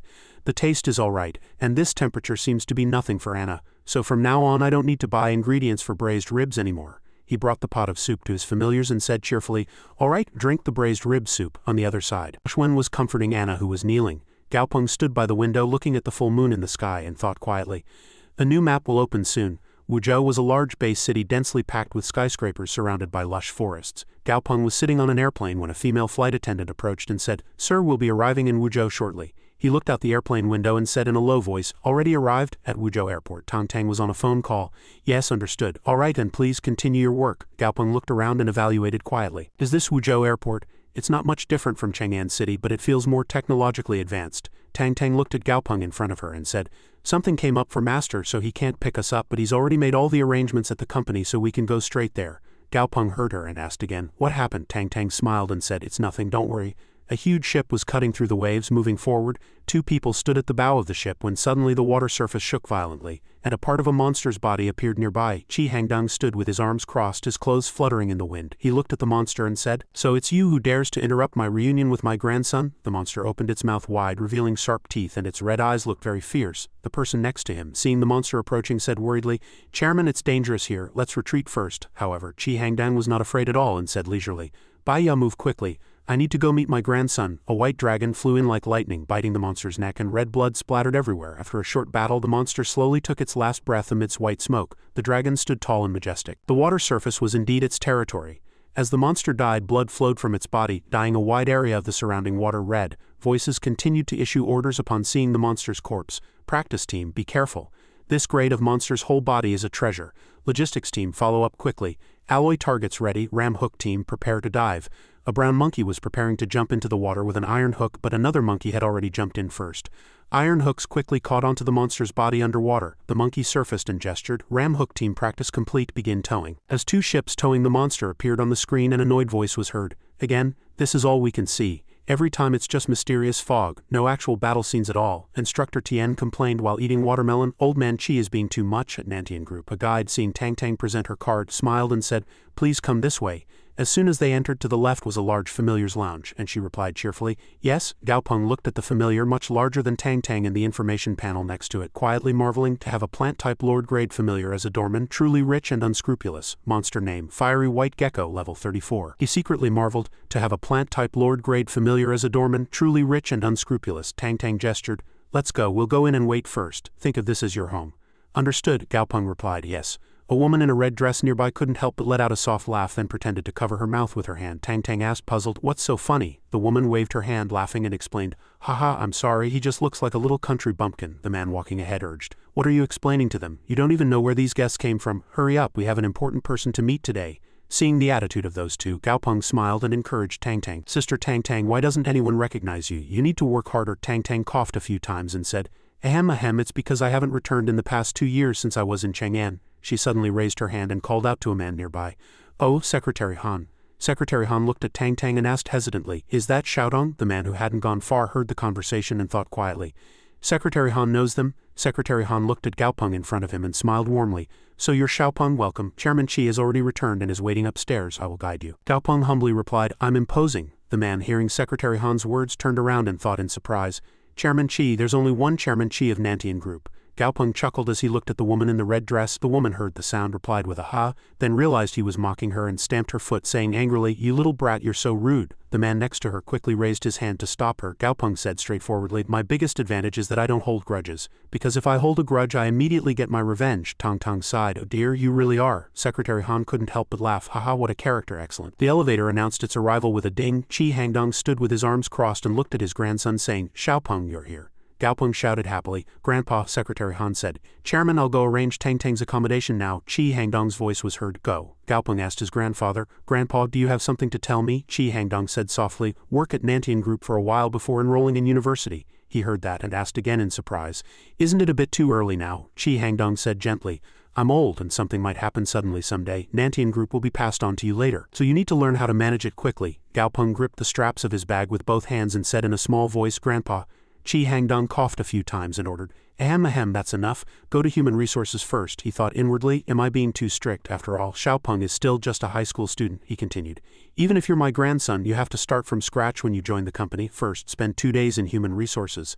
Then I'll find an opportunity to send you to the experimental department, building a laboratory for you too." Do you need to hide your identity for now?" Gaopeng, upon hearing this, asked in surprise. "Hide my identity? Why?" Qi Hangdong covered his mouth with his hand and said awkwardly, "Well, I heard that young people all like to pretend to be pigs to eat tigers." Gaopeng looked speechless. He replied, "That's other people. I don't have such strange hobbies." Qi Hangdong held his waist and laughed heartily. "Haha, indeed, my grandson, he doesn't have such bad habits." Gaopeng bowed his head, thinking to himself, "Grandpa, have you been reading too many novels?" Secretary Han knocked on the door and said, "Chairman, I've finished organizing everything." Qi Hangdong replied, "Yes." He looked at his grandson and said, "Go Xiaopeng. Secretary Han will help you get used to a different kind of battlefield." Secretary Han led Gaopeng to the sales department. He pointed at a man and introduced him. "Xiaopeng, this is Manager Cao of our sales department." Manager Cao bowed slightly and said, "Hello young Master Gao, I was rude this morning." Gaopeng walked over and helped him up, saying, "Manager Cao, you're joking. What's rude? It was nothing." He thought inwardly, "As soon as I arrived, a manager-level person suddenly came running to bow and apologize. How imposing." An information window appeared next to him. Healthy, calm, he thought to himself, to set such a big trap just for appearances. This Manager Cao is truly a talent. At this moment, Manager Cao smiled with his eyes and said, "Then young Master Gao surely has a lot to do today, so I won't bother you anymore. We must definitely have a meal together next time." Secretary Han, seeing that the two already seemed to know each other, asked as Manager Cao walked away, "Xiaopeng, you and Manager Cao?" Gaopeng replied, "Secretary Han, it was really nothing. Manager Cao was just exaggerating." His eyes looked slightly doubtful, and he continued, "But Manager Cao acts so submissive in front of a kid like me in front of others, yet shows no ill will. Is his emotional control frighteningly perfect, or is he naturally so calm and terrifying?" Secretary Han patted his shoulder, laughing, and said, "That's something Xiaopeng will have to find out for himself, but since Manager Cao used such a trick, your work might be a bit difficult in the future. How about you go to the Baya area and take on recruitment duties?" Gaopeng heard an important keyword and asked again, "Baya area?" 2 cars were driving in a line, and Secretary Han's voice was heard. "Yes, the Baya area. It can be considered a somewhat backward economic development zone in Wuzhou." He was leaning his arm on the car window at this time and asked, "How backward is it?" He looked at the scenery outside the window. The voice of the person next to him was heard. "When the disaster happened, quite a few people died. After that, the social structure changed greatly, and many residential areas here couldn't adapt to the changes." Looking at the dilapidated buildings here, he asked, "Then why is it called Baya?" Secretary Han explained in detail again. Because the waiting population here covers all professions from before the disaster. Of course, initially, some people in the Baya area rebelled against the current situation and worked hard to leave the Baya area, but all the remaining people. At this point the car stopped and he said, "Ah, we've arrived." Gaopeng looked up at the building in front of him. Secretary Han stood next to him and introduced, "This is our Nantian Group's Baya area branch. At the same time, it's also responsible for the human resources management of this area." He turned his head and looked to the side, asking, Are those?" He looked at the people standing nearby. Some were sitting and some were even sleeping. Secretary Han explained, "Oh, that's the Baya area's recruitment hall." "Those are all the gods of Baya?" Gaopeng asked in surprise. "What do you mean by gods of Baya?" Secretary Han, seeing Gaopeng looking at him, continued, "Just a joke. Many people here have lost their families, or their homes have been destroyed, or they refuse to form blood contracts, thinking it was a demon's curse, so almost all of them are living day by day. Living hand to mouth." He led him inside and pointed at two people and introduced them. "All right, meet your new colleagues. Xiaopeng, this is Wang Ke, the Human Resources Manager dispatched from headquarters, and this is Branch Manager Shui." The man in the suit, Manager Wang Ke, bowed slightly and said, "Hello, young Master Gao." The woman in white next to him, Branch Manager Shui, also smiled and said, "Hello, Section Chief Gao." Gaopeng, seeing the man's respectful attitude, said, "Manager Wang, we're all colleagues from now on, so please call me by my title like Manager Shui." Manager Wang bowed slightly again and replied, "No problem. I will follow your instructions." Secretary Han returned to his car. Before getting in, he turned around, waved and said, "Xiaopeng, it's really a bit chaotic here, but relatively speaking, the management is also looser. It's a very good place to temper a person. Work hard." Chairman Chi also said other things, so I'll be going first. Contact me if anything comes up, Gaopeng said to Manager Wang in front of him. "Let's go, Manager Wang, please show me around." Manager Wang pointed in a direction and gestured, "Yes, young Master Gao, this way." Gaopeng silently fumed when he realized Manager Wang hadn't remembered his words. Manager Wang led Gaopeng to the training ground. There were many training equipment there, and he said, "Young Master Gao, what we just saw was the branch's warehouse, and this is our familiar's training ground." Gaopeng adjusted his glasses with his hand and said, "Manager Wang, from now on please call me Section Chief Gao. Every time you get it wrong, I'll deduct it from your salary." Manager Wang quickly replied, "Understood, Section Chief Gao." He looked at him and sighed. This old man, he touched a piece of training equipment and asked, "Does every branch have these?" Manager Wang replied, "Yes, basically every branch has them, but no one uses them."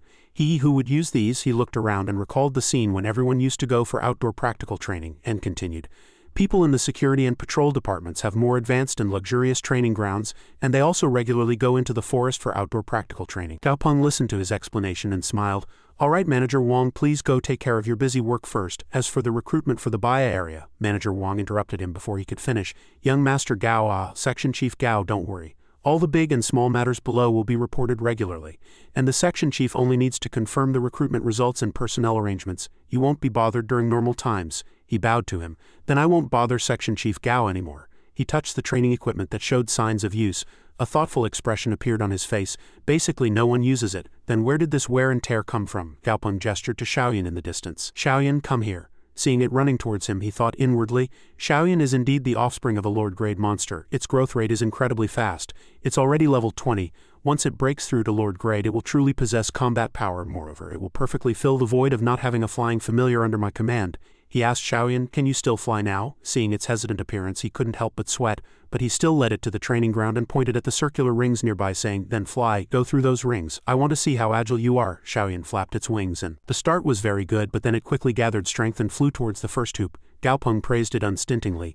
"Not bad, the speed is top tier among bird-type familiars at this level." However, Xiaoyan couldn't pass through the hoop and hit the pillar below. Due to the collision, the green pillar split in two, and Xiaoyan also fell, rolling around on the ground. Gaopeng, seeing Xiaoyan dizzy, couldn't help but turn away, shaking with suppressed laughter. Eventually, a chuckle escaped him. He stroked Xiaoyan's head and comforted it. "Let's try something easier first. It's okay, don't be disheartened. Believe in yourself, you can definitely do it." After that, Xiaoyan was able to successfully pass through the hoops, and Gaopeng cheered loudly. "Yes, now you can control your direction changes too." Again, Xiaoyan continued to pass through the hoops, and his voice kept encouraging. Again, Xiaoyan passed through the hoops in a zigzag direction at high speed. Gaopeng praised. "Beautiful, you succeeded, Xiaoyan, you did really well." A red light suddenly burst from Xiaoyan's entire body. Xiaoyan raised its head and cried out. Gaopeng was surprised to see it and said, did it break through? What is this?" Thanks to rigorous training and innate talent, red-orange flames ignited around Xiaoyan. Feathers fluttered, and 2 notification panels appeared next to it, indicating an upgrade to level 21. Seeing Xiaoyan flying joyfully in the sky, Gaopeng crossed his arms and said, "I didn't expect the phenomenon caused by Xiaoyan's breakthrough to be this significant." Xiaoyan circled the area. 2 information panels appeared.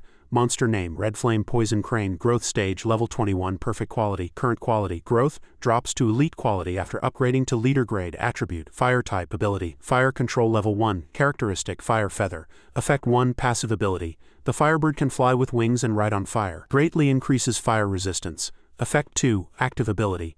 Feathers can detach from the body, fly towards the enemy and explode. After exploding, they generate fire elements in the air. Gaopeng looked at it and thought curiously. The monster's abilities and characteristics have all awakened and unlocked. The first passive effect was very easy to understand, but the second active ability was a little difficult to grasp. He rubbed his chin, thinking, it's not that the fire elements explode on the feathers, but rather that embers ignite the air and explode. The power should be decent. The only downside was that using this ability consumed feathers. He imagined Xiaoyan completely plucked and inwardly exclaimed, if it used it too often for a certain period. Gaopeng covered his mouth with his hand and shouted loudly, Xiaoyan, do you know how you were upgraded? This method will be fixed. Hearing that, Xiaoyan turned its head and looked at him, its body trembling. He chuckled happily and said, haha, just kidding. Then he looked to the side and saw Anna holding a barbell, so he called out, let's go, Anna. Hearing that, Anna dropped the barbell to the ground. After that, the group left, and in Gaopeng's ear, Xiaoyan's angry grumbling could be heard incessantly.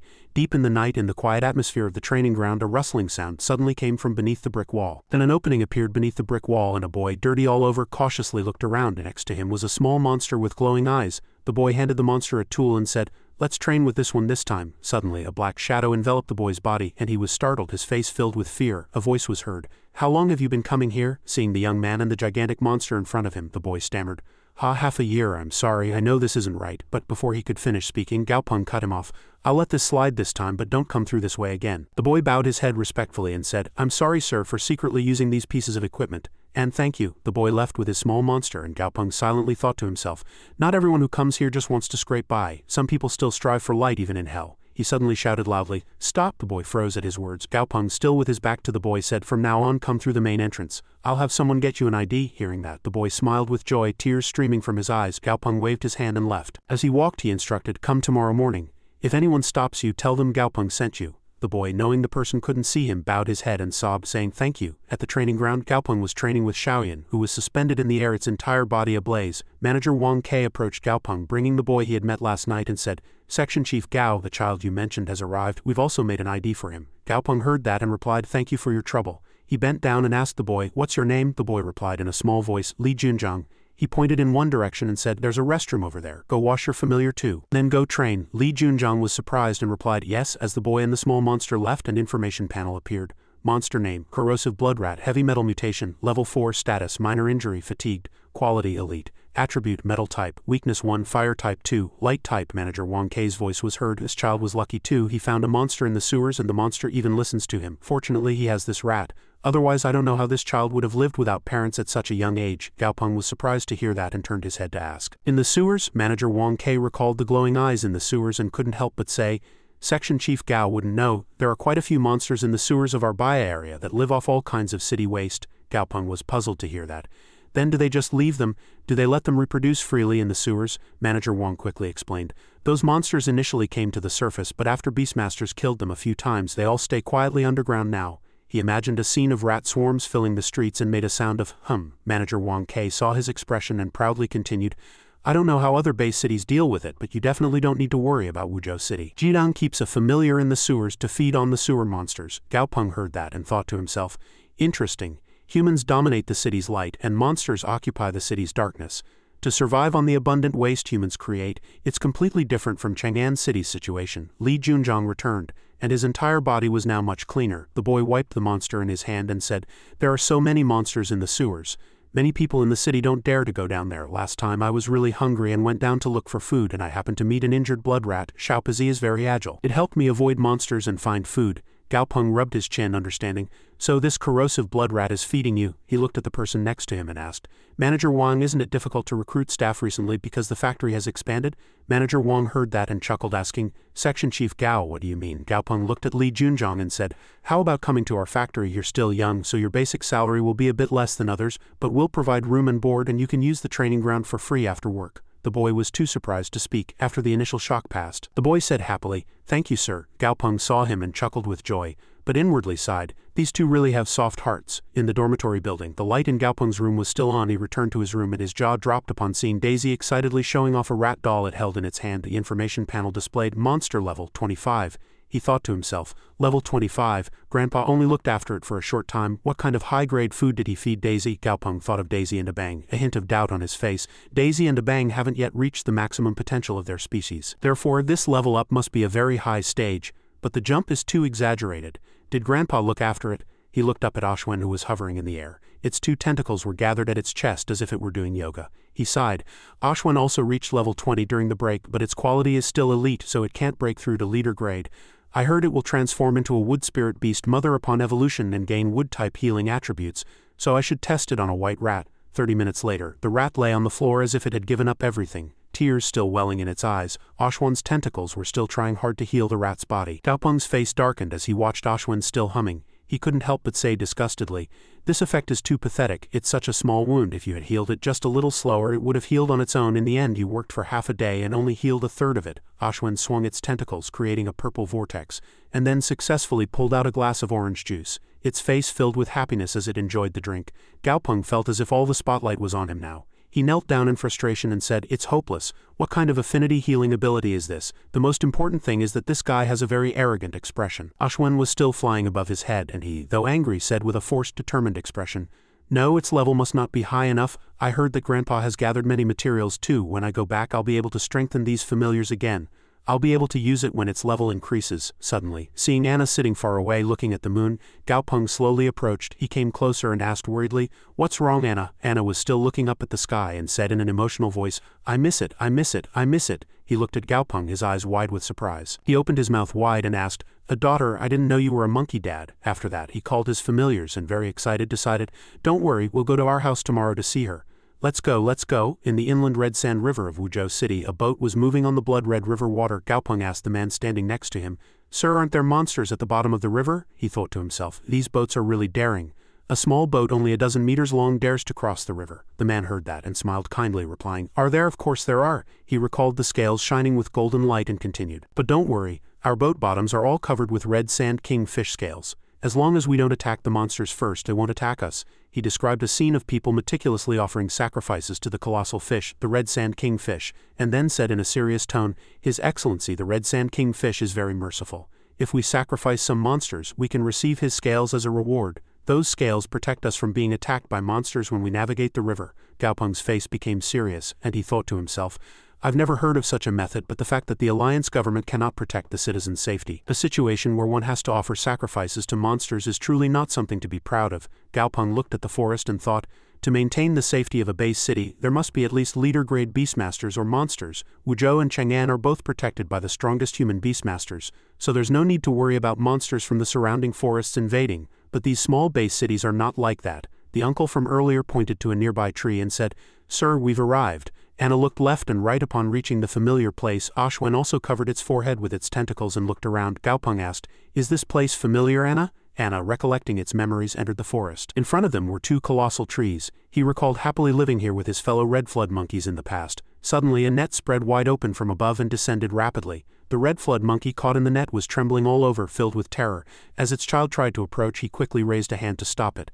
Anna lay on the ground groping with its hands as if trying to confirm something. Abang saw its actions and asked, puzzled, "Are these the traces they left behind?" Anna said in a sad voice, "But these are traces from several months ago." Gaopeng looked at it and comforted it. "It's okay, they probably just moved." As if thinking of something, Anna turned its body and looked in one direction. Gaopeng couldn't help but ask, "What's wrong?" Seeing Anna dart away like an arrow, he demanded.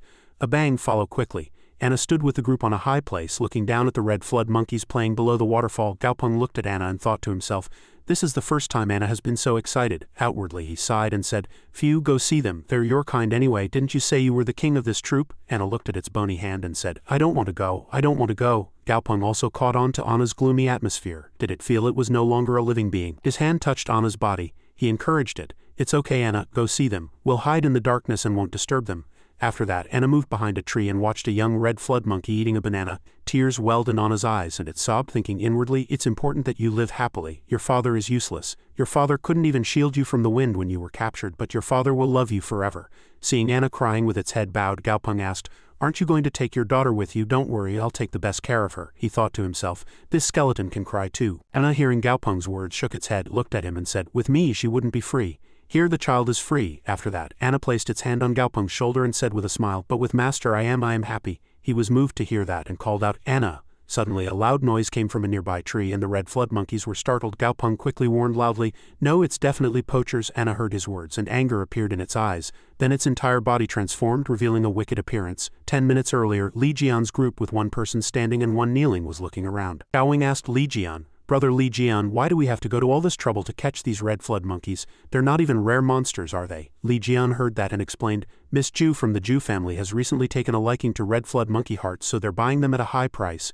In the market, the price of red flood monkey hearts has already tripled.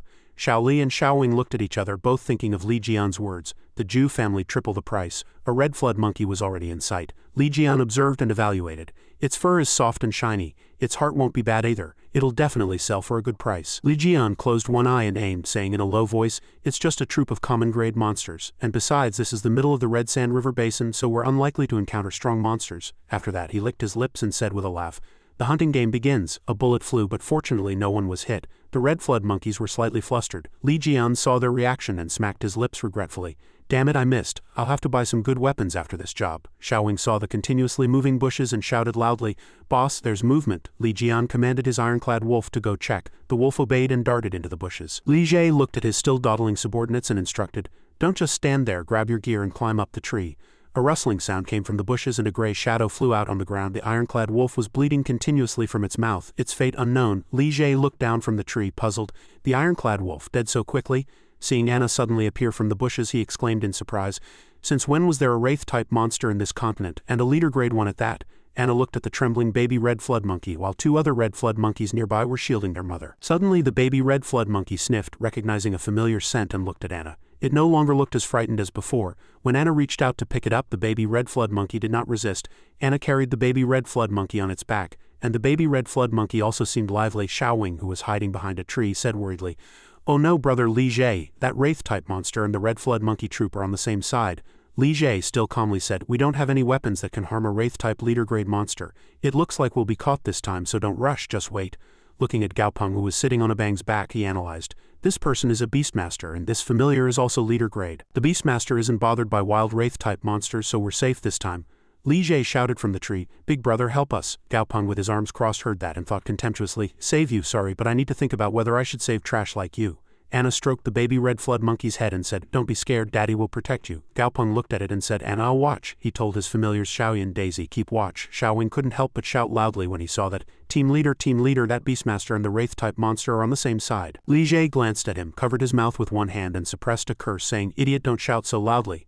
Seeing Anna approaching, Li Jie shouted inwardly, no? Xiaowing hugged the tree and said worriedly, they're coming our way. Anna approached majestically and with one strike split the tree Li Jie's group was hiding in into two. They also fell to the ground. Li Jie trembled all over, and touching his side he felt a broken rib. Anna approached, lifted Xiaowing with one hand and slung Xiaoli over its shoulder. Li Jie was startled by the sight and exclaimed, Xiaowing, Xiaoli, both of them are caught. He turned his body to flee, thinking inwardly, no, I have to escape quickly. Gaopeng noticed his intention and commanded a bang web. Then web shot out engulfing Li Jie's body, and he shrieked, Act! He looked at the people in front of him and shamelessly pleaded, Big brother, help me, please help me. My mother is 70, my father is 72, my younger brother and older brother both died in the catastrophe. Now I'm the only one left at home. If I'm gone, my parents and my 13-year-old child will all starve to death. We can give you all the red flood monkeys we caught. We are human. Please don't kill us. We can be your oxen and horses. Grandpa, please save us. Gaopeng heard that and asked in surprise, didn't you hunt the red flood monkeys to make them your familiars? Li Jie trembled all over, saying in fear, familiars, if Miss Ju of the Ju family didn't like these monkey hearts, who would come all this way to hunt these worthless monkeys? Gaopeng was filled with rage. He looked at Li Jie and shouted loudly, worthless monkeys, haha, so you can kill red flood monkeys as you please, to flatter Miss Ju of the Ju family? Li Jie heard that and stammered, yes, the Ju family is considered a major power in this continent. At this moment, Xiaoli began to betray his companions. He said, these monkeys, these red flood monkeys are very docile and never attack people first. Xiaowing next to him chimed in, Big brother, it's all team leader Li's idea. Can you release us first? That's right. Team leader Li said that if we kill all the red flood monkeys, other teams won't be able to deliver, so we can raise the price. Gaopeng heard that and said coldly, I see, go. Before you go, tell them, Anna, you handle it. We'll wait by the river. Li Jie saw the young man leave and quickly shouted, hey kid, don't go. He struggled and threatened, you damn kid, I'm warning you, if you go against the Ju family you won't have a good outcome. Release me quickly. I'll take your side, did you hear me? Anna approached the red flood monkeys, looked at them, and called out, "Come here." When all the red flood monkeys gathered, he said briefly and concisely, "If you have grievances, seek revenge. If you have enemies, repay them." The red flood monkeys heard that, and their faces were filled with rage and fury. Li Jie saw that and trembled even more severely than before, his eyes filled with fear. He pleaded softly, you guys don't come here." The boat again cut through the water, crossing the red sand river. Anna was carrying its baby red flood monkey on its back, sleeping soundly, and its face was filled with a gentle and warm fatherly expression. Gao Peng was standing in a corner of the boat on the phone with Qi Hangdong. He looked at the photo in his hand and said with a slight hesitation in his voice, "Grandpa, I don't think I did anything wrong, so why do I feel so bad?" His grandfather's voice was heard. "Do you regret it?" Gao Peng replied weakly, "I don't know." Qi Hangdong looked into his eyes and asked seriously again, "Then if you did it again, would you stop your familiar?" He heard that, fell silent in thought, and after a long while replied, "No." Qi Hangdong stood up and said gently, "Then isn't that enough, my child? It's just an act of bravado. Stick to your convictions and do what you want to do. If you're careful outside, you won't suffer any losses. It's okay for others to suffer, but I don't want you to. As for the remaining red flood monkeys, I'll have someone transfer them to Wuzhou and arrange a mountain area for them. Anyway, as long as the Zhu family has demand, countless hunters will appear." Before hanging up, he said, "All right, Grandpa is busy, go play by yourself." Gao Peng put his phone in his pocket and said, "All right, next let's go see the goldfish." The uncle standing nearby corrected him, saying, "It's the Red Carp King." He admonished him, "The Red Carp King can understand our words. Kid, don't say it wrong again." Gao Peng replied at length, "Understood, understood." After a while, he pointed to a bridge in the distance and said, "The place ahead is where we offer sacrifices to the Red Carp King. Different contributions are calculated based on the monster's grade and quality, and scales are distributed according to those contributions." Gao Peng heard that and asked, finding it difficult to understand, "Then how does the Red Carp King deliver them?" The uncle said with a slightly awkward expression. "How can you say deliver?" The boat approached a huge whirlpool, and then a person's voice was heard. "We've arrived. The huge red fish ahead is glowing with golden light all over its body." The monster's name appeared on the information panel. Monster name, Dragonblood Red Carp, Red Sand River Lord Level 44 Lord Grade Perfect Quality Attribute, Water Type Ability, Water Control Level 3 Hard Scales Level 2. Gao Peng looked at it and muttered in surprise, "A Lord Grade Perfect Quality?" People quickly gathered on the bridge, and seeing the huge fish approaching, they hastily urged, "Red Carp King, quickly, everyone offer your sacrifices." After that, they took turns placing the meticulously prepared sacrifices on the water. The Red Carp King controlled water pillars to gather all the sacrifices in one place, then opened its mouth and swallowed them all. It closed its eyes, enjoying the sacrifices, continuously flicking its fins, looking very pleased. After that, it spat out red foam, sending it to the center. A man pointed at it with his finger, recognized it, and shouted, "It's rainbow foam. The Red Carp King is very satisfied with our sacrifices." After that, red scales appeared sparkling on the ground, and a person ordered, "Everyone take the scales in the order you offered your sacrifices, otherwise you will anger the Red Carp King." Gao Peng witnessed this scene and said in a low voice, "This is the first time I've seen a Lord Grade use its ability, and this water control ability is truly like a mythical monster. I wish I could observe it up close again." He thought of something and said happily, "I wonder what Grandpa's Lord Grade familiar is like. If I can't observe a wild Lord Grade up close, I'll just play with the one at my house." In Lusaka City, South Africa, a wall displayed the flashy graffiti Butterman. With a bang, a huge crack appeared on the road at the intersection, startling people to move away. Immediately, alarm lights flashed dazzlingly and urgently. People in the room heard the alarm and quickly said, "Where else has a big problem erupted?" Someone's voice was heard nearby. "There's a high-energy spatial reaction. The hollow belly worm is very agitated. A spatial rift is highly likely to appear." A person instructed, "Quickly dispatch the red-striped fierce eagle to take a hollow belly worm to investigate." The man sitting on the red-striped fierce eagle arrived at the intersection where the accident occurred. Looking down from above, the middle of the road had turned dark blue, with strange lights faintly glowing. Black smoke was gradually spreading around, greatly obscuring the view. He said in a low voice, "Oh no." Something in the shape of a horse's hoof was slowly rising from the ground. The man had an ominous premonition and told the red-striped fierce eagle, "Fly a little higher. I don't know why, but I feel a sense of danger in my heart." Immediately after, his eyes widened in surprise, and he muttered inwardly, "No." A horse-like shadow holding a sword pushed forward and split the man and the red-striped fierce eagle in two. Indeed, the attacker just now had the lower body and head of a horse and the upper body and arms of a human. Emitting strange black smoke all over its body, it left, holding a blood-stained sharp weapon, and the black smoke spread everywhere. In a huge villa, the surroundings were enveloped by green water. This was the Qi Hangdong Diplomatic Villa in Wuzhou City. The announcer's voice echoed from the screen. "A high-energy reaction has been detected in Lusaka. New spatial rift activity has appeared here. Lusaka warmly welcomes Beastmasters from all over the world to this base." Gao Peng heard that and asked Qi Hangdong, who appeared on the screen, "Grandpa, shouldn't spatial rifts be handled cautiously? Why does it feel like a good thing instead?" Chairman Qi heard that and said unhurriedly, "Of course there are dangers. Where is there no danger? So far, only 3 permanent spatial rifts have been discovered. Temporary spatial rifts only appeared during the catastrophe, but in the past 2 years I haven't heard of any new spatial rifts appearing." He looked at his grandson and continued, So many people think they're strong, and when they hear about new rifts they think it's an opportunity instead.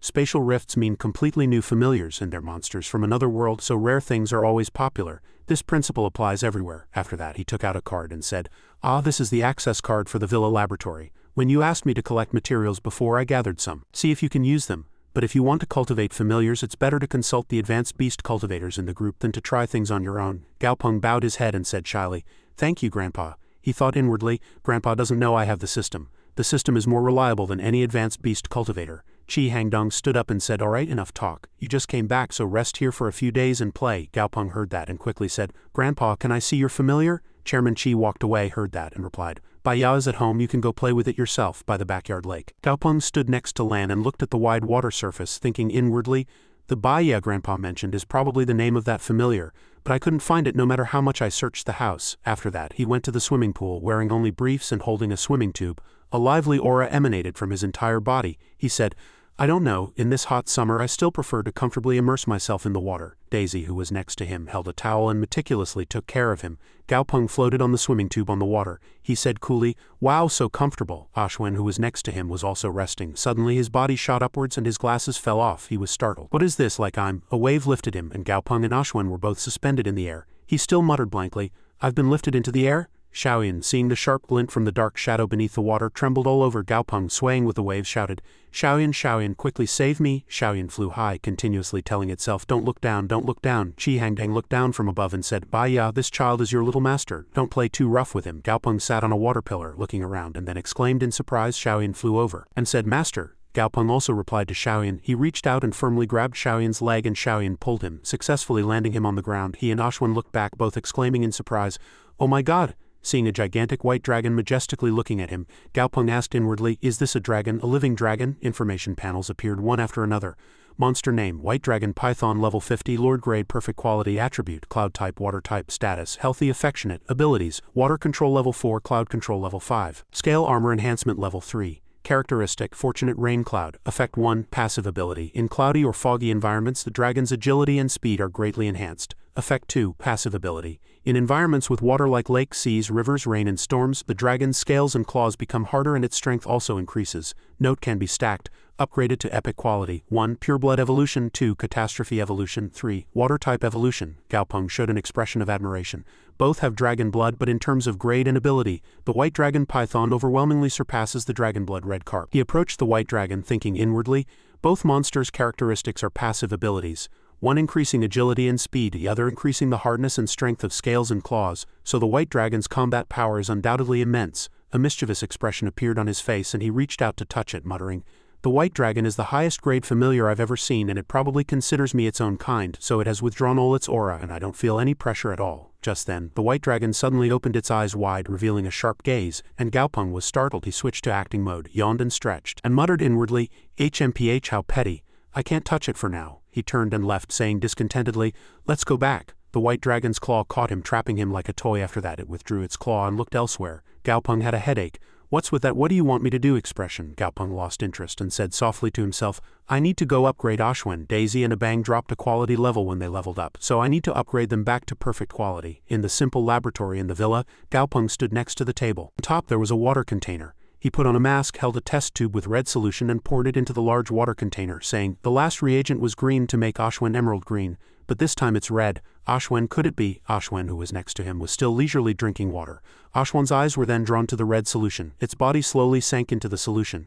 Gaopeng had already taken off his mask at this point and stood by, evaluating. "Stable, stable." He sniffed and said, "This smell is quite pleasant. It's a little familiar, it's like some kind of fruit." Then he snapped his fingers and said, "Ah, a green apple." A moment later, Ashwin slowly rose, emitting a green light all over its body. The water in the container also changed from red to green, and Gaopeng's entire body turned gray and burst. Ashwin floated in the air, overflowing with joy. An information window appeared. Monster name, Floating Jellyfish, perfect quality, level 20, attributes 1, space type, 2, wood type, weaknesses 1, lightning type, 2, ice type, 3, afraid of fish. Gaopeng looked at it and consoled himself. "Alright, at least when the light isn't good, it's okay if you can't see it." The other familiars hiding behind the door couldn't help but chuckle when they saw Ashwin sitting on his head. He just exasperatedly uttered 2 words, "The end."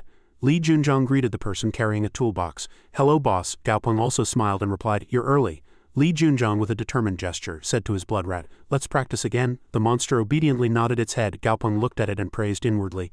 "This kid Junzhong comes to the training ground first and leaves last almost every day. He's working so hard I should help him a bit." Gaopeng picked up a tool and said to the familiar next to him, "Shaoyan, 2 at a time as usual." He threw the tool high and Shaoyan responded by spewing fire. Watching the tool burning high, he marveled that Shaoyan's flame power was several times stronger than a week ago. Now, 2 in a row was too easy for Shaoyan, and the training was quite effective. Seeing Shaoyan flying around playfully spewing small fires, he sighed and thought, "But honestly, training a fire attribute familiar in summer is like torture." Just as he was about to drink some water, a voice came. "Section Chief Gao," Manager Wang reported with a smile. "Our recruitment has started. As per your instructions, we've specially created a few jobs, this time for orphans and children from single-parent families. Please take some time to review and guide our work." Gaopeng waved his hand and said, "It's fine. Officially, we have a superior-subordinate relationship, but in the future most of my time will be dedicated to monster training and cultivation. You can handle the usual work." Manager Wang flattered him again. Yes, the company staff also say Section Chief Gao is truly a living Buddha.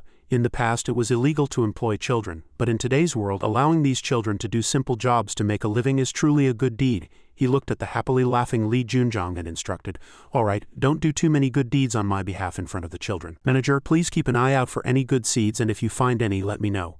Character is more important than collateral abilities." He smiled flatteringly. Hee, understood. He suddenly heard a loud noise and looked in that direction. He asked the person next to him, "What's going on over there?" Seeing Manager Shui arguing with a man, Manager Wang explained, "I heard that some monsters appeared in the factory and several employees went missing, so their families came looking for them." So now Manager Shui is discussing rescue issues with Security Chief Kong. Gaopeng looked at the situation there and thought to himself, the discussion doesn't seem to be going well. He walked towards the crowd and asked the man, "Chief Kong, what's the situation now? Have you found the monsters?" Manager Shui, seeing him approach, greeted him. "Section Chief Gao," she explained, "all the employees have been found and sent to the hospital. Their injuries are severe, but everyone's lives were saved." "But what about the monsters?" Chief Kong next to him continued. "Those monsters are very cunning. They escaped into the sewers," he thought contemptuously. "Who did they provoke? These ignorant young masters trying to make a big achievement are the most troublesome." Gaopeng heard that and asked one after another, "The sewers? How did the monsters get in through the sewers? Was the factory's underground defense system damaged?" Then he instructed, "Then we need to deal with it quickly. If more monsters come in through the sewers it will be troublesome." Manager Wang added, "Section Chief Gao, there's no defense system underground in the factory. There's only an alloy door in the sewer pipe." He heard that, looked at the person in front of him in surprise and asked, "No defense system?" "Chief Kong, what exactly happened with this matter?" Chief Kong avoided his gaze and explained, "Well, we just thought the water pressure was strong enough to keep monsters away, and besides there's an alloy door, isn't there?" His voice grew sharper. "Do you think we have time to talk about this now? All I know is that the work environment should originally be safe. Someone was seriously injured and the factory was also damaged. This is the result." Then he instructed, "Chief Kong, please take me to the scene. Manager Shui, please take care of the aftermath." Manager Shui replied happily, "Yes, Section Chief Gao." Chief Kong snorted inwardly upon hearing that. HMPH, anyone can talk big. Chief Kong led him into the factory. He pointed to a large pit and said, "Section Chief Gao, this is where the monster disappeared." Anna approached the edge of the pit and looked down, and Gaopeng also followed suit, thinking to himself, "There won't be any leader-grade monsters in the sewers. Besides, my maternal grandfather said he raises a familiar in the sewers. All threatening monsters should have been eliminated." He took out a flashlight, preparing to go down, and said, "I'll go check first." Chief Kong quickly stopped him. "Wait, Section Chief Gao, we should go for this kind of thing." Gaopeng looked at the familiar behind him and said, "Is your swift steed going to do this job? Such a humid and narrow environment is not its strength. It's not conducive to its combat." Chief Kong was speechless and could only grunt in response. He frowned slightly and couldn't help but complain inwardly, "HMPH, do I not know that my familiar is not suitable to go down? If it wasn't for this I would have gone down long ago. These hothouse young masters want to play hero, and in the end it's people like us who have to clean up after them, isn't it?" He looked at his familiar and said, "It's fine, I believe in my familiar. It can adapt to any environment, right?" The swift steed kept shaking its head upon hearing that.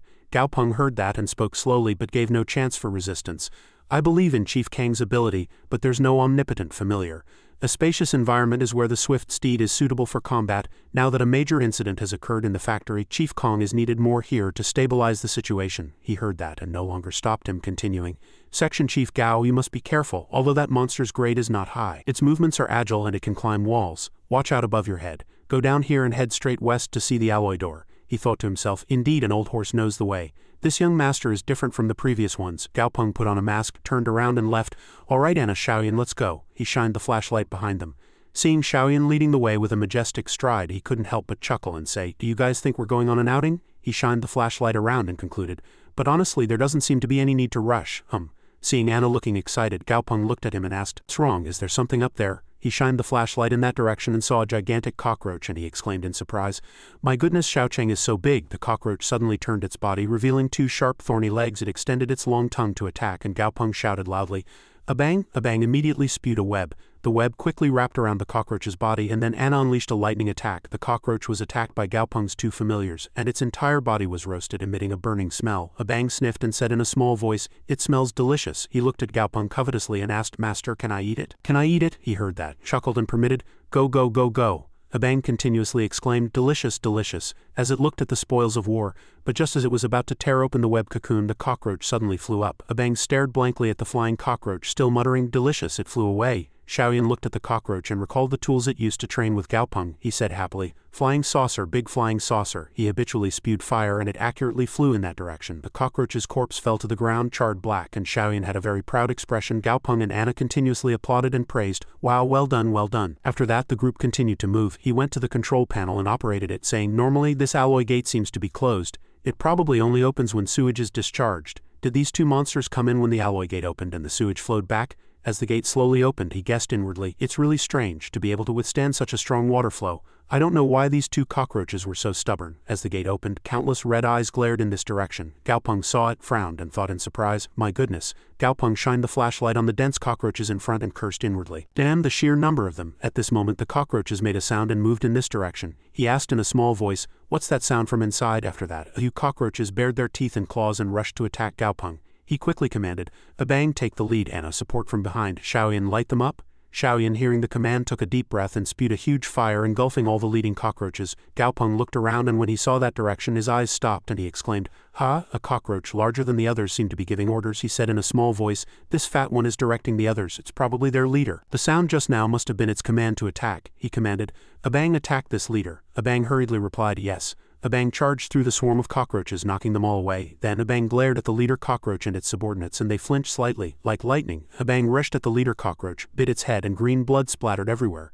Gaopeng looked at the fleeing swarm of cockroaches and said in a low voice, "They finally retreated. The factory accident seems to have been caused by these overgrown insects. With such a large number, one or two will surely escape if the door is slightly open." Suddenly, Abang quickly wiped its legs. Its entire body continuously twitched. Gaopeng saw it and hurriedly asked, "Abang, what's wrong?" Abang stammered in reply that something was moving in its mouth. When Abang opened its mouth, there were a few clumps of fur clinging to the inside of its mouth. An information window appeared. Monster name: Dark Rabbit, juvenile, parasitic lifeform, monster grade, level 19, monster quality, perfect monster attribute, dark monster hobby, using metal, monster weakness, afraid of light, characteristic, parasitism, sucks the host blood, subcutaneous fat, provides nutrition to restore the host mental power, physical strength, heal internal injuries, and enhance epidermal protection. He looked at it closely and sighed. Parasite, the main body is a parasitic juvenile. Its attributes, quality, and enhancement are all pretty good. Okay. He suddenly stroked Xiaoyan's head and said softly, "You've worked hard, so small, yet you already have to endure so much." Xiaoyan, suddenly receiving such kind treatment, stared blankly, not understanding anything. Then it understood and went to where Abang had its mouth wide open to peck at the clumps of fur. Gaopeng enthusiastically directed from the side, "Yes, yes, yes, there to the left too." What it spit out was saliva and clumps of fur. A moment later, a few pairs of blue eyes appeared in the clumps of fur. Seeing Xiaoyan mindlessly spewing green bile, Gaopeng coughed and said, "Abang, you're really too much. You clearly don't brush your teeth properly." The clump of fur behind him secretly observed and then hid, and a light shone in Gaopeng's eyes as if he had anticipated all of this. He looked at his familiars and said, "Anna, later you'll have to rely on your sense of smell to find this new friend's home. If we follow the parasitic juvenile, we can find the parasitic mother." The ground suddenly shook violently. He couldn't help but exclaim, "What's happening?" Anna pointed behind him and said, "Big brother, there's a huge one behind us." Xiaoyan also chimed in, "But this huge one doesn't seem to have any malice." Gaopeng turned his head and asked himself, "No malice?" Behind a bend, only one blue eye was revealed and an information window appeared. Monster grade, level 39, but after that there was no movement, and a moment later it disappeared. He let out a sigh of relief. "Phew, level 39, if we really fought, we would definitely be no match. Such a powerful monster in the underground sewers. Didn't my maternal grandfather say his familiar had cleared them all out?" As if thinking of something, his face darkened and he said, "Wait, is this my maternal grandfather's familiar? Oh no, if Grandpa finds out, he'll definitely make fun of me." Gaopeng thought for a moment and then shouted, "Anna, you remember the smell of those black guys just now, right? My fragile soul has been hurt, so I need compensation." Anna heard that, a little worried and sweating on its back, not knowing what was going on. At this moment the dark rabbit juvenile was still desperately trying to escape, and it was startled when the light shone on it. Gaopeng held the flashlight and approached, saying, "Found you." As it tried to escape again, Gaopeng commanded, "Xiaoyan, block it." Xiaoyan immediately spewed fire and chased after it, and the dark rabbit juvenile still fled frantically. Anna also rushed forward to join the attack, and the momentum was like a storm. The dark rabbit juvenile saw a red rat nearby and immediately tried to parasitize it. The parasitized red rat showed a fierce expression. It bared its sharp teeth and huge fangs and charged at Anna. Anna hurriedly raised its claws to block. Anna was pushed back by the recoil, and its body slammed hard against the rock wall. The impact caused cracks in the rock wall. The rat smiled and raised its sharp claws. Gaopeng looked at its arrogant demeanor and growled, "Anna, use electricity." Yellow lightning suddenly crackled around Anna. The momentum was tremendous. The dark rabbit juvenile quickly jumped out of the rat's body. Anna hadn't even attacked yet, but the rat had already fled as if possessed, leaving the dark rabbit juvenile alone on the ground. Anna rubbed its still aching head from the after effects, and Gaopeng stood behind, speechless. He frowned slightly and said, "It seems most of these parasitic creatures live symbiotically. The dark rabbit juvenile can't forcibly command the parasitized monster. But this isn't bad. I only need this dark rabbit's ability, not its consciousness."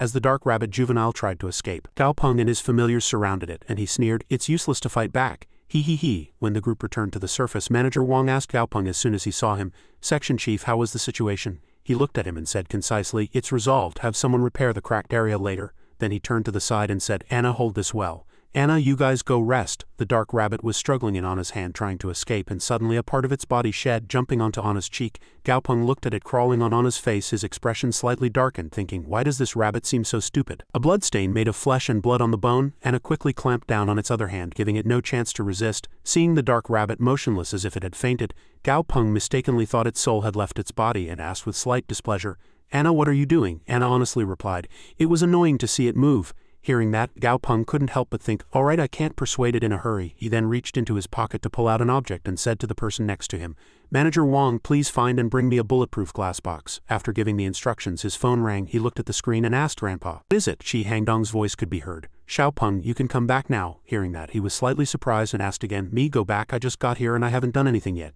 Chairman Chi laughed heartily and said, "Your personal lab has been built. Come back and check it out first." Hearing his grandfather's words, Gaopeng couldn't help but smile and said, "The lab is ready. That's great. I'll leave right away." Chi Hangdong took his grandson to a cave behind the lake at the Chi family villa. He looked around and exclaimed in surprise, "Grandpa, this place is amazing." Chairman Chi heard that and said gently, "What's the big deal?" "Quickly go touch that beam of light." He approached the beam of light and carefully placed his hand on it. As his hand touched the beam, it slowly turned red.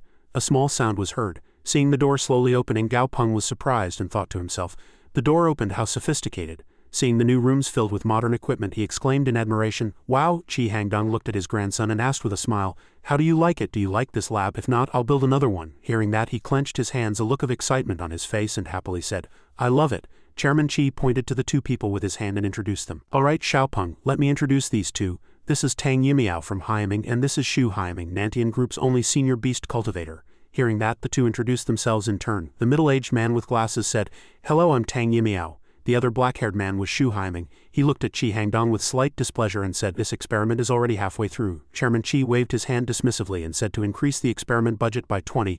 Only then did Shu Hyaming's attitude change. He smiled and said, "Chairman Chi, brother." Chairman Chi pointed his finger back at his grandson and said, "This child is my grandson Gaopeng, and he's a mid-level beast cultivator." Tang Yimiao heard that and praised. A mid-level at such a young age? Truly talented. Chairman Chi heard people praising his grandson and couldn't hide his joy, laughing, "Ha, not at all. His talent is actually quite ordinary. Please don't praise him too much lest he become arrogant." After a moment of self-satisfaction, he turned to Gaopeng and said, "These two have come to help you finish your experiment, so if there's anything you want to do, consult them." Gaopeng looked at Chairman Chi and said, "Grandpa, I want to create some pre-evolution elixirs first." Gaopeng looked at everyone and shared his thoughts. "I previously discovered several inhibitors. They prevent monster mutation and they can be used directly as medicine. If a potion could be formulated on this basis, it would surely sell well and enhance Nantian Group's reputation." Everyone listened carefully as Gaopeng explained his thoughts. The chairman heard his grandson's words and laughed excitedly. "Really? My grandson is amazing, a true genius. I'm so happy I could die. Ha." Gaopeng looked at his grandfather's expression and his face darkened, thinking to himself, "Grandpa, your acting is terrible, even worse than Sister Tang's." Seeing the look of disbelief on the faces of the two people in front of him, Gaopeng said, "But these two will surely mock me for talking nonsense. After all, even two senior beast cultivators like yourselves probably haven't thought of a few potions to stabilize monster evolution." He crossed his arms, a confident expression on his face, and thought to himself, "All right, it's time to let the experiment results speak." Gao Peng went to the control panel and continued to operate the computer. The red solution slowly flowed from the specialized equipment into the test tube. As time passed, he took out a sealed bottle containing the red solution. Gao Peng held all the test tubes in front of him and said confidently, "Grandpa, 2 experts, this is a new potion I formulated myself." He then calmly explained, "I call it blood essence tofu. Its main ingredients are blood red fruit, golden silk fungus, and the intestines of a black horse spider." His finger pressed a button on the control panel, and his voice echoed simultaneously. The experimental subject is, he looked at a monkey with horns longer than its thumb peeling a banana in the special room and said, "A common ferocious monster, a black monkey." Shu Haiming heard him using a black monkey as an experimental subject and asked in confusion, "A black monkey? Aren't the 2 evolution paths for that already very mature?" Tang Yimiao sighed and said, "Oh, Mr. Gao's proposed rare ingredients make the existing formula much more successful. If this potion can evolve the black monkey, then this is a successful improvement." Gao Peng heard that, and the corner of his mouth slightly curved upwards. He thought to himself, "An improvement, the first experiment will naturally leave a deep impression on you all." He operated the control panel from outside and said, "The experiment will be somewhat intense, so a large amount of anesthetic needs to be sprayed." As the anesthetic was sprayed inside, the monkey reacted. As the drug injection device injected the drug into the black monkey's body, Gao Peng continued, "After the black monkey falls asleep, we will use the machine to inject the drug." A moment later, a change occurred in the black monkey's body, and red smoke rose from its body. Seeing the red smoke gradually thicken and obscure the monkey, someone exclaimed in surprise, "No, such a reaction is unprecedented." Tang Yimiao tried to get closer to the glass door to observe. He thought to himself, "Such a violent collision reaction, the collision process is also worth studying. Even if it ultimately fails, this potion can be used to create some effective things. Chairman Chi's grandson is quite good." The black monkey's eyes were filled with red blood vessels, looking very ferocious. Then claws emerged from inside, trying to break the cocoon. A moment later, it successfully broke the cocoon. After evolution, its horns were much longer, and its entire body looked very valiant. A notification panel appeared. Monster name, Blood Essence Tofu, Blood Essence Evolution Special, Monster Level 10, Monster Quality. Elite Quality, Monster Attribute, Bloodline, Monster Hobby, Gentle Music, Serenity, Monster Weakness 1, Hemorrhagic Fruit 2, Leech Type Creatures, Requirements for Upgrading to Perfect Quality 1, Advanced Blood Essence Evolution. Everyone looked at the Blood Essence Tofu and said in disbelief, "Evolution, it really evolved." Tang Yimiao looked at his superior and said, "Mysterious, Chairman Chi, I've never seen such an evolution." Shi Hangdong heard that and said with satisfaction, "This probably means this monster hasn't been discovered yet." Tang Yimiao agreed, "Yes, there are currently no black monkeys among monster species." Manager Tang immediately said to Shu Haiming, "Xiaozu, quickly check it with a spirit obsidian." Shu Haiming replied, "Yes." Gao Peng was a young man eager to learn. Hearing the strange word Zara, he looked at Tang Yimiao and asked for guidance. "Teacher Tang, what is spirit obsidian?" He heard that and gladly explained, "It's a type of natural ore formed from mutated obsidian. After processing, it can be used to test the quality of various monsters." Seeing the stone turn from black to green, someone spoke. "The result is out. Green is elite quality." Qi Hangdong glanced at a few other test tubes on the table and fell into deep thought. The red test tube succeeded, so what about these 3? Xiaopeng really keeps surprising me, but if such talent is known to outsiders, he'll be in considerable danger. He suddenly changed his demeanor and put on a very serious expression. This was the authority of a leader. "What happened today is a company secret and must never be leaked to outsiders." The 2 continued to say, "Understood, Chairman Chi, understood." Then Chairman Chi turned to his grandson and asked, "Then did you name this monster? It's the first monster you created. Give it a name." Gao Peng heard that and said with a hesitant voice, "Give it a name?" He looked at the giant monster happily eating a banana and decided, "Then let's call it Blood Essence Yuan." Gao Peng looked at the 3 test tubes in his hand and said, "These 3 potions are called Earth Potion No. 1, Petrifying Potion No. 1 and Royal Potion respectively." His hand once again operated flexibly on the screen. He looked at the giant ant in the special room and said to the people around him, "This giant ant has been injected with Petrifying Potion. Next, let's observe the results together." The common characteristic of all early monsters is that they have almost no long-range attack methods. Watching the ant slowly transform its legs gradually turning to stone, he continued, "But enhancing their agility is too difficult. It's much simpler to directly change their body structure and increase their defense here." At this moment, the ant's legs and head had already turned to stone, and its eyes were like 2 red jade beads.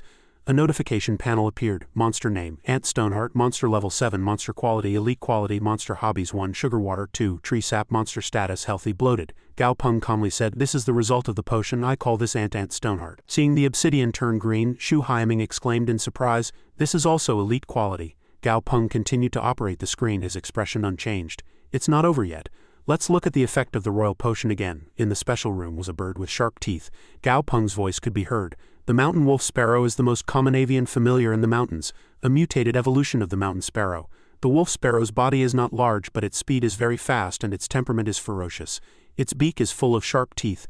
After evolving into a mountain wolf yellow sparrow using the royal potion, its quality directly increased from common quality to elite quality. He paused for a moment and looked at everyone with a regretful expression, saying, "But the royal potion has one small problem. If the royal potion is used continuously, it can continue to evolve to perfect quality, but the difficulty of upgrading to Lord grade will increase accordingly."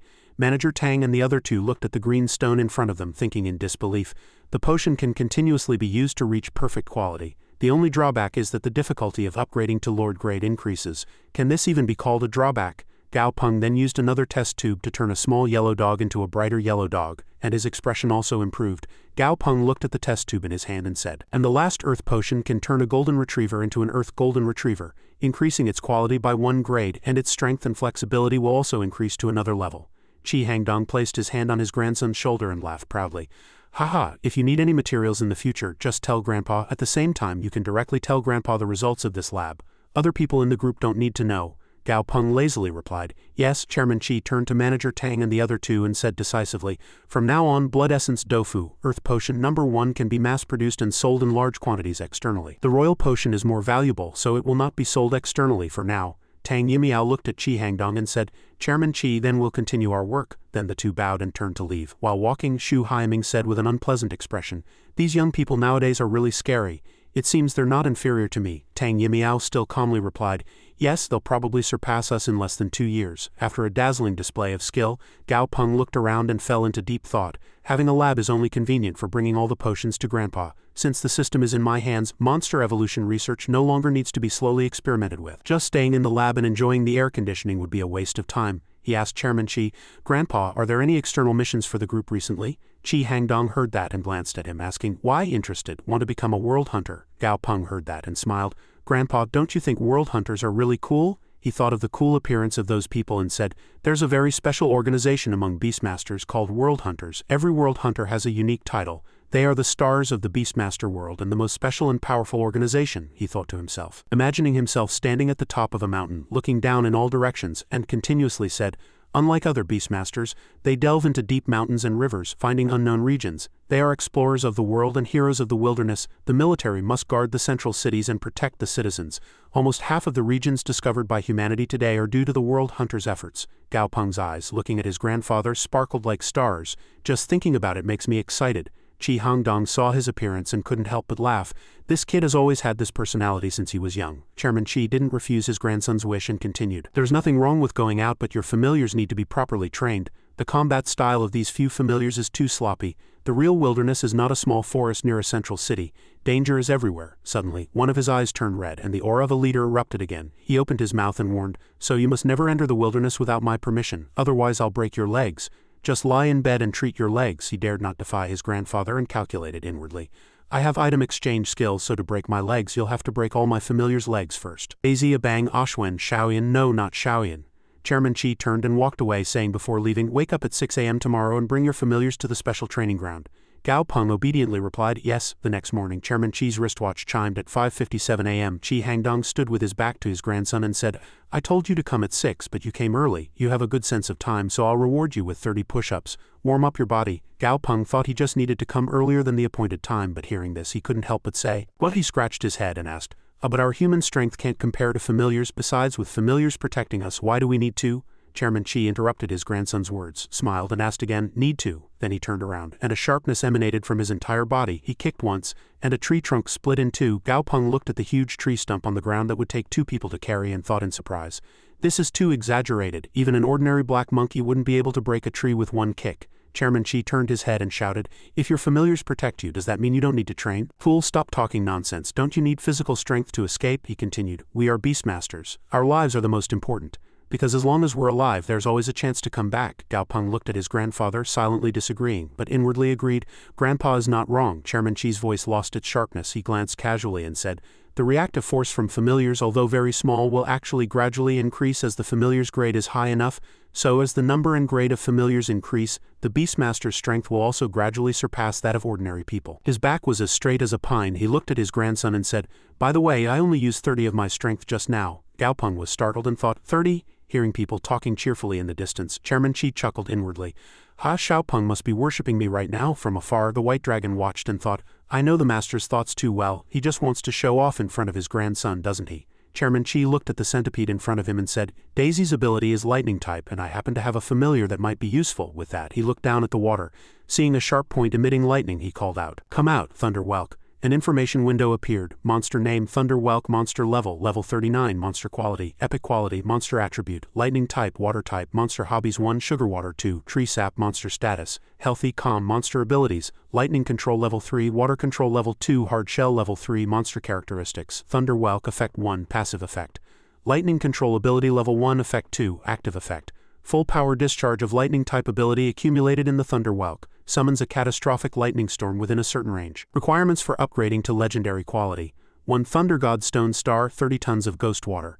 Chairman Qi introduced the familiar, which continued to emit lightning as its name suggested. Thunder Whelk was something I picked up from the sea. Its abilities aren't extremely strong, but its temperament is very gentle. It should be enough to train Daisy. Gaopeng heard that and thought, the familiar I met in both land and water was indeed Grandpa's. At this moment Daisy was hiding behind him, continuously trembling. He looked at Daisy and said, Go, you and Thunder Whelk have similar attributes. He's your senior, understand? You need to listen to your senior. Daisy shook its head vigorously with a very reluctant expression. Gaopeng called out. Anna stood by his side after hearing his call. When Anna approached, grabbed Daisy's antennae and lifted it. Daisy struggled and cried out, Gaopeng, master doesn't want me anymore. Gaopeng, you've changed, Gaopeng said with a slightly angry expression. You better train properly with me. How can my familiar be such a coward? Daisy cried out repeatedly. Master is the coward. Master is the biggest coward. You're just like Master. He ignored Daisy and spoke cordially to his grandfather's familiar. Brother Thunder Whelk, this familiar of mine is disobedient, so I'll entrust it to you for some training. Please don't get angry. Thunder Whelk smiled with a gentle expression. Chairman Qi translated for him, saying, Thunder Whelk says it's no problem, leave it to him. Gaopeng looked at his grandfather and asked, Grandpa, what about Abang and Anna? Xiaoyan? Chairman Qi thought for a moment and said, Let Xiaoyan train with Daisy too. Thunder Whelk handles both lightning and water attributes, but elemental types often have commonalities. Anna is a ghost type and its main combat style is close quarters. What position do you plan for Abang to develop into? Gaopeng replied, as if he had already prepared. Defense and control. Chairman Qi stroked his chin, lost in thought. So, a controller. Then we need to train its control abilities and defense. As if something occurred to him, Qi Hangdong raised a finger. He called the white dragon and said, White dragon, next. You need to train with Anna and Abang. As soon as Ashwin saw the white dragon, it became disoriented, fell to the ground, and still muttered, Big fish. Chairman Qi signaled with a wave and said, Then let's begin. The white dragon furiously whipped its tail once, and Anna was sent flying 100 meters away, caught off guard. Abang saw that, immediately emitted a golden light and dug a deep pit in the ground. Gaopeng, seeing Abang use a new skill, thought expectantly, Does this light mean Abang has awakened Earth-type abilities here? This is digging a hole. Is it going to use it as a trap? Can Abang even use such tactics? Before he could think further, Abang quickly hid in the pit under his bewildered gaze. Not long after Abang hid, the white dragon stomped its foot, then slammed it hard onto the ground, making it dizzy. After being slammed to the ground, Abang was immediately filled with rage. He looked at Abang and thought worriedly, No, Abang's gone crazy again. He shouted loudly. This is bad. Abang going crazy will be troublesome. Before he finished speaking, the white dragon proudly snapped its finger and Abang was sent flying far away again. Anna barely managed to brace itself with its hands and stood up. He attacked with all his might but was still no match for the white dragon. As soon as it touched him, he immediately fell. He got hit. Anna was surprised that it could even touch the white dragon. His grandfather, Qi Hangdong, saw that and laughed heartily. Ha ha ha, Abang and Anna still need more training. Gaopeng opened his mouth in disbelief and thought, although the grade difference is quite large, isn't this too fast? He turned around and asked, Where did Daisy go? At this moment Daisy and Thunder Whelk were arguing. Daisy said, You're amazing, I'm not as amazing as you. Thunder Whelk said, This is just a play style suitable for your level. As soon as it finished speaking, Thunder Whelk emitted a powerful bolt of lightning that covered the sky, and said, This is my level. Daisy saw that and drooled in admiration. Wow, Thunder Whelk encouraged it, saying, Actually it's not as difficult as you think. For me, absorbing lightning is my innate ability. It's like you walking on dozens of legs. Because this is your innate ability, you can do it once you get used to it. But for the little bird next to you, walking on dozens of legs is impossible. Thunder Whelk looked at Xiaoyan and asked, Right, Xiaoyan? Xiaoyan suddenly interjected, said blankly, What does that have to do with me? If you have many legs, that's your business. Even with many legs, they're still short. Xiaoyan didn't forget to tease Daisy a few more times. As soon as it finished speaking, Xiaoyan spewed out a fireball. Thunder Whelk was surprised. Wow, you can create a fireball right from the start? I had to try several times before I could do it. This unicorn bird succeeded on its first try. You truly have potential. Hearing Thunderwhelk's praise, Xiaoyan proudly snorted. Daisy saw Xiaoyan's arrogance and was angry with jealousy. What's so great? It's just using the hidden power in its body. I can do it too. As soon as it finished speaking, Daisy closed its eyes and tried with all its might. A bright purple light enveloped its body. Feeling its own power, Daisy shouted, "Oh, this is my power." Gaopeng saw that and rejoiced, thinking he had already saved face. Then the next step is to stably release the power in its body, right? Daisy, you can do it, Daisy shouted loudly. Come out! Not disappointing his expectations, Daisy emitted a gas bomb, but this gas had a slight stench. Gaopeng helplessly collapsed to the ground. He said helplessly, "That's enough, I'm tired." At this moment, Ashwin was still in a daze, mumbling incoherently, "Big fish, don't eat me." The screen transitioned to 15 days later. Still the vast garden. Now Anna was training with the white dragon. Anna quickly dodged attacks like lightning, swiftly grabbed the white dragon's tail and used the recoil to leap up, clenching its fist and striking the white dragon with all its might. Gaopeng cheered from the side, "Well done." Anna was sent flying, and when it landed, a pit appeared beneath its feet. He happily raised both hands as if he had accomplished something great. Abang said with a regretful expression, "Oh, the fight's over." At this moment the white dragon said to Anna, "Not bad, your reaction speed and attack power have both reached the standard. Just now my water control ability reached the full power of most leader-grade water-type monsters. Since you can approach the enemy at such an attack speed, this battle is half won." As soon as it finished speaking, the white dragon glanced at Abang and said, "You're just a flesh wall. You just need to get hit." Abang teared up, feeling wronged. Gaopeng comforted it, saying, "It's okay. At least you don't have to worry about getting hit, right?" A bird appeared in the air, and around it were fireballs that flew straight into the lake, causing a loud explosion. Xiaoyan, through this training it can now skillfully control fire elements, and its power is not bad. Daisy still needs more training. Ashwin, on the other hand, was happily playing around. On the contrary, Ashwin finally advanced to leader grade during these 2 weeks. Its spatial volume surged. With a space as wide as a car trunk, it has finally realized the idea of a portable warehouse. Gaopeng thought happily, Grandpa's training goal has basically been achieved. Food, medicine, tents, and all other necessities for outdoor survival were prepared. As he was thinking, he was suddenly interrupted by a voice from behind. He turned around to see his grandfather, who said this was a gift for him. When he opened it, inside were a map, a computer, and a compass. His grandfather said the computer map was solar-powered and had a built-in electronic map. "As long as there's a signal, you can make calls. I've taught you how to use the map and compass. This map is an internal map. All the large and small areas around Wuzhou City and dangerous places are marked on it. Study it well. Since you have flying familiars, you'll encounter one more obstacle in exploration than most Beastmasters. When you face danger, you must learn how to choose. Your grandfather is here, and he will always be your backing. Do whatever you want with confidence and boldness." He was moved and his eyes widened. His grandfather's hair was still black before. He replied, "Yes, when I return." Deep in the forest on the outskirts of Wuzhou. At this moment, Xiaoyan was flying in the sky, scouting the situation, while Gaopeng and his group were looking at the map below, trying to find their way. "I'm probably here now. There are too many red circles on the map. A quick glance shows more than 10. All these places are territories of Lord-grade monsters." As expected, Grandpa was right that the wilderness is dangerous. The condition for a bang to evolve to epic quality is to swallow a spirit heart and sleep for 72 hours buried in black-blue soil. Then it can evolve into an earth shield turtle. Spirit heart, spirit heart." As he spoke, he opened the system window. "I don't know if my soul strength has increased." The system window showed that spirit hearts easily grew deep in caves surrounded by mountains. His attention focused on some data in the data frame, and the habitat environment of that data could also be displayed. At this moment, a huge swarm of mosquitoes flew from afar. Xiaoyan quickly shouted, "Master, big mosquitoes, there are so many of them." As soon as it finished speaking, Xiaoyan gathered its strength to create a fireball and prepared to attack. But Gaopeng said, "Wait, Xiaoyan, don't attack. Come down first." Hearing the command, Xiaoyan landed on a branch and asked, "Master, why aren't you letting me attack?" "They're not vigilant at all," he said. "The deep forest has dim light and thick trees. And the trees are densely packed. You have no idea where other mosquitoes are hiding. If we get surrounded, we'll be in trouble. When dealing with such monsters, we need to use wisdom." As he spoke, he reached into Ashwan's space and rummaged around. He pulled out a large pouch. At this moment, his and Ashwan's faces gradually turned cunning. He said this was a super powerful mosquito repellent pouch, a mixture of various mosquito repellent plants such as night blooming jasmine, purple gold wormwood, heavenly jade, golden tortoise, giant muskreed, and golden blade 7-mile scent. Abang held the pouch and lifted it high, while Anna grunted and spun it, spreading the herbal scent towards the mosquito swarm. Xiaoyan silently listened to his words. Next, it's time to see a miracle. The huge swarm of mosquitoes smelled the herbal scent and all fell to the ground dead.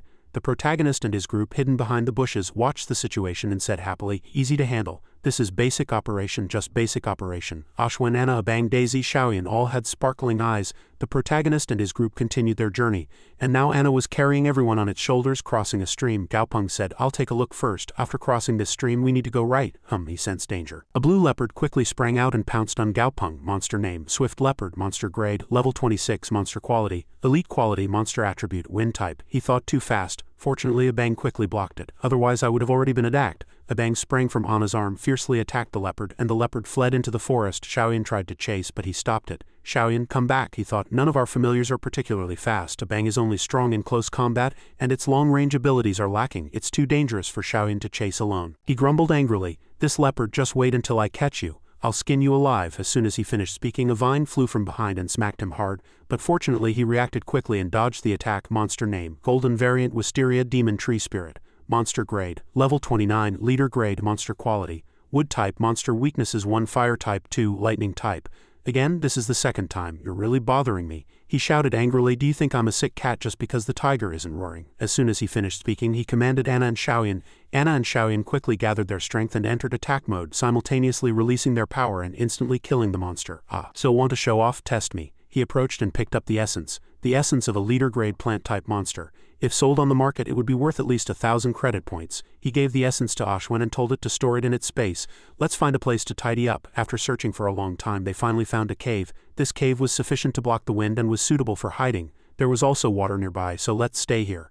I should also mark it on the map. It can be used as a temporary safe zone later. As they approached the cave, a small yellow duck quacked and sprang out from inside. Quack, quack, quack, he was surprised. Duck, its sound is also unique. Let's borrow your nest for a bit. Stop quacking. Go far away before my familiars get hungry. Quack, quack, quack. He shouted angrily, even your quacking is wrong, aren't you ashamed? Duck, quack, quack, quack. He thought, I really wonder how it survived with such intelligence until now. Monster name, Light Step Duck, aberrant, monster grade, level 10, monster quality, epic quality, monster status, healthy, fatigued, monster characteristic, super strength, passive effect. When attacked, there is a certain probability that its body will continuously grow larger for a short period. At the same time, its strength, defense, and speed also increase. He was surprised. My apologies, epic quality. As he spoke, he turned around, ignored the duck and left. He said blankly, that's enough, let's hurry and reach our destination today. This silly fellow, even if your body grows so big it's useless. Don't get close to people later. You might die one day without knowing why. At this moment, Anna and his group complained, Master, I'm hungry. I want to eat duck. Daisy also complained that it was hungry. Let's eat duck, let's eat duck. Seeing Daisy complaining, Abang said, what are you hungry for? Anna carried you the whole way. Daisy retorted, Master also wrote Anna, copy master, Xiaoyan called Master, and he replied, all right. A small shadow hidden behind a large tree suddenly sprang out and quacked, quack. Xiaoyan quacked in response, quack. He was surprised and asked Xiaoyan, you understood it? Xiaoyan proudly said, I'm a level 8 underwater language expert. His face turned strange. At this moment the silly duck quickly ran over, quacking repeatedly. Big duck, wait for me, big duck, wait for me. He thought, does it think I'm its kind because I corrected its accent? Turned his back and said, don't mind it. Abang, speed up, otherwise we'll have to spend the night in this deep forest and it's too dangerous. To the silly duck still chasing them and quacking, he said, stop quickly, stop quickly. He commanded Xiaoyan to be quiet. Chasing too fast, the silly duck tripped and fell, groaning in pain on the ground. Xiaoyan translated, oh, this strange duck doesn't like me either, and everyone dislikes me, and even my mom and dad don't want me. Suddenly, he picked up the duck, and the duck exclaimed, quack, quack. Thankfully, the big duck hasn't left yet. Xiaoyan, feeling sorry for the silly duck, said, Master, this silly duck seems to have been abandoned by its parents, and it's still young. Should we really leave it here? He coldly turned his head and said, stop, there are already too many problems, let's take it. He thought to himself that since it was epic quality there was no loss. Xiaoyan was finally happy to take the silly duck, and Anna told the silly duck to climb up. Daisy also chimed in, we'll protect you from now on. In Luan Stone Forest on the outskirts of Wuzhou City, the probability of a spirit heart appearing is very high, so it must be nearby. This cave was too small for Abang, Anna and Xiaoyan to enter. He said to Daisy, who was lazily sitting on Anna's shoulder, Daisy, you go in. He stood with his hands in his pockets and said, go inside and look for anything with strong earth elemental energy.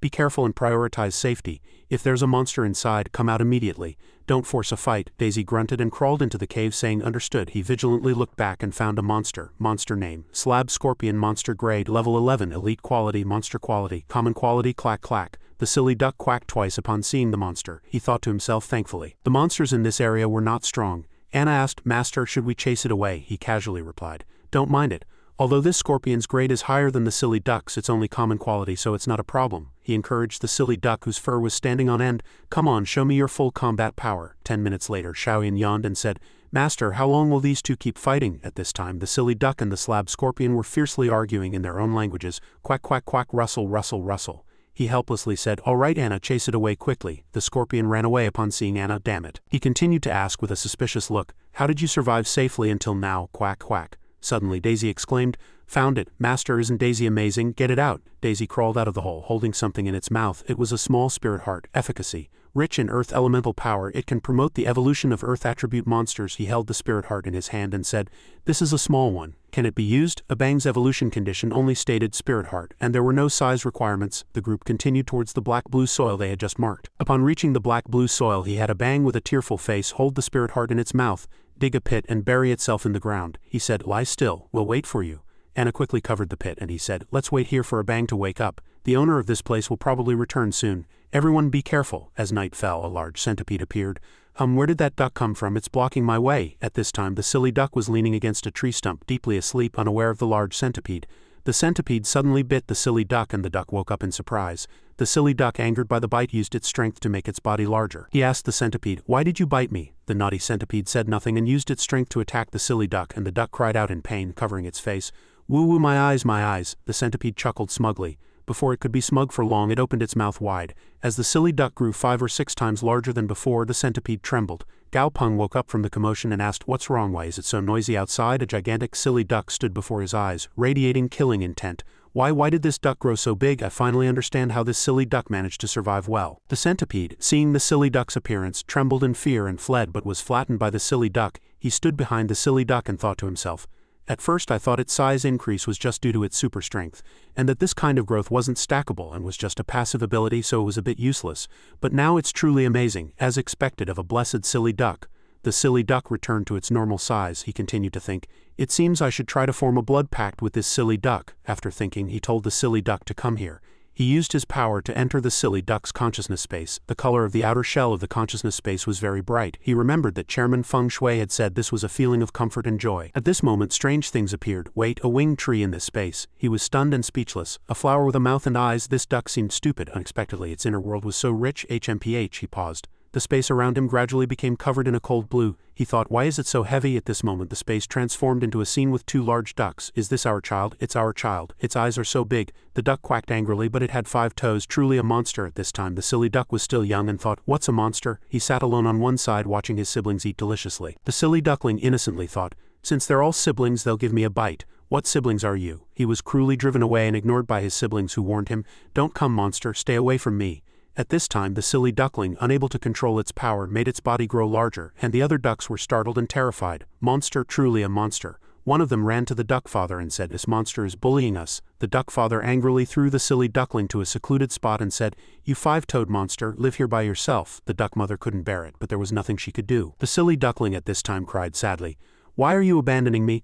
Why do you call me a monster just because I have 1 more toe? He stood on one side watching everything and thought, no wonder its cries are strange. No wonder it followed me after I taught it just 2 phrases. He felt sorry for the silly duckling and thought, perhaps it was previously driven away, which is why this diamond duck is particularly sensitive. Wait, I'll go back and make it follow me again. Anyway, no one has listened to its story until now, and no one has patiently listened to its story. He held out his hand and said, why are you thinking so much? Follow me from now on. You can eat as much fish as you want. The silly duckling was touched and shed tears, saying, this strange big duck. Thus he and the silly duck successfully formed a contract. He said, since we've made a contract, I should give it a name. Its whole body is yellow, so let's call it Shawwang. The silly duck tilted its head in confusion. Suddenly a ray of light appeared from underground. A bang crawled out of the ground. The armored beast, the great shield turtle with its hard scales and mantis-like body, should be called monster grade, level 25, leader grade, monster quality, epic quality, monster attribute, earth attribute, monster ability, earth control level 2, monster status, healthy and joyful, monster characteristic, earth spirit. The spirit heart replaces its original heart, increasing its level of interaction with elements while losing the ability to interact with other attributes. Effect 1, passive effect, earth control ability level 1. Effect 2, passive effect. The power of the earth protects it. As long as it stands on the ground, it continuously absorbs the power of the earth, forming an earth elemental armor on its body surface. The earth elemental armor is closely related to its earth control ability. Gao Peng rejoiced. A bang has successfully evolved. Its monster characteristic has also successfully evolved. This mountain trip has been a successful harvest. Let's go, we're going back. The scene transitioned to Wuzhou Villa. At this time, after Gao Peng finished showering, a glass of milk and a document were placed on the dining table. The company is busy, so have breakfast first and then look at the document. Gao Peng sighed and laughed helplessly. Grandpa is truly too worried. I'm not a child anymore. I should look at the document first. He unfolded the document, which contained pictures of the West Sea Lake area, and many yellow fish were gathered in the lake. A senior exploration employee discovered a glowing spiritual object at the bottom of the lake, which attracted 7 fish. Monster name, Gold Marble Stone Aquatic Monster. Yesterday I told Grandpa about the materials needed to upgrade the diamond duck. Is this coming to me? Gold Marble Stone is one of the essential materials. The final evolution path is the diamond gold marble duck. I must obtain this gold marble stone. After the silly duck is upgraded, its monster characteristic level 2 will awaken. Suddenly, Grandpa's video appeared on the projector on the desk, asking him if he had seen the document. That's the material you need, right? He replied.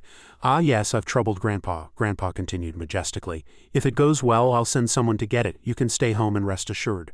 I have another meeting, I'll hang up later. Done. Gao Peng didn't even have time to react. He thought to himself, wasn't I supposed to personally fight some wild monsters bravely and go through many hardships to obtain treasures? And also meet the crown prince of another force, and if I'm not careful, I'll incur their resentment. Why is it so different from what I imagined? He smiled cunningly.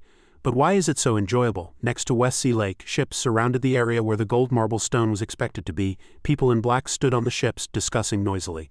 Brother, how many yellow fish are there here? The yellow fish in West Sea Lake are almost a disaster. I knew there were many yellow fish, but I didn't expect so many, the one-eyed man in black said. This mission. The Black Gate Group offered 300 million Alliance coins and 3 intermediate boss-grade monster cores as a reward. It can't be an easy task.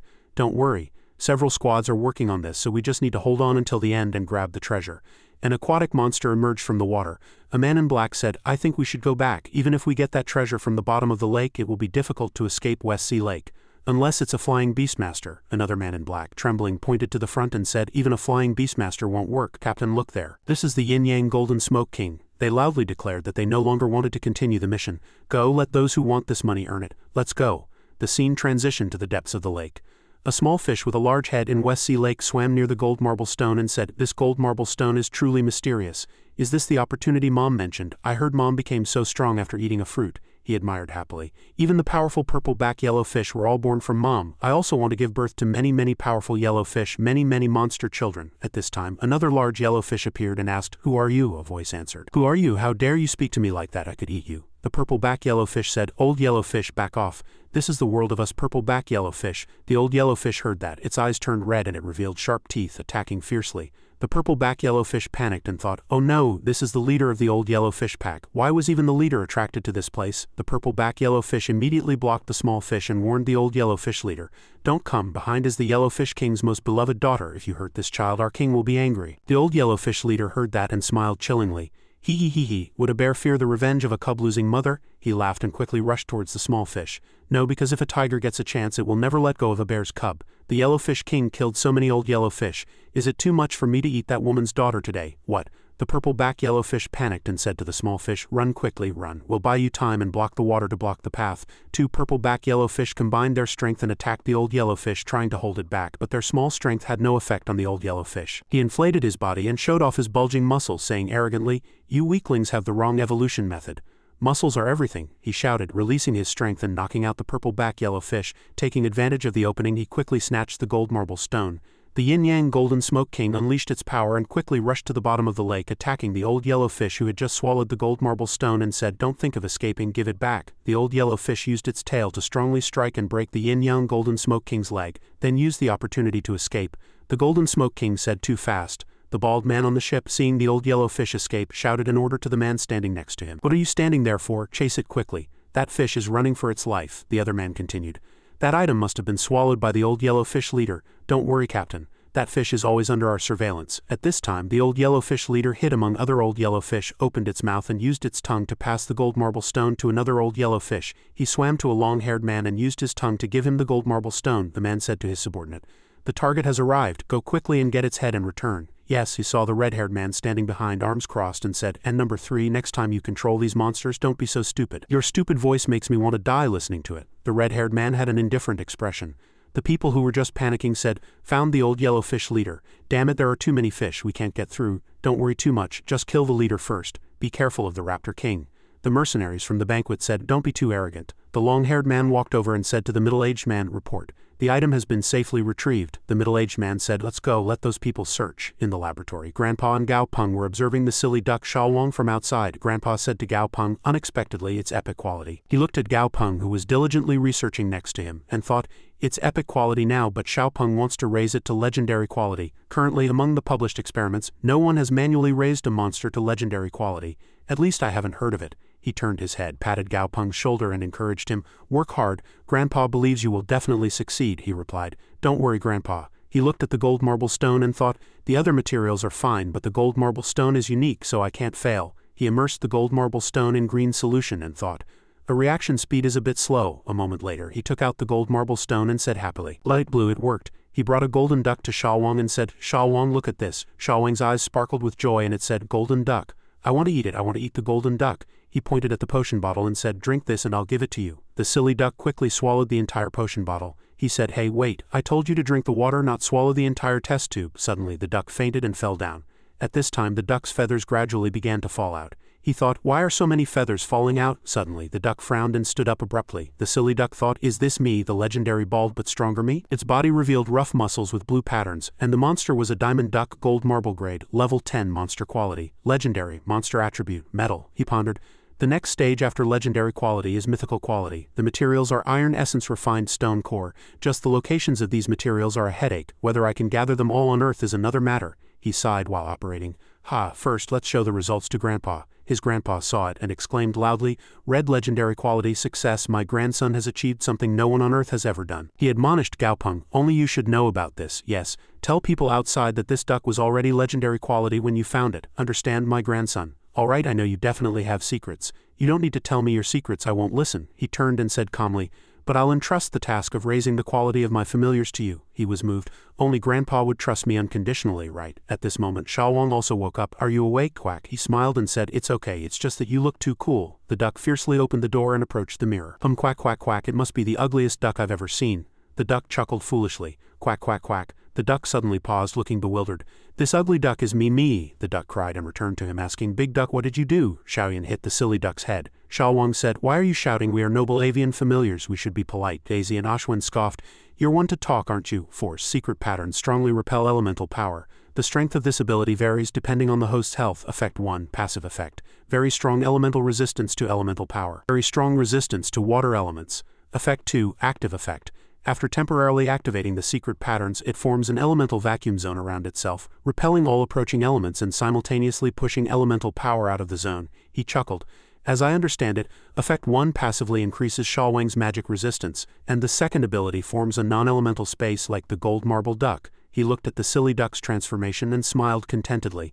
A bald duck that's immune to magic damage and gets stronger with every hit. The screen switched to Wuzhou University campus. Gaopeng stepped out of the car. Finally arrived. He suddenly saw a familiar shadow. Home Junior, do you need help? The girl replied, no, thank you. He thought, seeing that she also came to Wuzhou University, first let's register. As soon as he entered the university campus, freshman, what's your major? Beastmaster or beast cultivator? Beastmaster, he replied. The black-haired male student said to the girl next to him. Damn, I thought he was a beast cultivator because of his elegant way of speaking, the girl said. Beastmaster majors are everywhere now. Unless you go to the front lines and eat dirt later. It will be very difficult to find a job, he thought. The attitude changed so quickly. Beast cultivators are still more welcomed. The dark-skinned, white-haired male student said, alright, register here. Did you bring your documents? Yes. What's wrong? The white-haired male student's face turned pale when he saw his information and his mouth fell open. A dignitary has arrived. Name Gaopeng, age 18 grades, Chang'an Bay City Competition first place, Huaxia overall 11th place, Large Bay City Competition first place winner. The white-haired male student gave an awkward laugh and said, Junior, I'll take you to the dormitory. While guiding him, he said, speaking of the stylishness of our major, actually, all university beastmasters have cool titles. But these titles are only recognized among ourselves, and no one outside acknowledges them, he continued, his eyes sparkling. But there are 4 exceptions. These 4 are truly the top beastmasters in all of Wuzhou's universities, and even the entire city of Wuzhou acknowledges them. Their status and strength transcend the university. Among them, our Wuzhou University has 2. One is Senior Xie Ming, who is now an honorary administrator of Wuzhou Bay City, and the other is Senior Lin Huirui, a world hunter. They are usually not in Wuzhou most of the time. Senior Lin has explored quite a few areas near Wuzhou Bay City. At this moment he brought him to his destination. Oh, we've arrived. This is the student dormitory. It's really luxurious here. Yes, this dormitory is a private room. Everyone gets their own room, although it's not large. The inside is very exquisite. Moreover, each room has air conditioning and a refrigerator. Director Chi of the Wuzhou University Board donated all of it. Director Chi, as he spoke, he pointed to a statue. Junior, look, this is Director Chi's statue. He proudly introduced Chi Hangdong, chairman of Nantian Group, but we all call him Director Chi. Director Chi is also the guardian of Wuzhou City. We've suffered several monster invasions, and all of them were repelled by Director Chi. Wuzhou City's geographical location isn't very good. It's surrounded by mountains. After the catastrophe, there were more monsters, and if Director Chi weren't here, we wouldn't be able to live so peacefully. He heard and thought, Grandpa has done a lot behind the scenes. At this moment, a group of people appeared on the edge of the forest on the outskirts of Wuzhou City. Suddenly, a girl in the lead said, wait, the bald man asked the team leader why. The girl's familiar, a 3-tailed cat, was trembling with fear. Bebe's reaction is strange. This reaction only happened once before. At that time, a Lord-grade monster flew over our heads. No sooner had he finished thinking than the people around him shook violently. The people said in a panic, "What's wrong? What is it?" The cat returned to the protagonist at this moment, who was standing by the window looking at the scenery outside, and said, "Dozens of monster hunters have already gone missing in the forest in the northeast of Wuzhou City. It's raining heavily outside and black clouds cover the sky. Is it that serious? I need to use the white dragon to ease the anxiety of the staff. Level 5 alert. This is an alert level that has never been issued since Wuzhou City was founded." He heard the sound of the door opening and rushed down, saying, "Grandpa is here. Sister Tang Tang's Phantom Dragoness has upgraded to Lord Grade. I'll help. Thunderwhelk is almost ready. He's at the peak of Leader Grade now, so he'll probably break through to Lord Grade this time." He quickly asked, "Did you succeed?" He sat in a chair with his legs crossed and said, "Yes, this time the Phantom Dragoness changed so much that you probably won't recognize her if you see her again." He poured tea and said, "Grandpa, is this alert due to a new type of monster?" He was puzzled. "A new monster, a monster never discovered before?" "Yes, and not only in Wuzhou, but signs of unusual activity are appearing in various places around the world," he said solemnly. "These monsters have many strange points. Some scholars have started to think that ancient myths and legends are not meaningless and are now studying ancient folklore and legends." He handed him a photo and said, "This was taken from a high vantage point by Wuzhou's top monster hunter of the monster's true form. That monster's true form is a mountain." "A living mountain?" he said incomprehensibly.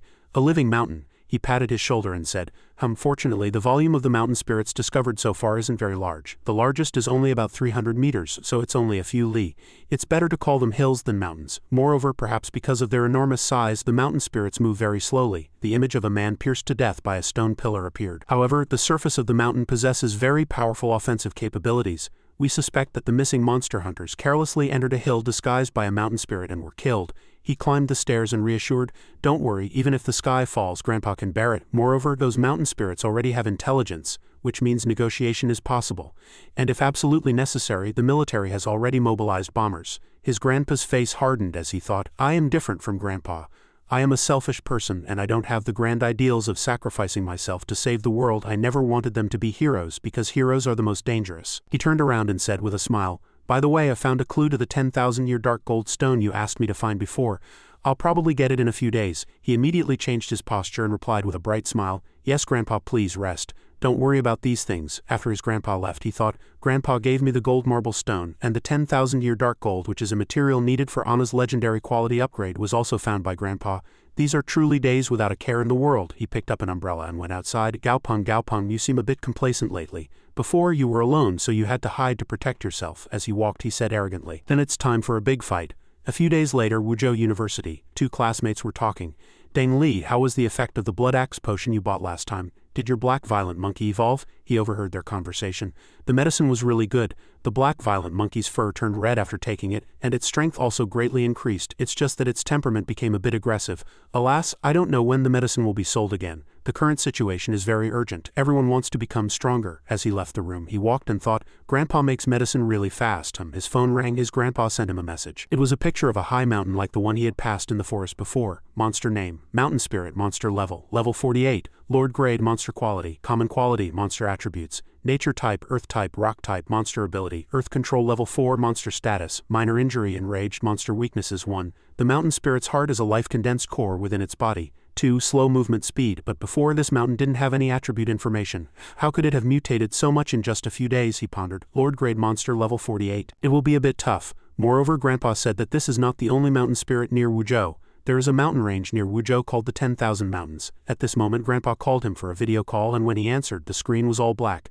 Grandpa, wasn't this a video call? Why is the screen black? The signal was weak and the call disconnected. Grandpa asked, "Xiaopeng, are you still at school?" At this time, the mountain was already a mess. The entire ground was dug up. One of the exploration team members said, "Team leader, the mountain spirit's core has already been retrieved. All right. Continue to collect data and I'll report to headquarters." At this moment, Gaopeng's grandpa stood on the back of the white dragon and called him for a video call, saying, "Anyway, since I'm so high up," he asked again, "Grandpa, what did you just say? I couldn't hear you clearly."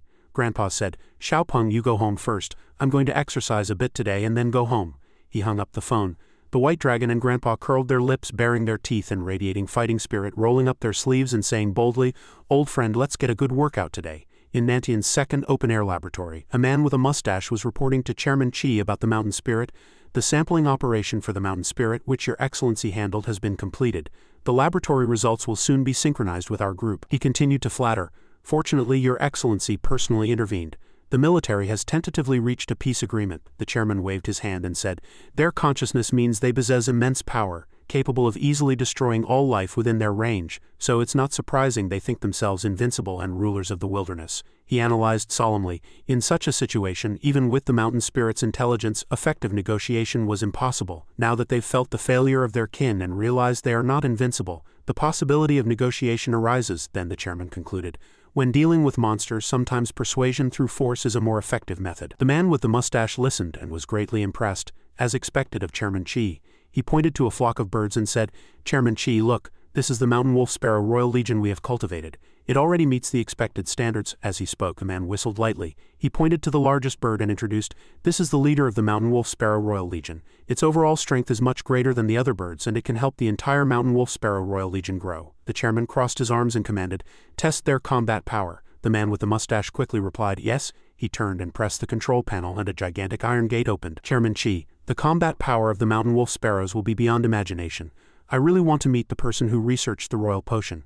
A gigantic pig fiercely walked out of the iron cage. The man with the mustache quickly explained, "This is a leader-grade pig monster. Generally, mountain wolf sparrows would not attack monsters of this grade, unless it's a legion of over 100,000 mountain wolf sparrows or they are starving." The leader bird raised its head and cried loudly. The mountain wolf sparrow royal legion heard the command and immediately rushed at the pig monster. They swarmed it, attacking the pig monster until it was disoriented. The more they fought, the stronger and fiercer they became. The strange red light emanating from their bodies became even more vivid. The man with the mustache shouted excitedly, "This is not their limit. If the royal potion is continuously used, the power of this mountain wolf sparrow royal legion can become even stronger. The inventor of this potion is truly a genius." The chairman was also very satisfied. "Your performance was also very good. Continue." He thought to himself with joy and pride, "My grandson is naturally a genius. The materials have already been sent to Xiaopeng, so that child must have started too." As the chairman expected, Gaopeng was now scratching something on the ground. Here and here too. For a while he stood up and observed his achievement. "It's done, but isn't this evolution alter too strange?" Gaopeng extended his hand towards his floating jellyfish and said, "Ashwen, give me the 10,000-year dark gold stone box." Ashwen heard him and handed it to him. It seemed very afraid of it and hid behind its master. Gaopeng held the spirit stone in his hand and observed it. As expected of an ultra-rare material, even holding it makes my whole body feel cold. He quickly threw it to the skeleton on the altar and said, "Anna, swallow it." Anna heard him and swallowed it. Very quickly the surrounding space changed greatly. Blue flames instantly blazed. Gaopeng had to cover his eyes with his hand. The light was too strong. He stared at Anna in surprise. A white bone tablet appeared where Anna had stood. Suddenly Gaopeng saw a golden shadow. He looked at the shadow again in confusion. As the shadows grew more numerous, Gaopeng was startled. "It's here too, and there's more than one." The scene before his eyes left him speechless. Moreover, they seemed to be prostrating before a monarch.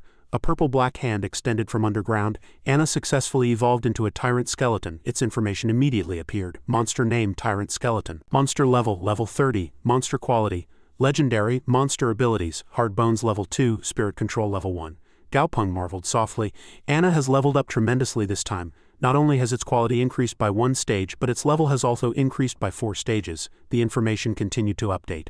Monster characteristic, Blood Silk Heart. Effect 1, passive ability. Consumes a certain amount of blood silk and energy to condense a blood silk heart. While the blood silk heart exists, all physical attributes of the skeleton spirit are enhanced. If the blood silk heart is broken, the passive effect disappears. Effect 2, active ability.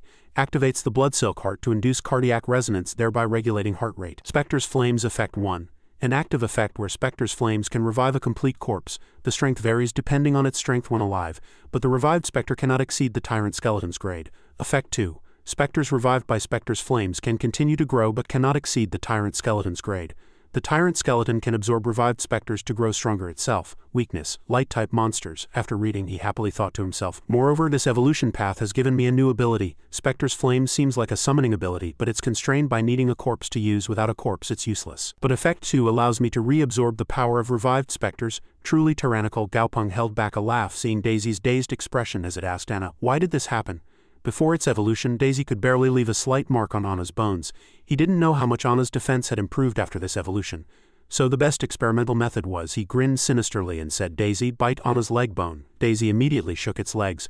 "No, there's no need," Gaopeng said sarcastically. Even after getting friendly, Anna's aura after evolving still feels dangerous to Daisy. Daisy huffed. "I'm not scared." Daisy bit Anna's leg as he said, but it left no mark, and instead one of Daisy's own teeth broke off and flew away. Daisy cried bitterly and left. "Everyone's gotten stronger, but only I can't protect Gaopeng." Anna asked Gaopeng, Shall I go after him?" He thought, "Abang is epic quality, Shaoyan is epic quality, Anna is legendary quality, Shalwang is legendary quality. The only one similar to Daisy is the thoughtless and carefree Ashwin. but Daisy isn't the type to not pursue power like Ashwin. Ashwin just needs juice every day. Gaopeng was a bit troubled. Unfortunately, I'm lacking materials, so I can't upgrade their grades yet. I can only wait. He gently consoled Daisy. Is it feeling insecure because those who came after it have become so strong without it realizing? Daisy, whether you're strong or not, you'll always be my most important and indispensable friend. However, Gaopeng suddenly noticed something. Daisy was ignoring his words, greedily staring at the roasted chicken Anna handed over. Want to eat, want to eat. Hurry up and give it to me. After a moment, Gaopeng gave the corpse of a wind chaser wolf to Anna and said, Anna, test your summoning ability. Anna, as he instructed, reached out and pulled out the soul of the wind chaser wolf. Seeing the result, he stopped laughing. Didn't Grandpa say this was the corpse of a wind chaser wolf? Why does it look like a husky? Chairman Chi, reading the newspaper, asked, Are you going out to find materials for Xiao Wukong's upgrade? He immediately replied, Daisy is my first familiar, but I haven't found suitable materials, so its strength is the weakest right now. So I want to use this break to upgrade it. Chairman Chi heard and agreed. Don't stay outside for too long. The mountain spirits are only temporarily quiet. Monsters are fickle. Chairman Chi stood up, picked up the phone and said, All right, your sister Tang Tang is free these days. I'll ask her to go with you. Gaopeng immediately refused. It's all right, Grandpa. Before he could finish, Chairman Chi put the phone to his ear and said, Hello Tang Tang, it's me. Gaopeng was a little speechless. Grandpa, why do you still treat me like a child after that? Chairman Chi took him to the lakeside. We've arrived. 2 monsters were already waiting there. Monster name, Phantom Dragoness. Monster level, level 41. Lord grade, monster quality. Elite quality, monster abilities. Scale hardening, level 3. Sensory enhancement, level 1. Monster characteristic, Phantom species. Effect 1 is a passive effect. When the monster is stationary or moving slowly, it perfectly blends into its surroundings, and its body temperature matches the ambient temperature. Effect 2 is a passive effect. Thanks to its special skin surface, it can absorb sound and sound waves simultaneously. It makes almost no sound when moving, making it extremely difficult to detect. Gaopeng happily exclaimed, Isn't this the giant dragon from Western mythology? Xiaowang looked at the snow-eyed tiger in front of him and said with great admiration, It's so cool, I feel a similar aura from that big brother. The snow-eyed tiger looked down from above, its eyes expressing extreme disdain. Gaopeng was a bit flustered seeing Xiaowang so scared. Sister Tang Tang said that the snow-eyed tiger could only break through to Lord Grade by constantly challenging its limits. The snow-eyed tiger became strong by challenging its limits, and you became strong by getting beaten. So why do you say you have a similar aura? It's strange if the other party doesn't dislike you. Just then, Tang Tang arrived and she greeted him softly. Xiaopeng, long time no see. Gaopeng blushed seeing Tang Tang. Sister Tang Tang seems even prettier. She grabbed Gaopeng's clothes and said, What are you standing there for? The specific situation has already been told to me by Master, so let's set off immediately. Tang Tang threw him onto the back of the snow-eyed tiger with one hand. Let's go. The Phantom Dragoness clasped Anna with its 2 legs and flew off. Gaopeng still shouted, Wait, I didn't bring my other familiars, she said nonchalantly. You're not playing with toys. What's the point of bringing so many familiars? Let's go early and come back early. Chairman Chi watched this scene and burst out laughing. Have a safe trip. Tang Tang picked up the phone and asked him, Xiaopeng, the first place is here, right? She called out Xiaopeng when Gaopeng didn't answer. He trembled, barely managing to say one word at a time. Absolutely, it's right here. Sister Tang Tang, before it took me several days of hardship in the forest to get here, but with you it only took 30 minutes. Tang Tang led Gaopeng towards the lake and asked, You said someone discovered snow eels in this lake before, right? He immediately explained, Snow eels like humid environments and at the same time they like to rest in sunny places. The most important thing is that wherever they gather, there's snow elemental energy. Gaopeng scratched his head. But how do we find them? I should have brought Daisy. Daisy is a snow attribute, so it would be very sensitive to this element. Suddenly, Anna stepped forward and he was startled. Anna raised its hand, condensed a bit of spiritual energy and then threw it into the lake. Strange fish floated to the surface. Gaopeng was slightly surprised. Damn, there are so many specter fish. Anna really has the ability to harvest specters. Anna returned to him and said, Master, if there's anything you want to find, just tell us. Gaopeng put his hands in his pockets and said softly, Bring up everything with spiritual energy from the bottom of the lake. Ashwan's space is quite big anyway. Tang Tang nudged him with her elbow and asked, Can your little skeleton revive monsters? Gaopeng didn't deny it. Yes, this is Anna's new ability. She said again, somewhat displeased, It's a really good new ability, but wasn't the little skeleton a close combat type? Why does it have summoning abilities now? Too many miscellaneous abilities aren't good. He scratched his head and admitted, I didn't think that much at the time. Anyway, the chance to upgrade to legendary quality is all up to luck. And given my current strength, I'm not in a position to be picky. Tang Tang laughed and encouraged him. Your current state is quite good. If there's a chance to upgrade to legendary, you should upgrade first. You need to build up your strength before you have the right to speak, she continued to encourage. If it's rated as legendary quality, it will definitely have potential and abilities. Anna's Spectre's flames can revive an unlimited number of specters. This means Anna can create a specter disaster on its own. This alone proves its legendary quality. While they were talking, the specter fish returned. He was slightly surprised by their speed. They're back already? But most of them were miscellaneous items. Suddenly, Gaopeng saw a few of them holding spirit stones in their mouths. Their information quickly updated. Monster name, Water Spirit Stone Purebred Low Grade. Monster introduction. Its tongue contains snow elemental energy easily forming ore veins and easily absorbed with a wide range of uses. He couldn't help but think, it seems there's a water spirit stone ore vein at the bottom of this pond. But perhaps because it's a newly formed ore vein, the purity of what was extracted is very low. Gaopeng turned and said, Anna, there's nothing else in the water, let your friends rest. Although discovering the water spirit stone ore vein was an unexpected bonus, he obediently withdrew the spiritual energy he had released and Anna's grade suddenly surged. Grade up, monster grade 31. He was stunned by this sight, mouth agape. Anna leveled up. Level 31 is the effect of specter energy so obvious? Suddenly Tangtang noticed something and stopped them. Damn, there's a mountain spirit nearby. She threw Gaopeng onto the back of the snow-eyed tiger again. Go. He was extremely flustered. Again Gaopeng let out a long sigh. Before, dead objects had no sensation, but why does this monster now feel like it has consciousness and is so terrifying? If it were a timid or mentally weak person, they would probably collapse immediately. Oh well, although I also fled immediately. The mountain spirit opened its eyes and growled. Human, he shouted to Tangtang. Sister Tangtang, that mountain spirit seems to be calling us, she asked again, not understanding. What? Gaopeng pointed to the mountain spirit and replied. It seems to be saying, Human, I want to make a deal with you. They flew back towards the mountain spirit. Gaopeng couldn't help but think, this is truly an unexpected gain, to get such valuable information from this mountain spirit. Lightning Gold Tree. The evolution path for this treasure is the six-winged thunder crow, and after evolving, Daisy will gain flight capabilities and probably become more agile. The mountain spirit slowly stated its conditions. Human, if you pour the flesh and blood here onto my body, I will tell you the location of the treasure. He heard that and was a bit flustered. This is a valley, so there shouldn't be any monsters that the mountain spirit fears, right? Suddenly Gaopeng spotted a small hole in the ground. Wait, isn't that a small creature crawling out of the hole? Monster name. Pangolin monster grade, level 32, leader grade monster quality, common quality monster attributes, earth type metal type monster abilities, earth type camouflage level 2 monster weakness, fire type. Gaopeng exclaimed in surprise. Pangolin, the mountain spirit continued. There are many of them underground here, he guessed. Could these pangolins be a species that overcomes the mountain spirit? Gaopeng found it very difficult to understand. Legendary pangolins are said to be able to cross mountains, roam through the earth and traverse heaven and earth. If pangolins evolve, they will definitely have very powerful abilities. But a leader-grade mountain spirit being suppressed by leader-grade pangolins is a bit strange.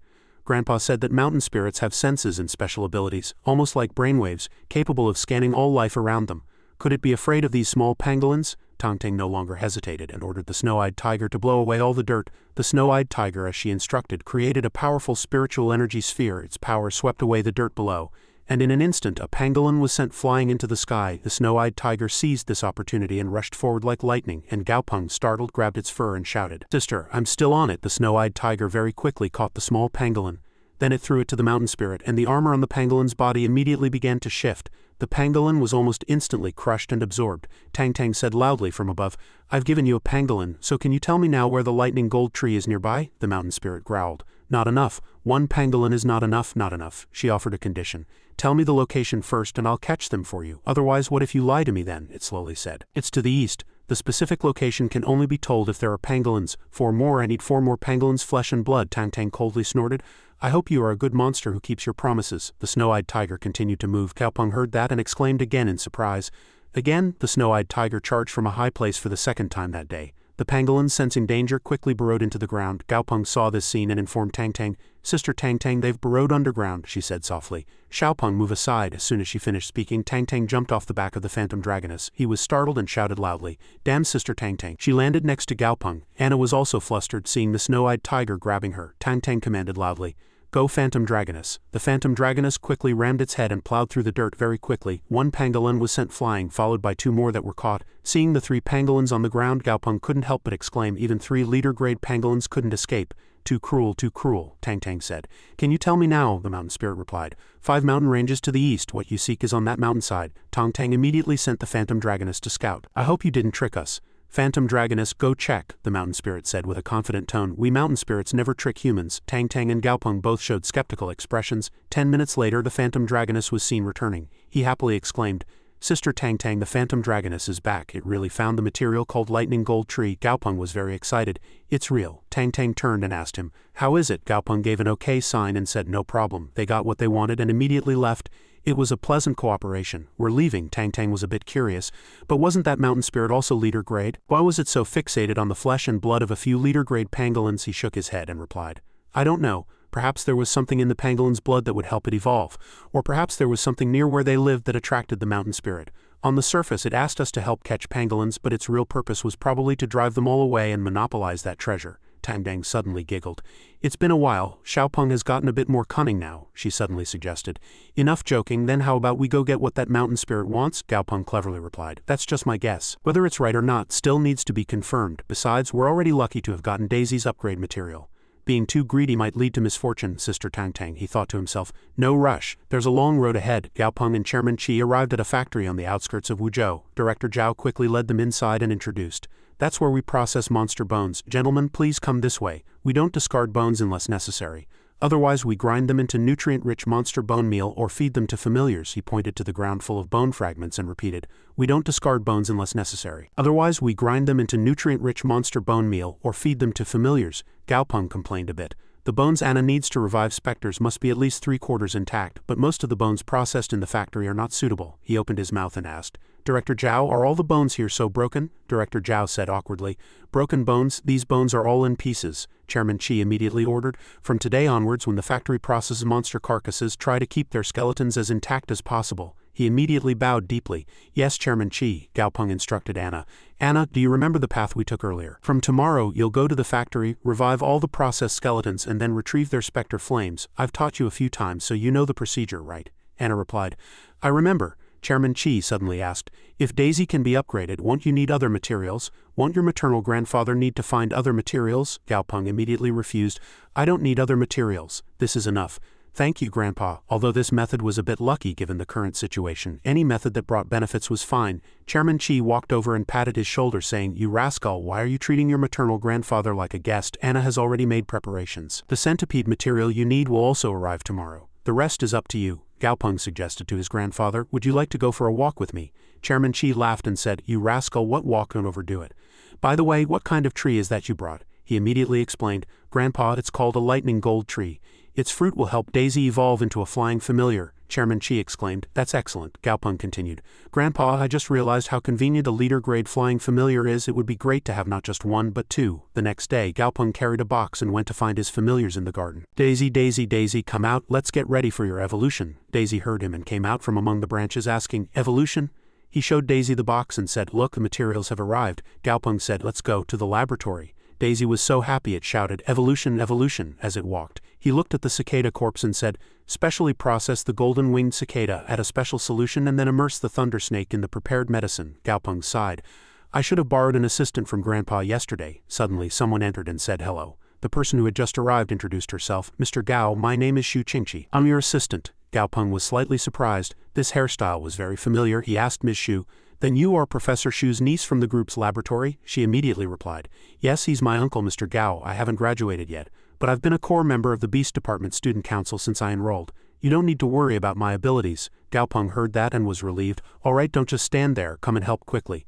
I'll teach you how to process the golden-winged cicada. Gaopeng started working, meticulously analyzing as he went. Pierce the head with spiritual power, then switch to a knife. You need to be precise and fast when piercing. Don't hesitate, otherwise the golden-winged cicada will struggle and damage its wings, he continued. When removing the wings, don't rush, take your time. You must find the joints, then gently tear with the knife. In a few minutes, Gaopeng finished the task. Look, this way you can get a complete set of wings. You try it too. Xu Qingqi took his place and followed diligently. Her movements were fast, precise, and skillful. Gaopeng pondered outside. Ms. Xu is Professor Xu's niece. That means both her father and uncle are core members of the Nantian group. She can also be considered one of our own. That's right. There are many things in the laboratory that cannot be leaked externally. Grandpa must have sent someone he trusts and knows. A moment later she called out to him. Mr. Gao, I've succeeded. Gaopeng smiled, but the more he looked, the more he saw intelligence in her innocent face. Xu Qingqi reported, Mr. Gao, all processing is complete. Seeing Gaopeng lost in thought, she was slightly nervous. What's wrong? He immediately replied, You did very well. Let them all go. Then Gaopeng said, Since the processing is done, you can go out first. Xu Qingqi was puzzled. Huh? Gaopeng, without any sympathy, pushed the hesitant her outside. He stretched and muttered to himself. All right, let's begin. Gaopeng proceeded with the first step. First, he immersed the wings in the reaction solution. The second step was to add the lightning gold tree fruit. With everything prepared, Gaopeng said to Daisy, The medicine is ready. Daisy, jump in. Daisy excitedly jumped into the solution pool. Evolution, evolution. Xu Qingqi outside exclaimed in surprise. Oh, lightning, she sneered indignantly. That cold and heartless guy deserves to be struck by lightning and die. To use and then discard. The solution pool was blown open by the pressure and Gaopeng was overjoyed to see the colossal creature in front of him. It succeeded. Daisy has evolved. Monster grade level 28, monster quality epic, monster attribute lightning type. Monster ability lightning control level 2 monster weakness the 7th joint on its back is a weak spot. If attacked its body becomes paralyzed. Monster characteristic lightning wings effect 1 passive effect. Increased flight speed simultaneously increased wing flapping frequency generates lightning sounds to affect enemy consciousness. Lightning sound effect is related to wing flapping frequency. Effect 2 passive effect. Lightning wings secretly enhance the host's wings. Initially only one pair of lightning wings, but all host wings can be enhanced into lightning wings. This process is irreversible. Lightning wings are more flexible and sharper than other wings after enhancement. Legendary quality upgrade paths: 1 Dragon Blood Evolution, 2 Storm Evolution, 3 Dark Evolution, 4 Primal Evolution. Gaopeng admired. What a cool appearance. Daisy arrogantly declared, this time, I'll be the strongest among your subordinates. He was slightly worried. By now Anna should have arrived at the slaughterhouse. How is it there? At this moment in the factory, monster bones were being filtered down the conveyor belt. Anna slammed its hand on the ground, reviving the skeletons with spiritual energy. Spectre souls slowly rose from underground and the factory manager turned off all cameras. Instructed the employees, pretend you didn't see anything today. Delete all these videos. Turn everything off after he enters the warehouse. Understood? The employee replied. Terrified, yes. Anna raised its hand again. He quickly retrieved the monster's spectre flames. Anna's power grew stronger day by day. After finishing its work, he turned and pressed the button behind him. The team leader understood the meaning, transported the old bones, and urged the employee, quickly move the next batch of skeletons. The employee hesitated. Team leader, but he immediately shouted. But what? Don't ask. Go quickly. The next day, Gaopeng returned to Wuzhou University. He walked and thought, Daisy is now level 28, and Anna, after several operations at the slaughterhouse yesterday, leveled up 2 stages to level 33. At this rate, Anna might even break through to Lord Grade before participating in the Youth Beastmaster World Competition. Suddenly, someone approached and called Gaopeng, startling him. Gao friend, do you have some time later? He looked at the person, slightly surprised. When did Guanhua get here? She startled me. She pointed behind her with a finger and asked, the student council just discovered a new type of monster. Want to go see it together? Gaopeng hesitated slightly, asking, a new type of monster sounds interesting. But is it all right for an outsider to participate in student council matters? Guanhua replied, it's not really a student council matter. The person who commissioned this is a senior from Wuzhou University, so the student council is just stepping in to help. He heard that and was relieved. I see, then it's fine, Gaopeng said to her. Let's go, lead the way. Guanhua saw him going the wrong way and sighed, calling out, this way. She led Gaopeng to a buffet restaurant near the school. When they arrived, several people were already comforting a thin man. It's okay, we'll help you. Gaopeng suddenly couldn't believe his eyes. This person is the discoverer? Why is he so thin? Guanhua was also in the dark. I was just dragged along too. Let's hear what they have to say. A person stood up and introduced the two. This is Senior Li Yu, a graduate of Wuzhou University. Another person sitting next to him urged the senior, Senior, everyone's here, please explain the current situation.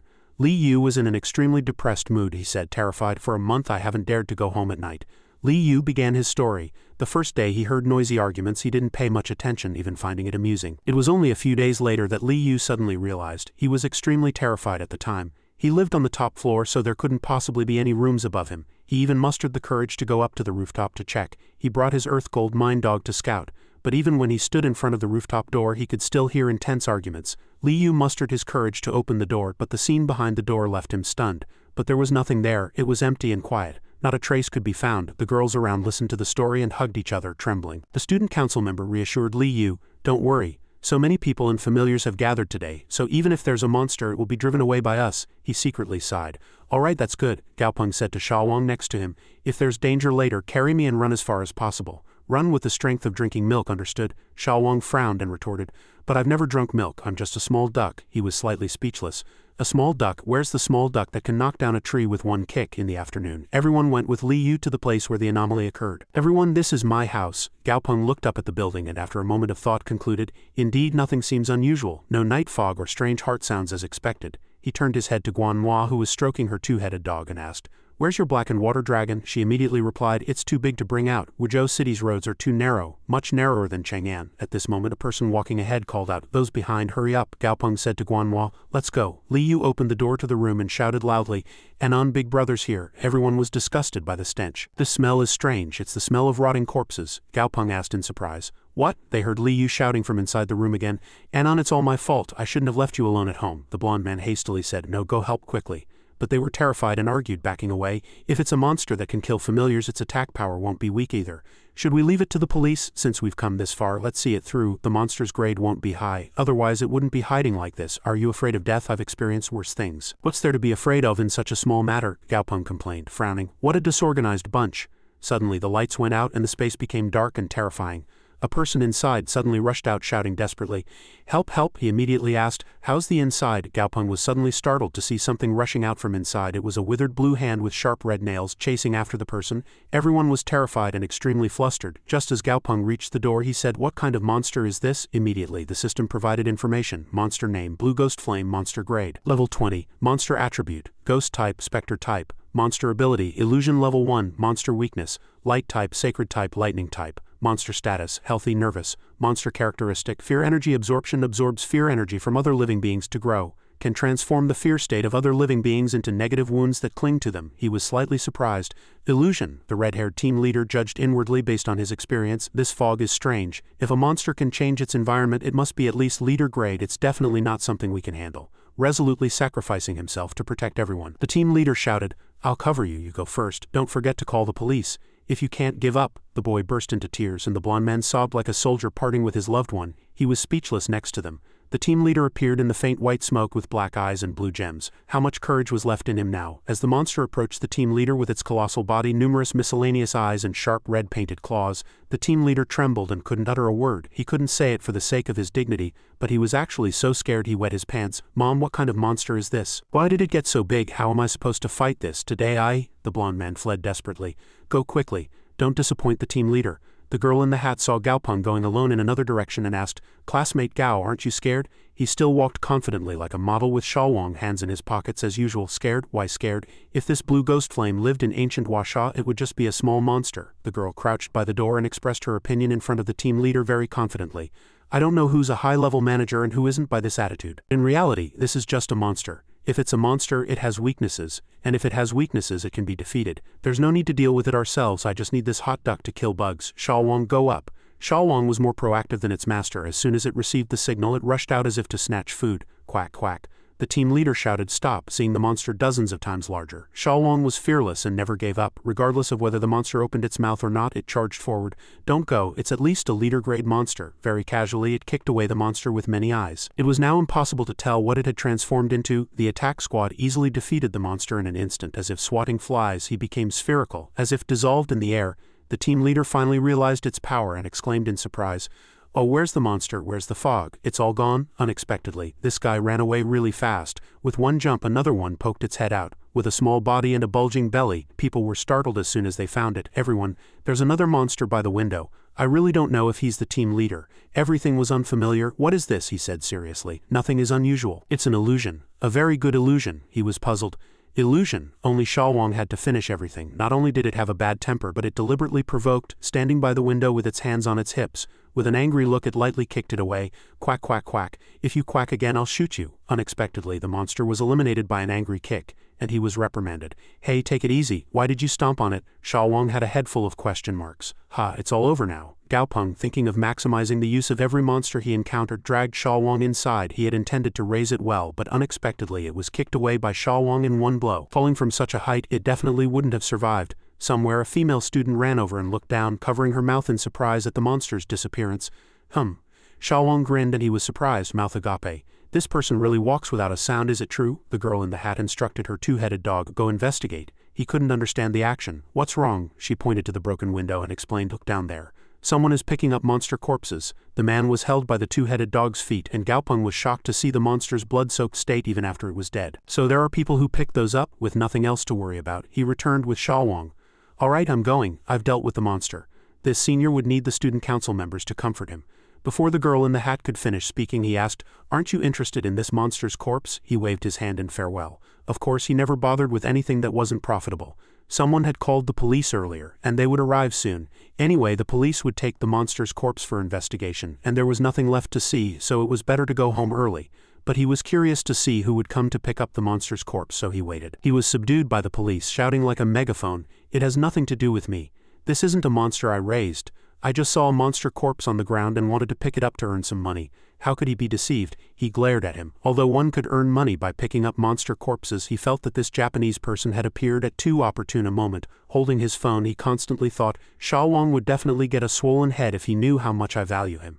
Just as I thought, Shalwang's metal domain ability perfectly suppresses illusionary abilities, and he also has the characteristic of getting stronger with every hit. Tisk tisk, I look forward to the future. On the way home in the taxi, he thought of a few more preliminary tactics. A car sped past and then stopped. He wondered, is this the car I called? Why did it arrive so quickly? He got in the car and told the destination. Driver, please take me to Nantian Group. The driver replied, yes. The waves continuously undulated. Was there a vacant car nearby by chance? He felt a chill down his spine as the driver's slightly sinister eyes looked at him as if to devour him. He smartly thought of a test. Driver, please pull over for a moment. I need to go to the restroom. The driver's eyes looked at him in the mirror as if to devour him, and it was clear at a glance that he was not a good person. Hey young man, just hold on a bit. I'll drive a little faster. We'll be at Nantian Group in 10 minutes. Did he dare to think he could easily deceive the chairman's grandson of this conglomerate? He fiercely retaliated. Oh really? But this doesn't seem to be the way to Nantian Group. This guy would definitely be eliminated, because Xiaowang had already attacked and knocked him down. Xiaowang was still very aggressive from the previous fight. The driver turned around in a panic, shouting, "What did you say?" still stubbornly putting himself in danger. His eyes showed it. Hey young man, don't be so agitated. Xiaowang continuously chattered, hitting his head hard with its duck wings. Agitated my foot. The car wobbled into a dark alley and stopped. He kicked the door open with his foot instead of his hand, looking as if he wanted to destroy everything. Then he went to the doorway where he was sitting and greeted him amicably. It would have been better if you had pulled over earlier, wouldn't it? Come on, tell me who sent you. He got out of the car, raising both hands above his head in surrender, lightly shaking off his dark intentions. Brother, don't misunderstand, we have no grievances. A furry monster's hand appeared from the trunk. He mimicked the words with a sneer. No grievances, haha. He still hadn't noticed the monkey monster leaping to attack him from behind. Unfortunately, the monster got a chance to attack Gao Peng.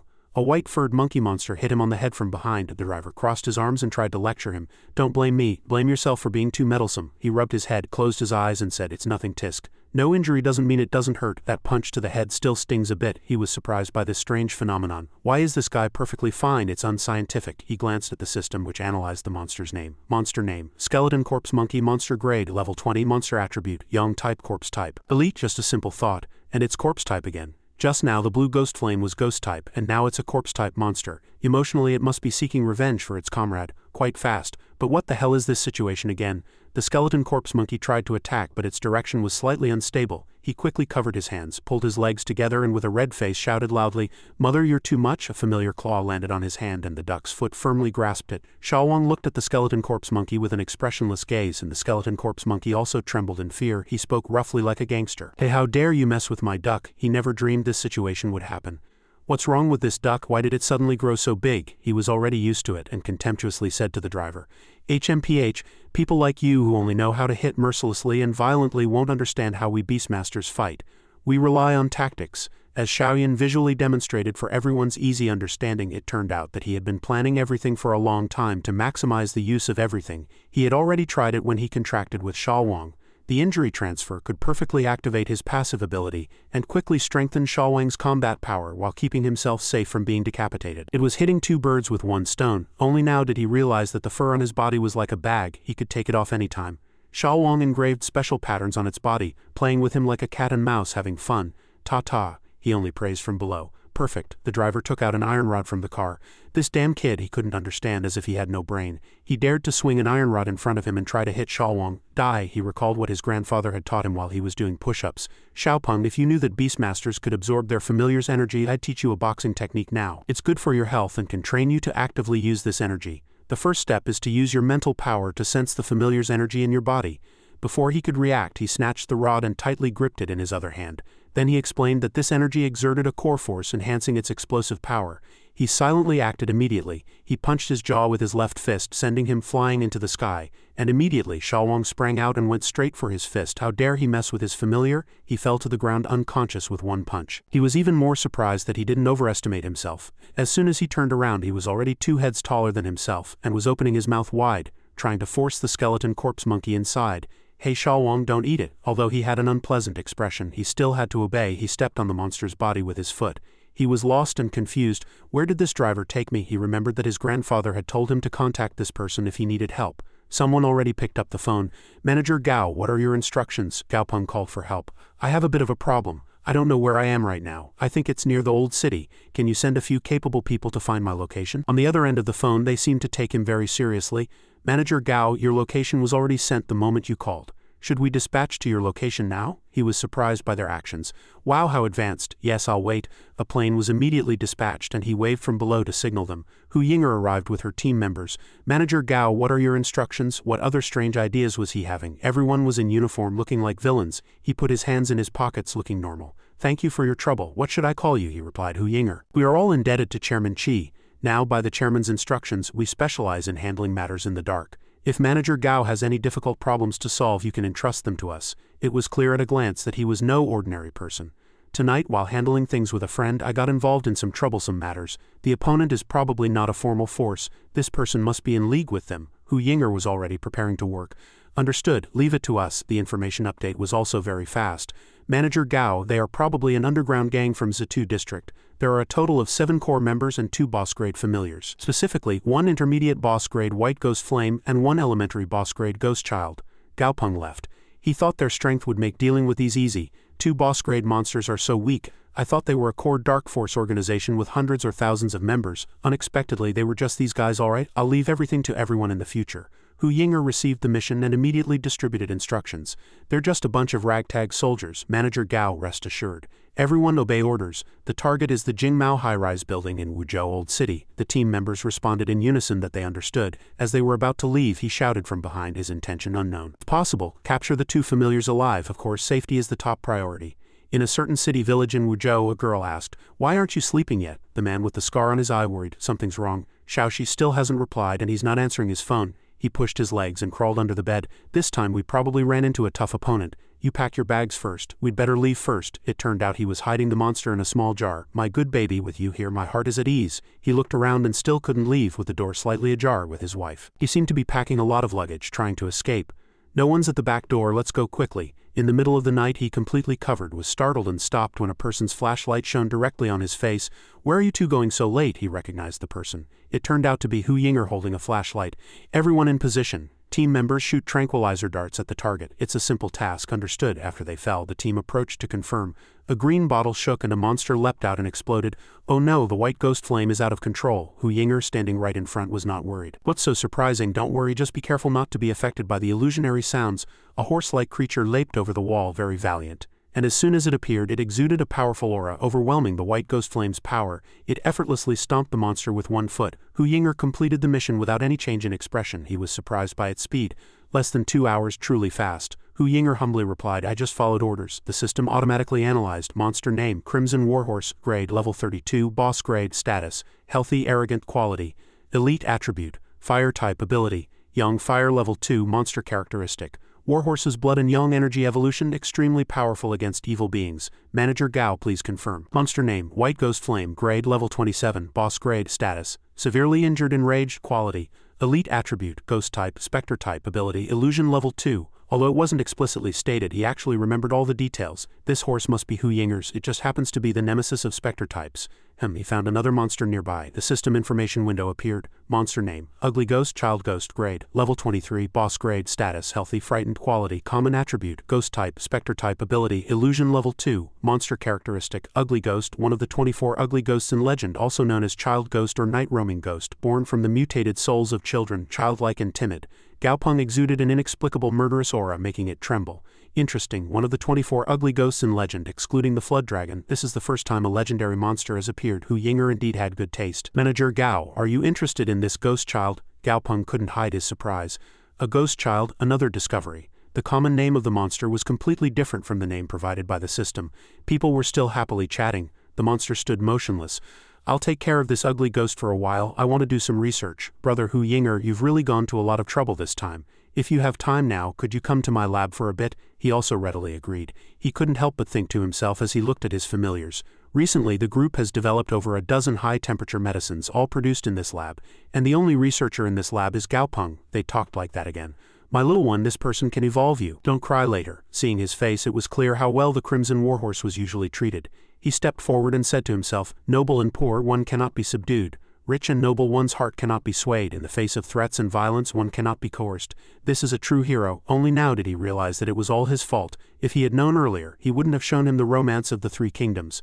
These days from morning to night his mind was unstable, and he thought of himself as a purebred red hare. No matter how difficult it was to handle, it only stimulated him. He held out the food in his hand, inviting him. "Hero, would you like to eat this?" He arrogantly raised his head. "I'm doing this for that. Let's see how long he can last." He quietly opened the lid and a fragrant aroma wafted out. There was nothing he couldn't fix. Stubborn people sign up for the education program. How about now? Isn't this smell fragrant enough? His eyes were full of stars. This is, it left its owner speechless, and he covered his head, pretending not to remember anything. Too embarrassed, its tail shot up to the sky, excitedly splitting into two.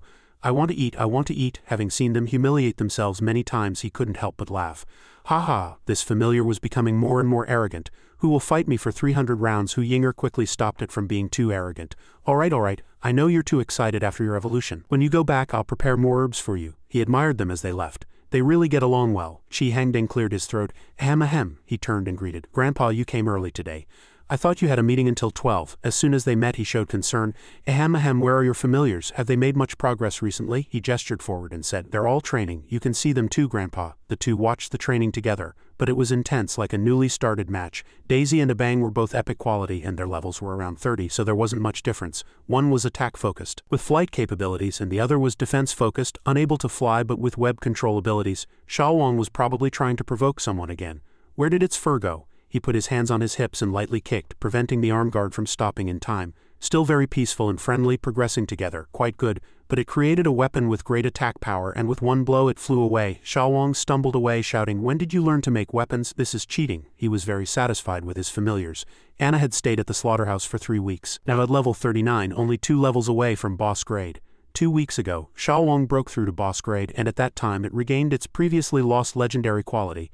So it was most suitable for the two of them to train together. How could Grandpa not worry? The Youth Beastmaster World Competition was in a week.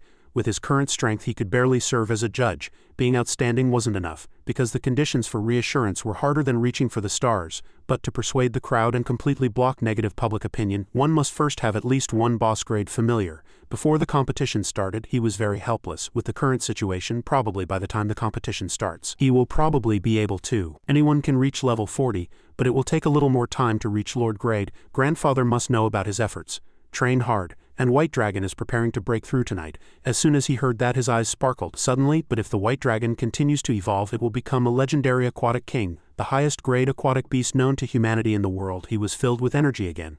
"All right, I will guard Grandfather tonight." He just smiled and left. Ha. You're going to guard me with that level of ability? Get some rest. The moonlight shone on the lake. In the suburban lake, water suddenly surged. He couldn't help but go out to watch. Seeing the white smoke rising above the lake, it seemed to have already begun evolving. How could he sleep? This is King grade. He opened his eyes wide in surprise. What's going on? A dragon writhing in the mist. This is surprising. Monster grade 51.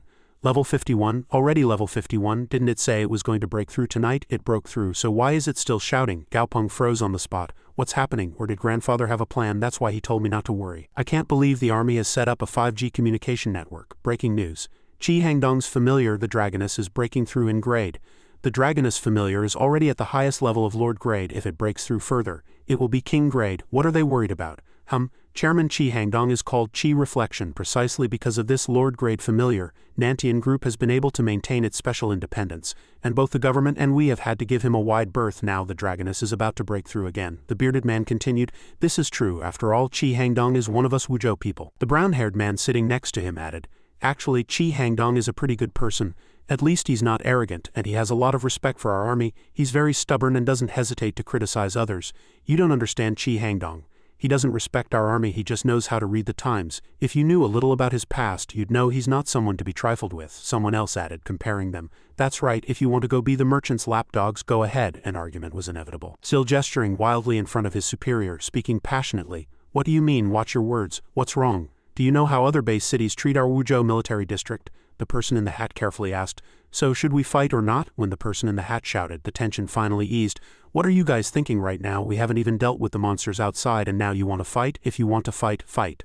I'm not getting involved." He slammed the door shut. The vibrating sound made the two people in hats flinch. Longqing is ahead again. Really, this guy is always so tense just because he has a good familiar. The commander concluded in one sentence. "That's enough, let this matter go. Everyone obey orders, do not interfere or you will be punished by military law." As he left, someone followed him. "Commander, wait a moment, please hear me out. What on earth is going on that you're thinking this way? I don't even know if you're a military person or not." "Commander, I have an idea. If it's inconvenient for us to act, couldn't someone else do it? If we sell the news, there will definitely be people who don't want Chi Hangdong's familiar to break through. He glanced at him, and there was a hint of thought in his dark eyes. This matter passed without much difficulty. Go back, don't think about selling news anymore. In all of Wuzhou, no one would dare to touch Chi Hangdong. Not in Wuzhou, he sneered, as if already prepared. Well, on the cliff a tiger was very excited to see a rare and precious meal. That human didn't deceive me. Indeed, the dragoness is preparing to break through. A monster with dragon blood is excellent tonic for me. Is it a trap, or should I take a chance? He plunged into the rainbow waterfall forest to survey the situation. Judging by that miserable whale, it must still be in the process of breaking through. Oh well, I can't miss this opportunity. Suddenly, he was surprised by the empty space. Where's the dragon? 2 streaks of blood sprayed lightly. I don't know if the tiger is still okay. The white dragon appeared in its colossal form and picked up the tiger with a few claws. Not knowing what was happening, he was happily mingling with his familiars, holding a cake with the number 100 on it. Grandfather was on the phone with one of his subordinates. Shaoxi, everything is settled on my end. How about yours? On the monitor screen, Manager Shu analyzed the situation seriously, speaking metaphorically. The security department brothers made a small discovery. Although there was a purge within the group before, a few rats still remained. Let's take this opportunity to clean house once more. Sure enough, as soon as the time came, if you show even a hint of fatigue, those little devils won't be able to wait and will jump out. Seeing his subordinates handle things, Grandfather was much more relieved. Act, you take on the mission. Yes. The Nantian Group's technology department building was perfect in both stature and physique. The blue-haired man called out. Manager Wang, who said anyone dared to stop him. Boss, the door is locked.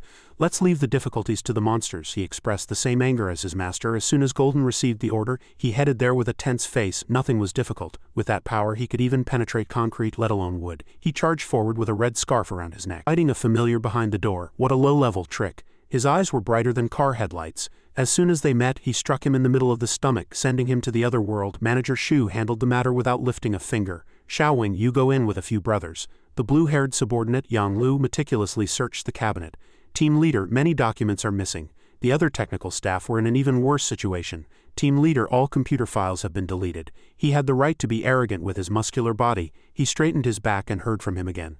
Golden, go find our cute manager Zhao. He switched to reconnaissance mode with his eyes. Beep, beep. Strange things kept happening. A woman screamed, suddenly attacked, and the room was in chaos. The black-clad man hugged a stack of documents, got into the car and was about to leave, cursing continuously. Damn it, Guang Yu was having a headache in the car because things weren't going his way. The grass is always greener on the other side. Damn tiger failed again. He didn't even want to make a blood oath with me, and I gave him many expensive gifts, but it all came to nothing in the end.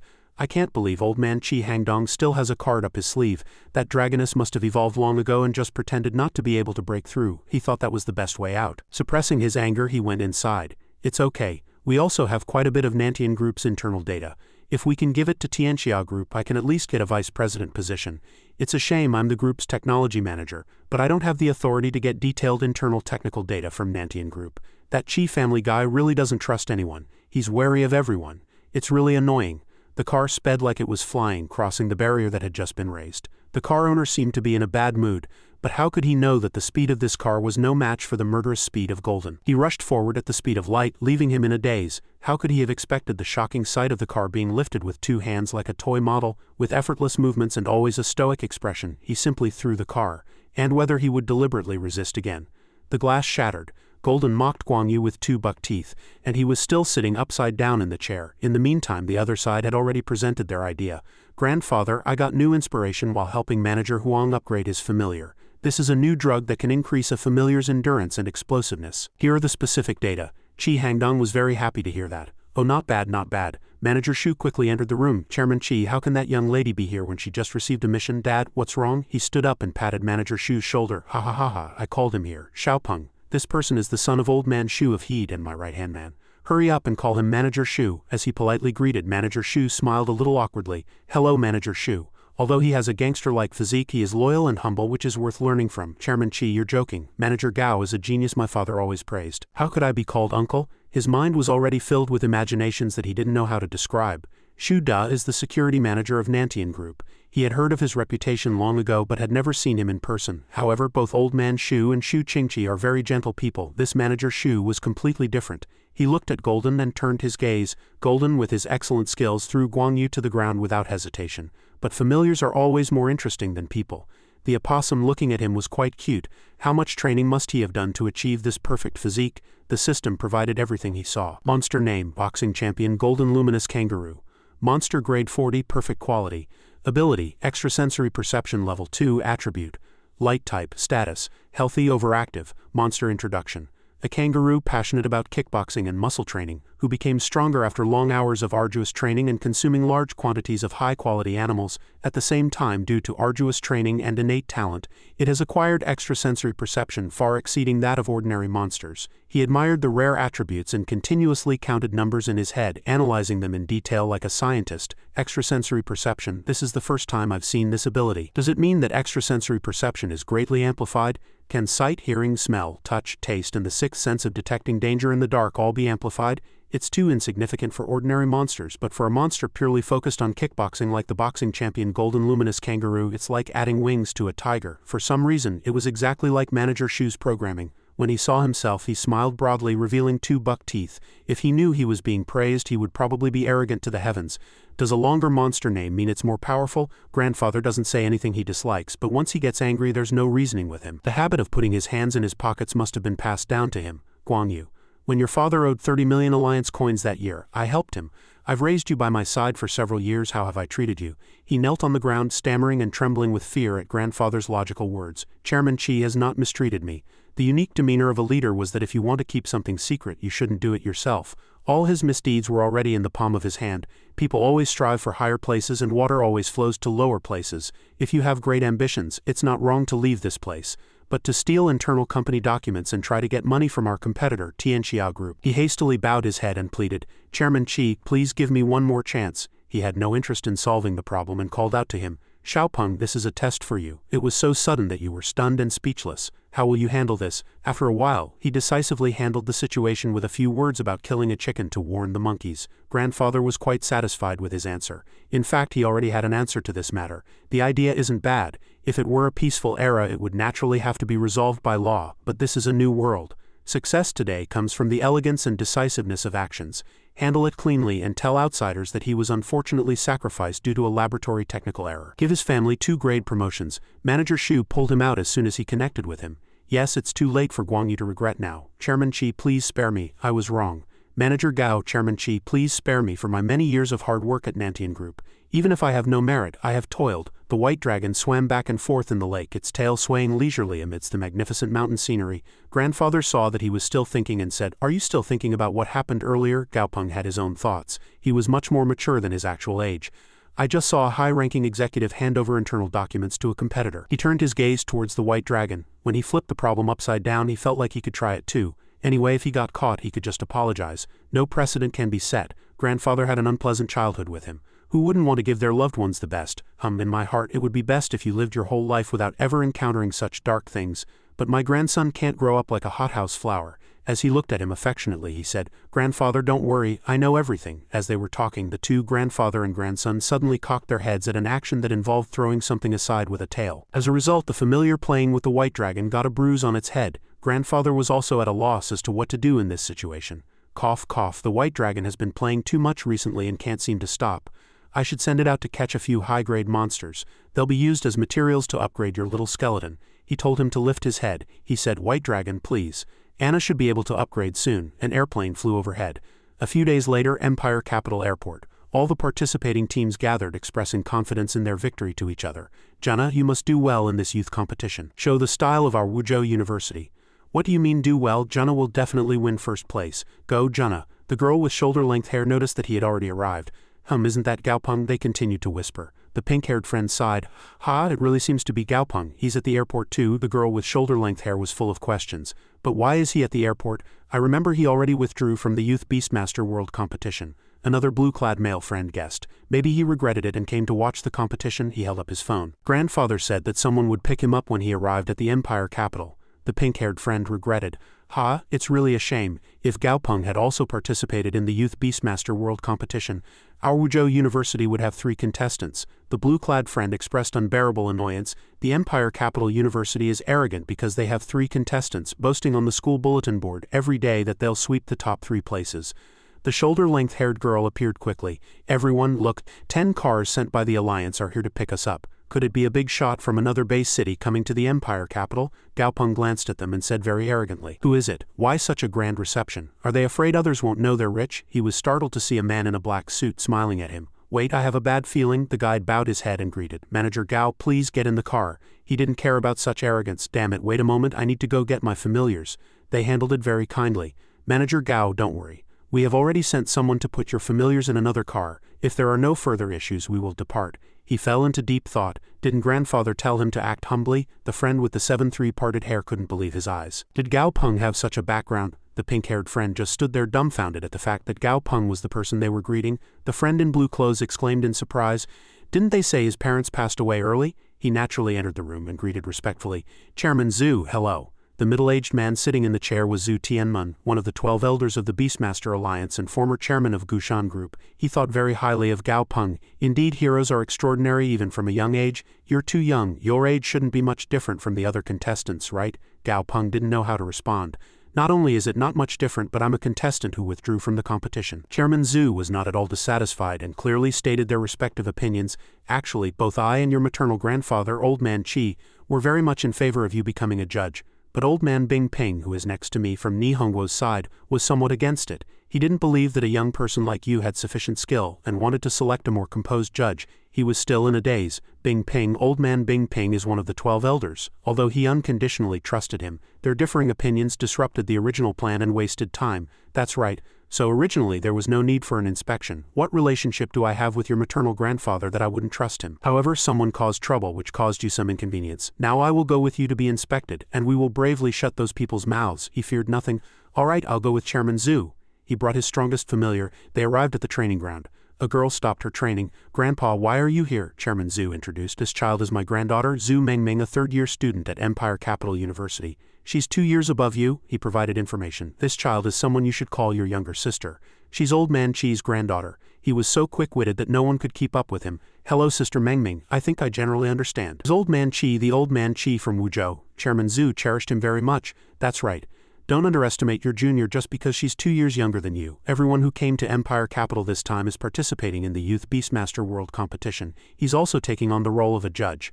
Mengming was surprised. "A judge so young?" Chairman Zhu entered, not wanting to waste a single second showing off in front of those who looked down on others. "Some old folks were against it because he's young, right? We'll have to inspect Xiaopeng's familiar skills. Xiaopeng, the inspection area is in there." He was already eager to help him speed up the process and was ready to criticize anyone who dared to speak out. "I remember Old Man Qi said you have 6 familiars. For your age, having 3 leader-grade monsters is already a rare genius. So if you have 2 leader-grade ones, I might be able to put in a good word for you." He adjusted his glasses like a famous detective and was more confident than before. "Chairman Zhu, then there's no need for further inspection." Anna stood behind him, cloaked in a black cape. "Anna, show Chairman Zhu a little." He was very stylish, not knowing why he was wearing a cape, and he grabbed him and laughed. Chairman Zhu exclaimed in surprise at the sight. "Wait, could this be Anna reaching this level?" The system quickly updated. Monster name: Tyrant Skeleton. Monster grade: level 41, Lord grade. Monster quality: Epic quality. Monster abilities: Hard Bones level 3, Spirit Control level 2. Monster characteristics: Blood Silk Heart, Spectre's Flames. Monster weakness: Sacred type. There was such a clear identification. Lord grade. "Your Spectre familiar is Lord grade?" He scratched his head and humbly said, "It was just luck. It's all thanks to my maternal grandfather." Mengming compared herself. "I've been training familiars for over 3 years, but my strongest familiar is only late leader grade. Lord grade is already capable of suppressing several small base cities." This time Chairman Zhu spoke with great momentum. "This fellow has been hiding so deeply. Ha ha ha, I really want to see those people's faces. This time there's a good show to watch." The spacious area with stage lighting, the arena where the Youth Beastmaster World Competition was held. As soon as the host started speaking, the fans went wild. "Hello to all viewers. I'm Han Yun, a reporter from Southwest Satellite TV. This is the Youth Beastmaster World Competition arena. The match will start in an hour, but the atmosphere here is already very enthusiastic." The blonde reporter followed the contestant from the contestant transport vehicle. "I'm a reporter from a certain satellite TV station. The arena is currently undergoing maintenance. The contestants will enter in 30 minutes. The scoreboard showed exactly 8 o'clock. The professional host, Lu Road, spoke confidently and skillfully. "Hello to all viewers. Welcome to the first Youth Beastmaster World Competition. This is the first Youth Beastmaster World Competition. It is also the first opportunity for all new Beastmasters around the world to interact with each other. I'm sure everyone can't wait. I'll briefly introduce the rules of this competition. A total of 64 contestants are participating." The rule announcement continued. In the first round, 32 out of 64 will advance to the next round. In the second round, 16 contestants will be selected. This way, the strongest will eventually be selected. The match was about to begin. Han Lei sat anxiously in the room. Aren't you guys nervous? In contrast to his excitement, the three others were focused on their phones, appearing indifferent. This made him feel insulted and angry. I didn't get in because of my dad, did I? I was able to get in additionally because of my skill. Just you wait. I didn't waste these 3 months. This time I'll surprise everyone who looked down on me. I am Han Lei. I'm second to none. I'm not Gao Peng's substitute. He appeared for the first match. Alright viewers, the bracket is displayed on the screen. The first match of round 1 is between contestant Han Lei from the Washa region and contestant Lucas from the Brit region, the host said. Contestant Han Lei enters first. No one entered riding a familiar with such grandeur. See, so many people saw me right. In the end he was ignored. Next, contestant Lucas enters. In contrast to his anger, enthusiastic cheers from fans poured out for the new contestant. Lucas, I love you. Brother, you're so handsome, waving his hand kindly. Thank you. Han Lei was furious. HMPH, he's just a fool who's a bit more handsome than me, isn't he? The last important figure introduced by the host was appearing. Next, let's welcome the youngest judge among the 3 judges of this competition. Thinking badly of others and now meeting him in person, are they flustered? How can that be? He usually saw him as rich but not arrogant, but now, dressed neatly in a red suit, he looked much more handsome. Gao Peng. The audience in the venue doubted life. This is a judge. The youngest judge, isn't he too young? If you said he was a contestant, we'd believe you. A supporter recognized him warmly. Isn't that Gao Peng? He couldn't help but be surprised. The name might be the same, but the appearance couldn't be right. It turned out Han Lei's father was watching the competition live. Thinking his son was being retaliated against, he tried to resolve it somehow. Chairman Han of Chang'an City, didn't this fellow take our money and withdraw from the competition? To be a judge, one needs not only skill but also background. Is the information we investigated wrong? This Gao Peng is truly deep. What to do? What if that fellow secretly bullies Zhao Lei? Mayor Han was already heading for the back door. Contact Chief Chen of the Beastmaster Alliance for me. The call connected. Mayor Han, anxious that he wouldn't have time, said eagerly, Chief Chen, can you contact Gao Peng? Unexpectedly, he was very flustered. The answer showed no leniency at all. Haha, Manager Gao is currently judging the competition. Or would you like to find him after the competition ends? If there's nothing else, I'll hang up first. Clunk, clunk, clunk. He was furious but helpless. Gao Peng first established order, then introduced himself. Quiet. I am a judge for this competition. I am 18 years old this year. People didn't care about the familiar that was about to start the match. They doubted his skill at 18 years old. A blood pact requires at least 18 years old. Why is this young fellow a judge? How underhanded. Underhanded. He was handsome and cool. He snapped his fingers, summoning a Lord-grade familiar for them to see. Anna. He appeared out of nowhere. Naturally, he couldn't let his master lose face. Let him show them. Control the range well. Don't hurt others. He only showed a little. And the familiar Dean, who hadn't even started the match yet, trembled in fear. This is Lord Grade. Gao Peng's familiar is Lord Grade. He put his hands in his pockets and asked if there were any other problems. Now who doubts my qualifications? From a condescending attitude, everyone now admired and turned 360 degrees to praise. Too scary. 18 years old and already has a Lord Grade familiar. Is this guy using a hacking program? No wonder they invited him as a judge.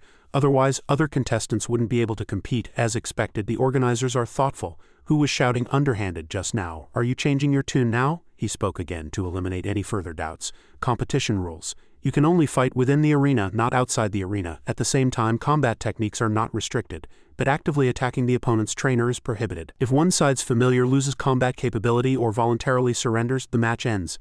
Familiars remain and trainers return to the command area. He signaled the contestants with a downward hand gesture. Round 1, first match, begin. Han Lei's cow immediately charged at something resembling a slime. He judged like a god and still regretted being in a different position. 2. Has the outcome already been decided? A bit boring. Unfortunately, I'm a judge, so I can't gamble. The system displayed. Monster name, Skeleton Gigantic Cow, Monster Grade Level 27, Elite Quality. Attributes, Ghost Type, Bone Type. Monster Status, Healthy Aggressive. Monster Weakness, Sacred Type. It couldn't escape his eyes. The Skeleton Gigantic Cow seemed to have a great advantage and outwardly overwhelmed the slime in status. The next monster name is Contestant Lucas's Monster. Swamp Slime, Monster Grade, Level 26, Elite Quality. Attributes, Earth Type, Slime Type. Monster Status, Healthy, Frightened. Monster Weakness, Wood Type, Water Type. Gao Peng, with his knowledge and experience, easily noticed, however, the gigantic cow had one fatal flaw. The system sent a warning. Monster Ability, Mucus Level 2, immune to physical attacks unless its body is completely separated. Consumed by aggression, he ultimately couldn't dislodge the swamp familiar. Although the Skeleton Gigantic Cow was Ghost Type, it hadn't yet awakened Ghost Type magical abilities and could only rely on its sturdy physique to fight, and it was countered by its attributes. Han Lei was inwardly flustered. To be precise, it feels like I've fallen into a trap. Damn it. My information clearly stated this guy's familiar was a silverback giant monkey, so why did it suddenly change to a swamp slime? Seeing his familiar continuously failing to attack the opponent, he cursed in front of many people. "Idiot, move faster." After a long while, the slime couldn't swallow and eventually spat it out. It vomited. The audience's expressions were curious. "Everyone look, it won't let go easily." Hanlei's cow ran with all its might, but its huge size was useless. The slime chased again. Following his maternal grandfather, he put the monster in a difficult situation. "Anna, if you were to fight that slime, what would you do?" he replied firmly. "I would cut it down." He walked behind Hanlei, having already reached a conclusion in his mind. Contestant Hanlei is unfortunately going to be eliminated. What a pity. The cow trembled all over. System notification, monster status severely injured. He had to criticize again. "How about it? Will you surrender? Actually, your skill was very good. You were just a bit unlucky. I hope this failure doesn't leave you with trauma." He reflected on himself. "Surrender? I haven't lost yet. Is this fellow upset that I couldn't compete and is trying to sabotage me?" So that his mouth wouldn't keep causing trouble, he immediately retorted, "Please, I'm a judge right now. Do you think I'd risk my reputation to target you? Are you that foolish?" Even seeing the situation before his eyes, he still hadn't come to his senses. "I'm just kindly reminding you that as long as the green hills last, there will always be wood to burn. The swamp slime is continuously eroding your familiar. Failure is only a matter of time. If you surrender now, this familiar can be raised again. If you keep holding on." The cow collapsed, slowly being eroded. Monster status severely injured. Hanlei quickly pushed him away and shouted desperately, "Get lost, skeleton gigantic cow, get up!" Even in this situation, he didn't give up. HMPH, still not giving up? The cow suddenly opened its eyes and stood up with all its might. It staggered and trembled as it replied, "Master, I'm up." He, gone mad, treated his familiar like a servant. "What are you standing there for? Kill it quickly, I must win." Even though its entire body was infected with corrosive liquid, it still pleaded desperately with its master, but this fellow wouldn't listen. He ignored everything for the sake of his pride. "Stop dawdling, attack quickly." He admired from behind. "This familiar is truly amazing. It has a strong will, but encountering such a master, unfortunately, it made the wrong choice." It erupted with power once again. The chaotic scene was indistinguishable. He charged quickly, and the sight of shattered earth and stone immediately shocked him on the spot. "What? Unbelievable." He pushed the swamp familiar above his head and charged straight at the arena wall. As a result, his nose broke and a large hole appeared in the wall. The white jade basalt could withstand leader-grade monster attacks, but it had a hole. The system sent a warning, "Monster status, dying. Warning, seek immediate treatment." He still couldn't believe it. But was this familiar state just its final burst? Gao Peng contacted outside personnel to inform them of the situation. "Contestant Han's familiar has been down for over 30 seconds.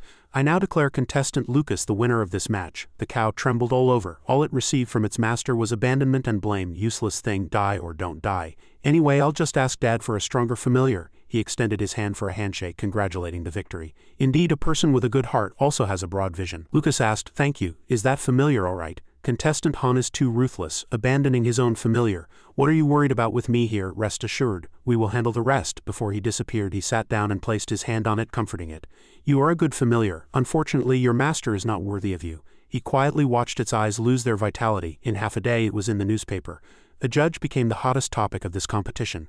Gao Peng, Huasha Region 11 seed, withdrew from the competition. 18 years old, judge position, Lord grade familiar. "Looks like being a judge means meeting people from your hometown. Let's welcome you, the one contestant from the Huasha region." The system displayed. Monster name, Black Scale Fierce Tiger, monster grade. Level 32, boss grade. Monster quality, perfect quality. Attributes, dark type. Monster abilities, Scale Hardening Level 1, Dark Element Mastery Level 1. Monster characteristic, Eyes of Darkness. Effect 1, passive effect.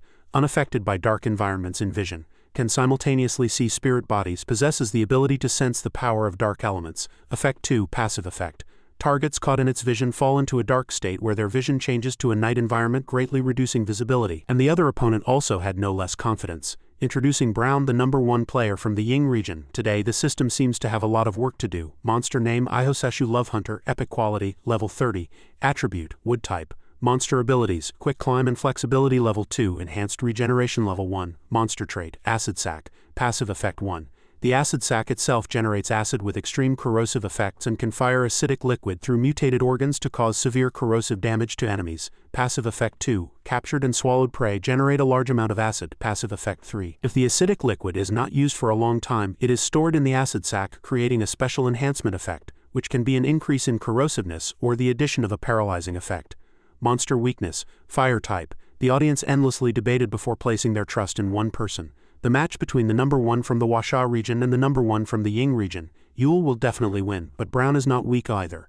After all, he's the #1 from the Ying region. He stood between the two Beastmasters and declared, "Let the game begin." He could analyze in detail with just a few pieces of system information.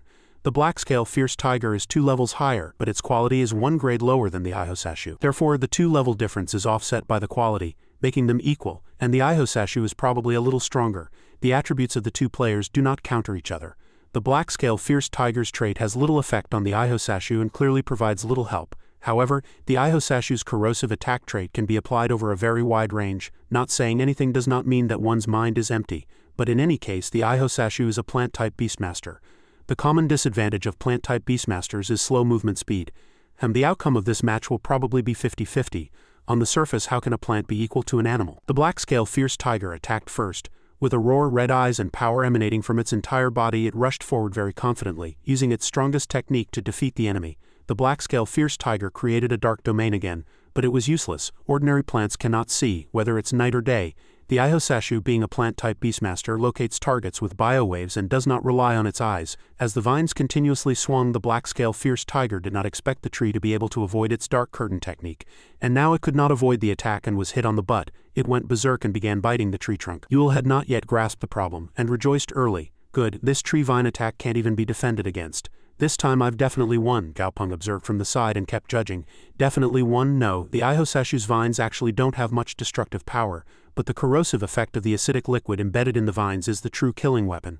Also, the monster status provided by the system was minor injury, acid accumulation. For some reason it was tightly bound by the vines and pulled inwards. The black-scale fierce tiger struggled to escape but was bound even tighter. This Ihosashu is really amazing. Attributes are just auxiliary. This patience is the most terrifying. He attacked the black-scale fierce tiger step by step like an experienced hunter, then slowly corroded the opponent with acidic liquid. The tide had turned. His legs were engulfed by the plant monster's corrosive attack. Although there was still strength to fight, the owner was already in pain. He raised his hand to stop. Alright, that's enough, I surrender. Aho, stop fighting, let's go back. The first thing to do is go to Brown. Congratulations, contestant Brown, you won this match. He had known of his reputation for a long time. You are strong, but I want to compete with you someday. Gaopeng had an arrogant and reckless personality, and of course no one could keep up with him. I will do my best to defeat you with dignity. Brown was determined. I will do my best. They left happily. Goodbye. He stood there, frozen. What are you doing your best for? Yule returned with his Beastmaster. Alright, Aho, you're also disobedient, but fighting more is too dangerous. The Sasu can regenerate, but you can't heal yourself, he called out from afar. Wait, contestant, you. He thought he had come to comfort him and said somewhat angrily, if I lose, I lose. I have nothing to say about my skills being inferior to others. If you want to comfort me, there's no need. Gaopeng always acts only when there's profit. I don't have time to comfort others. I heard your mother is the leader of the Blood Shadow Hunter group. The conversation flowed smoothly. I have some business to discuss with your mother. And do you know what you lack compared to Brown? Yule scratched his head awkwardly. I lacked experience in this battle. The black-scale fierce tiger was too excited. I probably need to wait a while longer to find out the Ihosashu's special abilities, he explained to him. That's not it. You haven't grasped the true core yet. Your Beastmaster's quality is 1 level lower than his. His Ihosashu is epic quality, but your black-scale fierce tiger is just ordinary perfect quality. Only now did his mind clear up. Epic quality. No wonder he dared to bring a plant-type monster to the competition. First, plant-type monsters lack mobility, and if they encounter a Beastmaster with long-range attack methods, they'll just be a sandbag. And if they encounter a fire-type monster, they'll be even more countered. He patted his shoulder and advised. If your black-scale fierce tiger was epic quality, it could have torn apart all the Sasu vines. Other methods wouldn't have worked either. I have a way to evolve your black-scale fierce tiger. If you want to advance further, come find me after the competition. He still didn't know how amazing he was. Evolution method. You can evolve Aho to epic quality. Who exactly is this Gaopeng? He poured water and Judge Lee was looking at his phone. Youth Beastmaster World Competition Judge Waiting Room. Judge Lee often surfs the internet, so he's up to date. Yesterday's news was all about you. You were a huge sensation this time. He was not interested in such trivial matters. Don't joke, Judge Lee, it's just a temporary sensation. Soon there will be a new sensation and they'll forget about me. Judge Guo stared at the contestant analysis sheet. There are still 32 players left in the second round, but the Washa region only accounts for a quarter. Judge Lee assessed the situation in the audience and drew a conclusion based on reality. This ratio is much lower than some people expected. But it's not surprising. Before the disaster, the economic power of Southeast Asia and Africa was inferior to ours, but their natural environment is very suitable for monster survival, so their Beastmaster strength is very strong. There's no need to raise your voice and furrow your brow, or rather it can be said to be very cruel. Judge Guo revealed the reason. I've heard of this matter. I'm from Kunzhou and we're close to Southeast Asia. Their Beastmaster training method is like raising GU, which actually made me uneasy. Raising GU? Judge Guo, please elaborate. He talked about the inhumane acts committed against children. After the World Alliance government was established, several Southeast Asian countries were collectively referred to as the Southeast Asian region. In the early days of the disaster, countless people died, so there were many orphans. These orphans were then taken in by the Southeast Asian regional government, where training camps were built, and at the same time a brutal militarized management method was adopted. After turning 18 that year, they were given Beastmasters there and underwent the most brutal GU raising method. The bodies of the injured piled up like mountains and the winners stood on top of them. Everyone was covered in wounds, and each time the strongest person was selected while other orphans almost could not survive. Hearing this, he felt a chill. How could they endure this? Judge Lee's expression was the same. Although we live in a special era, and we cannot criticize SEM methods for being too cruel, doing so was too much. They were treated like playthings in the hands of the rich, becoming insects that bit each other for their own benefit without regard for others. The elites that emerged from such a cruel system were fought over by the big families and government enterprises there overnight, and women, money, and status were all easily obtained. But without this path, these children as orphans would have struggled to even survive, so it's not easy to judge. He didn't know what he was thinking. Orphans? Can our company also try this training camp model? There's no need to be so cruel. Anyway, I can directly upgrade the quality of the Beastmasters, so if there are children in that situation, like Lee Junjong before, it can be a way of survival in this world. Daisy was lying on the lawn sunbathing when he called out, "Daisy, what are you doing?" It woke up with a start. It looked around but saw no one. Gaopeng is here. Where is Gaopeng? How could it know that he used a palm-sized robot with tracking and conversation functions? You probably don't know the power of technology. He wanted to bow to him. It's just like remote training and shocking punishments. From the moment you started being lazy, I already knew. I just wanted to give you a chance to regret, but as a result you behaved even worse. From now on, every time you're lazy, the number of training sessions will increase by 1,000 times every hour. Daisy tried to explain. Gaopeng, I'll explain. He shouted from across the screen. I've been watching you all along. I've seen all your actions clearly. You want to explain? Come over here. Now, in front of his strict master, he had nothing to say. He stammered, I, still wanting to appeal emotionally. For some reason it bent its antennae into a heart shape and said, "Teacher, I love you the most." What kind of person is Gaopeng? Haha, do you think this trick will work on me? Continuously flattered and acted cute. Gaopeng is the best. Although he said that, he still cared a lot. Don't do it again next time. Finish all 10,000 training sessions today. I'll be watching you. Don't be lazy. Judge Guo was speechless. Look, Judge Lee was stunned for 5 seconds. I heard that all geniuses have their own unique hobbies. I understand. The blonde senior approached Gaopeng. He asked, "Don't you want to hear some advice from your senior?" Xiaopeng. Gaopeng heard that and turned his head, curious about what advice he would give. He said, "Out of the 12 players from the Washa region, 8 advanced to the second round, but a total of 3 were eliminated in the matches you presided over." Gaopeng heard that and coldly retorted, "So you don't care," he continued. "So there's no so yet, but if many Washa region players are eliminated in your matches again next time, then it's still uncertain." He spoke in an ambiguous and unclear manner, making the listener very uncomfortable. "Some people will find some excuses to cover up their failures," he warned Gaopeng. He turned his head and walked out the door, leaving Gaopeng with advice.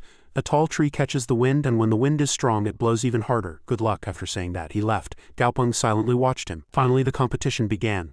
The MC started speaking. Next, the third match of the second round of the Beastmaster team competition begins. It's a match between Zhang Mu from the Africa region and Jin Myun from the Chaoyi region. The images of the two contestants were displayed on the LED screen. Many of Jin Myun's fans came to cheer in the stands. They shouted loudly, "Brother, Jin Myun fighting brother Seigang hero." The fans' cheers were too loud. The commentator looked at Jin Myun's situation with a slightly disappointed expression. "It's the White Flower Water Dragon and the Swamp Snow Rock again. The appearance rate is too high, especially the Swamp Snow Rock. Almost every team has it." They were hoping for something new. The commentator looked at the Beastmasters of the African team and had higher expectations for him. Conversely, the African player's Beastmaster had never been seen before. An information window appeared. Monster name, Great Ape Soul Howler. Monster grade, level 33. Monster quality, perfect quality. Monster attribute, wood type. Monster trait, giant spirituality. Passive effect 1. Giant spirituality makes his mental power astonishingly strong and can even distort reality. Active effect 2. Strong mental power, can control monsters with lower grades and mental power than himself. Giant spirituality gives the Great Ape Soul Howler powerful mental power, but his physical body is quite weak, so his combat power is not very strong. But he is also a formidable opponent. Everyone was surprised by the African player's Beastmaster. A calm Soul Howler, that's really rare. Monster name, Rainforest Armored Scorpion. Controlled, monster grade, level 29. Monster quality, elite quality. Monster attribute, wood type. Monster ability, armor hardening level 1. Monster weakness, wood type. This was the approximate level of the African team. The Soul Howler is an animal native to Southeast Asia. It is very shy and feeds on crickets and other insects. The most interesting thing is that it is said to miss its hometown so much that it cannot be raised if it leaves its hometown in any way. How on earth did it form a blood pact to become a Beastmaster? That was everyone's common question. Everyone was very curious. The African team's Beastmaster whispered something to their Beastmaster, but it was hard to hear. Mother, hearing him say he wanted to make a blood pact, he smiled gently and gently stroked the African player's head. Gao Peng heard that and was very surprised. He thought to himself, Mother, I once heard of a special training method. It involves having a female primate monster after losing its young live with a trained boy. By borrowing some means from these boys' bodies, they will emit the scent of young beasts. Therefore they can gain a certain amount of favor from primate monsters. After that, it becomes much simpler for them to form blood pacts with these monsters. They obtained unique Beastmasters this way. However, the most interesting point is that these Beastmasters call their Beastmasters mother and consider themselves adopted children of the Beastmasters, not masters. It seems this African player really used this method. No wonder the great ape Soul Howler was able to act against its habits. Only those who can be cruel to themselves are truly cruel. This African player's method was too cruel. The commentator's voice echoed, signaling the start of the match. Match start. The two Beastmasters glared at each other, ready to fight. Jin Myun stood on high ground, quietly observing the situation. I must have encountered a Beastmaster. I still need to attack carefully, little by little. He proposed a combat method. Jin Myun commanded. Swamp Slam grabbed that rainforest armored scorpion. The two Beastmasters prepared for a fierce fight. Under Jin Myun's command, Swamp Slam attacked the rainforest armored scorpion very smoothly. Swamp Slam directly hit it several times with its hand. Swamp Slam's strength was really strong and one hit caused an immediate dent. The attacked Soul Howler was trembling and looked truly pitiful. Jin Myun thought the time was right and commanded his Beastmaster to attack with full force. Opportunity Whiteflower Water Dragon attacked that Soul Howler. He hurriedly commanded. Jin Myun's Beastmaster was also already prepared. All its limbs were ready and it was just about to fight. The Whiteflower Water Dragon's fist flew towards the Soul Howler. If such a large fist flew, could the African team's Beastmaster block it? If it couldn't block it, her team's Beastmaster would be shattered. At this moment, the African team's Soul Howler began to use its ability. His eyes gradually entered a hypnotic state. Anyone who saw these eyes would feel dizzy. Indeed, Jin Myun's Whiteflower Water Dragon fell into a hypnotic state, its eyes blurry and its head buzzing, and its current mental state was very unstable. Monster status, mind control. Gao Peng observed the entire battle so far and he quietly judged and evaluated. Mind control. Jin Myun's main force, the Whiteflower Water Dragon, was almost controlled so simply. The skill gap is too big. Even that huge swamp monster couldn't escape the hypnosis. Seeing Jin Myun's familiar, the swamp monster, fall into a daze, the African contestant whispered to Soul Howler, Mom, that guy is trying to hurt us, kill him. Soul Howler was almost completely unconscious and inadvertently raised its hand, obeying the African contestant's command. Soul Howler by itself immediately punched the swamp monster, knocking it down. The small Soul Howler had knocked down a swamp monster 10 times larger, heavier and taller than itself. The swamp monster was struck and fell to the ground. Jin Myun couldn't believe his familiar was defeated so easily. He cried out in pain to the swamp monster. The African contestant saw the tide turning in his favor but felt it wasn't enough. He began expertly manipulating his familiar's psyche. Mom, there's another bad guy. All bad guys must die. His eyes emanated an unfathomable, sinister and murderous aura. Following the African contestant's words, Soul Howler, without thinking, walked towards Jin Myun like a puppet. Seeing Soul Howler approaching him, Jin Myun finally realized. HMPH, there's something strange about that Soul Howler. The African contestant looked at Gao Peng with cruel eyes, his target not only Gao Peng but also those who had withdrawn from the competition. Indeed, it was merely a decoration, unnoticed, ha ha ha. He laughed heartily, feeling pleased, and thought to himself, no rush, you're next. However, an unexpected counterattack force struck back. Soul Howler was pushed back, clutching its head, and fell to the ground. Seeing his familiar falter, the African contestant suddenly shouted, Mom, what is this? It was Gao Peng interfering. He warned the African contestant and his familiar, according to the rules, you must not ambush a competitor. This is your first warning. The African contestant was furious that his good plan was ruined by Gao Peng. He clenched his fist, trembling with rage, determined to eliminate Gao Peng. Damn it, I'll definitely kill you. In the end, Jin Myun raised his hand and surrendered. I surrender. Thus, Jin Myun was defeated. Gao Peng announced the match results. Match 3, contestant Zhang wins. Zhang approached Soul Howler, patted its shoulder and said, Mom, we defeated the bad guys. Soul Howler also looked at him affectionately, still seeming to consider him its child. Zhang thought to himself, Mom, even if Gao Peng's skeleton is the same grade, it wouldn't be a match for you, would it? I've known since childhood that some things must be seized for oneself. If you don't seize them, no one will proactively give them to you. Perhaps I can seize even more. This Zhang truly has sky-high ambitions and excessive greed. After the match, all the judges greeted Gao Peng. Judge Gao, you've worked hard, please have some water. Gao Peng replied cheerfully. Thank you. Although he was respected, being a judge was truly boring. Gao Peng said to his colleague, I just thought of something. Betting is forbidden for judges, but there's no rule against a judge's familiar betting. A new money-making idea immediately sparked in Gao Peng's mind. Elsewhere, Shawang was clinging to someone's door. At this moment, Shawang looked like a thief. Its tense and cautious face made it seem like it was doing something important, but it turned out it was peeking through a small window at a woman showering. Truly speechless, the woman in the bathroom was still oblivious, humming a tune. Do familiars also lust after women? As Xiao Wang was concentrating, a sound suddenly came from Gao Peng's pocket. Under the bridge in front of the door, a flock of ducks was swimming. Quickly, quickly, count the ducks. 4, 5, 6, 7, 8. The woman heard the sound and screamed, "What bastard is senile enough to peek at my sister showering her?" Startled by the loud noise, Xiao Wang fell. It landed with extreme pain and quickly left the spot. Staying there would surely mean getting exposed. Only after reaching another location did Xiao Wang answer the phone. Gao Peng's question rang from the other end of the line. "What were you doing just now? Why didn't you answer the phone?" Xiao Wang replied shyly. "I was busy," the voice from the other end of the line continued. A blood pact allows two-way communication with a familiar, but there's also a distance limit. It can't be used beyond a certain range. However, after forming a blood pact, the Beastmaster can understand the familiar's speech. "Alright, I have a mission for you. Later, place some bets on the wins and losses of a few matches." Gao Peng reassured it again. "Don't worry, you'll definitely make a tidy profit. You can even bet your next month's food allowance. From now on you'll get 2 extra bowls of dried fish with every meal." Hearing such an offer, Xiao Wang's eyes sparkled and it obediently followed.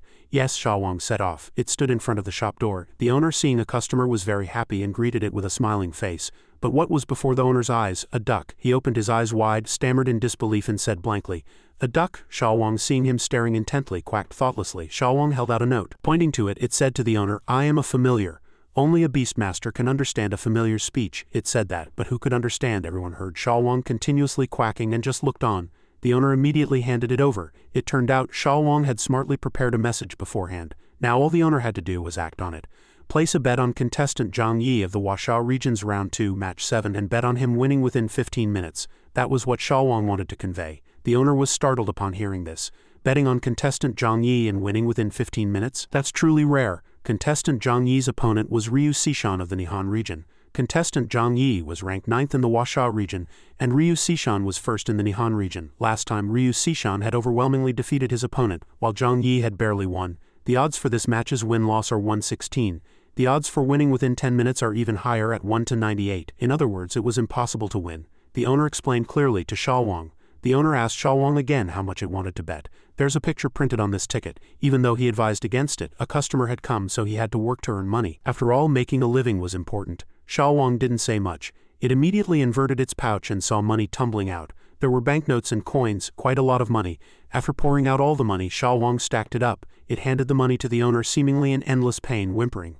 Although heartbroken, Xiao Wang obediently handed over the money, and the owner was utterly startled by its appearance. He thought to himself, "This duck is going to become a demon soon." The owner took the money, counted it again, and asked, "It's 5,129 alliance coins and 70 cents in total. Are you betting it all?" Xiao Wang quacked in agreement. The owner took the money, pulled out a note and handed it to the little duck. Xiao Wang, reminding it again, "Here, don't lose this note." Xiao Wang held the note and confidently walked out of the shop. "Alright," Xiao Wang did it.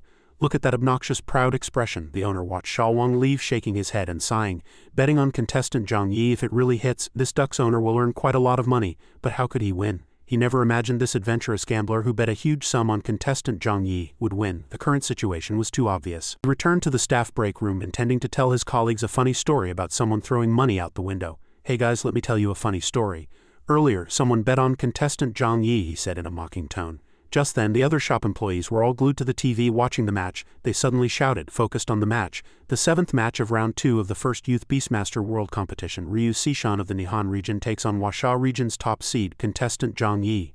The commentator's voice flowed from the TV. The judge on TV announced the match results, raising contestant Zhang Yi's hand in congratulations. Everyone in the stands cheered. Contestant Zhang Yi also smiled in celebration of his splendid victory. The employee who had sold the ticket to Xiao Wang earlier was now frozen, staring in disbelief. His face was stiff and he stammered, unable to say a word. Contestant Zhang Yi really won. His surprised eyes still seemed unable to believe this fact. Gao Peng returned to the Nantian Group's Empire Capital Branch villa. He greeted everyone. "I'm here." As soon as he opened the door and entered the house, Xiao Wang swiftly presented Gao Peng with surprise, confusion and embarrassment. Was this the gift Gao Peng received after working hard and returning? Xiao Wang pinned Gao Peng down and said in an excited voice. Its eyes sparkled. Dried fish, so much dried fish. What a profit. Master is truly amazing. Master is the coolest and most handsome hairless one I've ever met. Can ducks flatter now? Look at that flattering beak." Gao Peng could barely get up. He asked Xiao Wang if it had received the money. Xiao Wang was startled when Gao Peng asked about the money. With its short, stubby hands, it tightly clutched a red pouch. It immediately claimed ownership. "It's mine. Do ducks also covet money like this?" Gao Peng helplessly brushed the dust off his clothes and said, "Alright, it's yours. I won't take it. You money-grubbing fellow." Only then did Xiao Wang remember what it wanted to ask, and immediately inquired, "Oh right, Dracula, any inside info?" It seems to be trying to bet again. Clever. Gao Peng laughed heartily, stroked Xiao Wang's head and admonished, Betting isn't easy. Today was just for fun to help you earn some money for snacks. Don't get addicted. After admonishing it repeatedly, Gao Peng said, Xiaowang, that's enough, go to bed early. Stop with these futile thoughts. Suddenly Gao Peng's phone rang in his pocket. He didn't know who was calling at this hour. Gao Peng picked up the phone and answered. Hello, this is Gao Peng. What can I do for you? He spoke as he walked inside, leaving Xiaowang standing alone there. Oh, it's contestant Zheng Hewu from our Huasha region. He has skill, vitality, and a pioneering spirit, so I rate him very highly. Alright, let's have dinner together after the match. Gao Peng made the suggestion and hung up the phone. Gao Peng couldn't stop admiring himself. I'm really popular. The Nantian Group's crown prince, a Lord-grade Beastmaster with 1 month left until he's 19, a genius familiar breeder. If people didn't want to associate with me, that would be the real problem. Gao Peng was self-aware of his superiority. Indeed, it's not truly talented people who are scary, but those who know they are talented. But that's enough. Putting everything aside, Gao Peng took off the clothes he had worn all day. But this world still speaks through strength. Even these small matches want to cause trouble. Alright, let's shower first. There are a few more matches tomorrow. Gao Peng tossed his cumbersome jacket aside. Xiaowang was hiding behind Gao Peng's door at this moment. That curiosity truly never dies, no matter how much it's suppressed. It said discontentedly, Dracula knows inside information but won't tell me. Zheng Hewu, I'll remember that name. It seems his gambling mentality hasn't subsided yet. The next day, the matches continued. First Youth Beastmaster World Competition, Match 1, Round 3. Contestant Zhang Yi wins. Contestant Zhang Yi won, but he thought his luck was very good. Fortunately, the judge for this match wasn't Gao Peng. Of course, the 6 eliminated contestants lacked talent, but 6 of the 8 eliminated contestants from the Huasha region were eliminated in matches presided over by Gao Peng. This ratio couldn't really be called a mental problem, but Gao Peng seemed like the Huasha region's nemesis. But contestant Zhang Yi was truly unlucky. He had just thanked God for not being assigned to a match judged by Gao Peng, and now he was directly assigned to one. It was truly a death sentence. Judge Guo needed a rest, so he entrusted everything to Gao Peng. Judge Gao, I'll leave the rest to you. You can go wait in the break room. Gao Peng cheerfully agreed. Yes, here, the only one who felt truly hurt was contestant Zhang Yi. It was contestant Zhang Yi. He gaped at Gao Peng. Gao Peng, but there was nothing he could do. He had to endure. Contestant Zhang Yi reluctantly greeted Gao Peng. Hello Judge Gao. Gao Peng looked at contestant Zhang Yi and secretly evaluated him. This Zhang Yi, his true thoughts are all over his face. I'm also from the Huasha region. How could I help an outsider? Does he even have a brain? Gao Peng rebuked. Gao Peng looked at the information panel and thought, if the contestant can't win, does that mean I, the judge, have to step in personally? Although he thought so, Gao Peng still didn't reveal his attitude. He remained very professional. I should look at the next contestant's data first. He no longer argued. The next contestant's information stated his name was Dago, ranked 2nd in the Brit region. His familiar's name was Sea Blue Dragon. The Sea Blue Dragon was a type of monster similar to the plesiosaurs of the dinosaur era. It could only display its strongest combat power in shallow water environments. However, since the arena was a land environment, its mobility would clearly be greatly affected. Based on the current match progression, Gao Peng guessed that the Fire Cloudhound was very likely to encounter the Sea Blue Dragon. Although there was a geographical advantage, considering the Sea Blue Dragon's physical advantage and the elemental properties of this place, it would be dangerous if it encountered the Fire Cloudhound. The next matches continued. Match 2 at 11 o'clock, Dragon Ice Dance. Match 2 at 7 o'clock. He surrendered again. I surrender. Junmuk's Match 2 at 5 o'clock. All Huasha region contestants were defeated, and only Zhang Yi remained. The winner of this Youth Beastmaster World Competition would be decided between 2 contestants. One was contestant Zhang Yi from the Huasha region, and the other was contestant DJ from the Brit region, who advanced by cutting down generals wherever he went. Gao Peng looked at the screen and praised himself. My prediction is truly amazing. Is it really the Fire Cloudhound and the Sea Blue Dragon fighting? Gao Peng wondered if these masters had trained well today. He called Xiaowang, who was at home. Xiaowang was currently lying on the lawn reading a magazine and sunbathing. Gao Peng called out, Xiaowang, Xiaowang. Xiaowang replied, quack. Xiaowang called Dracula. His voice was drawn out. Gao Peng, seeing Xiaowang being so lazy, rebuked it. Are you imitating Great Duke again? Train. If you can advance to grade 7 in a month, I'll give you a 300,000 yuan prize. You can eat whatever you want. Gao Peng, as expected of a second-generation chaebol, was rich. Xiaowang heard that, confidently waved its hand and said, no need to train. I'm going to earn a lot of money soon. I'm very smart. I bet on Zheng Hewu. Gao Peng was startled upon hearing that. Zheng Hewu, did you buy another lottery ticket? Master won't understand what you're saying, right? He was puzzled. Xiaowang shamelessly boasted. Abang wrote for me. Abang writes very well. Abang, hearing Xiaowang selling it out, was furious to the point of madness. I told you not to sell me out, you naughty duck. Xiaowang bet everything on Zheng Hewu. Gao Peng sighed, showing helplessness. Why did you bet on Zheng Hewu winning? Are you an idiot? You're just throwing your money away, because what I mean is you're completely ruined. Gao Peng's words rang out like a clap of thunder on a clear day. Hearing that, Xiaowang immediately froze like a stone, even dropping its letterboard. What? Abang glanced, then snorted coldly. Only Xiaowang was frozen at this moment. Xiaowang, shedding tears, ran into the training room. Xiaowang asked, sneezing hard, Gao Peng, I don't need the money. I just want to know who defeated Zheng Hiwu, Xiaowang asked, still sneezing. Gao Peng cautiously asked Xiaowang, what do you want to do? Gao Peng advised Xiaowang, who was training. It was a fair ring battle. The player who defeated Zheng Hiwu was actually stronger than him, and unless he hadn't fought seriously he was not at fault. Xiaowang lifted weights, tears streaming down its face. Gao Peng reminded it, that's enough, ducks need to be a bit more magnanimous. If you train well, I'll let you eat the most expensive duck feed in the world. Judge Guo opened the door to the lounge and asked Gao Peng, are you really not going to judge the finals? He was curious. Gao Peng firmly refused, I'm not going. There are already many people online calling me a jinx for the team. If contestant Zhang Yi loses the championship decider, all the blame will definitely fall on me. Gao Peng thought it best to avoid it beforehand. Finally, the most anticipated final approached, the commentator introduced. Ladies and gentlemen, good evening. Today is the final of the first Youth Beastmaster World Competition, which you have all been eagerly awaiting. At this moment, Zhang Yi and DJ were ready to fight with their familiars. The organizers began by introducing the familiars of both sides. First up was contestant Zhang Yi.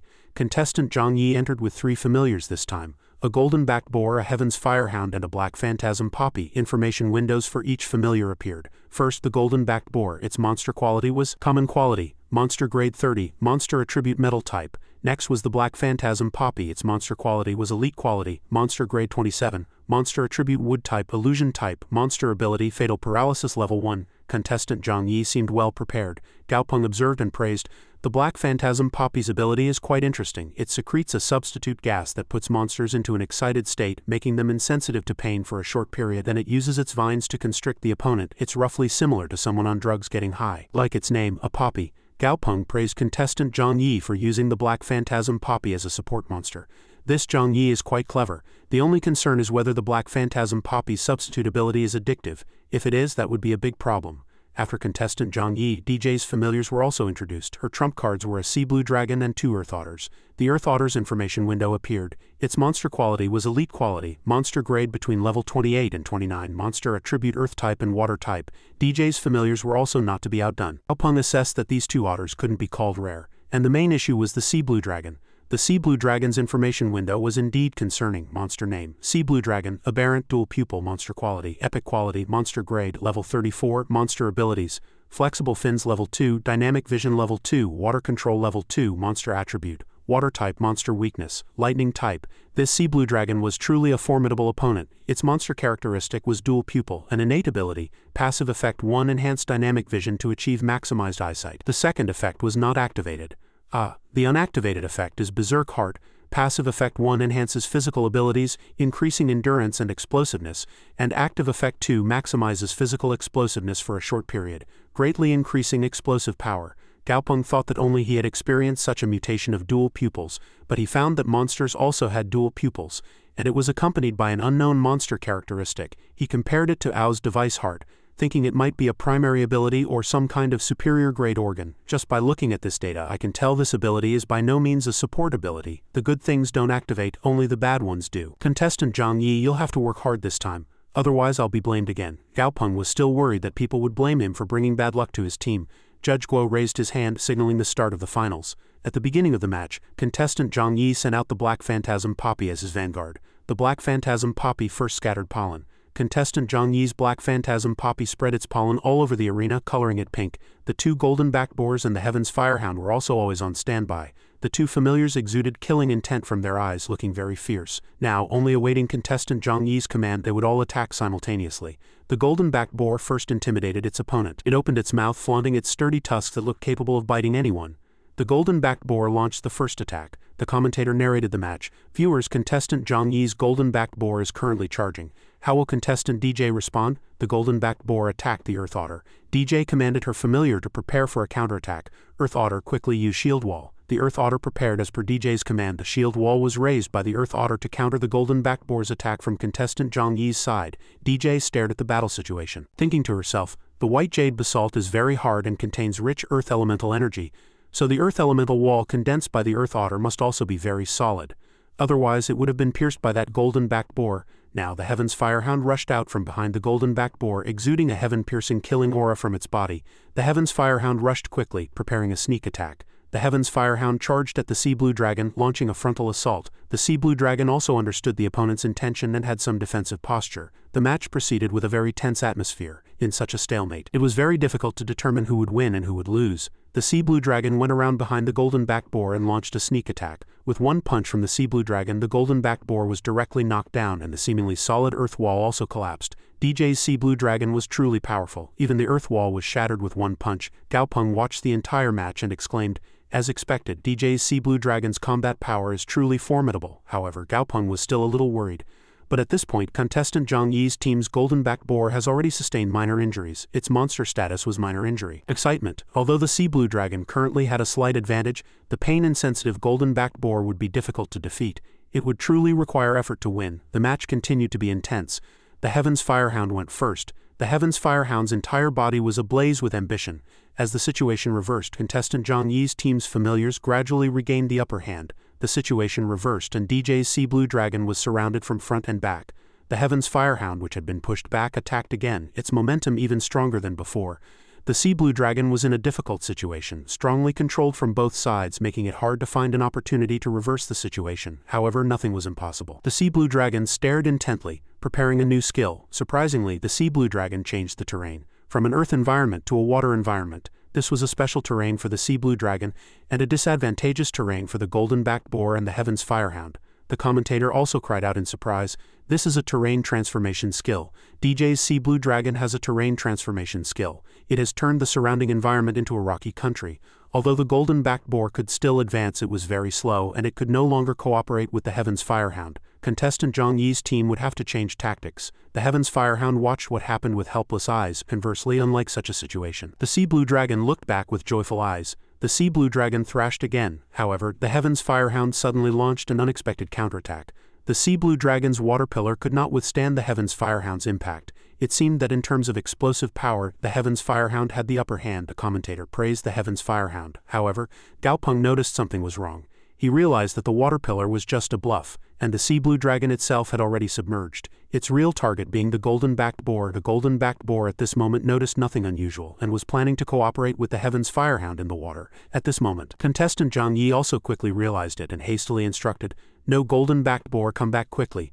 But everything was too late. The sea blue dragon found the opportune moment, quickly rose up and bit the golden-backed boar's vital point, causing it immense pain. Gao Peng frowned and thought, "This blow is probably a death blow. Drugs are truly harmful." The Heavens Firehound had a very sensitive innate combat instinct, and its combat ability was commendable. But this golden-backed boar, after being trained by the Black Phantasm Poppy, had truly become stupid. Its combat relied purely on instinct, which was completely ineffective. At this moment, contestant Zhang Yi decided to take revenge on the sea blue dragon for the death of the golden-backed boar. The Heavens Firehound would kill her Earth Otter. Since she killed his familiar, he would also kill hers. The Heavens Firehound obeyed the command and charged at DJ's Earth Otter, attacking it. However, unfortunately, the sea blue dragon had already realized his intention. The sea blue dragon stared intently, emitting light. Its tail was ready to attack the Heavens Firehound from behind. Its movements were too fast. Had this sea blue dragon not yet displayed its true strength? The sea blue dragon's tail struck the Heavens Firehound with one blow. The Heavens Firehound lost its balance and flew into the sky, severely injured. The Heavens Firehound lay on the ground, curled up and severely injured. Contestant Zhang Yi cried out heartbrokenly, "Of fire!" At this moment, DJ calmly asked contestant Zhang Yi, "What happened?" Contestant Zhang Yi tried to maintain his composure, but his entire body was trembling. In the end, contestant Zhang Yi lowered his head with a pained expression, admitting defeat. His voice trembled, "I surrender." As soon as contestant Zhang Yi finished speaking, the judge also announced the end of the match. Match over. The winner is contestant Day from Britain. Everyone in the audience cheered and celebrated the result. The two reporters from the defeated Huasha region whispered to each other after the match, "We're doomed, team leader, we lost. It's going to be hard to manipulate public opinion this time." The other reporter immediately scolded, "Idiot, quickly think of a way to change the topic." After a moment of thought, he came up with an idea. "Alright, let's divert the topic to that Gao Peng guy. Do as I say." In the end, for the entire day, the name Gao Peng dominated all newspaper articles, taking the top spot in real-time searches. The Huasha region tragically missed the championship. Whose fault is it exactly? Which is more important, personal shame or national interest? When one acts as a judge instead of a contestant, it is now a critical crisis that urgently calls for educational reform. Gao Peng, who eliminated 1/3 of our region's contestants, is a traitor. Along with the sensational headlines in the newspaper, there was a picture of Gao Peng's face. Fans would now have to be on edge. Gao Peng truly became the big boss of the old family. He was criticized for doing nothing. He watched the news on his phone, seeing his name everywhere. He silently blamed himself. "Tisk, I really couldn't avoid it. It's really a shame. If I had participated, the outcome would have been different." Just then, Xiao Wang appeared in front of Gao Peng, quacking. He looked up in surprise and curiously asked, "Why are you here?" Seeing Xiao Wang, a bold idea suddenly popped into Gao Peng's head. Wait, if Xiaowang is here, ha ha ha, I have a plan. Let's see how Gaopeng turns the situation around. At the awards ceremony for the winner, the organizers solemnly announced, ladies and gentlemen, good evening. After a series of fierce matches, the final winner has been decided. The judge pointed to DJ and the Sea Blue Dragon. The Sea Blue Dragon and DJ proudly stepped onto the stage. Then the winner of the first Youth Beastmaster World Competition is, before the organizers could finish speaking, footsteps were heard on the stage. DJ couldn't help but be surprised when she saw the person in front of her. It was Gaopeng. He appeared here with Xiaowang. DJ looked at the two with curious eyes. Eyes that is familiar. Why is that guy here? Gaopeng's direct appearance surprised everyone. The chief judge also looked at the situation, slightly flustered. Nantian Group just submitted an application and Gaopeng came. He didn't know what Nantian Group had said, but he felt the situation wasn't right and kept stammering. Chairman Zhu, this is not good. Chairman Zhu smiled and said, it's common for young people to be excited. Tell the people below to cooperate a bit. It's a command from above. Who dares to disobey? At this moment, Xiaowang was making a fuss below the stage, pointing at DJ and scolding, you made me lose all my pocket money. It seems this little duck is still feeling wronged. DJ was very surprised to see Gaopeng's familiar scolding her. Perhaps DJ didn't know that he could buy gambling tickets. Gaopeng began to reassure the crowd at this moment. Hello, hello, can everyone hear me? Gaopeng confirmed that the signal was stable and thought, those people haven't cut the signal. I can execute my plan. He began speaking politely. First, congratulations to Ms. DJ for winning. However, a young friend of mine is a bit unconvinced. Gaopeng didn't beat around the bush and directly suggested, this young friend of mine just turned 1 year old today and is at an elementary level. All the contestants and their familiars are elites among elites, so how can my country duck compare? Therefore, Ms. DJ, could the Sea Blue Dragon teach my mischievous duck a little? Gaopeng spoke in a very humble tone. DJ heard that and couldn't immediately answer. She forced a smile and stumbled. She thought to herself, winning this match is good, but if I lose, it will be a huge blow to my reputation. The vanguard who plunders the world couldn't even defeat an elementary familiar. This time Gaopeng is truly too cunning. If DJ doesn't agree, people won't be convinced. If she agrees, winning is fine, but losing will immediately bring blame. She looked up at the VIP seats where the high-ranking officials were seated. The high-ranking officials in the VIP seats showed no signs, but they had clearly tacitly agreed. Perhaps this was their intention all along. This is an open challenge. She couldn't refuse. DJ reluctantly accepted the challenge.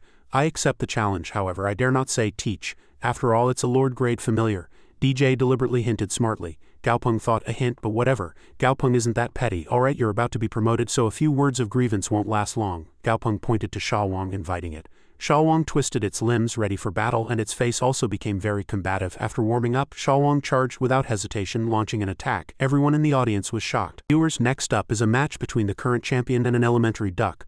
The disparity in strength is immense. Even with the naked eye, it was clear the Sea Blue Dragon would win. Xiaowang charged at the Sea Blue Dragon. The Sea Blue Dragon used its ultimate skill to transform the surrounding environment into its own. The commentator's narration continued. Everyone was surprised to see Xiaowang poking out its mouth and charging. This is a duck spin. Xiaowang suddenly disappeared. No one could predict what Xiaowang would do next. Xiaowang pecked the Sea Blue Dragon's face with one blow. No one expected this technique. How could a duck so easily attack a world champion's familiar? DJ cried out in surprise. Rascal, however, Xiaowang's attack seemed to have no effect, so the Sea Blue Dragon used its tail to send Xiaowang flying far away. After that, the Sea Blue Dragon revealed its wide-open mouth, seemingly intending to finish off Xiaowang with one blow and swallow it. But fortunately, Xiaowang quickly ran away, avoiding that fatal bite. The Sea Blue Dragon failed to bite. Xiaowang flew away to another spot. That was truly dangerous just now. It almost turned into raw duck sashimi for the Sea Blue Dragon. However, adding insult to injury, just as Xiaowang dodged those sharp teeth, it encountered the Sea Blue Dragon's claws again. And because of that claw, Xiaowang was injured again. He was attacked. Xiaowang escaped from the Sea Blue Dragon's bloody mouth but couldn't evade the dragon's claw attack. Currently, the Sea Blue Dragon was still far superior to Xiaowang the duck. However, DJ sensed something strange. Strange, the light coming from this duck is too strong, and it seems this duck has gotten bigger. Thinking about it, the more violently he was attacked, the bigger Xiaowang seemed to get compared to before. There was already a big difference compared to earlier. Xiaowang was not afraid at all and attacked the Sea Blue Dragon directly again. Xiaowang kicked the Sea Blue Dragon and scolded it for not being strong enough. Your attacks are weak, didn't you eat, you little lizard? This duck, what a foul mouth. He really takes after his master. Attacked and insulted, the Sea Blue Dragon was furious, its eyes blazed and it gnashed its teeth, screeching. It used its claws to swat away Xiaowang, who was relentlessly attacking it. Then the Sea Blue Dragon strongly lashed its tail at Xiaowang, flattening Xiaowang on the ground. It even struck Xiaowang's leg in one blow, attempting to end Xiaowang's duck life. This time it was uncertain if Xiaowang would survive. DJ felt a little relieved seeing this scene. Could that duck withstand such a fierce attack? She triumphantly shouted, I won. Gaopeng is only so-so. If she lost, where would she hide her honor and pride? But wait, what is this? DJ's eyes widened in surprise. She seemed to have seen something unbelievable. What is it? She stammered. That duck got bigger. At this moment, Shalwong suddenly grew unexpectedly larger. He grabbed and held the sea blue dragon's hand. The sea blue dragon was also surprised, its mouth agape. Shalwong expressed its gratitude. Thank you for your attack, lizard. After speaking, Shalwong counterattacked the sea blue dragon. He sent the sea blue dragon flying with one blow. This power was truly formidable. Shalwang's body continuously evolved. Shalwang's strength had now reached its peak, and he could attack anyone anywhere. Shalwong jumped up and delivered a series of punches. The sea blue dragon, hit by the attacks, fell to the ground unconscious and showed no signs of waking up. Shalwong proudly shouted, "All right." DJ was so shocked by the sight that she was terrified. She raised both hands in surrender and quickly said in a trembling voice, "I surrender, I surrender." Everyone in the stands rose and continuously applauded in admiration. Gao Peng is truly amazing. As expected, Gao Peng had to step in. They praised, "Yes, this is the true strength of our Huasha region." Breaking news spread everywhere. The defeat of the contestants has absolutely nothing to do with the judge's judgment, they criticized. They only know how to blame others, not find the cause within themselves. Gao Peng comforted DJ. "Miss DJ, don't worry too much. The sea blue dragon is seriously injured, but it will be fine after some rest. You are also polite.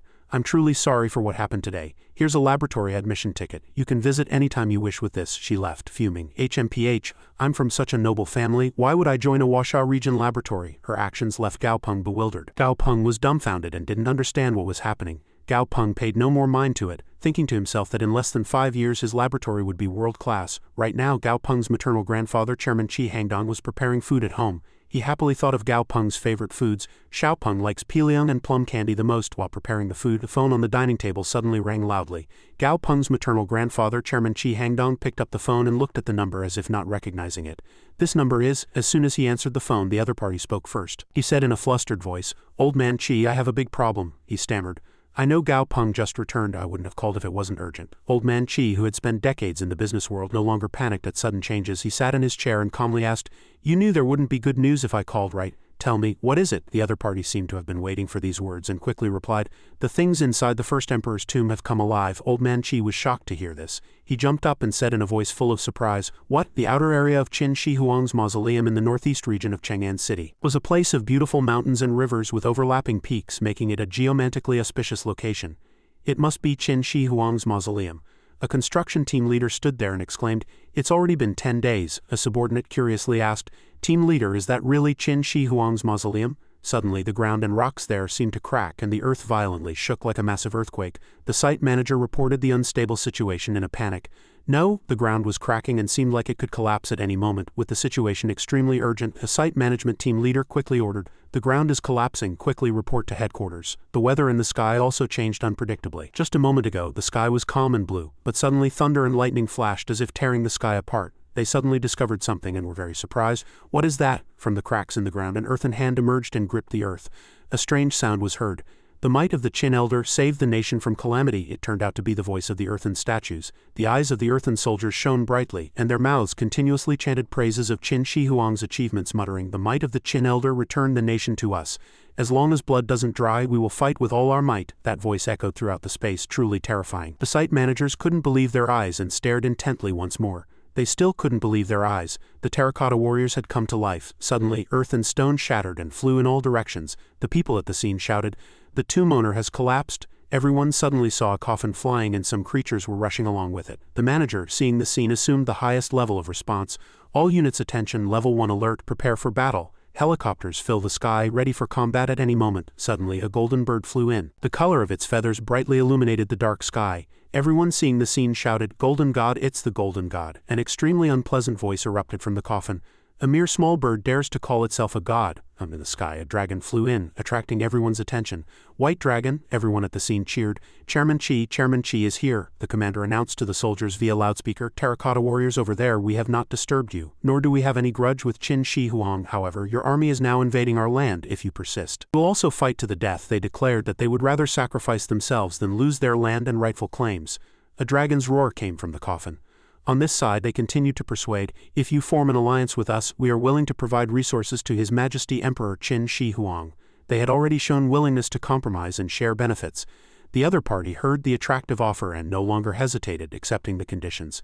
"Good." After speaking, the coffin and the terracotta army retreated. On the other side, the information was conveyed to Old Man Qi, reporting that the target had retreated. The command center immediately received the information. "Keep monitoring." The commander here approached Chairman Qi Hangdong and praised his situation management skills. "Remarkable. You grow wiser with age. I'd believe it if you said you'd live another 100 years. It was truly the way friends joked with each other. Chairman Chi Hangdong didn't feign modesty and accepted it directly.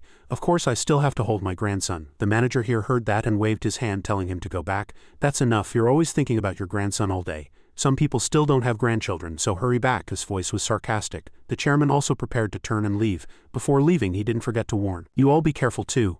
The things inside that tomb seem a bit evil, he added. Call me if anything happens. Then he left. In the swimming pool, Xiaoyuan was enjoying a swim. He looked truly happy. He now felt he was worse than the beasts here. After one lap, Xiaoyuan comfortably exclaimed, "So relaxing." Suddenly, something erupted from the bottom of the pool, startling Xiaoyuan. Water splashed everywhere. Xiaoyuan, seeing the divine dragon was also here, quickly stammered an explanation. Brother dragon, I was just testing the pool water temperature for you." The divine dragon ignored him and immediately dived into the water, thrashing its tail and sending Xiaoyuan flying far away. Inside the villa, a voice said, "Tisk, they're all grudges." Gao Peng watched his maternal grandfather return safely, thinking to himself that his maternal grandfather's cooperation with the government at the most critical moment was the right move. This was probably the condition for Nantian Group to grow as it has today. The government needed his maternal grandfather's power, so his maternal grandfather was very useful to them. This was good for the group's survival and development. But it also meant his maternal grandfather was always in a dangerous situation. He didn't know what level of enemy his maternal grandfather encountered last time. Should he cultivate a reliable Lord-grade aquatic beast, this would also strengthen the group's power and reduce his maternal grandfather's risk factor. First, it must be trustworthy. If he cultivated it like the previous trader Beastmaster, it would be truly foolish. It doesn't need to be loyal to him, but it should primarily side with his maternal grandfather. Truly a filial grandson. In the end, Gao Peng found the answer. All right, in the laboratory, team leader Huang was there. He thought to himself, I received the order last night that from now on I belong to Manager Gao. My life was originally Chairman Chi's, so there's nothing to say, but the feeling of being treated like an object is truly unpleasant. Team leader Huang still stood there with those words. Approaching Gao Peng, team leader Huang saluted. Manager Gao, this is Huang reporting. Gao Peng was delighted. Team leader Huang, you're here. Those words kept rubbing against Gao Peng and Gao Peng had to stop him. Thank you, no more rubbing. Huang was puzzled. Whose familiar is this guy? Gao Peng asked brightly. Team leader Huang, may I call you old Huang? He proposed to Huang. Do you want to have a Lord-grade familiar? Huang was thunderstruck by Gao Peng's words and couldn't believe his ears. He stammered, Bro, what are you talking about? Sha Wang interjected. His voice was very serious. I can give you a familiar. Of course, I can't guarantee 100 recognition. But if you work hard, there's hope. Gao Peng's offer was truly tempting. Huang heard that and immediately expressed his emotions without holding back. Of course I want one. Who wouldn't want their own familiar? Seeing Huang so passionate, Gao Peng didn't feel the need to lie to Huang and warned him beforehand. Huang, don't agree rashly. The stronger the ability, the greater the pressure you must bear. If you have a Lord-grade familiar, you must withstand the corresponding pressure. Gao Peng continued, explaining the tasks Huang would have to undertake after receiving a Lord-grade familiar. You will be sent to the upper echelons to become a new hero of the group. Sometimes you will have to represent the group to solve thorny problems. Truly, the higher one climbs, the stronger the wind. To sit in a seat no one else can, one must endure pain no one else can. Huang clearly understood this rule. It was just an essential part of life. With such good treatment, things would never be easy. He nodded in agreement. Understood. Gao Peng felt he had chosen the right person and turned, saying, I hope you don't disappoint my maternal grandfather. Follow me. Gao Peng led Huang to the hand of the handmaiden and said, This is the hand of our handmaiden. Gao Peng commanded a bang translate for her. She failed one upgrade. If there's no problem, she'll stay at this level for life, but I happen to have a way to successfully evolve her. Gao Peng, hearing her speak incomprehensible words, had no choice but to ask Abang to step in again. Abang translated the handmaiden's words. Master, she said that if you only help her evolve, she will forgive you for catching her again without devouring you. Gao Peng said lightly. Oh, he spoke. Aide, call Aide in to complete the mission. Aide, who was playing outside, was startled to sense Gao Peng's signal. Master, he rushed to Gao Peng at the speed of light and his monkey friend there froze motionless. Before long, Aide arrived right next to Gao Peng. Gao Peng commanded, Come, let's help the handmaiden understand the current situation. The handmaiden still remained silent. Gao Peng gradually lost his patience. He put his hands on his hips and urged, I have no patience. One is to obey and you will not only survive but also become a Lord-grade monster. The other is to resist to the end, and I don't mind having one more Lord-grade monster head. Gao Peng threatened her like that, but she still didn't submit. After hearing Gao Peng's sweet and sharp words, the handmaiden finally nodded and agreed to the contract. Abang translates, Master, she has agreed to the contract. Gao Peng yielded his spot to Huang. He called team leader Huang. Old Huang, go try it, Huang responded. Yes, Huang touched the hand of the handmaiden and began the contract process, but soon Huang sensed something and quickly withdrew his hand. This surprised Gao Peng. He curiously asked, What's wrong? Huang also honestly replied, Manager Gao, just a moment, this spider's wariness is too strong, I need to try multiple times, he explained. Gao Peng cast his gaze at Abang and commanded, Abang. Abang clearly understood its master's intention, nodded, and immediately complied. She raised her hand and executed it. Understood. Abang gently patted the hand of the handmaiden, startling her. Abang commanded, "Be obedient and contract, or do you want to be beaten to death?" Abang began to threaten. Only then did the handmaiden get scared and agree to the contract. Huang Ao was delighted that he had successfully contracted. He shouted, "Manager Gao, I've succeeded in contracting." Gao Peng, without saying a word, mixed 2 powders into a cup of water. After the preparations were complete, he called the hand of the handmaiden and commanded her to come over. After speaking, as the handmaiden extended her hand, Gao Peng poured the freshly mixed medicine onto her hand. Her hand began to heal, and she started to regain her strength. A brilliant light emanated from her entire body. Recovery, the handmaiden returned to her original size, and everyone was surprised that this spider was so large and tall. Now the handmaiden was completely covered in mud. Gao Peng said, "The mud is covering the spider. The medicine's effect is really fast. She has already begun to evolve. Thankfully both the person who made the medicine and the person using it are healthy." Gao Peng turned and prepared to leave. "Evolution will take some time. If you're too worried, you can stay here and wait for the results." Huang Ao was delighted. He continuously thanked Gao Peng. "Manager Gao, thank you very much." In the 100,000 mountains on the outskirts of Wuzhou, the scenery here was very primitive. The forest had retained its original appearance. A group of people stood in front of a rock cave. There were lush trees all around. "It's right here." Mo Yingming spoke. "Is this where the legendary mountain spirit is?" Another person replied. "Probably. I didn't expect a spiritual mountain to appear here." Another person quickly replied. "Isn't it normal? Everyone saw Uncle Chi Rui's lion, didn't they?" As the deadly words of the blonde came out, the red-clad man was furious. "You!" Another black-clad man appeared. "Enough, everyone. Quiet," he commanded. He continued, "If there's really a spiritual mountain in the sacred Mount Laishan, then the records of Ion in the temple are true. So are other things recorded in the temple." He called his familiar. "Come here." The familiar staggered and ran over. "Today I need to negotiate with this spiritual mountain." In the laboratory, the lump of earth began its first vibration. It seemed it would come out soon. A claw poked through the lump of earth. Gao Peng watched all the actions. Is the evolution almost complete?" Gao Peng turned to Huang Ao and asked, "Huang Ao, what happened?" Huang Ao answered excitedly. "Manager Gao, it's a success." The character information window appeared. Monster name Horror Chasers, monster grade, level 41 monster quality.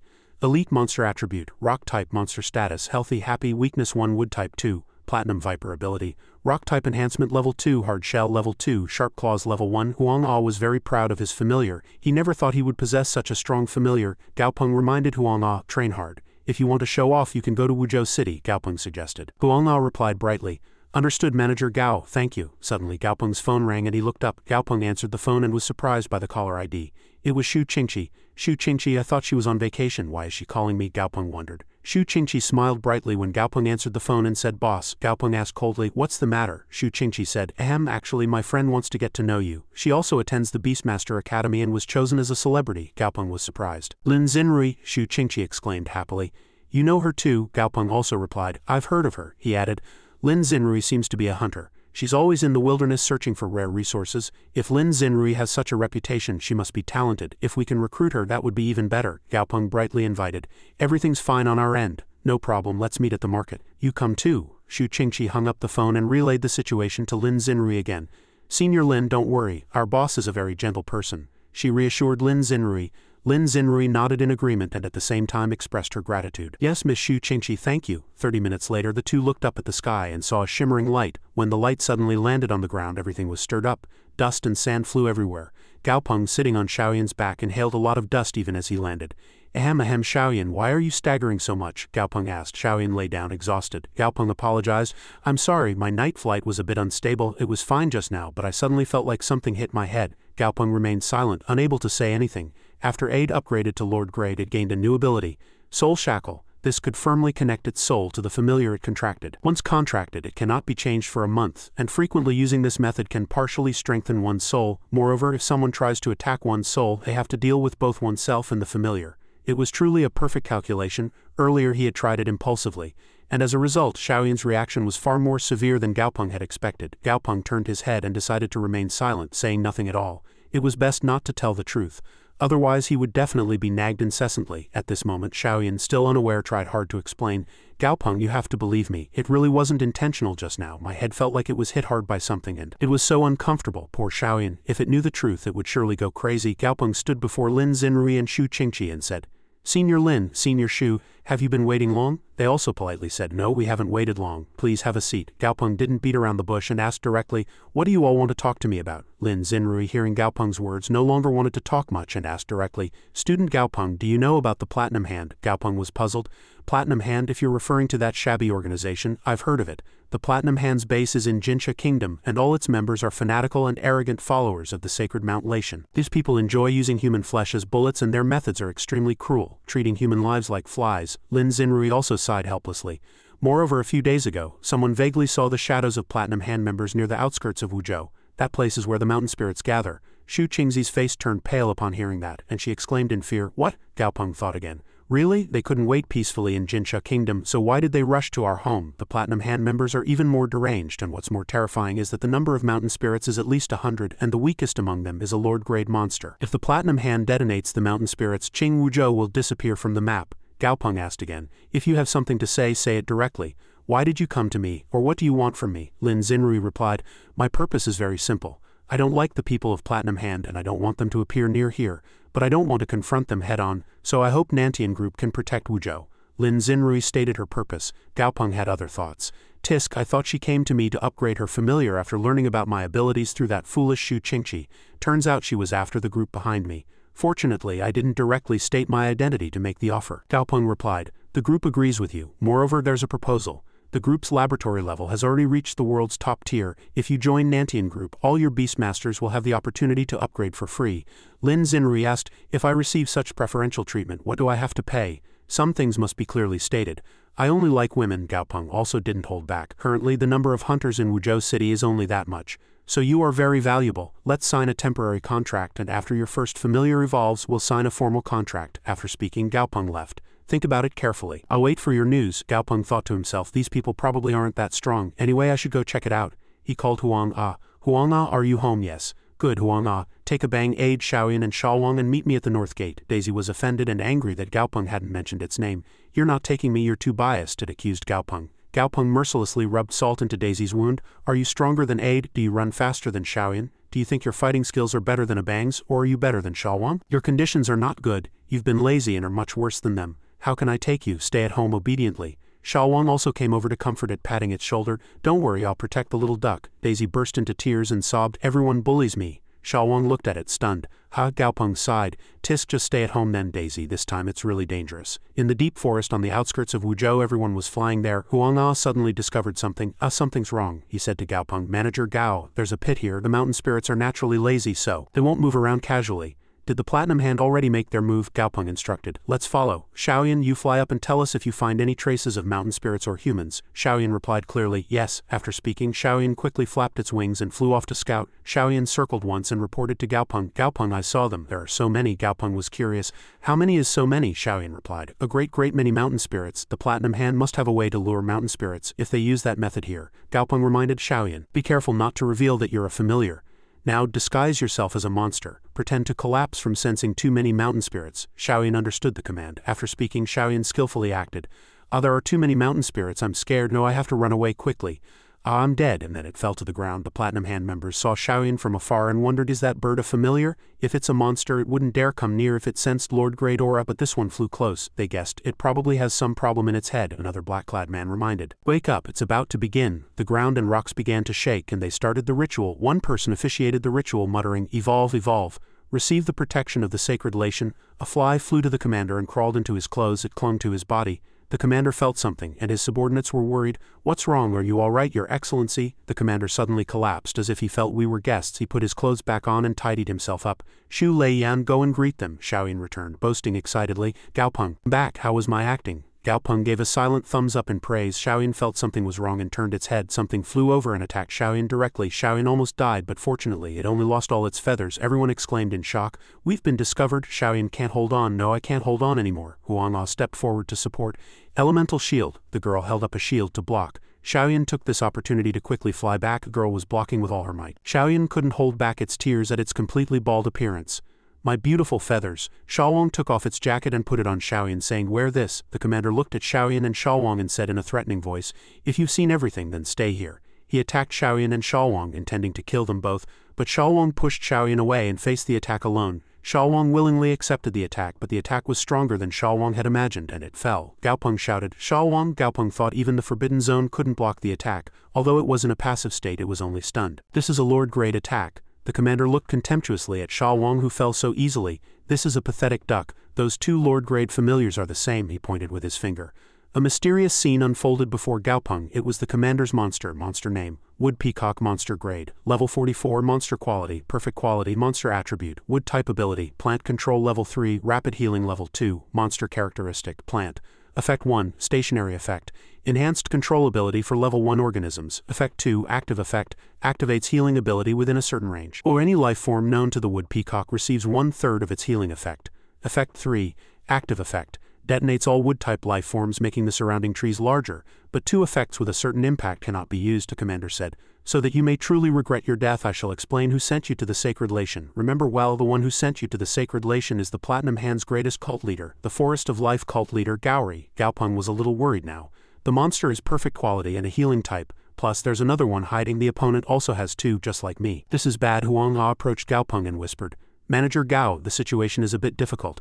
Should I tell the Crimson Warhorse to report to Chairman Qi Hangdang?" Gao Peng readily agreed. "Please." Xiaoyan, after all its feathers were burned off, stood up wearing Sha Wang's clothes and challenged, "Damn it, you burned off all my feathers." The Platinum Hand members were startled and looked up to see who dared to interrupt their elder's words. The commander said in a displeased voice, "How dare you interrupt me? Kill them." The commander's familiar attacked. Huang Ah shouted, "Horror Chasers." Gao Peng said, "Aid all familiars, charge and fight fiercely." The Horror Chasers raised their claws to block the attack of the Tower-type label. Aid saw this and immediately threw a punch, sending the Tower-type label flying backward. Suddenly, tree branches appeared from nowhere and blocked Aid's path. It was controlled by the Wood Peacock. Gao Peng shouted to Aid, "Don't mind the peacock," quickly cut off the spider's vines. Aid quickly swung his hands, destroying the tree branches in front of him.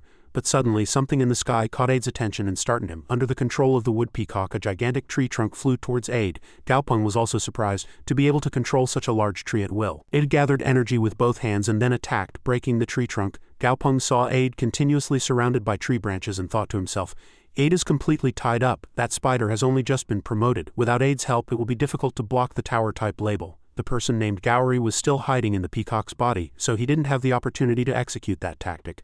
This time it's really bad. That peacock has plant control ability, and this is a forest, so it's originally the Wood Peacock's home turf. If it were the wilderness, suddenly an idea flashed through Gao Peng's mind. "Wait, the wilderness," he quickly said to Xiaoyan. "Xiaoyan, burn down the surrounding forest, burn it all down." Xiaoyan flew up and breathed fire at the surroundings. Gaori, seeing Xiaoyan's actions, seemed to guess Gao Peng's intention and said, "Do you think that will work?" HMPH, truly naive. Then he commanded, "Wood Peacock, control the burnt plants to attack." The burning branches flew rapidly towards Huang Ah. He cried out in fear, "What?" The branches pierced through the shield and attacked Huang Ah directly. "Ah!" Gao Peng looked at Huang Ah, who was lying on the ground with wounds all over his body, and shouted in surprise. Huang Ah got up and replied, "No, I'm fine. Focus on the situation, don't worry about me." Seeing the situation before him, Gaori triumphantly curled his lips. The battle is over. Meanwhile, the Horror Chasers were taking the terrifying blue light attack from the Tower-type label. On the other hand, Aid was surrounded by the Wood Peacock's branches. Both of the 2 strongest familiars were suppressed, but he was not alone. "I remember, you were that Beastmaster competition judge. Haha, what a pity. One of Washa's geniuses is going to die here." His companions around him, and his familiars such as the lion, snake, and crocodile, all glared at Gao Peng. After speaking, he commanded his familiars, "Kill them all, kill the familiars too." On the other hand, in the Nantian group conference room, a person was reporting business to Qi Hangdang. "Chairman, the Western expansion is like this. We have received preferential policies from the government. But now that I mention it..." Suddenly, a horse rushed in, interrupting him. Outside, voices were still heard trying to stop the horse. "Quickly stop that horse, don't let it collide with the chairman." Qi Hangdang saw this and asked, "What's wrong?" Secretary Han approached and whispered in his ear, "Chairman, this is Huang Ah's Crimson Warhorse." Qi Hangdang was surprised. "Huang Ah went out with Xiao Peng today, don't tell me." On this side, Gao Peng and Huang Ah were surrounded by the familiars. Huang Ah shielded Gao Peng and said, "Manager Gao, if you get a chance later, just go. Don't worry about me. If you bring the heads of these guys to my grave, I'll die without regrets." Gao Peng immediately replied, "No rush, it's not that bad yet." Gao Peng continued, "We still have a trump card." As soon as Gao Peng finished speaking, something colossal appeared behind the 2 of them, and the red-haired man was startled. This isn't that bird from earlier. Why did it suddenly get so big?" A gigantic Sha Wang appeared behind Gao Peng. The flames were not only useful for the Wood Peacock. Enveloped in them, Xiaoyan also smoothly led Sha Wang to safety, then woke Sha Wang as I instructed, layering the assists. "Wake up." Gao Peng thought that if Sha Wang's passive stacking was high enough in the midst of the intense battle between the 2 sides, it could be suppressed. This was the key. The Platinum Hand people on the other side ordered their familiars to attack. "What are you afraid of? There are many of us. Attack. Fight that featherless duck to the end." Shalwang, they're making fun of you for being featherless and ugly. His words angered Shalwang, making it frown. It furiously knocked down a lion with one blow. How dare you make fun of me, featherless? Shalwang kicked an alligator away. The cloaked man saw this and commanded, "Don't be reckless. This duck's power is very strong. We need to control it. Quickly use the spiderwebs." Shalwang was entangled in the spiderwebs, its limbs bound, unable to move. The cloaked man said to his comrade, "Use this opportunity to kill those two." His comrade immediately ordered his familiar to kill the glass butterfly. The praying mantis attacked Gao Peng and Huang Ah as commanded, and Huang Ah cried out, "No!" However, Gao Peng seemed to be thinking of something else. Not bad, just in time. Then Huang Ah was pushed aside by him. The glass butterfly's attack was right in front of them. Gao Peng stood in front of Huang Ah, startling him. "Manager Gao," the red-haired girl said happily. "Good, let's kill one first." However, her comrade cried out in surprise, "Wait, look at that. This person is completely fine. There's just a blue halo around Gao Peng." Before the glass butterfly attacked him, he used his beast friend in time. At this moment, Shalwang also exploded with power, breaking free from the spiderwebs, and a dazzling golden aura enveloped its body. The people shouted, "Why is this duck so big?" Shalwang stomped the glass butterfly to death with one foot. Shalwang looked at the cloaked figures with a murderous expression, making them fearful. "Can we defeat this monster?" Gowry gnashed his teeth, seeing the situation increasingly unfavorable for him. "I miscalculated. I thought 8 familiars could stop those two." Suddenly a gigantic familiar moved, spewing black smoke that shook heaven and earth. Gowry was overjoyed to see it. "This is really great. It has evolved halfway," he arrogantly boasted. "Ha, the condensing process for the Mountain Spirit King can no longer be changed. The strongest Mountain Spirit King will soon be born. This is the beginning of world conquest. Then you can take Wuzhou as my punching bag." Gao Peng was startled. "What? Mountain Spirit King? Could it be that the monster called Mountain Spirit King is evolving?" Monster grade 50, monster attribute earth type, monster quality epic perfect. Monster introduction: most mountain spirits gather and through a formation mutate all living beings in the process of evolving. Gao Peng looked at the gigantic familiar in front of him. A king grade 1, so that was their plan. Gowry arrogantly raised his hand and commanded, "Mountain Spirit King, imprison them. Don't let them escape." The Mountain Spirit King opened its eyes and surrounded Gao Peng and Gowry's group, startling them. "Mountain Spirit King, what's going on? Why are we also imprisoned?" Afterwards, inside the Mountain Spirit King, Huang Ah used a recovery potion to heal his wounds. Gao Peng raised his hand to help Huang Ah up. "Huang Ah, are you alright?" Huang Ah replied, "I'm fine." Gao Peng observed the surroundings. "In the end, everyone is trapped. Is this earthquake coming from the Mountain Spirit King's body?" He glanced at the cloaked figures. Seeing those platinum hand guys fighting, it seemed they couldn't control the Mountain Spirit King. Moreover, there was a constantly radiating hot cave which looked like a tunnel. He didn't know where it led. "My maternal grandfather should be on his way by now. As long as we hold on until then, everything will be over." Gao Peng caressed Xiaoyan's head with a worried expression. At this moment, on Gao Peng's maternal grandfather's side, Secretary Han was reporting the results to Chairman Qi Hangdong. According to reliable sources, the young master left the city from here. However, the specific location is unknown. The Blood Pact also only allows communication between the familiar and the Beastmaster within a certain range. The specific direction cannot be sensed. Qi Hangdong said, "You've worked hard." Then he turned and mounted the white dragon, his face full of anger. "Let's see who dares to touch Qi Hangdong's grandson," he commanded the white dragon. "Let's go." Inside the Mountain Spirit King, Gao Peng and the Platinum Hand Group were still trapped. All around them were clumps of earth and rocks. The Platinum Hand Group ordered their familiars to break through the surrounding walls, but it seemed to have little effect. Gao Peng thought, "This isn't even Lord Grade. Even a Lord Grade familiar would find it difficult to break through. The Mountain Spirit King isn't stupid. It won't let the familiars break through the cave and escape. The speed at which it creates walls might be faster than the speed at which they break them." He turned to Xiaoyan and said, "Xiaoyan, if you're alright, poke Shalwang's butt a few times. It'll probably be useful." Xiaoyan immediately replied, "Understood." The surrounding space was filled with magma and the temperature was gradually rising, making Gao Peng say, "It's getting hotter in here. If this continues, we might die of dehydration." Xiaoyan looked at Gao Peng with a worried expression and called out softly, "Master." Gowry suddenly approached Gao Peng and said, "Given the urgent situation, how about we cooperate? If our familiars attack together, we might have a chance to survive. Besides, I have a way to buy us some time." Gao Peng asked in surprise. "Oh," Gowry continued, "a sacrifice. The Mountain Spirit King is currently upgrading and needs it badly. So it will instinctively try to swallow us. After all, we're delicious food, aren't we?" Then he pointed to the cave in front. "As far as I know, that cave is connected to its core. It continuously radiates heat from there to dehydrate its prey. After that, the Mountain Spirit King will slowly absorb it. If we voluntarily offer a sacrifice, it won't radiate heat anymore until it finishes eating the delicious prey." Gao Peng frowned upon hearing this and asked, "Where do we get a sacrifice?" As he spoke, he seemed to realize something and cried out in surprise, "Wait, don't tell me." Gowry, seeing that Gao Peng seemed to have understood his intention, said again, "Let's have our familiars fill that spot again. One from my side, one from your side to buy time. To show my sincerity, I'll go first." He immediately ordered his familiar to enter the cave. "Go." Gao Peng quickly tried to stop him from the side. "Wait," but it seemed too late. Gowry turned to Gao Peng and said, "I've shown my sincerity, now it's your turn." Gao Peng firmly refused. "I refuse. They are all my friends. I cannot sacrifice my friends' lives to buy time." As soon as Gao Peng finished speaking, Xiaoyan cried out again. Then it immediately crawled into the cave. Gao Peng, I'll block the rocks for you. I'll be back soon. Gao Peng cried out in surprise. Xiaoyan, what are you doing? The red-haired girl on the side mocked with a sneer. HMPH, Huaxia people are really pretentious. He clearly sent his familiar, but he's deceiving himself. Her words truly angered Gao Peng. Gao Peng glared at her with a furious expression and said, what? Gao Peng threw a punch at the red-haired girl's face and she vomited blood. Ah, Gao Peng warned with a murderous expression. Say one more word and I'll kill you. She trembled in fear. Afterwards, Gao Peng and Xiaowang quickly rushed into the cave to find Xiaoyan. He could feel through the blood pact that Xiaoyan was alive. Xiaowang, let's go, let's save that fool. On the Platinum Hand Group side, one person said to Gowry, Lord, they hit our people. It seems they don't intend to cooperate, so shouldn't we? Gowry raised his hand to stop him. No need, if they want to die, let them. They'll just buy us some time. On the way to find Xiaoyan, Gao Peng and Xiaowang were running when a loud noise came from above their heads. Rocks fell from above and a large hole appeared in the ceiling through which the outside could be seen. From that hole, the white dragon's claw appeared. Seeing it, Gao Peng exclaimed happily, White Dragon. Qi Hangdong looked down at Gao Peng's location and asked worriedly, Xiao Peng, are you alright? Are you hurt? Gao Peng quickly replied, Maternal grandfather, I'm fine. He continued, Can the white dragon break these rocks? Xiaoyan is still inside. The chairman immediately agreed. Alright, you step aside. The white dragon shattered the rocks with one claw. Gao Peng looked at the newly broken spot and below it was another cave. He couldn't see anything. Amazing, he shouted loudly into the cave. Xiaoyan, can you hear me? Come out quickly. He suddenly heard Xiaoyan's sleepy voice. It answered. It seemed to be temporarily out of danger. Gao Peng continued to look down into the pit and called out, Xiaoyan, come out quickly. Maternal grandfather is here. I'm safe. Qi Hangdong saw Gao Peng's actions and called out worriedly, Xiao Peng, it's too dangerous down there. Come out quickly. Gao Peng hesitated and thought, now I can only hope the white dragon breaks the rocks and finds Xiaoyan. If I stay here, I might be an inconvenience to the white dragon, so I should get out of the way. Gao Peng supported Huang Ah and went towards Qi Hangdong. Maternal grandfather, team leader Huang is injured. I'll help him. Huang Ah immediately shook his head and refused. Manager Gao quickly. Gao Peng immediately cut him off. Listen to me. With maternal grandfather here, nothing will happen. The Platinum Hand Group hid behind, whispering to each other.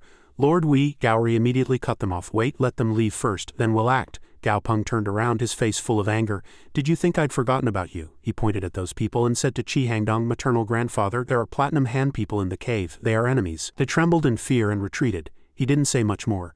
The white dragon stomped on them all with one foot. Gao Peng watched from above and thought, these guys are only the size of a familiar's claw. There isn't much difference in size, is there? At some point I developed the habit of focusing only on quality and neglecting grade. I thought that if the quality improved I could easily fight and even transcend grades. But if a monster's strength only increases in grade, the skill gap will widen later. Just now the breaking of the wall and the white dragon's claw all showed the absolute superiority of the Lord grade. The Mountain Spirit King suddenly raised its head in pain and cried out. The Mountain Spirit King's cry was somehow unstable, and moreover the magma was growing darker. The evolving monster, the Mountain Spirit King, was weakened. Its monster status was deep sleep with insufficient energy supply. Gao Peng worriedly thought, this is bad. The Mountain Spirit King's aura is getting weaker, and Xiaoyan's vitality is also fading. He shouted to Qi Hangdong, maternal grandfather, can the white dragon kill a few mountain spirits? Qi Hangdong asked in confusion. Kill mountain spirits? Gao Peng nodded. Yes, we need to use the core of the mountain spirits to nurture the Mountain Spirit King. Through the blood pact, I can sense that the Mountain Spirit King is getting weaker. Xiaoyan's aura is the same. Not only by saving the Mountain Spirit King can we save Xiaoyan. The white dragon immediately raised its head and condensed energy. Then, with lightning speed, thousands of mountain spirits fell under the white dragon's attack. Afterwards, the white dragon returned and threw the just collected spirit stones onto the Mountain Spirit King. The spirit stones were quickly absorbed by the Mountain Spirit King. Monster status, evolving. An error occurred during evolution, regenerating a new life form.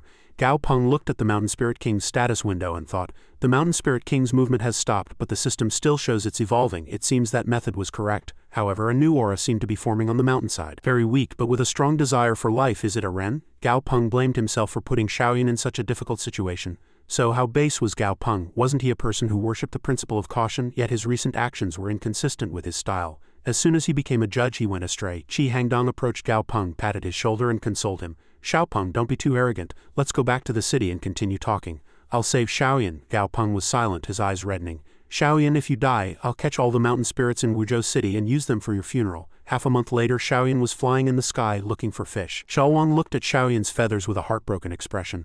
Why have your feathers grown back? Didn't we agree to shave all our feathers together? Seeing his familiars training diligently, Gao Peng thought, because of Xiaoyan's incident, everyone has trained hard for the past half-month, especially the disciple who said nothing but trained from early morning until late at night every day. Through the blood pact he could sense that Xiaoyan was not in danger. It was just in a deep sleep. However, the organization's professional team searched the entire Mountain Spirit King's body but couldn't find Xiaoyan's specific location. Suddenly, Gao Peng's entire body was dazed by some force. Damn it. What's going on? Gao Peng lightly swung his arm, pushing the nearby tree aside. He cried out in surprise. What is this? Why is my strength so great? He cautiously sensed the energy in his body. Wait, there seems to be some new information in my brain. Extrasensory perception. My third familiar ability has awakened. Don't tell me. Xiaoyan's voice echoed in Gao Peng's mind. Gao Peng, where are you? I am scared, Gao Peng joyfully replied. Xiaoyan, you're awake. Where are you now? Xiaoyan said. I don't know, I'm so sleepy, Gao Peng pondered.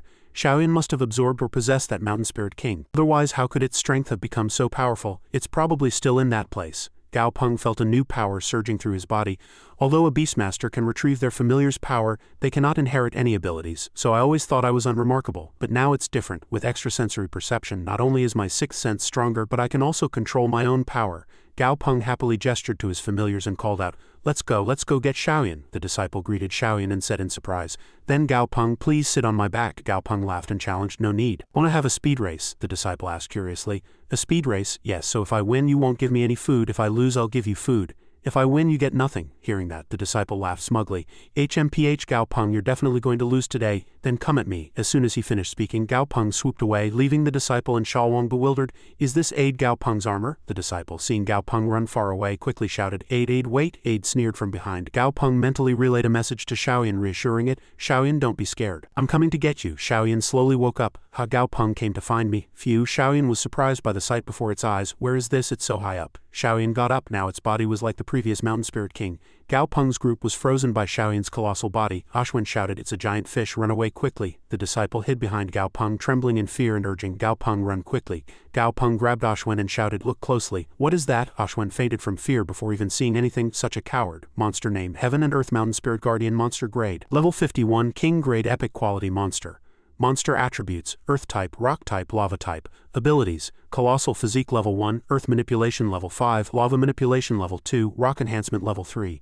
Upon seeing the status window, Gao Peng exclaimed, King Grade, Abang has truly ascended in one go this time. Abang's current quality is epic, so it probably broke through to legendary, and was promoted to King Grade during the evolution process. However, this colossal Abang will be inconvenient to bring around in any case. This physique is only suitable for guarding a specific area. Gao Peng smiled and said to Abang, Abang, welcome back. Abang tried to approach Gao Peng, but its colossal body made movement difficult. Abang glanced at Gao Peng and said with a hint of sadness, Master, I want to hug you, but I can't right now. Gao Peng's mouth dropped open in surprise. You can talk, he thought to himself. It's not through a blood pact, but it's making sounds through special sound waves. Gao Peng raised his hand and gently touched Abang's body, saying softly, good boy, you've grown up, so be quiet now, alright? Since you absorbed the Mountain Spirit King's vitality, from now on you shall be the Mountain Guardian of the 100,000 mountains. Abang felt a sense of pride upon hearing that. Mountain Guardian, good, I will manage the mountain spirits for Master. Shortly after becoming the Mountain Guardian, Abang was very diligently guarding the mountain ranges. On this side, Gao Peng was talking to Qi Hangdong. Grandpa, is it all right if I'm honest about Abang's situation? Qi Hangdong frowned and replied, I want to help you hide it too, but how can you hide such a huge body? Other people aren't blind, you know, he continued. The entire Wuzhou already knows. The government said they would give us corresponding benefits and even reported it to the Huasha General Headquarters. Besides, what's the problem even if you tell them? Who would dare to cause trouble? Chairman Qi recalled his past. Those people all bullied the weak in front of the strong. When he first went missing, they regarded the company as a juicy piece of meat. When he returned, he was surrounded by enemies, and at night there were all kinds of assassinations, murderers, censors, and even bombs. Gao Peng frowned and asked, who exactly was it? Qi Hangdong laughed and said, do you think your grandpa is a gentleman who would take revenge after 10 years? The next day, I personally killed each one of them with the white dragon, and blood flowed like a river. Only then did they fear me. Chairman Qi glanced at Gao Peng and said, Tisk, I originally thought your grandpa would shield you for about 2 years, but you've grown so much in the blink of an eye, so your grandpa is no longer needed. Gao Peng immediately scratched his head, embarrassed. Grandpa, if you say that, I might have to act a bit spoiled. Qi Hangdong immediately pouted and said, you rascal. Suddenly Huang Ah entered and reported, Manager Gao, the two familiars' corpses have arrived at the laboratory. Gao Peng nodded and said, thank you for your trouble. You may go first. I'll follow. He smiled and bade farewell to Chairman Qi. Grandpa, I'll go take care of the two familiars now. The moment he turned around, he sensed killing intent pouring towards him.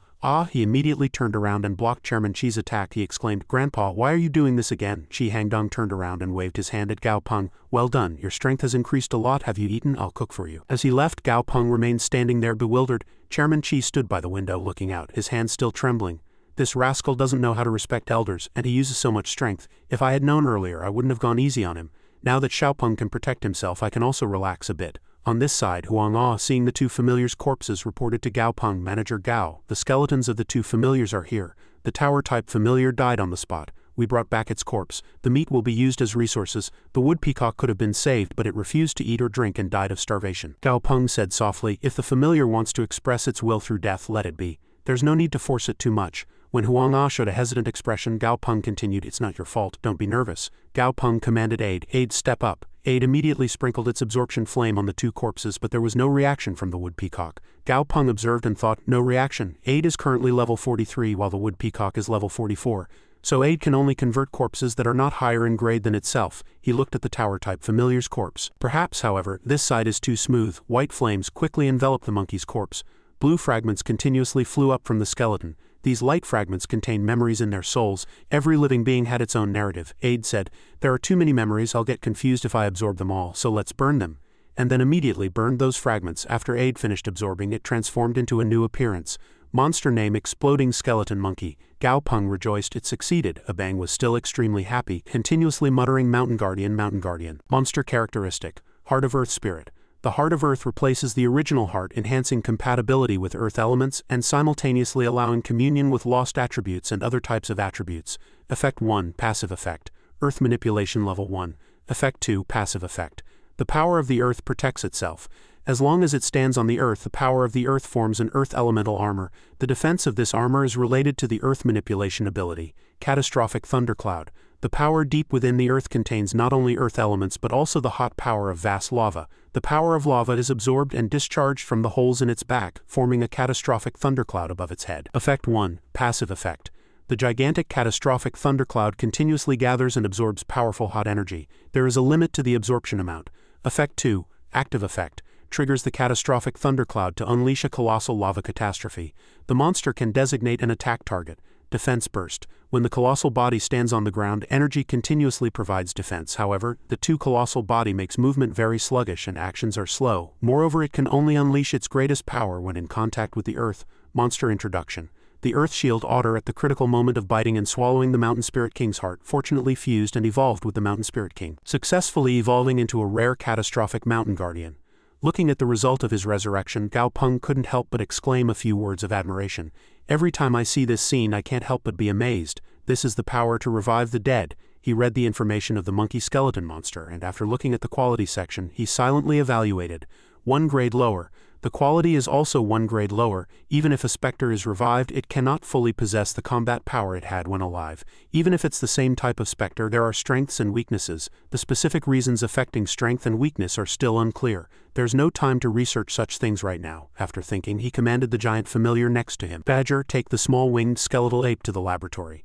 Handle it carefully. Even though its master isn't a good person, it's a good familiar." Before leaving, he added, "By the way, Shaw was successfully evolved this afternoon while I was sleeping in the log cabin. Go check if it's awake." After that, Gao Peng turned and left, waving his hand in farewell. "I'm off first." Badger also politely bowed its head in reply. "Thank you, Master." The next morning in the laboratory, Gao Peng looked at the screen connected to the robot observation equipment and exclaimed in surprise, "Chip Y?" He asked the familiar named Chip Y with concern. "When did the orange tree start growing on your head?" Suddenly, a strange bolt of lightning flashed, catching his attention. It turned out to be his chubby caterpillar, Daisy. Gao Peng asked with particular curiosity, "Daisy, what are you doing?" Accused by its master, Daisy was startled and hurriedly denied, "No, I didn't do anything." But Gao Peng didn't give up. "What's on your claws?" That the chubby caterpillar Daisy was completely silenced, and the words, "I'm screwed," were clearly visible on its face. Gao Peng quickly extended the robot's 2 arms and angrily scolded while firmly grasping Daisy's 2 dirty claws with the robot. "How many times have I told you, don't bully Chip Y?" Daisy shouted back without backing down. "Dirty Gao Peng, let go." Chip Y innocently interjected, "It's okay, Gao Peng. They're all stones, I don't feel anything. Daisy is just playing with me." With the robot's relentless attacks controlled by Gao Peng, Daisy threw a punch, sending the robot flying far away. Then it hurriedly fled, muttering, "Gao Peng, you stay right there, I'll get you an orange." Gao Peng looked at the fleeing Daisy, 1/3 helpless and 2/3 exasperated. Suddenly a man appeared on the screen and said seriously, "Manager Gao." Gao Peng replied, "Old Huang. What's the matter? Is there any progress on the task I assigned earlier?" Old Huang held up a report and replied, "The academy has been established in your name. Orphans will soon be admitted to study. The first group has already been placed." Old Huang continued, "The school is built not far from the group, ensuring safety. According to your request, all school fees are waived. Board and lodging are also provided, and teacher salaries and curriculum matters are all handled by experts. Results will be available soon. Upon hearing the report, Gao Peng praised with satisfaction. Very well done. After the disaster, there are many orphans and the alliance government cannot take care of all aspects, so the living environment for orphans is not as good as reported in the media. Of course we won't force them. We're just making a fair trade. We guarantee that the education we provide is top-notch. If their grades are good, it's not impossible to gift them a familiar. As he said this, Gao Peng's face was full of capitalist aura. But there's no free lunch in the world. If you want a gain, you have to pay a price. All we want is a little loyalty. Then he gestured to indicate the end of the report. Thank you for your hard work. Continue with the process. However, Old Huang quickly reported another piece of news. Also, a Ms. Lin Xinrui is looking for you. Hearing the familiar name, Gao Peng replied, Senior Lin, it's fine. We already have an appointment. Please bring her to the laboratory. Old Huang immediately followed the command. Understood. 30 minutes later, Lin Xinrui appeared with a familiar. As soon as she entered, she immediately said, It seems you gained quite a lot from the academy last time, didn't you? Gao Peng politely replied, You're well informed. Senior seems to have thought it through. You won't regret joining Nantian Group. He looked at the strange creature next to Lin Xinrui and asked, Is this the familiar Senior wants to upgrade? Upon seeing the information about the familiar in front of him, Gao Peng thought to himself, Is it a crayfish? It should be a mantis shrimp, a relative of crayfish. New information appeared in the system. 6 methods for perfect quality provision. Gao Peng read it and sighed. Some materials are already in the laboratory and some can be found outside, but it's hard to get all the materials for any evolution method immediately. How troublesome. After thinking, he said to Senior Lin, There is already a promotion plan, but many materials are lacking. I will send someone to gather the materials immediately. If we're lucky, we can get them all within a week, but if we're unlucky, I can't guarantee. Anyway, please wait for a week. Lin Xinrui heard that and smiled, replying, It's all right. I'm not in a hurry. After all, there isn't a 100 successful Beastmaster trainer in this world yet. Even if it fails, I understand, but I trust you. Gao Peng smiled and said, Oh, don't worry. I deliver on my promises. Cheers to our happy cooperation. At a scene near Jinjiang Bridge, there were dead bodies covered in blood everywhere, and the area was heavily cordoned off. The director approached a medical examiner with a serious expression and asked, Where is the witness? The medical examiner immediately replied, The witness is in the car, but his mental state is not good. Hearing that, the director put a hand on his chin and thought, Sure enough, according to forensic examination results, all the bodies were decapitated, the wounds were very brutal, and the flesh was torn. This is completely different from wounds caused by a blunt weapon. Decapitated with a blunt weapon? The perpetrator's strength is stronger than an ordinary person's. Suddenly, a medical examiner spoke. Director, there's a clue on the CCTV. He pointed to the computer screen. Director, look here. The director looked at the video on the screen and exclaimed in surprise. He looked closely at what appeared on the CCTV and continued, A Guan Yu statue, this is the symbol of the Jinjiang Bridge, Commercial Street. And it came to life? The director, finding something strange, immediately gave instructions. Quickly get the CCTV footage and pinpoint the exact location of the statue. Another person approached to report. A slight tension was evident on his face. Director, I just received a call from the Western detectives. The missing statue was found in Net Plaza. Upon hearing this location, the director was very surprised. Mount Braza, that's one of the biggest commercial districts, isn't it? He immediately gave urgent orders. Immediately evacuate the citizens of Net Plaza. From now on, only the military and police are allowed into Net Plaza and no one is allowed out. A resounding understood was the reply. At the same time in Net Plaza, Gao Peng was scouting the situation with his 2 familiars. Sensing the oddity of the surroundings, Gao Peng thought to himself, Today the Net Plaza commercial district is a bit quiet. I've walked all the way around, but I haven't gathered all the experimental materials yet. Or maybe I should go to the black market and pick up some treasures. Suddenly, something appeared in the distance, catching his attention. Seeing the strange object in front of him, Gao Peng couldn't help but mutter, Why is this statue so familiar? Isn't this the Guan Yu statue from the Jinjiang Bridge, Commercial Street? Why is it here? An information window appeared above the statue's head, and Gao Peng read it, cursing in surprise. Damn it, what is this? At the same time, the system provided new information. Originally an ordinary statue, but after being eroded by origin energy, it generated life energy, and the elemental and life origin energy activated, transforming it into a living statue. Gao Peng raised his eyebrows slightly and thought, Origin energy probably isn't faith. There's no place to burn incense in Jinjiang Bridge, Commercial Street. Maybe it's the kind of feeling passers-by have every time they see the statue. Then he opened his phone. This is a bit interesting. I should tell Grandpa about this. As soon as the connection was made, a team leader said, I received it. But what's more interesting is that Wuzhou City Hall didn't tell me about this. Usually when something like this happens, they always notify us. Hearing that, Gao Peng said softly, They probably didn't want to make a big deal out of it. It seems the citizens don't know either. Grandpa Gao Peng on the other end of the screen smiled and said, I'm not that narrow-minded. The Thunder God isn't far from you and will arrive soon. He immediately nodded. Yes, Grandpa. After finishing the call, he shifted his gaze toward the approaching security forces, analyzing them intently. A single living statue can't cause a huge commotion in Wuzhou City. China, being a land of rich history, doesn't have many Guan Yu statues like this. Thinking this far, he couldn't help but break out in a cold sweat. What about the things excavated from Qin Shi Huang's mausoleum earlier? If this isn't a coincidence, I hope I'm not overthinking it. Looking at those people again, Gao Peng speculated. Looking at their attire, they are the Black Rider Army. Grandpa specially told me about the Alliance government's main organizations and secret agencies. The Black Rider Army is an agency of the government, responsible for handling emergency incidents within the city. On the other side, a person who seemed to be the commander said, "Black Dog Unit, advance." Dozens of obsidian dogs appeared, their bodies muscular and their faces ferocious. At the same time, an information window appeared above their heads, and Gao Peng read it, silently clicking his tongue. There are over 50 obsidian dogs here. Moreover, they are well trained and act in unison. But I don't know if they can threaten the living statue yet. The obsidian dog familiars surrounded the living Guan Yu statue, trying to block all escape routes. However, the living statue was not flustered. Instead, it boldly emitted a golden light that covered its entire body. The minister, sensing the danger signal, furiously commanded the entire army, "Is this shining ring a Rat-Tia monster? Immediately notify all Rat-Tia monster trainers in Wuzhou City and evacuate all guards immediately. This area has been designated a red alert zone." On this side, a living statue attacked the Guan Yu statue. Sharp claws touched the statue's shell, but the result surprised the commander. A commander-grade familiar can only make a few scratches. Soon after, this living statue was impaled through the belly by Guan Yu's fist and fell. Seeing their dead comrades, numerous living statues rushed even more bloodthirstily, trying to tear the Guan Yu statue to shreds. However, the living bronze statue calmly swung its sword lightly, attacking again. Then it swung a light but powerful fist, scattering those living statues. The minister, seeing dozens of familiars successively going to meet the King of Hell, became agitated. "Damn it, they're all elites. If they keep dying like this, maintaining order will be impossible." He thought for a moment, then ordered the radio operator on the other side to recall them. "Have them return." Suddenly, the ground shook strangely. The minister was startled and on alert. "What's going on?" An earthquake. A strange drill-shaped hole appeared in the ground, surrounded by a shining ring, just like the Guan Yu statue. A snail-shaped familiar, the Thunder God familiar, crawled out from underground. The minister was surprised to see the familiar that appeared. "Wait, isn't this familiar his familiar?" Gao Peng greeted from a distance. "Excuse me, are you the commander?" The guard, seeing the stranger, immediately stood on alert. "Who are you?" Gao Peng smiled gently and said, "Everyone, don't worry. I am Mr. Gao, an ordinary passerby. I have no ill intentions. This is where my maternal grandfather's Thunder God familiar is." The minister immediately thought of someone upon hearing that. "Thunder God, that is that great man's familiar. Maternal grandfather is Mr. Gao. Could he be the legendary young Master Gao?" He ordered the guards, "How can you point a gun at a civilian? Lower your weapons." The minister then took Gao Peng's hand and pleaded, "Mr. Gao, this monster is running rampant in the city. Please step forward and help ensure the safety and peace of Wuzhou citizens." Gao Peng smiled and said, "Of course, this is what I should do as an Alliance citizen." Daisy next to him said, "Master, Thunder God, please." The Thunder God familiar manipulated the power within its body to create lightning orbs. Then it fired them towards the Guan Yu statue, but the statue quickly dodged. Numerous orbs flew towards the living bronze statue.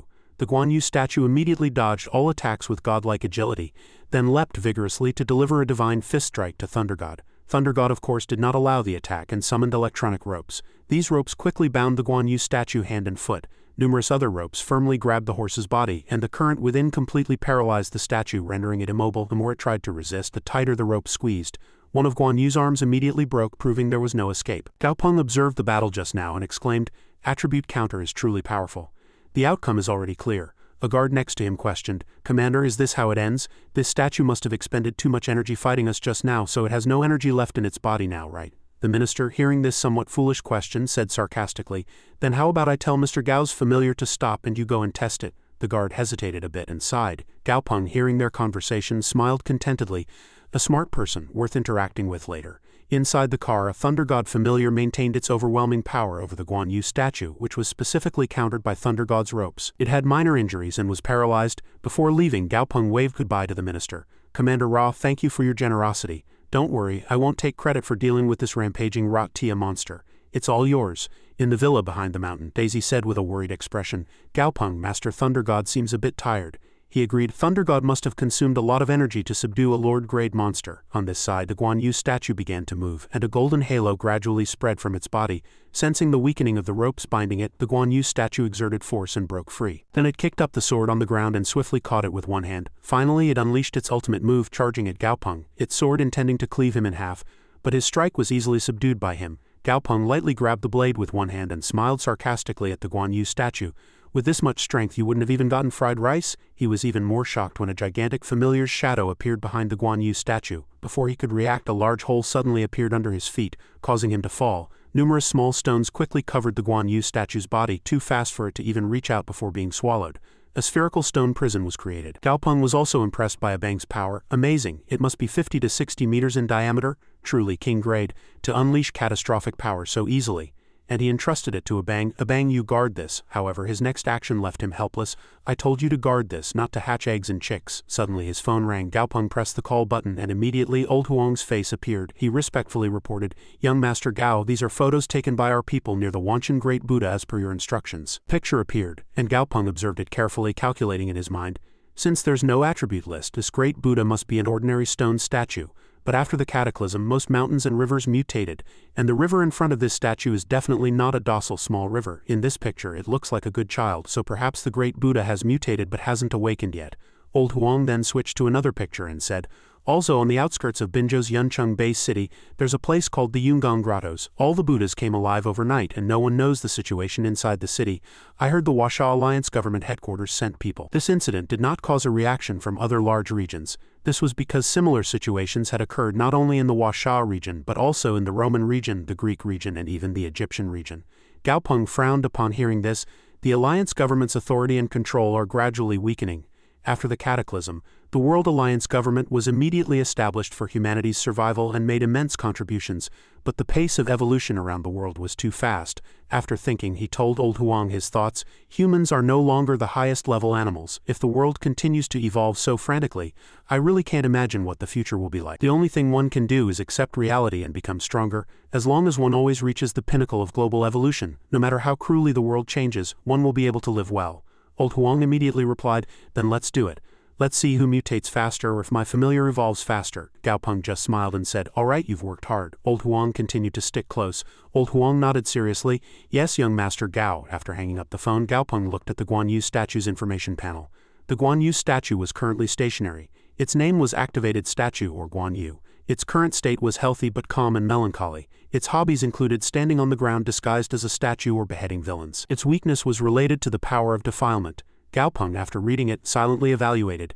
This statue was given orders. In the end, the one supervising it is also king grade. Fighting won't win and escaping won't work. Gao Peng's expression suddenly changed strangely. He muttered, that weakness, the power of defilement? Then the Guan Yu statue was subjected to numerous sample experiments by Gao Peng. At first it was chicken manure, which was somewhat unbearable, but it still remained motionless and silently accepted it. However, when animal blood was sprinkled on it next, it completely enraged this monster. He paid no attention to the Guan Yu statue, which was trembling with anger. Gao Peng turned to the side, rubbed his chin and thought, it's not working. Defilement isn't black dog blood or filth, or have I not yet discovered the hidden resource like with the wood core? Then he ordered his familiar.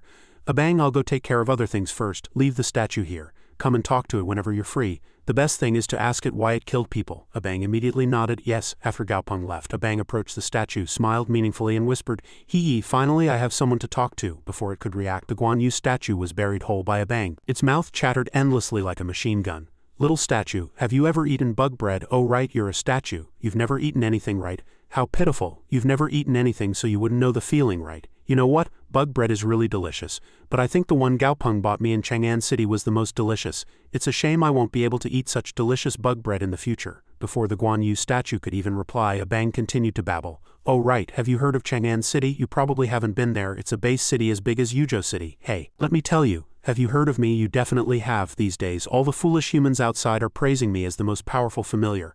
I think so too. Why aren't you paying attention to me? Then let's talk about something we're interested in.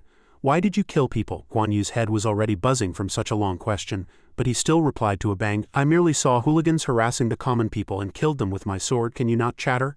As if he had discovered a gold mine, Abang pressed its face close to the buried Guan Yu statue with only its head sticking out of the ground and whispered, oh, you can talk? Then let me tell you. Guan Yu thoroughly regretted his mistake. On the outskirts of Yuzhou at the entrance to a secret forest, Abang was moving quite fast. On Abang's body, Gao Peng leaned against a tree looking tired and muttering, it's safe on Abang, but he said this, then glanced at the smoke-emitting hole with an unreadable expression on his face. Whenever Abang moves, it can absorb geothermal energy from underground and emit hot black smoke anywhere, anytime. It's really hot. He then fell back into thought. The statue commotion has calmed down for the past few days. Their will is too strong. They'd rather die than endure the humiliation of becoming human familiars. So the Alliance government had no choice but to make a peace agreement to control them. But this incident gave him some inspiration. To mutate so quickly, then there must be countless unknown monsters and treasures in the many mountains and rivers of Yujo City, right? He recalled the past. In the past, forest areas were restricted due to safety issues, so hunter teams within Yujo City could only search nearby areas. Now the wasteland closest to Yujo City has almost been developed, and only a few high-level hunter teams dared to venture deep into areas far from the city. He speculated with interest, if we cooperate with the mountain spirits to create a kind of forest wilderness station, then people and teams can go further more boldly. When they are tired or need supplies, they can rest at ease at a supply point. As for supplies, 2 or 3 times the market price should be enough. After all, transporting goods requires manpower and resources. At night, they pay for lodging, and during the day, they pay an hourly rate to rest. After finishing his thoughts, Gaopeng's capitalist blood boiled. No matter how he looked at it, he could make money. Let's pave the way first. A month later, Gaopeng was sitting on a bang holding a tablet and checking data. All right, the 4th area is also done.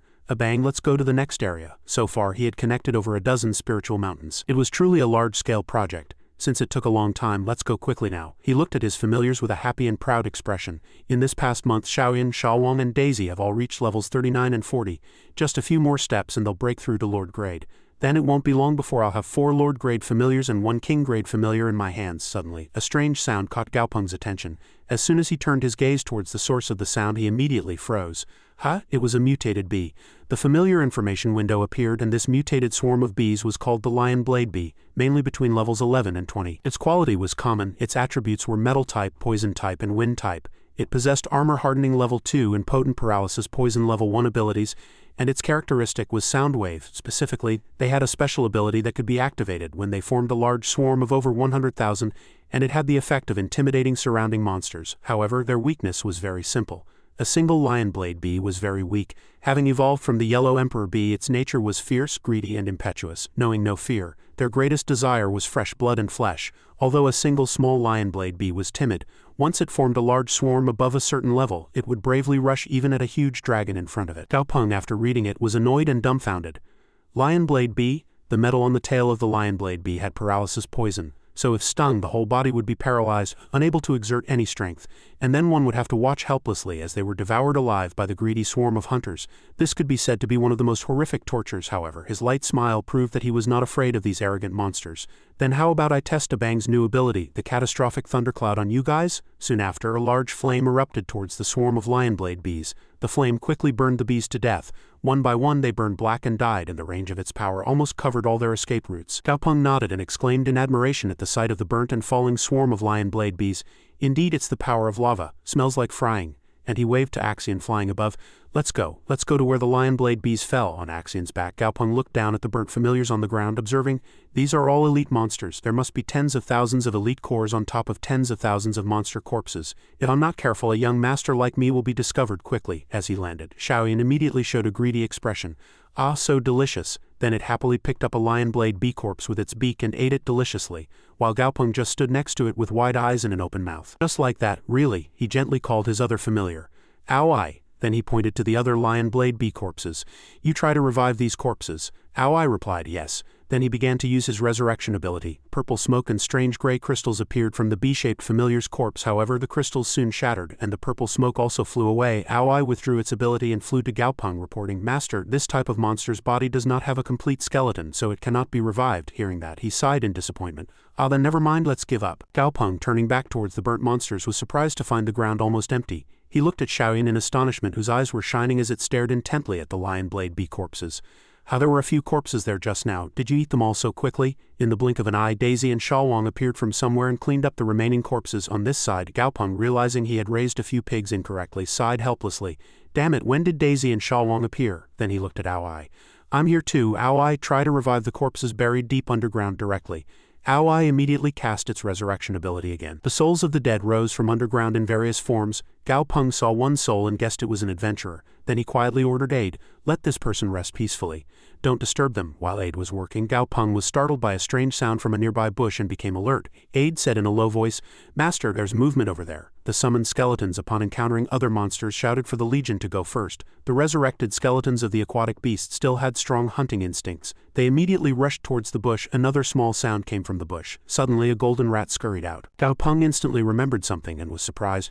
Don't miss that rat, he urgently commanded. Aid Xiaoyan, catch it. Immediately Xiaoyan exhaled flames to block its path. The rat cleverly turned in another direction, completely unaware it was a trap. Very quickly, Aid appeared beside it.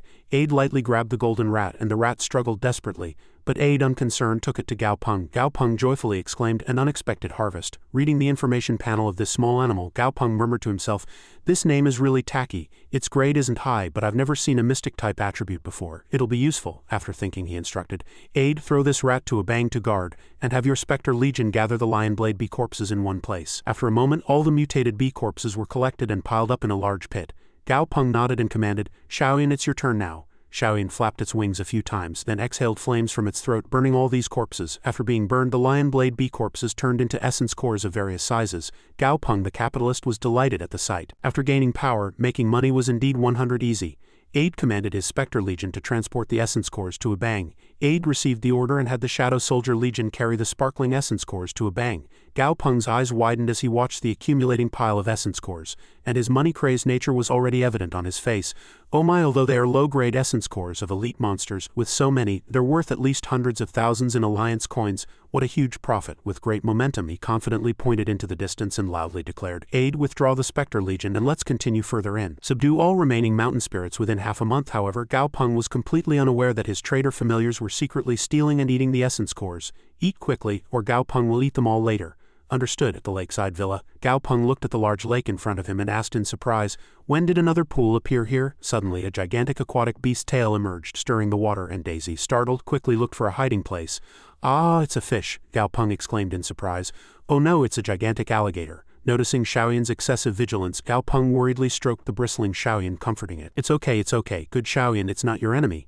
As Shaoyan slowly lowered its guard, Qi Hangdong said in a low voice, his face full of joy, "When the West Delta Pearl River flooded, the flood destroyed the underground limestone cave. This guy crawled out from the underground waterway at that time. I happened to be looking for someone to raise, so I brought it here." Hearing that story, Gao Peng nodded and replied, "Grandfather's new familiar." The information panel for this monster appeared. Its name was Armored Archaeocrocodile, or Proto-Mutant, Lord Grade Level 46.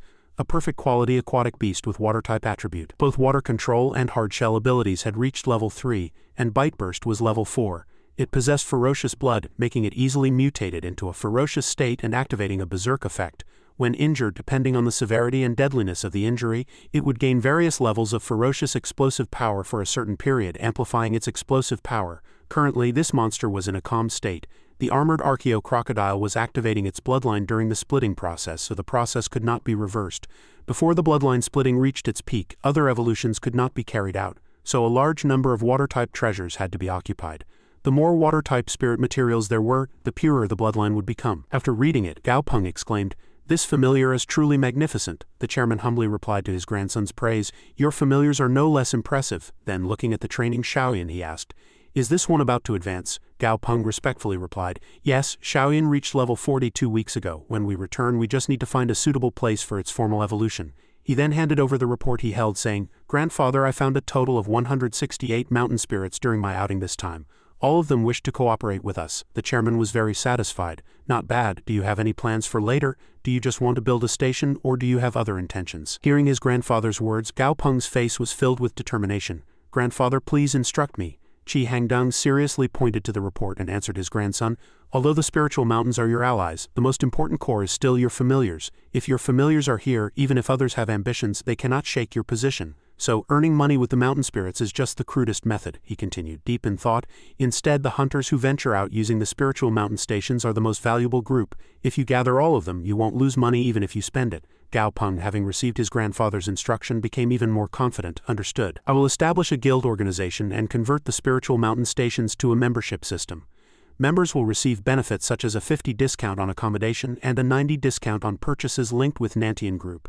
Seeing that his beloved grandson fully understood his intentions, the chairman nodded in satisfaction. In addition to the net income from the spiritual mountain station business, it's best to share a portion with the Wuzhou government. This will not only make it more stable, but also reduce many inconveniences publicly." Upon mentioning this part, Gao Peng fell into deep thought. Besides these, a portion of the income can also be given to guild staff as year-end bonuses.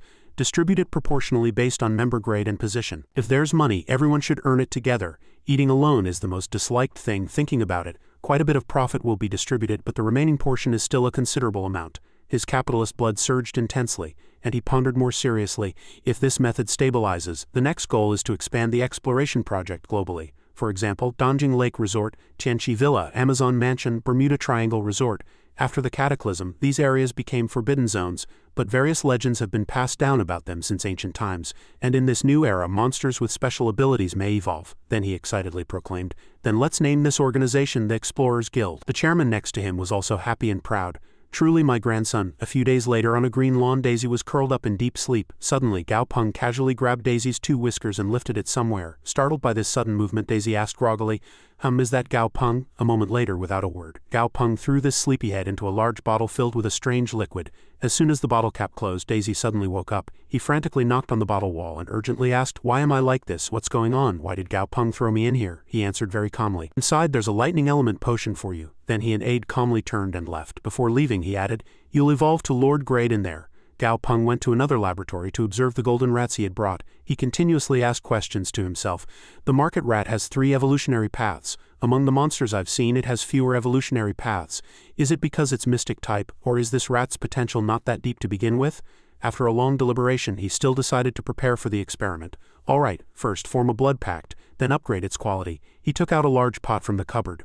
A smile appeared on his face, but his forced and rough voice made the market rat tremble in fear, its fur bristling. "Good boy, jump in." Before the rat could react, he activated the contract. "Don't be scared, let's form a blood pact first. Once we form a blood pact, I won't hurt you." A few minutes later, the small rat obediently sat in the pot of broth Gao Peng had made, its face filled with an extremely pitiful expression. Gao Peng, unconcerned, adjusted the temperature to 180 degrees for 10 minutes. When the expected time arrived, he opened the lid. Immediately, a golden light appeared, but Gao Peng's hope was dashed by the small familiar's new form. He picked up the rat, held it to his face, observed it, and then cruelly evaluated. "I told you, why do you get uglier the more you evolve?" At the same time, the rat's information panel appeared. Monster name, Treasure Guardian Rat, level 18, elite quality, mystic type. Current status, healthy but dejected by Gao Peng's venomous words. Currently evolved to possess an extreme sense of smell for treasures and can even smell traces of treasures remaining in the air. He continued to read the next information and pondered very carefully. However, it can still upgrade with 2 choices. One is to strengthen its treasure-seeking ability, and the other is to continuously occupy treasures to activate other abilities, like a job change. Since I have so much money and so many treasures and I've successfully contracted with a market rat after such difficulty, I should definitely choose this. At this moment, Gao Peng's eyes gleamed with the light of money. He said excitedly, "I can get even richer." He then calculated seriously again. "Most of the resources at home are available, but the king-grade monster Abang's blood potion is difficult to obtain. The collection difficulty is high, so I'll have to trouble grandfather." As soon as he said it, he rushed to his grandfather's king-grade familiar. He pleaded in a begging voice, "Xiaobai, please, lend me some of your blood. Just 1 barrel is enough." When the white dragon showed signs of refusal, Gao Peng immediately transformed into a person with an innocent soul. He pleaded in a coquettish voice, all right, I told grandfather. Grandfather said he discussed it with you, right?" Xiaobai reluctantly agreed, making a deep enough wound for sufficient blood to flow, and in an instant the barrel was filled with blood. Suddenly his phone rang. Gao Peng answered the phone. The person who called him was none other than Feng Shu. He greeted with a friendly smile, "Young Master Gao." Gao Peng also replied cheerfully, "Chairman Feng, long time no see, just call me Gao Peng." Feng Shu smiled and said, "You're not the same as before. I can't be too presumptuous based on old connections." Hearing him speak somewhat circuitously, Gao Peng immediately got to the point. "Chairman Feng, you've always treated me well, so if you have something to say, just say it honestly." Feng Shu, hearing that, spoke frankly. "It's like this. After the head of the desert pit eater Tamer successfully evolved, he led his tribesmen to the Great Ruan Desert to claim territory. Originally, we wanted 2 Lord-grade monsters to kill each other, but the problem is that the head of the desert pit eater Tamer submitted to the desert tyrant. Now the 2 Lord-grade monsters are on the same side." Gao Peng nodded and evaluated. "That's really troublesome. So what do you want me to do? You're not asking me to take care of these 2 monsters, are you? Then you're overestimating me. Although I have a king-grade familiar, its body is too large for long-range combat. The only familiar I can deploy is a Lord-grade skeleton." When he seemed to refuse, Feng Shu immediately retorted, No, you've misunderstood. This time the Golden God will personally take action. We just want you to stop the desert tyrant. After the Golden God deals with the desert pit eater Tamer head first, we will then jointly surround and kill the desert tyrant." Gao Peng's face was already so bad he wanted to hang up. He smiled outwardly, but his voice was very cold. "Oh, that's a pretty good plan." He had already seen through his intentions. Finding him was fake, using him to move his grandfather was real. As long as he took action, his grandfather would definitely secretly follow for his safety. This was treating him as a tool. "Haha, I thought of you as a friend, but you're trying to fool me again. Do I look that stupid?" Gao Peng reported to Feng Shu in a solemn tone, "The intelligence of Lord-grade monsters is not low. Unless humans genuinely threaten their survival, they will not attack human-based cities. Chairman Feng, please tell me frankly, why does the Chang'an military district want to kill these 2 Lord-grade monsters?" Feng Shu was slightly flustered by Gao Peng's sharp question and exclaimed, "Ah!" Feng Shu avoided his piercing gaze, turned his body 30 degrees and said hesitantly, "The military district commander's grandson was on a mission in the Great Ruan Desert and was attacked by the desert tyrant, and unfortunately sacrificed during the mission." As soon as Feng Shu finished speaking, Gao Peng immediately pressed the button to disconnect the call. He thought about his words for a moment, then curled his lips into a sneer. "Haha, Feng Shui is really something. He's getting better at talking. It's not false that a high-ranking official's grandson in the Chang'an military district was killed by the desert tyrant, but to say he was sacrificed during the mission, or that he sought combat glory by fighting a Lord-grade monster, or that he overestimated himself and tried to tame the opponent. To put it nicely, it's a 7 emotions wind. To put it badly, he wanted the Lord-grade monster's essence core." His face turned gloomy. "In the end, it's for selfish gain, and he overestimated himself, foolishly losing his life. Moreover, it has nothing to do with grandfather, so he's just trying to use naive little me. It's not a big problem to ask grandfather to come based on old connections, but to try to use grandfather through me. I'm not a friend." The white dragon's claw lightly touched his back from behind, calling him, and his train of thought was also broken. The white dragon proudly pointed its claw at the barrel full of dragon blood in front. And Gao Peng also said with a slight surprise, "It's already done?" He happily hugged the white dragon's claw, and the white dragon seemed to feel a sense of accomplishment, but also a bit arrogant and shy. "Thank you, Xiaobai." He looked up at the wound where the white dragon's blood was drawn. The wound was already healing. He lifted the barrel full of dragon blood and weighed it. "This weight isn't like water, it's like mercury. When lifted, its appearance is unshaken and reflective like a mirror. Is this blood? It seems king-grade familiars far exceed my understanding of living beings. They have become a higher level of life then." Gao Peng immediately changed his expression to one of joy. "Next, the market rat can reach perfect quality." He looked at the eggs baking on the fire. Xiaoyan's illusion eggs recently seem to be increasing. "It seems it's about to evolve. Treasure luck monster, perfect quality. Daisy monster grade 41. The two stood there with very arrogant expressions. Gao Peng looked at the two and said, "Instead, you two ascended easily." Suddenly, Qi Hangdong called from behind, "Xiao Peng." Gao Peng turned and replied, "Grandfather, you're here," he continued. "The Guan Yu statue has already been placed at the entrance of your welfare school," he said to him with a happy smile. "I heard that as soon as you arrived today you caught a large badger and added it to the restaurant menu." Gao Peng also smiled. "That's also making good use of existing resources. A few seconds ago the sun was shining brightly, but for some reason, in a few seconds the sky suddenly darkened, and dark clouds covered the blue sky. Is it going to thunder and rain soon?" Qi Hangdong seemed to sense that his grandson's chubby bird was about to successfully evolve. The egg suddenly emitted fierce flames. As the flames intensified, the thunder and lightning above became even more ferocious. It struck the ground with several bolts of lightning, preparing the earth for the moment the egg would be reborn into something new and more powerful. An extraordinarily crimson bolt of lightning suddenly flashed gracefully and elegantly.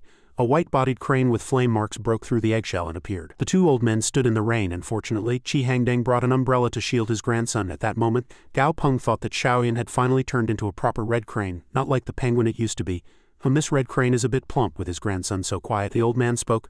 "This breakthrough can be considered a success, right?" Gao Peng nodded and replied, "Yes, it was successful. One bloodline is also awakened, and will only know what abilities its body will have later." Monster name: Leaf Crane of Wood, monster grade, level 41, monster quality, perfect quality, monster attribute, fire type, wood type, monster ability, flame control level 4, flame resistance level 4, monster characteristic, fire crow.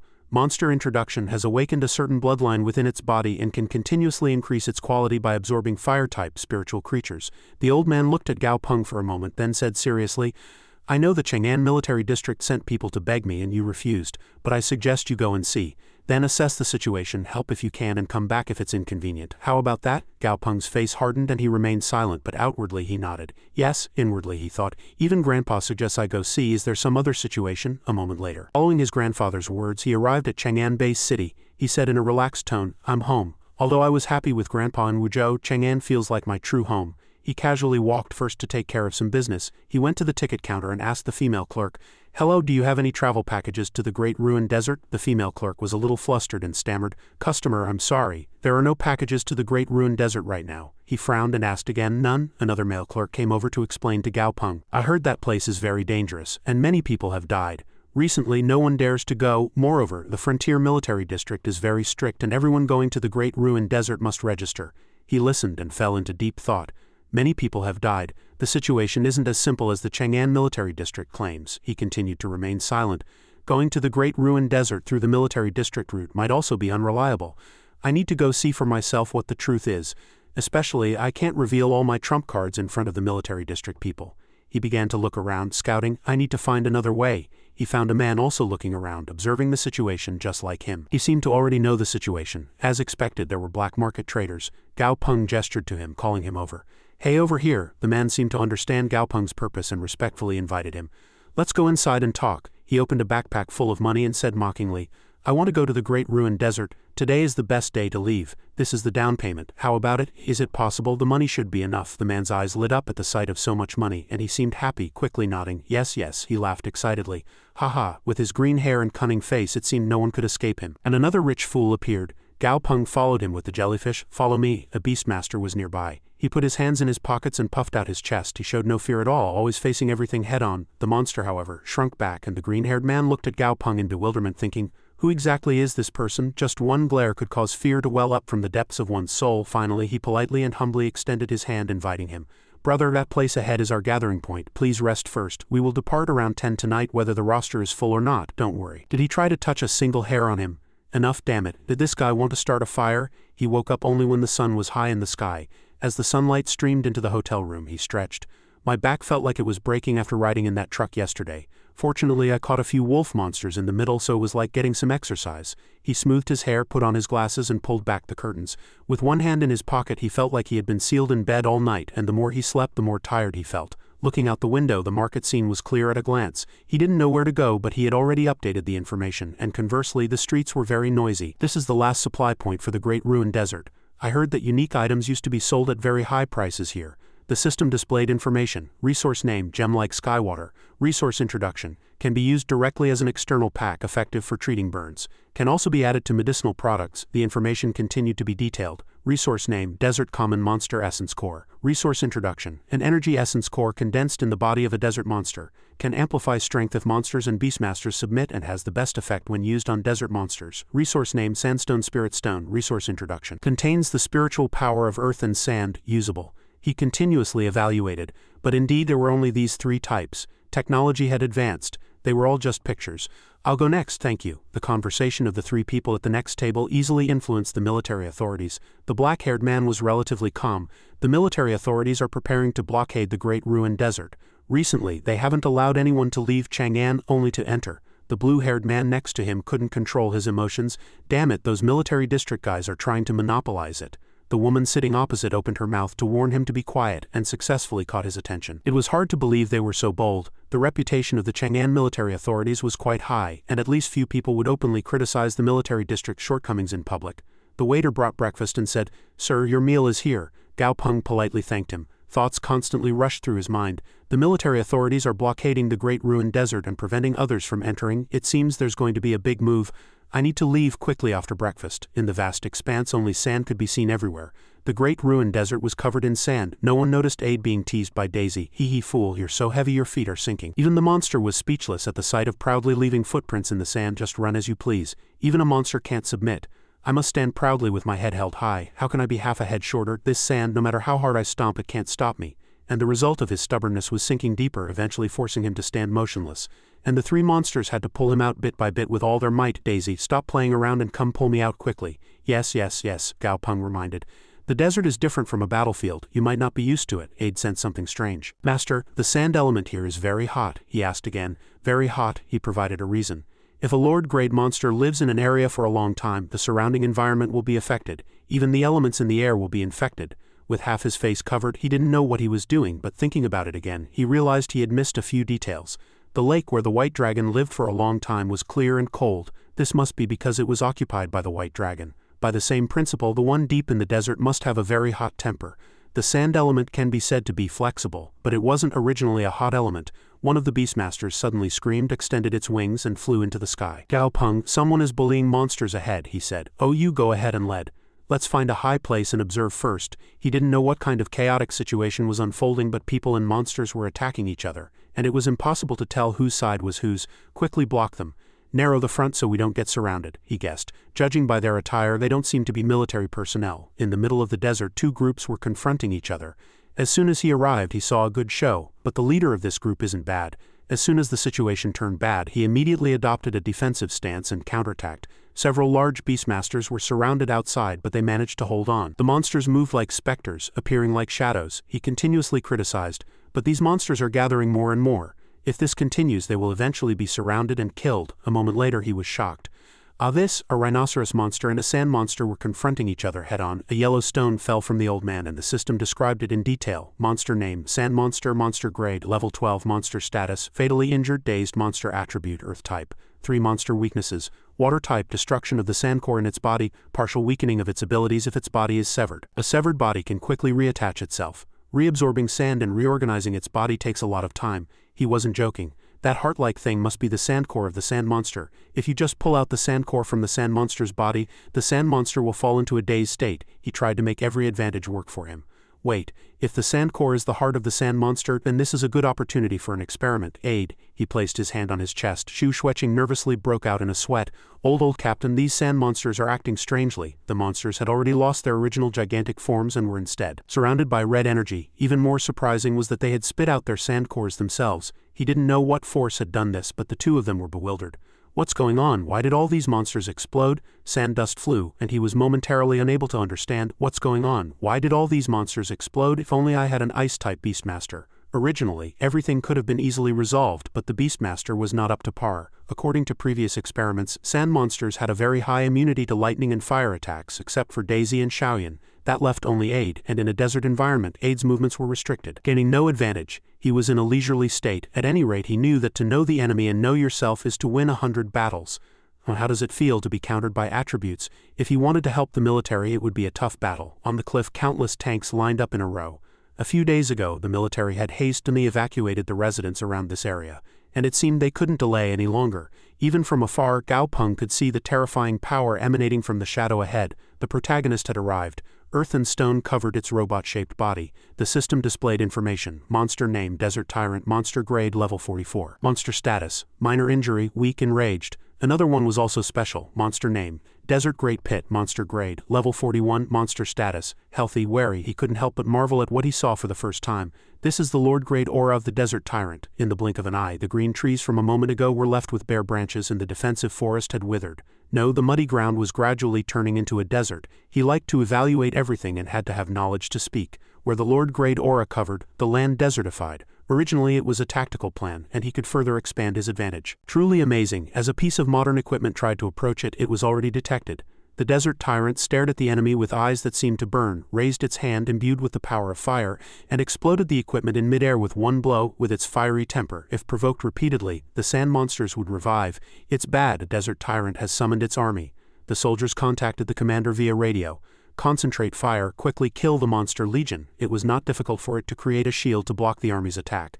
Gao Peng covered his ears with his hands, his head dizzy from the immense noise. For the first time he found that good hearing could be a curse. Thick smoke and dust filled the entire space, blurring the visibility. The sand dust began to disperse. He didn't know where it got its weapon, but its entire body was filled with killing intent, and it wildly unleashed powerful attacks as if intending to kill humans. It must die. A ray of light flashed across the horizon. The soldiers, as if they had found their savior, the golden god, said, "Brothers, hold the line." The Desert Tyrant was not moved in the slightest, gripping the spear firmly in its hand. Its eyes were wide, as if ready for battle. It charged like lightning, raised its spear and threw it. Unfortunately, the Beastmaster narrowly dodged it. The golden god coughed again.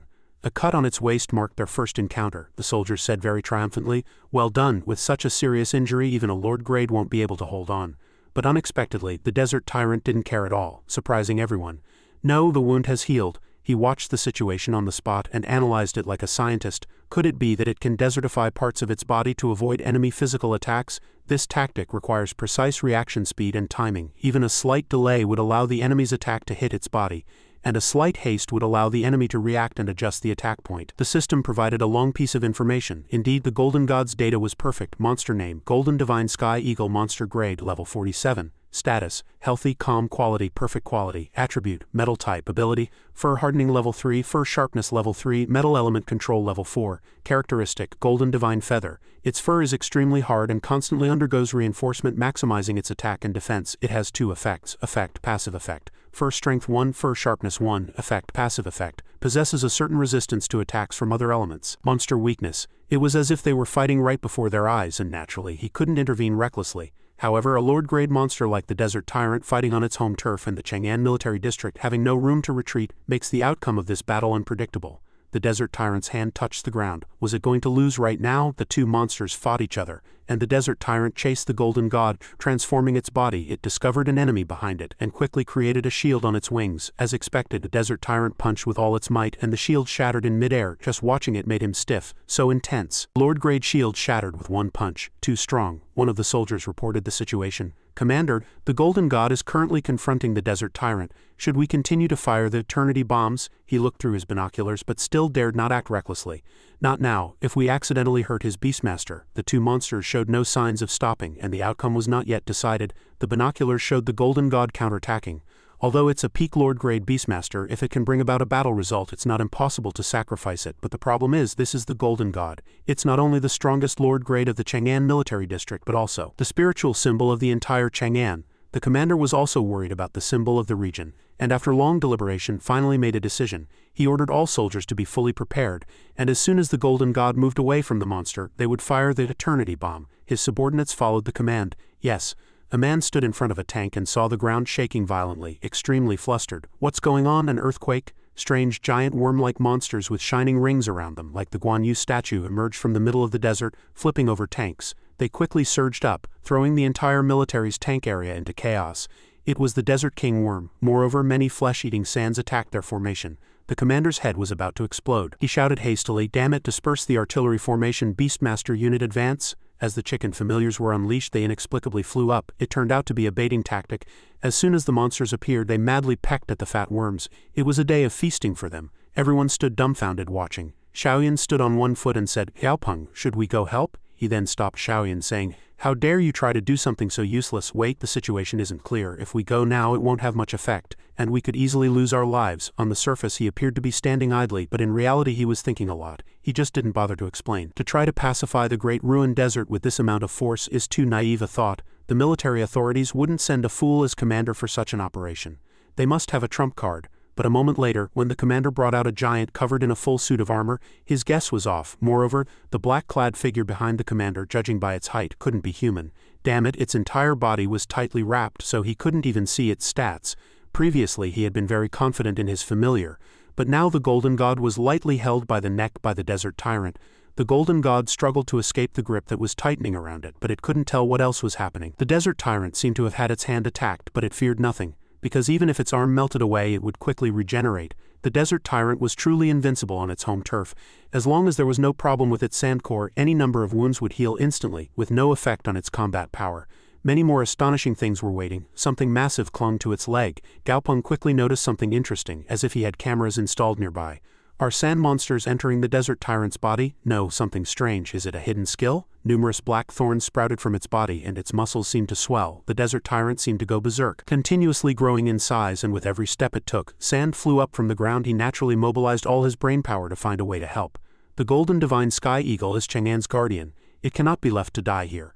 I must prepare to act. Before he could even check with the system, he opened his eyes wide in surprise.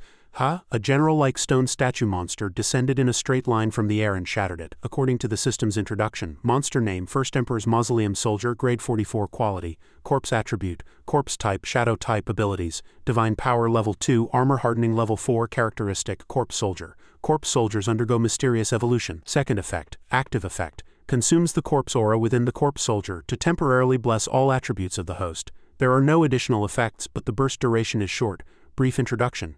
During its lifetime it was a renowned human general. After dying from poison wine and being buried in a tomb, it was made into a terracotta warrior, preventing its soul from leaving its body. He now realized that the figure behind the commander was indeed the First Emperor's Mausoleum Soldier. Wow, that gray skull shroud was probably corpse aura. Although the desert tyrant had all its attributes temporarily blessed, it never surrendered and charged with all its might. Its claws were already ready, waiting for the First Emperor's Mausoleum Soldier to fly in like a storm. The First Emperor's Mausoleum Soldier, with its excellent combat skills and dual swords, continuously launched attacks, forcing it to retreat. The desert tyrant's hand was still pressing down on the golden god below.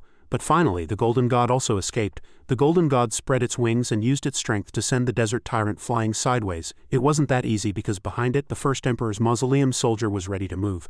The golden god flew into the sky and the desert tyrant regained its composure, ready to continue fighting. The First Emperor's Mausoleum Soldier smiled as if familiar with the scene, as if it had seen it many times before, continuously flying up and then charging again, gliding smoothly over the desert. He thought the battle would be fierce, but the first Emperor's mausoleum soldier seemed to be just for show. As soon as it rescued the Golden God, it immediately fled, and the desert tyrant stood dumbfounded, as if it had been kicked. The commander calculated everything like a god, otherwise everything would have been shattered by now. Few using a feint to attract the desert tyrant's attention and give the Golden God a chance to escape. Not a bad tactic. To think a monster would have such combat awareness. If the Golden God had been a little slower, it would have been at a disadvantage, and I would have had to use my trump card. I was powerless inside, but there was nothing I could do. Unfortunately, the desert tyrant refused to leave the desert, and we had no way to eliminate it in the desert. We can't keep fighting like this. I order the army to gather. We are retreating, everyone shouted in unison. Understood. A person approached with a communication device, and the commander received a video call with the general. The screen became clear, and the commander raised his hand in salute.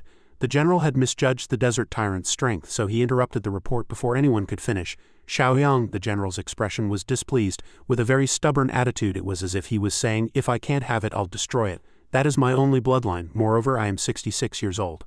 I don't have much time to wait for another opportunity. Right now I want that monster to go to hell with my grandson. No price is too high." Upon hearing those words, the commander's face turned pale. "Do you understand?" He couldn't disobey, but he knew his own limitations. "Yes, General." Gaopeng thought the matter was over and wanted to leave quickly.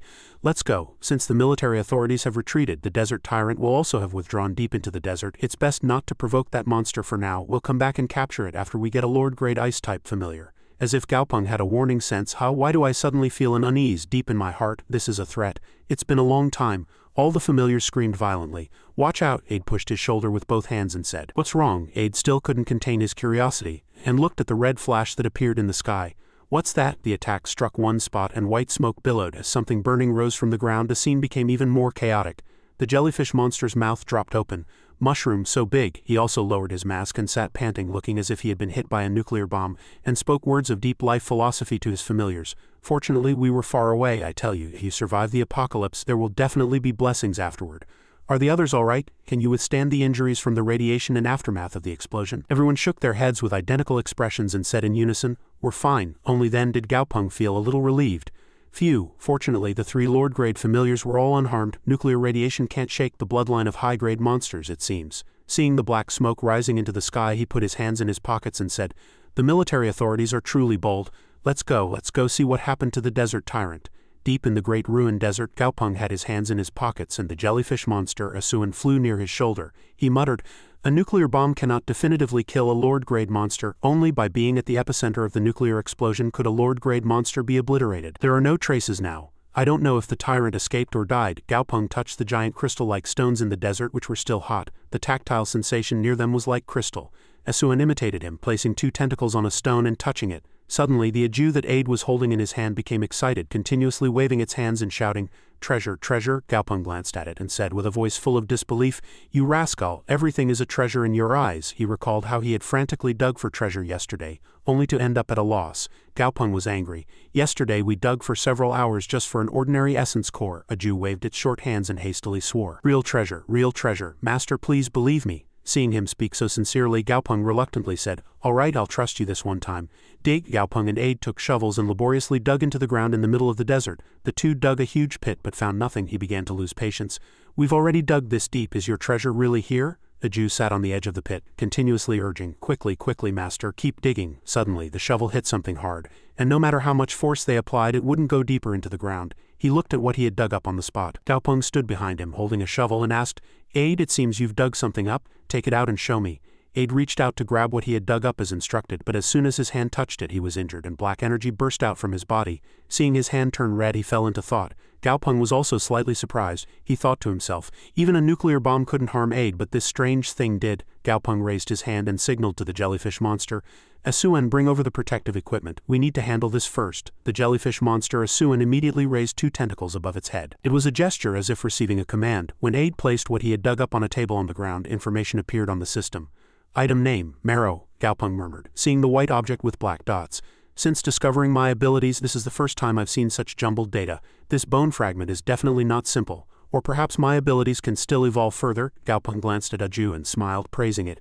"You've made a great contribution this time." Aju sat on the disciple's head, crossed its arms and rejoiced with an arrogant, head-held-high expression. Gaopeng suddenly had an idea. He clapped one hand into the other palm and said, "If it's a bone, why don't we try attaching it to Aide's body?" Aid held the rectangular white bone fragment he had just dug up with both hands, placed it against his chest and looked puzzled. He couldn't understand Gaopeng's intention. Gaopeng looked at the bone fragment, then at Aid, and said with satisfaction, attach it to your chest. Making it into a breastplate wouldn't be bad. Suddenly the black patterns on the bone fragment emitted a red light, and Aid's entire body immediately trembled. Gaopeng, worried, rushed to Aid and anxiously asked, Aid, what's wrong? For some reason black energy was emanating from Aid's body. Gaopeng was startled by the sight before his eyes. He opened his eyes wide. What? Before his eyes stood a gigantic monster. Its entire body seemed to glow, giving him the feeling of standing in a vast universe. He thought to himself in confusion, Nebula Colossus, is this a hallucination? My goodness. The bone fragment Aid was holding in his hand fell to the ground with a thud. Gaopeng collected himself and asked, Aid, do you feel any discomfort right now? Aid replied blankly, no. Suddenly Gaopeng discovered a new red pattern that had appeared on Aid's arm. He thought to himself, that pattern is identical to the one on the white jade bone fragment. Gaopeng stared intently at the strange pattern with wide eyes, and a blue display window was reflected in his eyes. Gaopeng saw the system information that had just appeared. Monster has gained a new ability, Rock Salt Control Level 2. He looked at the red flames burning around Aid in surprise and thought to himself, another ability has been added. These flames don't seem to burn things. The black cloak on Aid's body was engulfed in flames but did not burn. Thinking that, Gaopeng waved his hand and said, quite interesting. Suan, bring that bone fragment over. Let's head back first. Chang'an City. Late next night, countless stars sparkled in the night sky.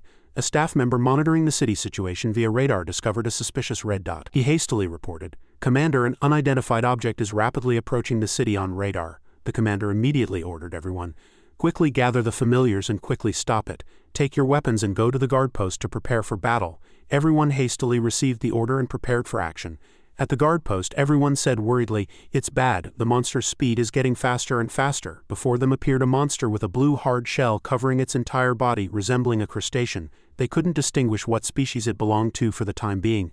They became increasingly confused and someone shouted, glass, crystal, or a monster. From a hand with 5 spread fingers, 5 small sharp claws were revealed. It swung its hand to attack, and its immense power struck the city wall, causing a massive explosion that sent earth, stone, and smoke flying everywhere. Elsewhere in a hotel room, Gaopeng was watching the news on his phone. He muttered to himself, alarm, the grade doesn't seem low. What happened? Suddenly his hotel room door was loudly knocked upon. Gaopeng turned his gaze towards the door and opened it. Outside the door stood 2 men with serious expressions, one of whom asked, excuse me, are you Mr. Gaopeng? Before he could answer, he continued, a level 5 alert has been issued in Chang'an City. All Beastmasters must unconditionally follow government directives. Gaopeng held the doorknob with his hand and replied, no problem, I'll go when I'm ready. The 2 men outside the door immediately brought their hands to their foreheads and saluted him seriously. Gaopeng returned to his room, a hint of worry on his face. Level 5? The last time I heard a level 5 alert was when the White Dragon was promoted. This incident doesn't seem minor. Chang'an City base on the East City wall. Gaopeng leaned against the wall with one hand, looking down, his expression full of surprise. Oh, that's what it was. Below the wall stood a humanoid monster covered in thick armor. The monster's detailed information was displayed on the system. Monster name, radioactive tyrant, mutant, radiation mutant, monster quality, corpse quality, monster grade, level 46, monster attribute, earth type, monster abilities, hard body level 3, elemental resistance level 3, gravity control level 4, monster characteristic, heart of nuclear energy.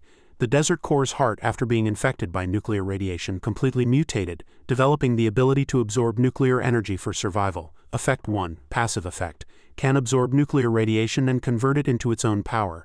Effect 2, active effect. Activates the nuclear energy within the heart of nuclear energy to explosively enhance its stats within its body for a short period. Monster weakness. Its body has become harder, but at the same time its body also becomes weaker. Monster brief introduction. The desert tyrant endured terrifying radioactive mutation and extremely high temperatures. Looking at the desert tyrant before him, Gaopeng thought to himself, the desert tyrant endured the radioactive mutation. Its defense and elemental resistance have increased, but its wound healing speed will not be as fast as before the mutation. Nuclear energy is not as common as sand.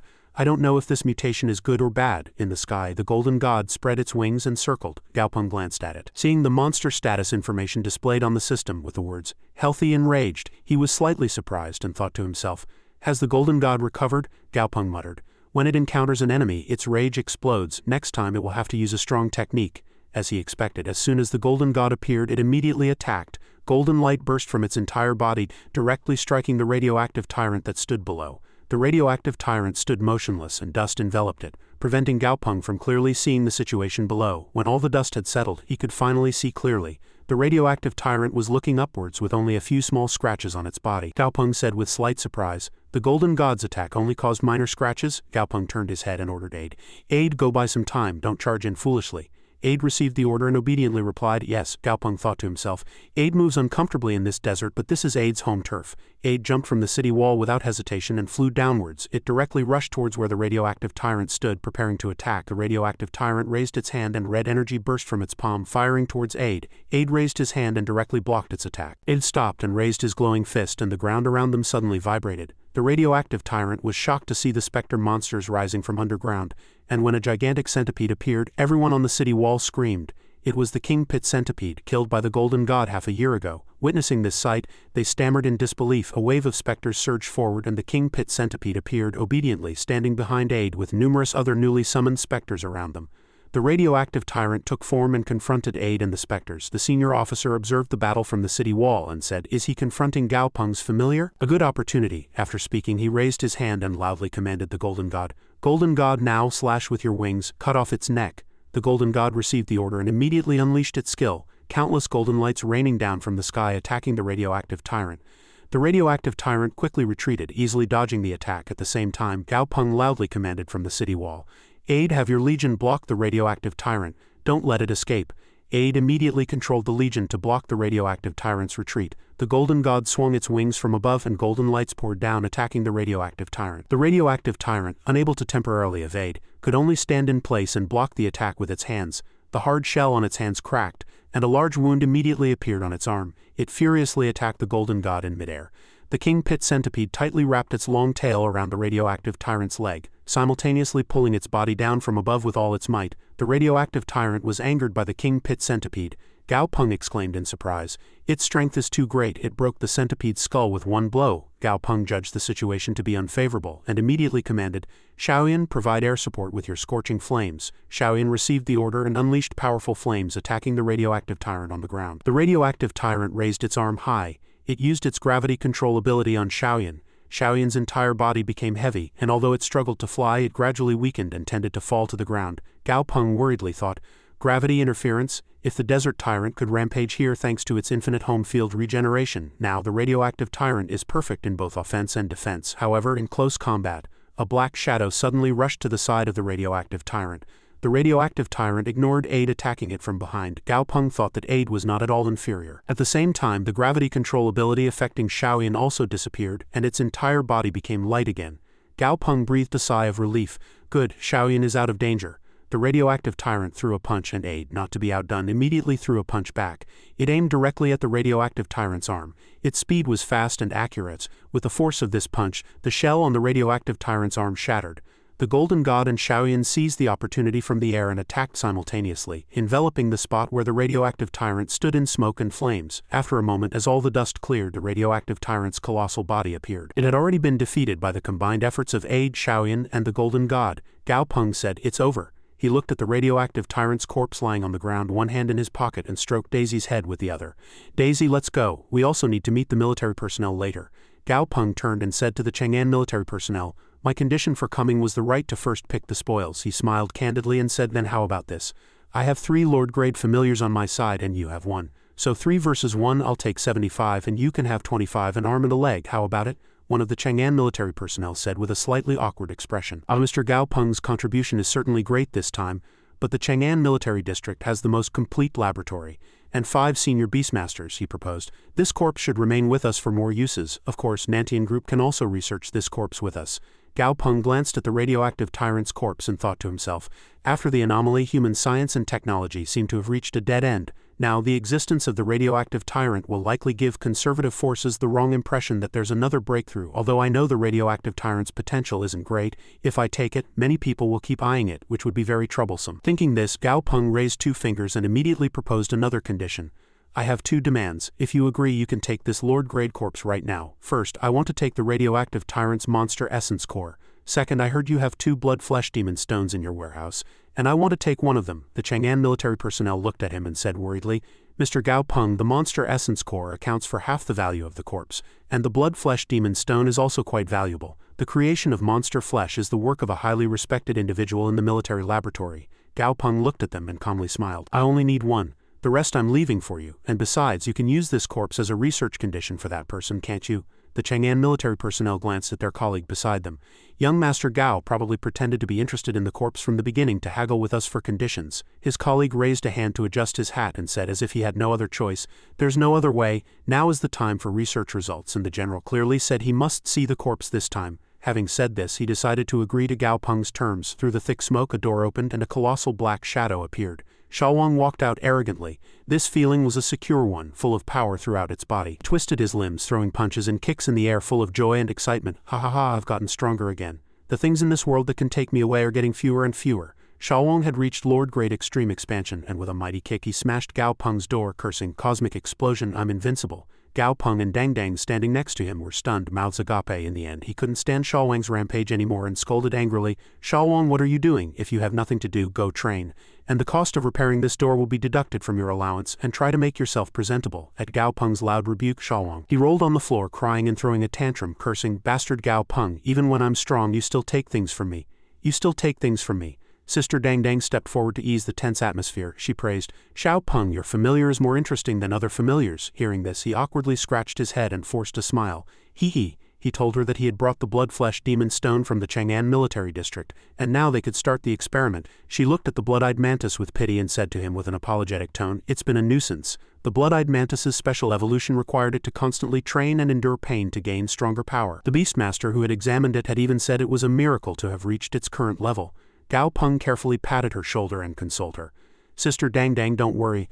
I believe this is the most suitable evolution path for it, and it will definitely succeed." After speaking, Gao Peng got to the point. He looked at the blood-eyed mantis and asked, "Are you ready?" It also nodded, signaling its readiness. He began to concoct an elixir stone from the blood-flesh demon stone.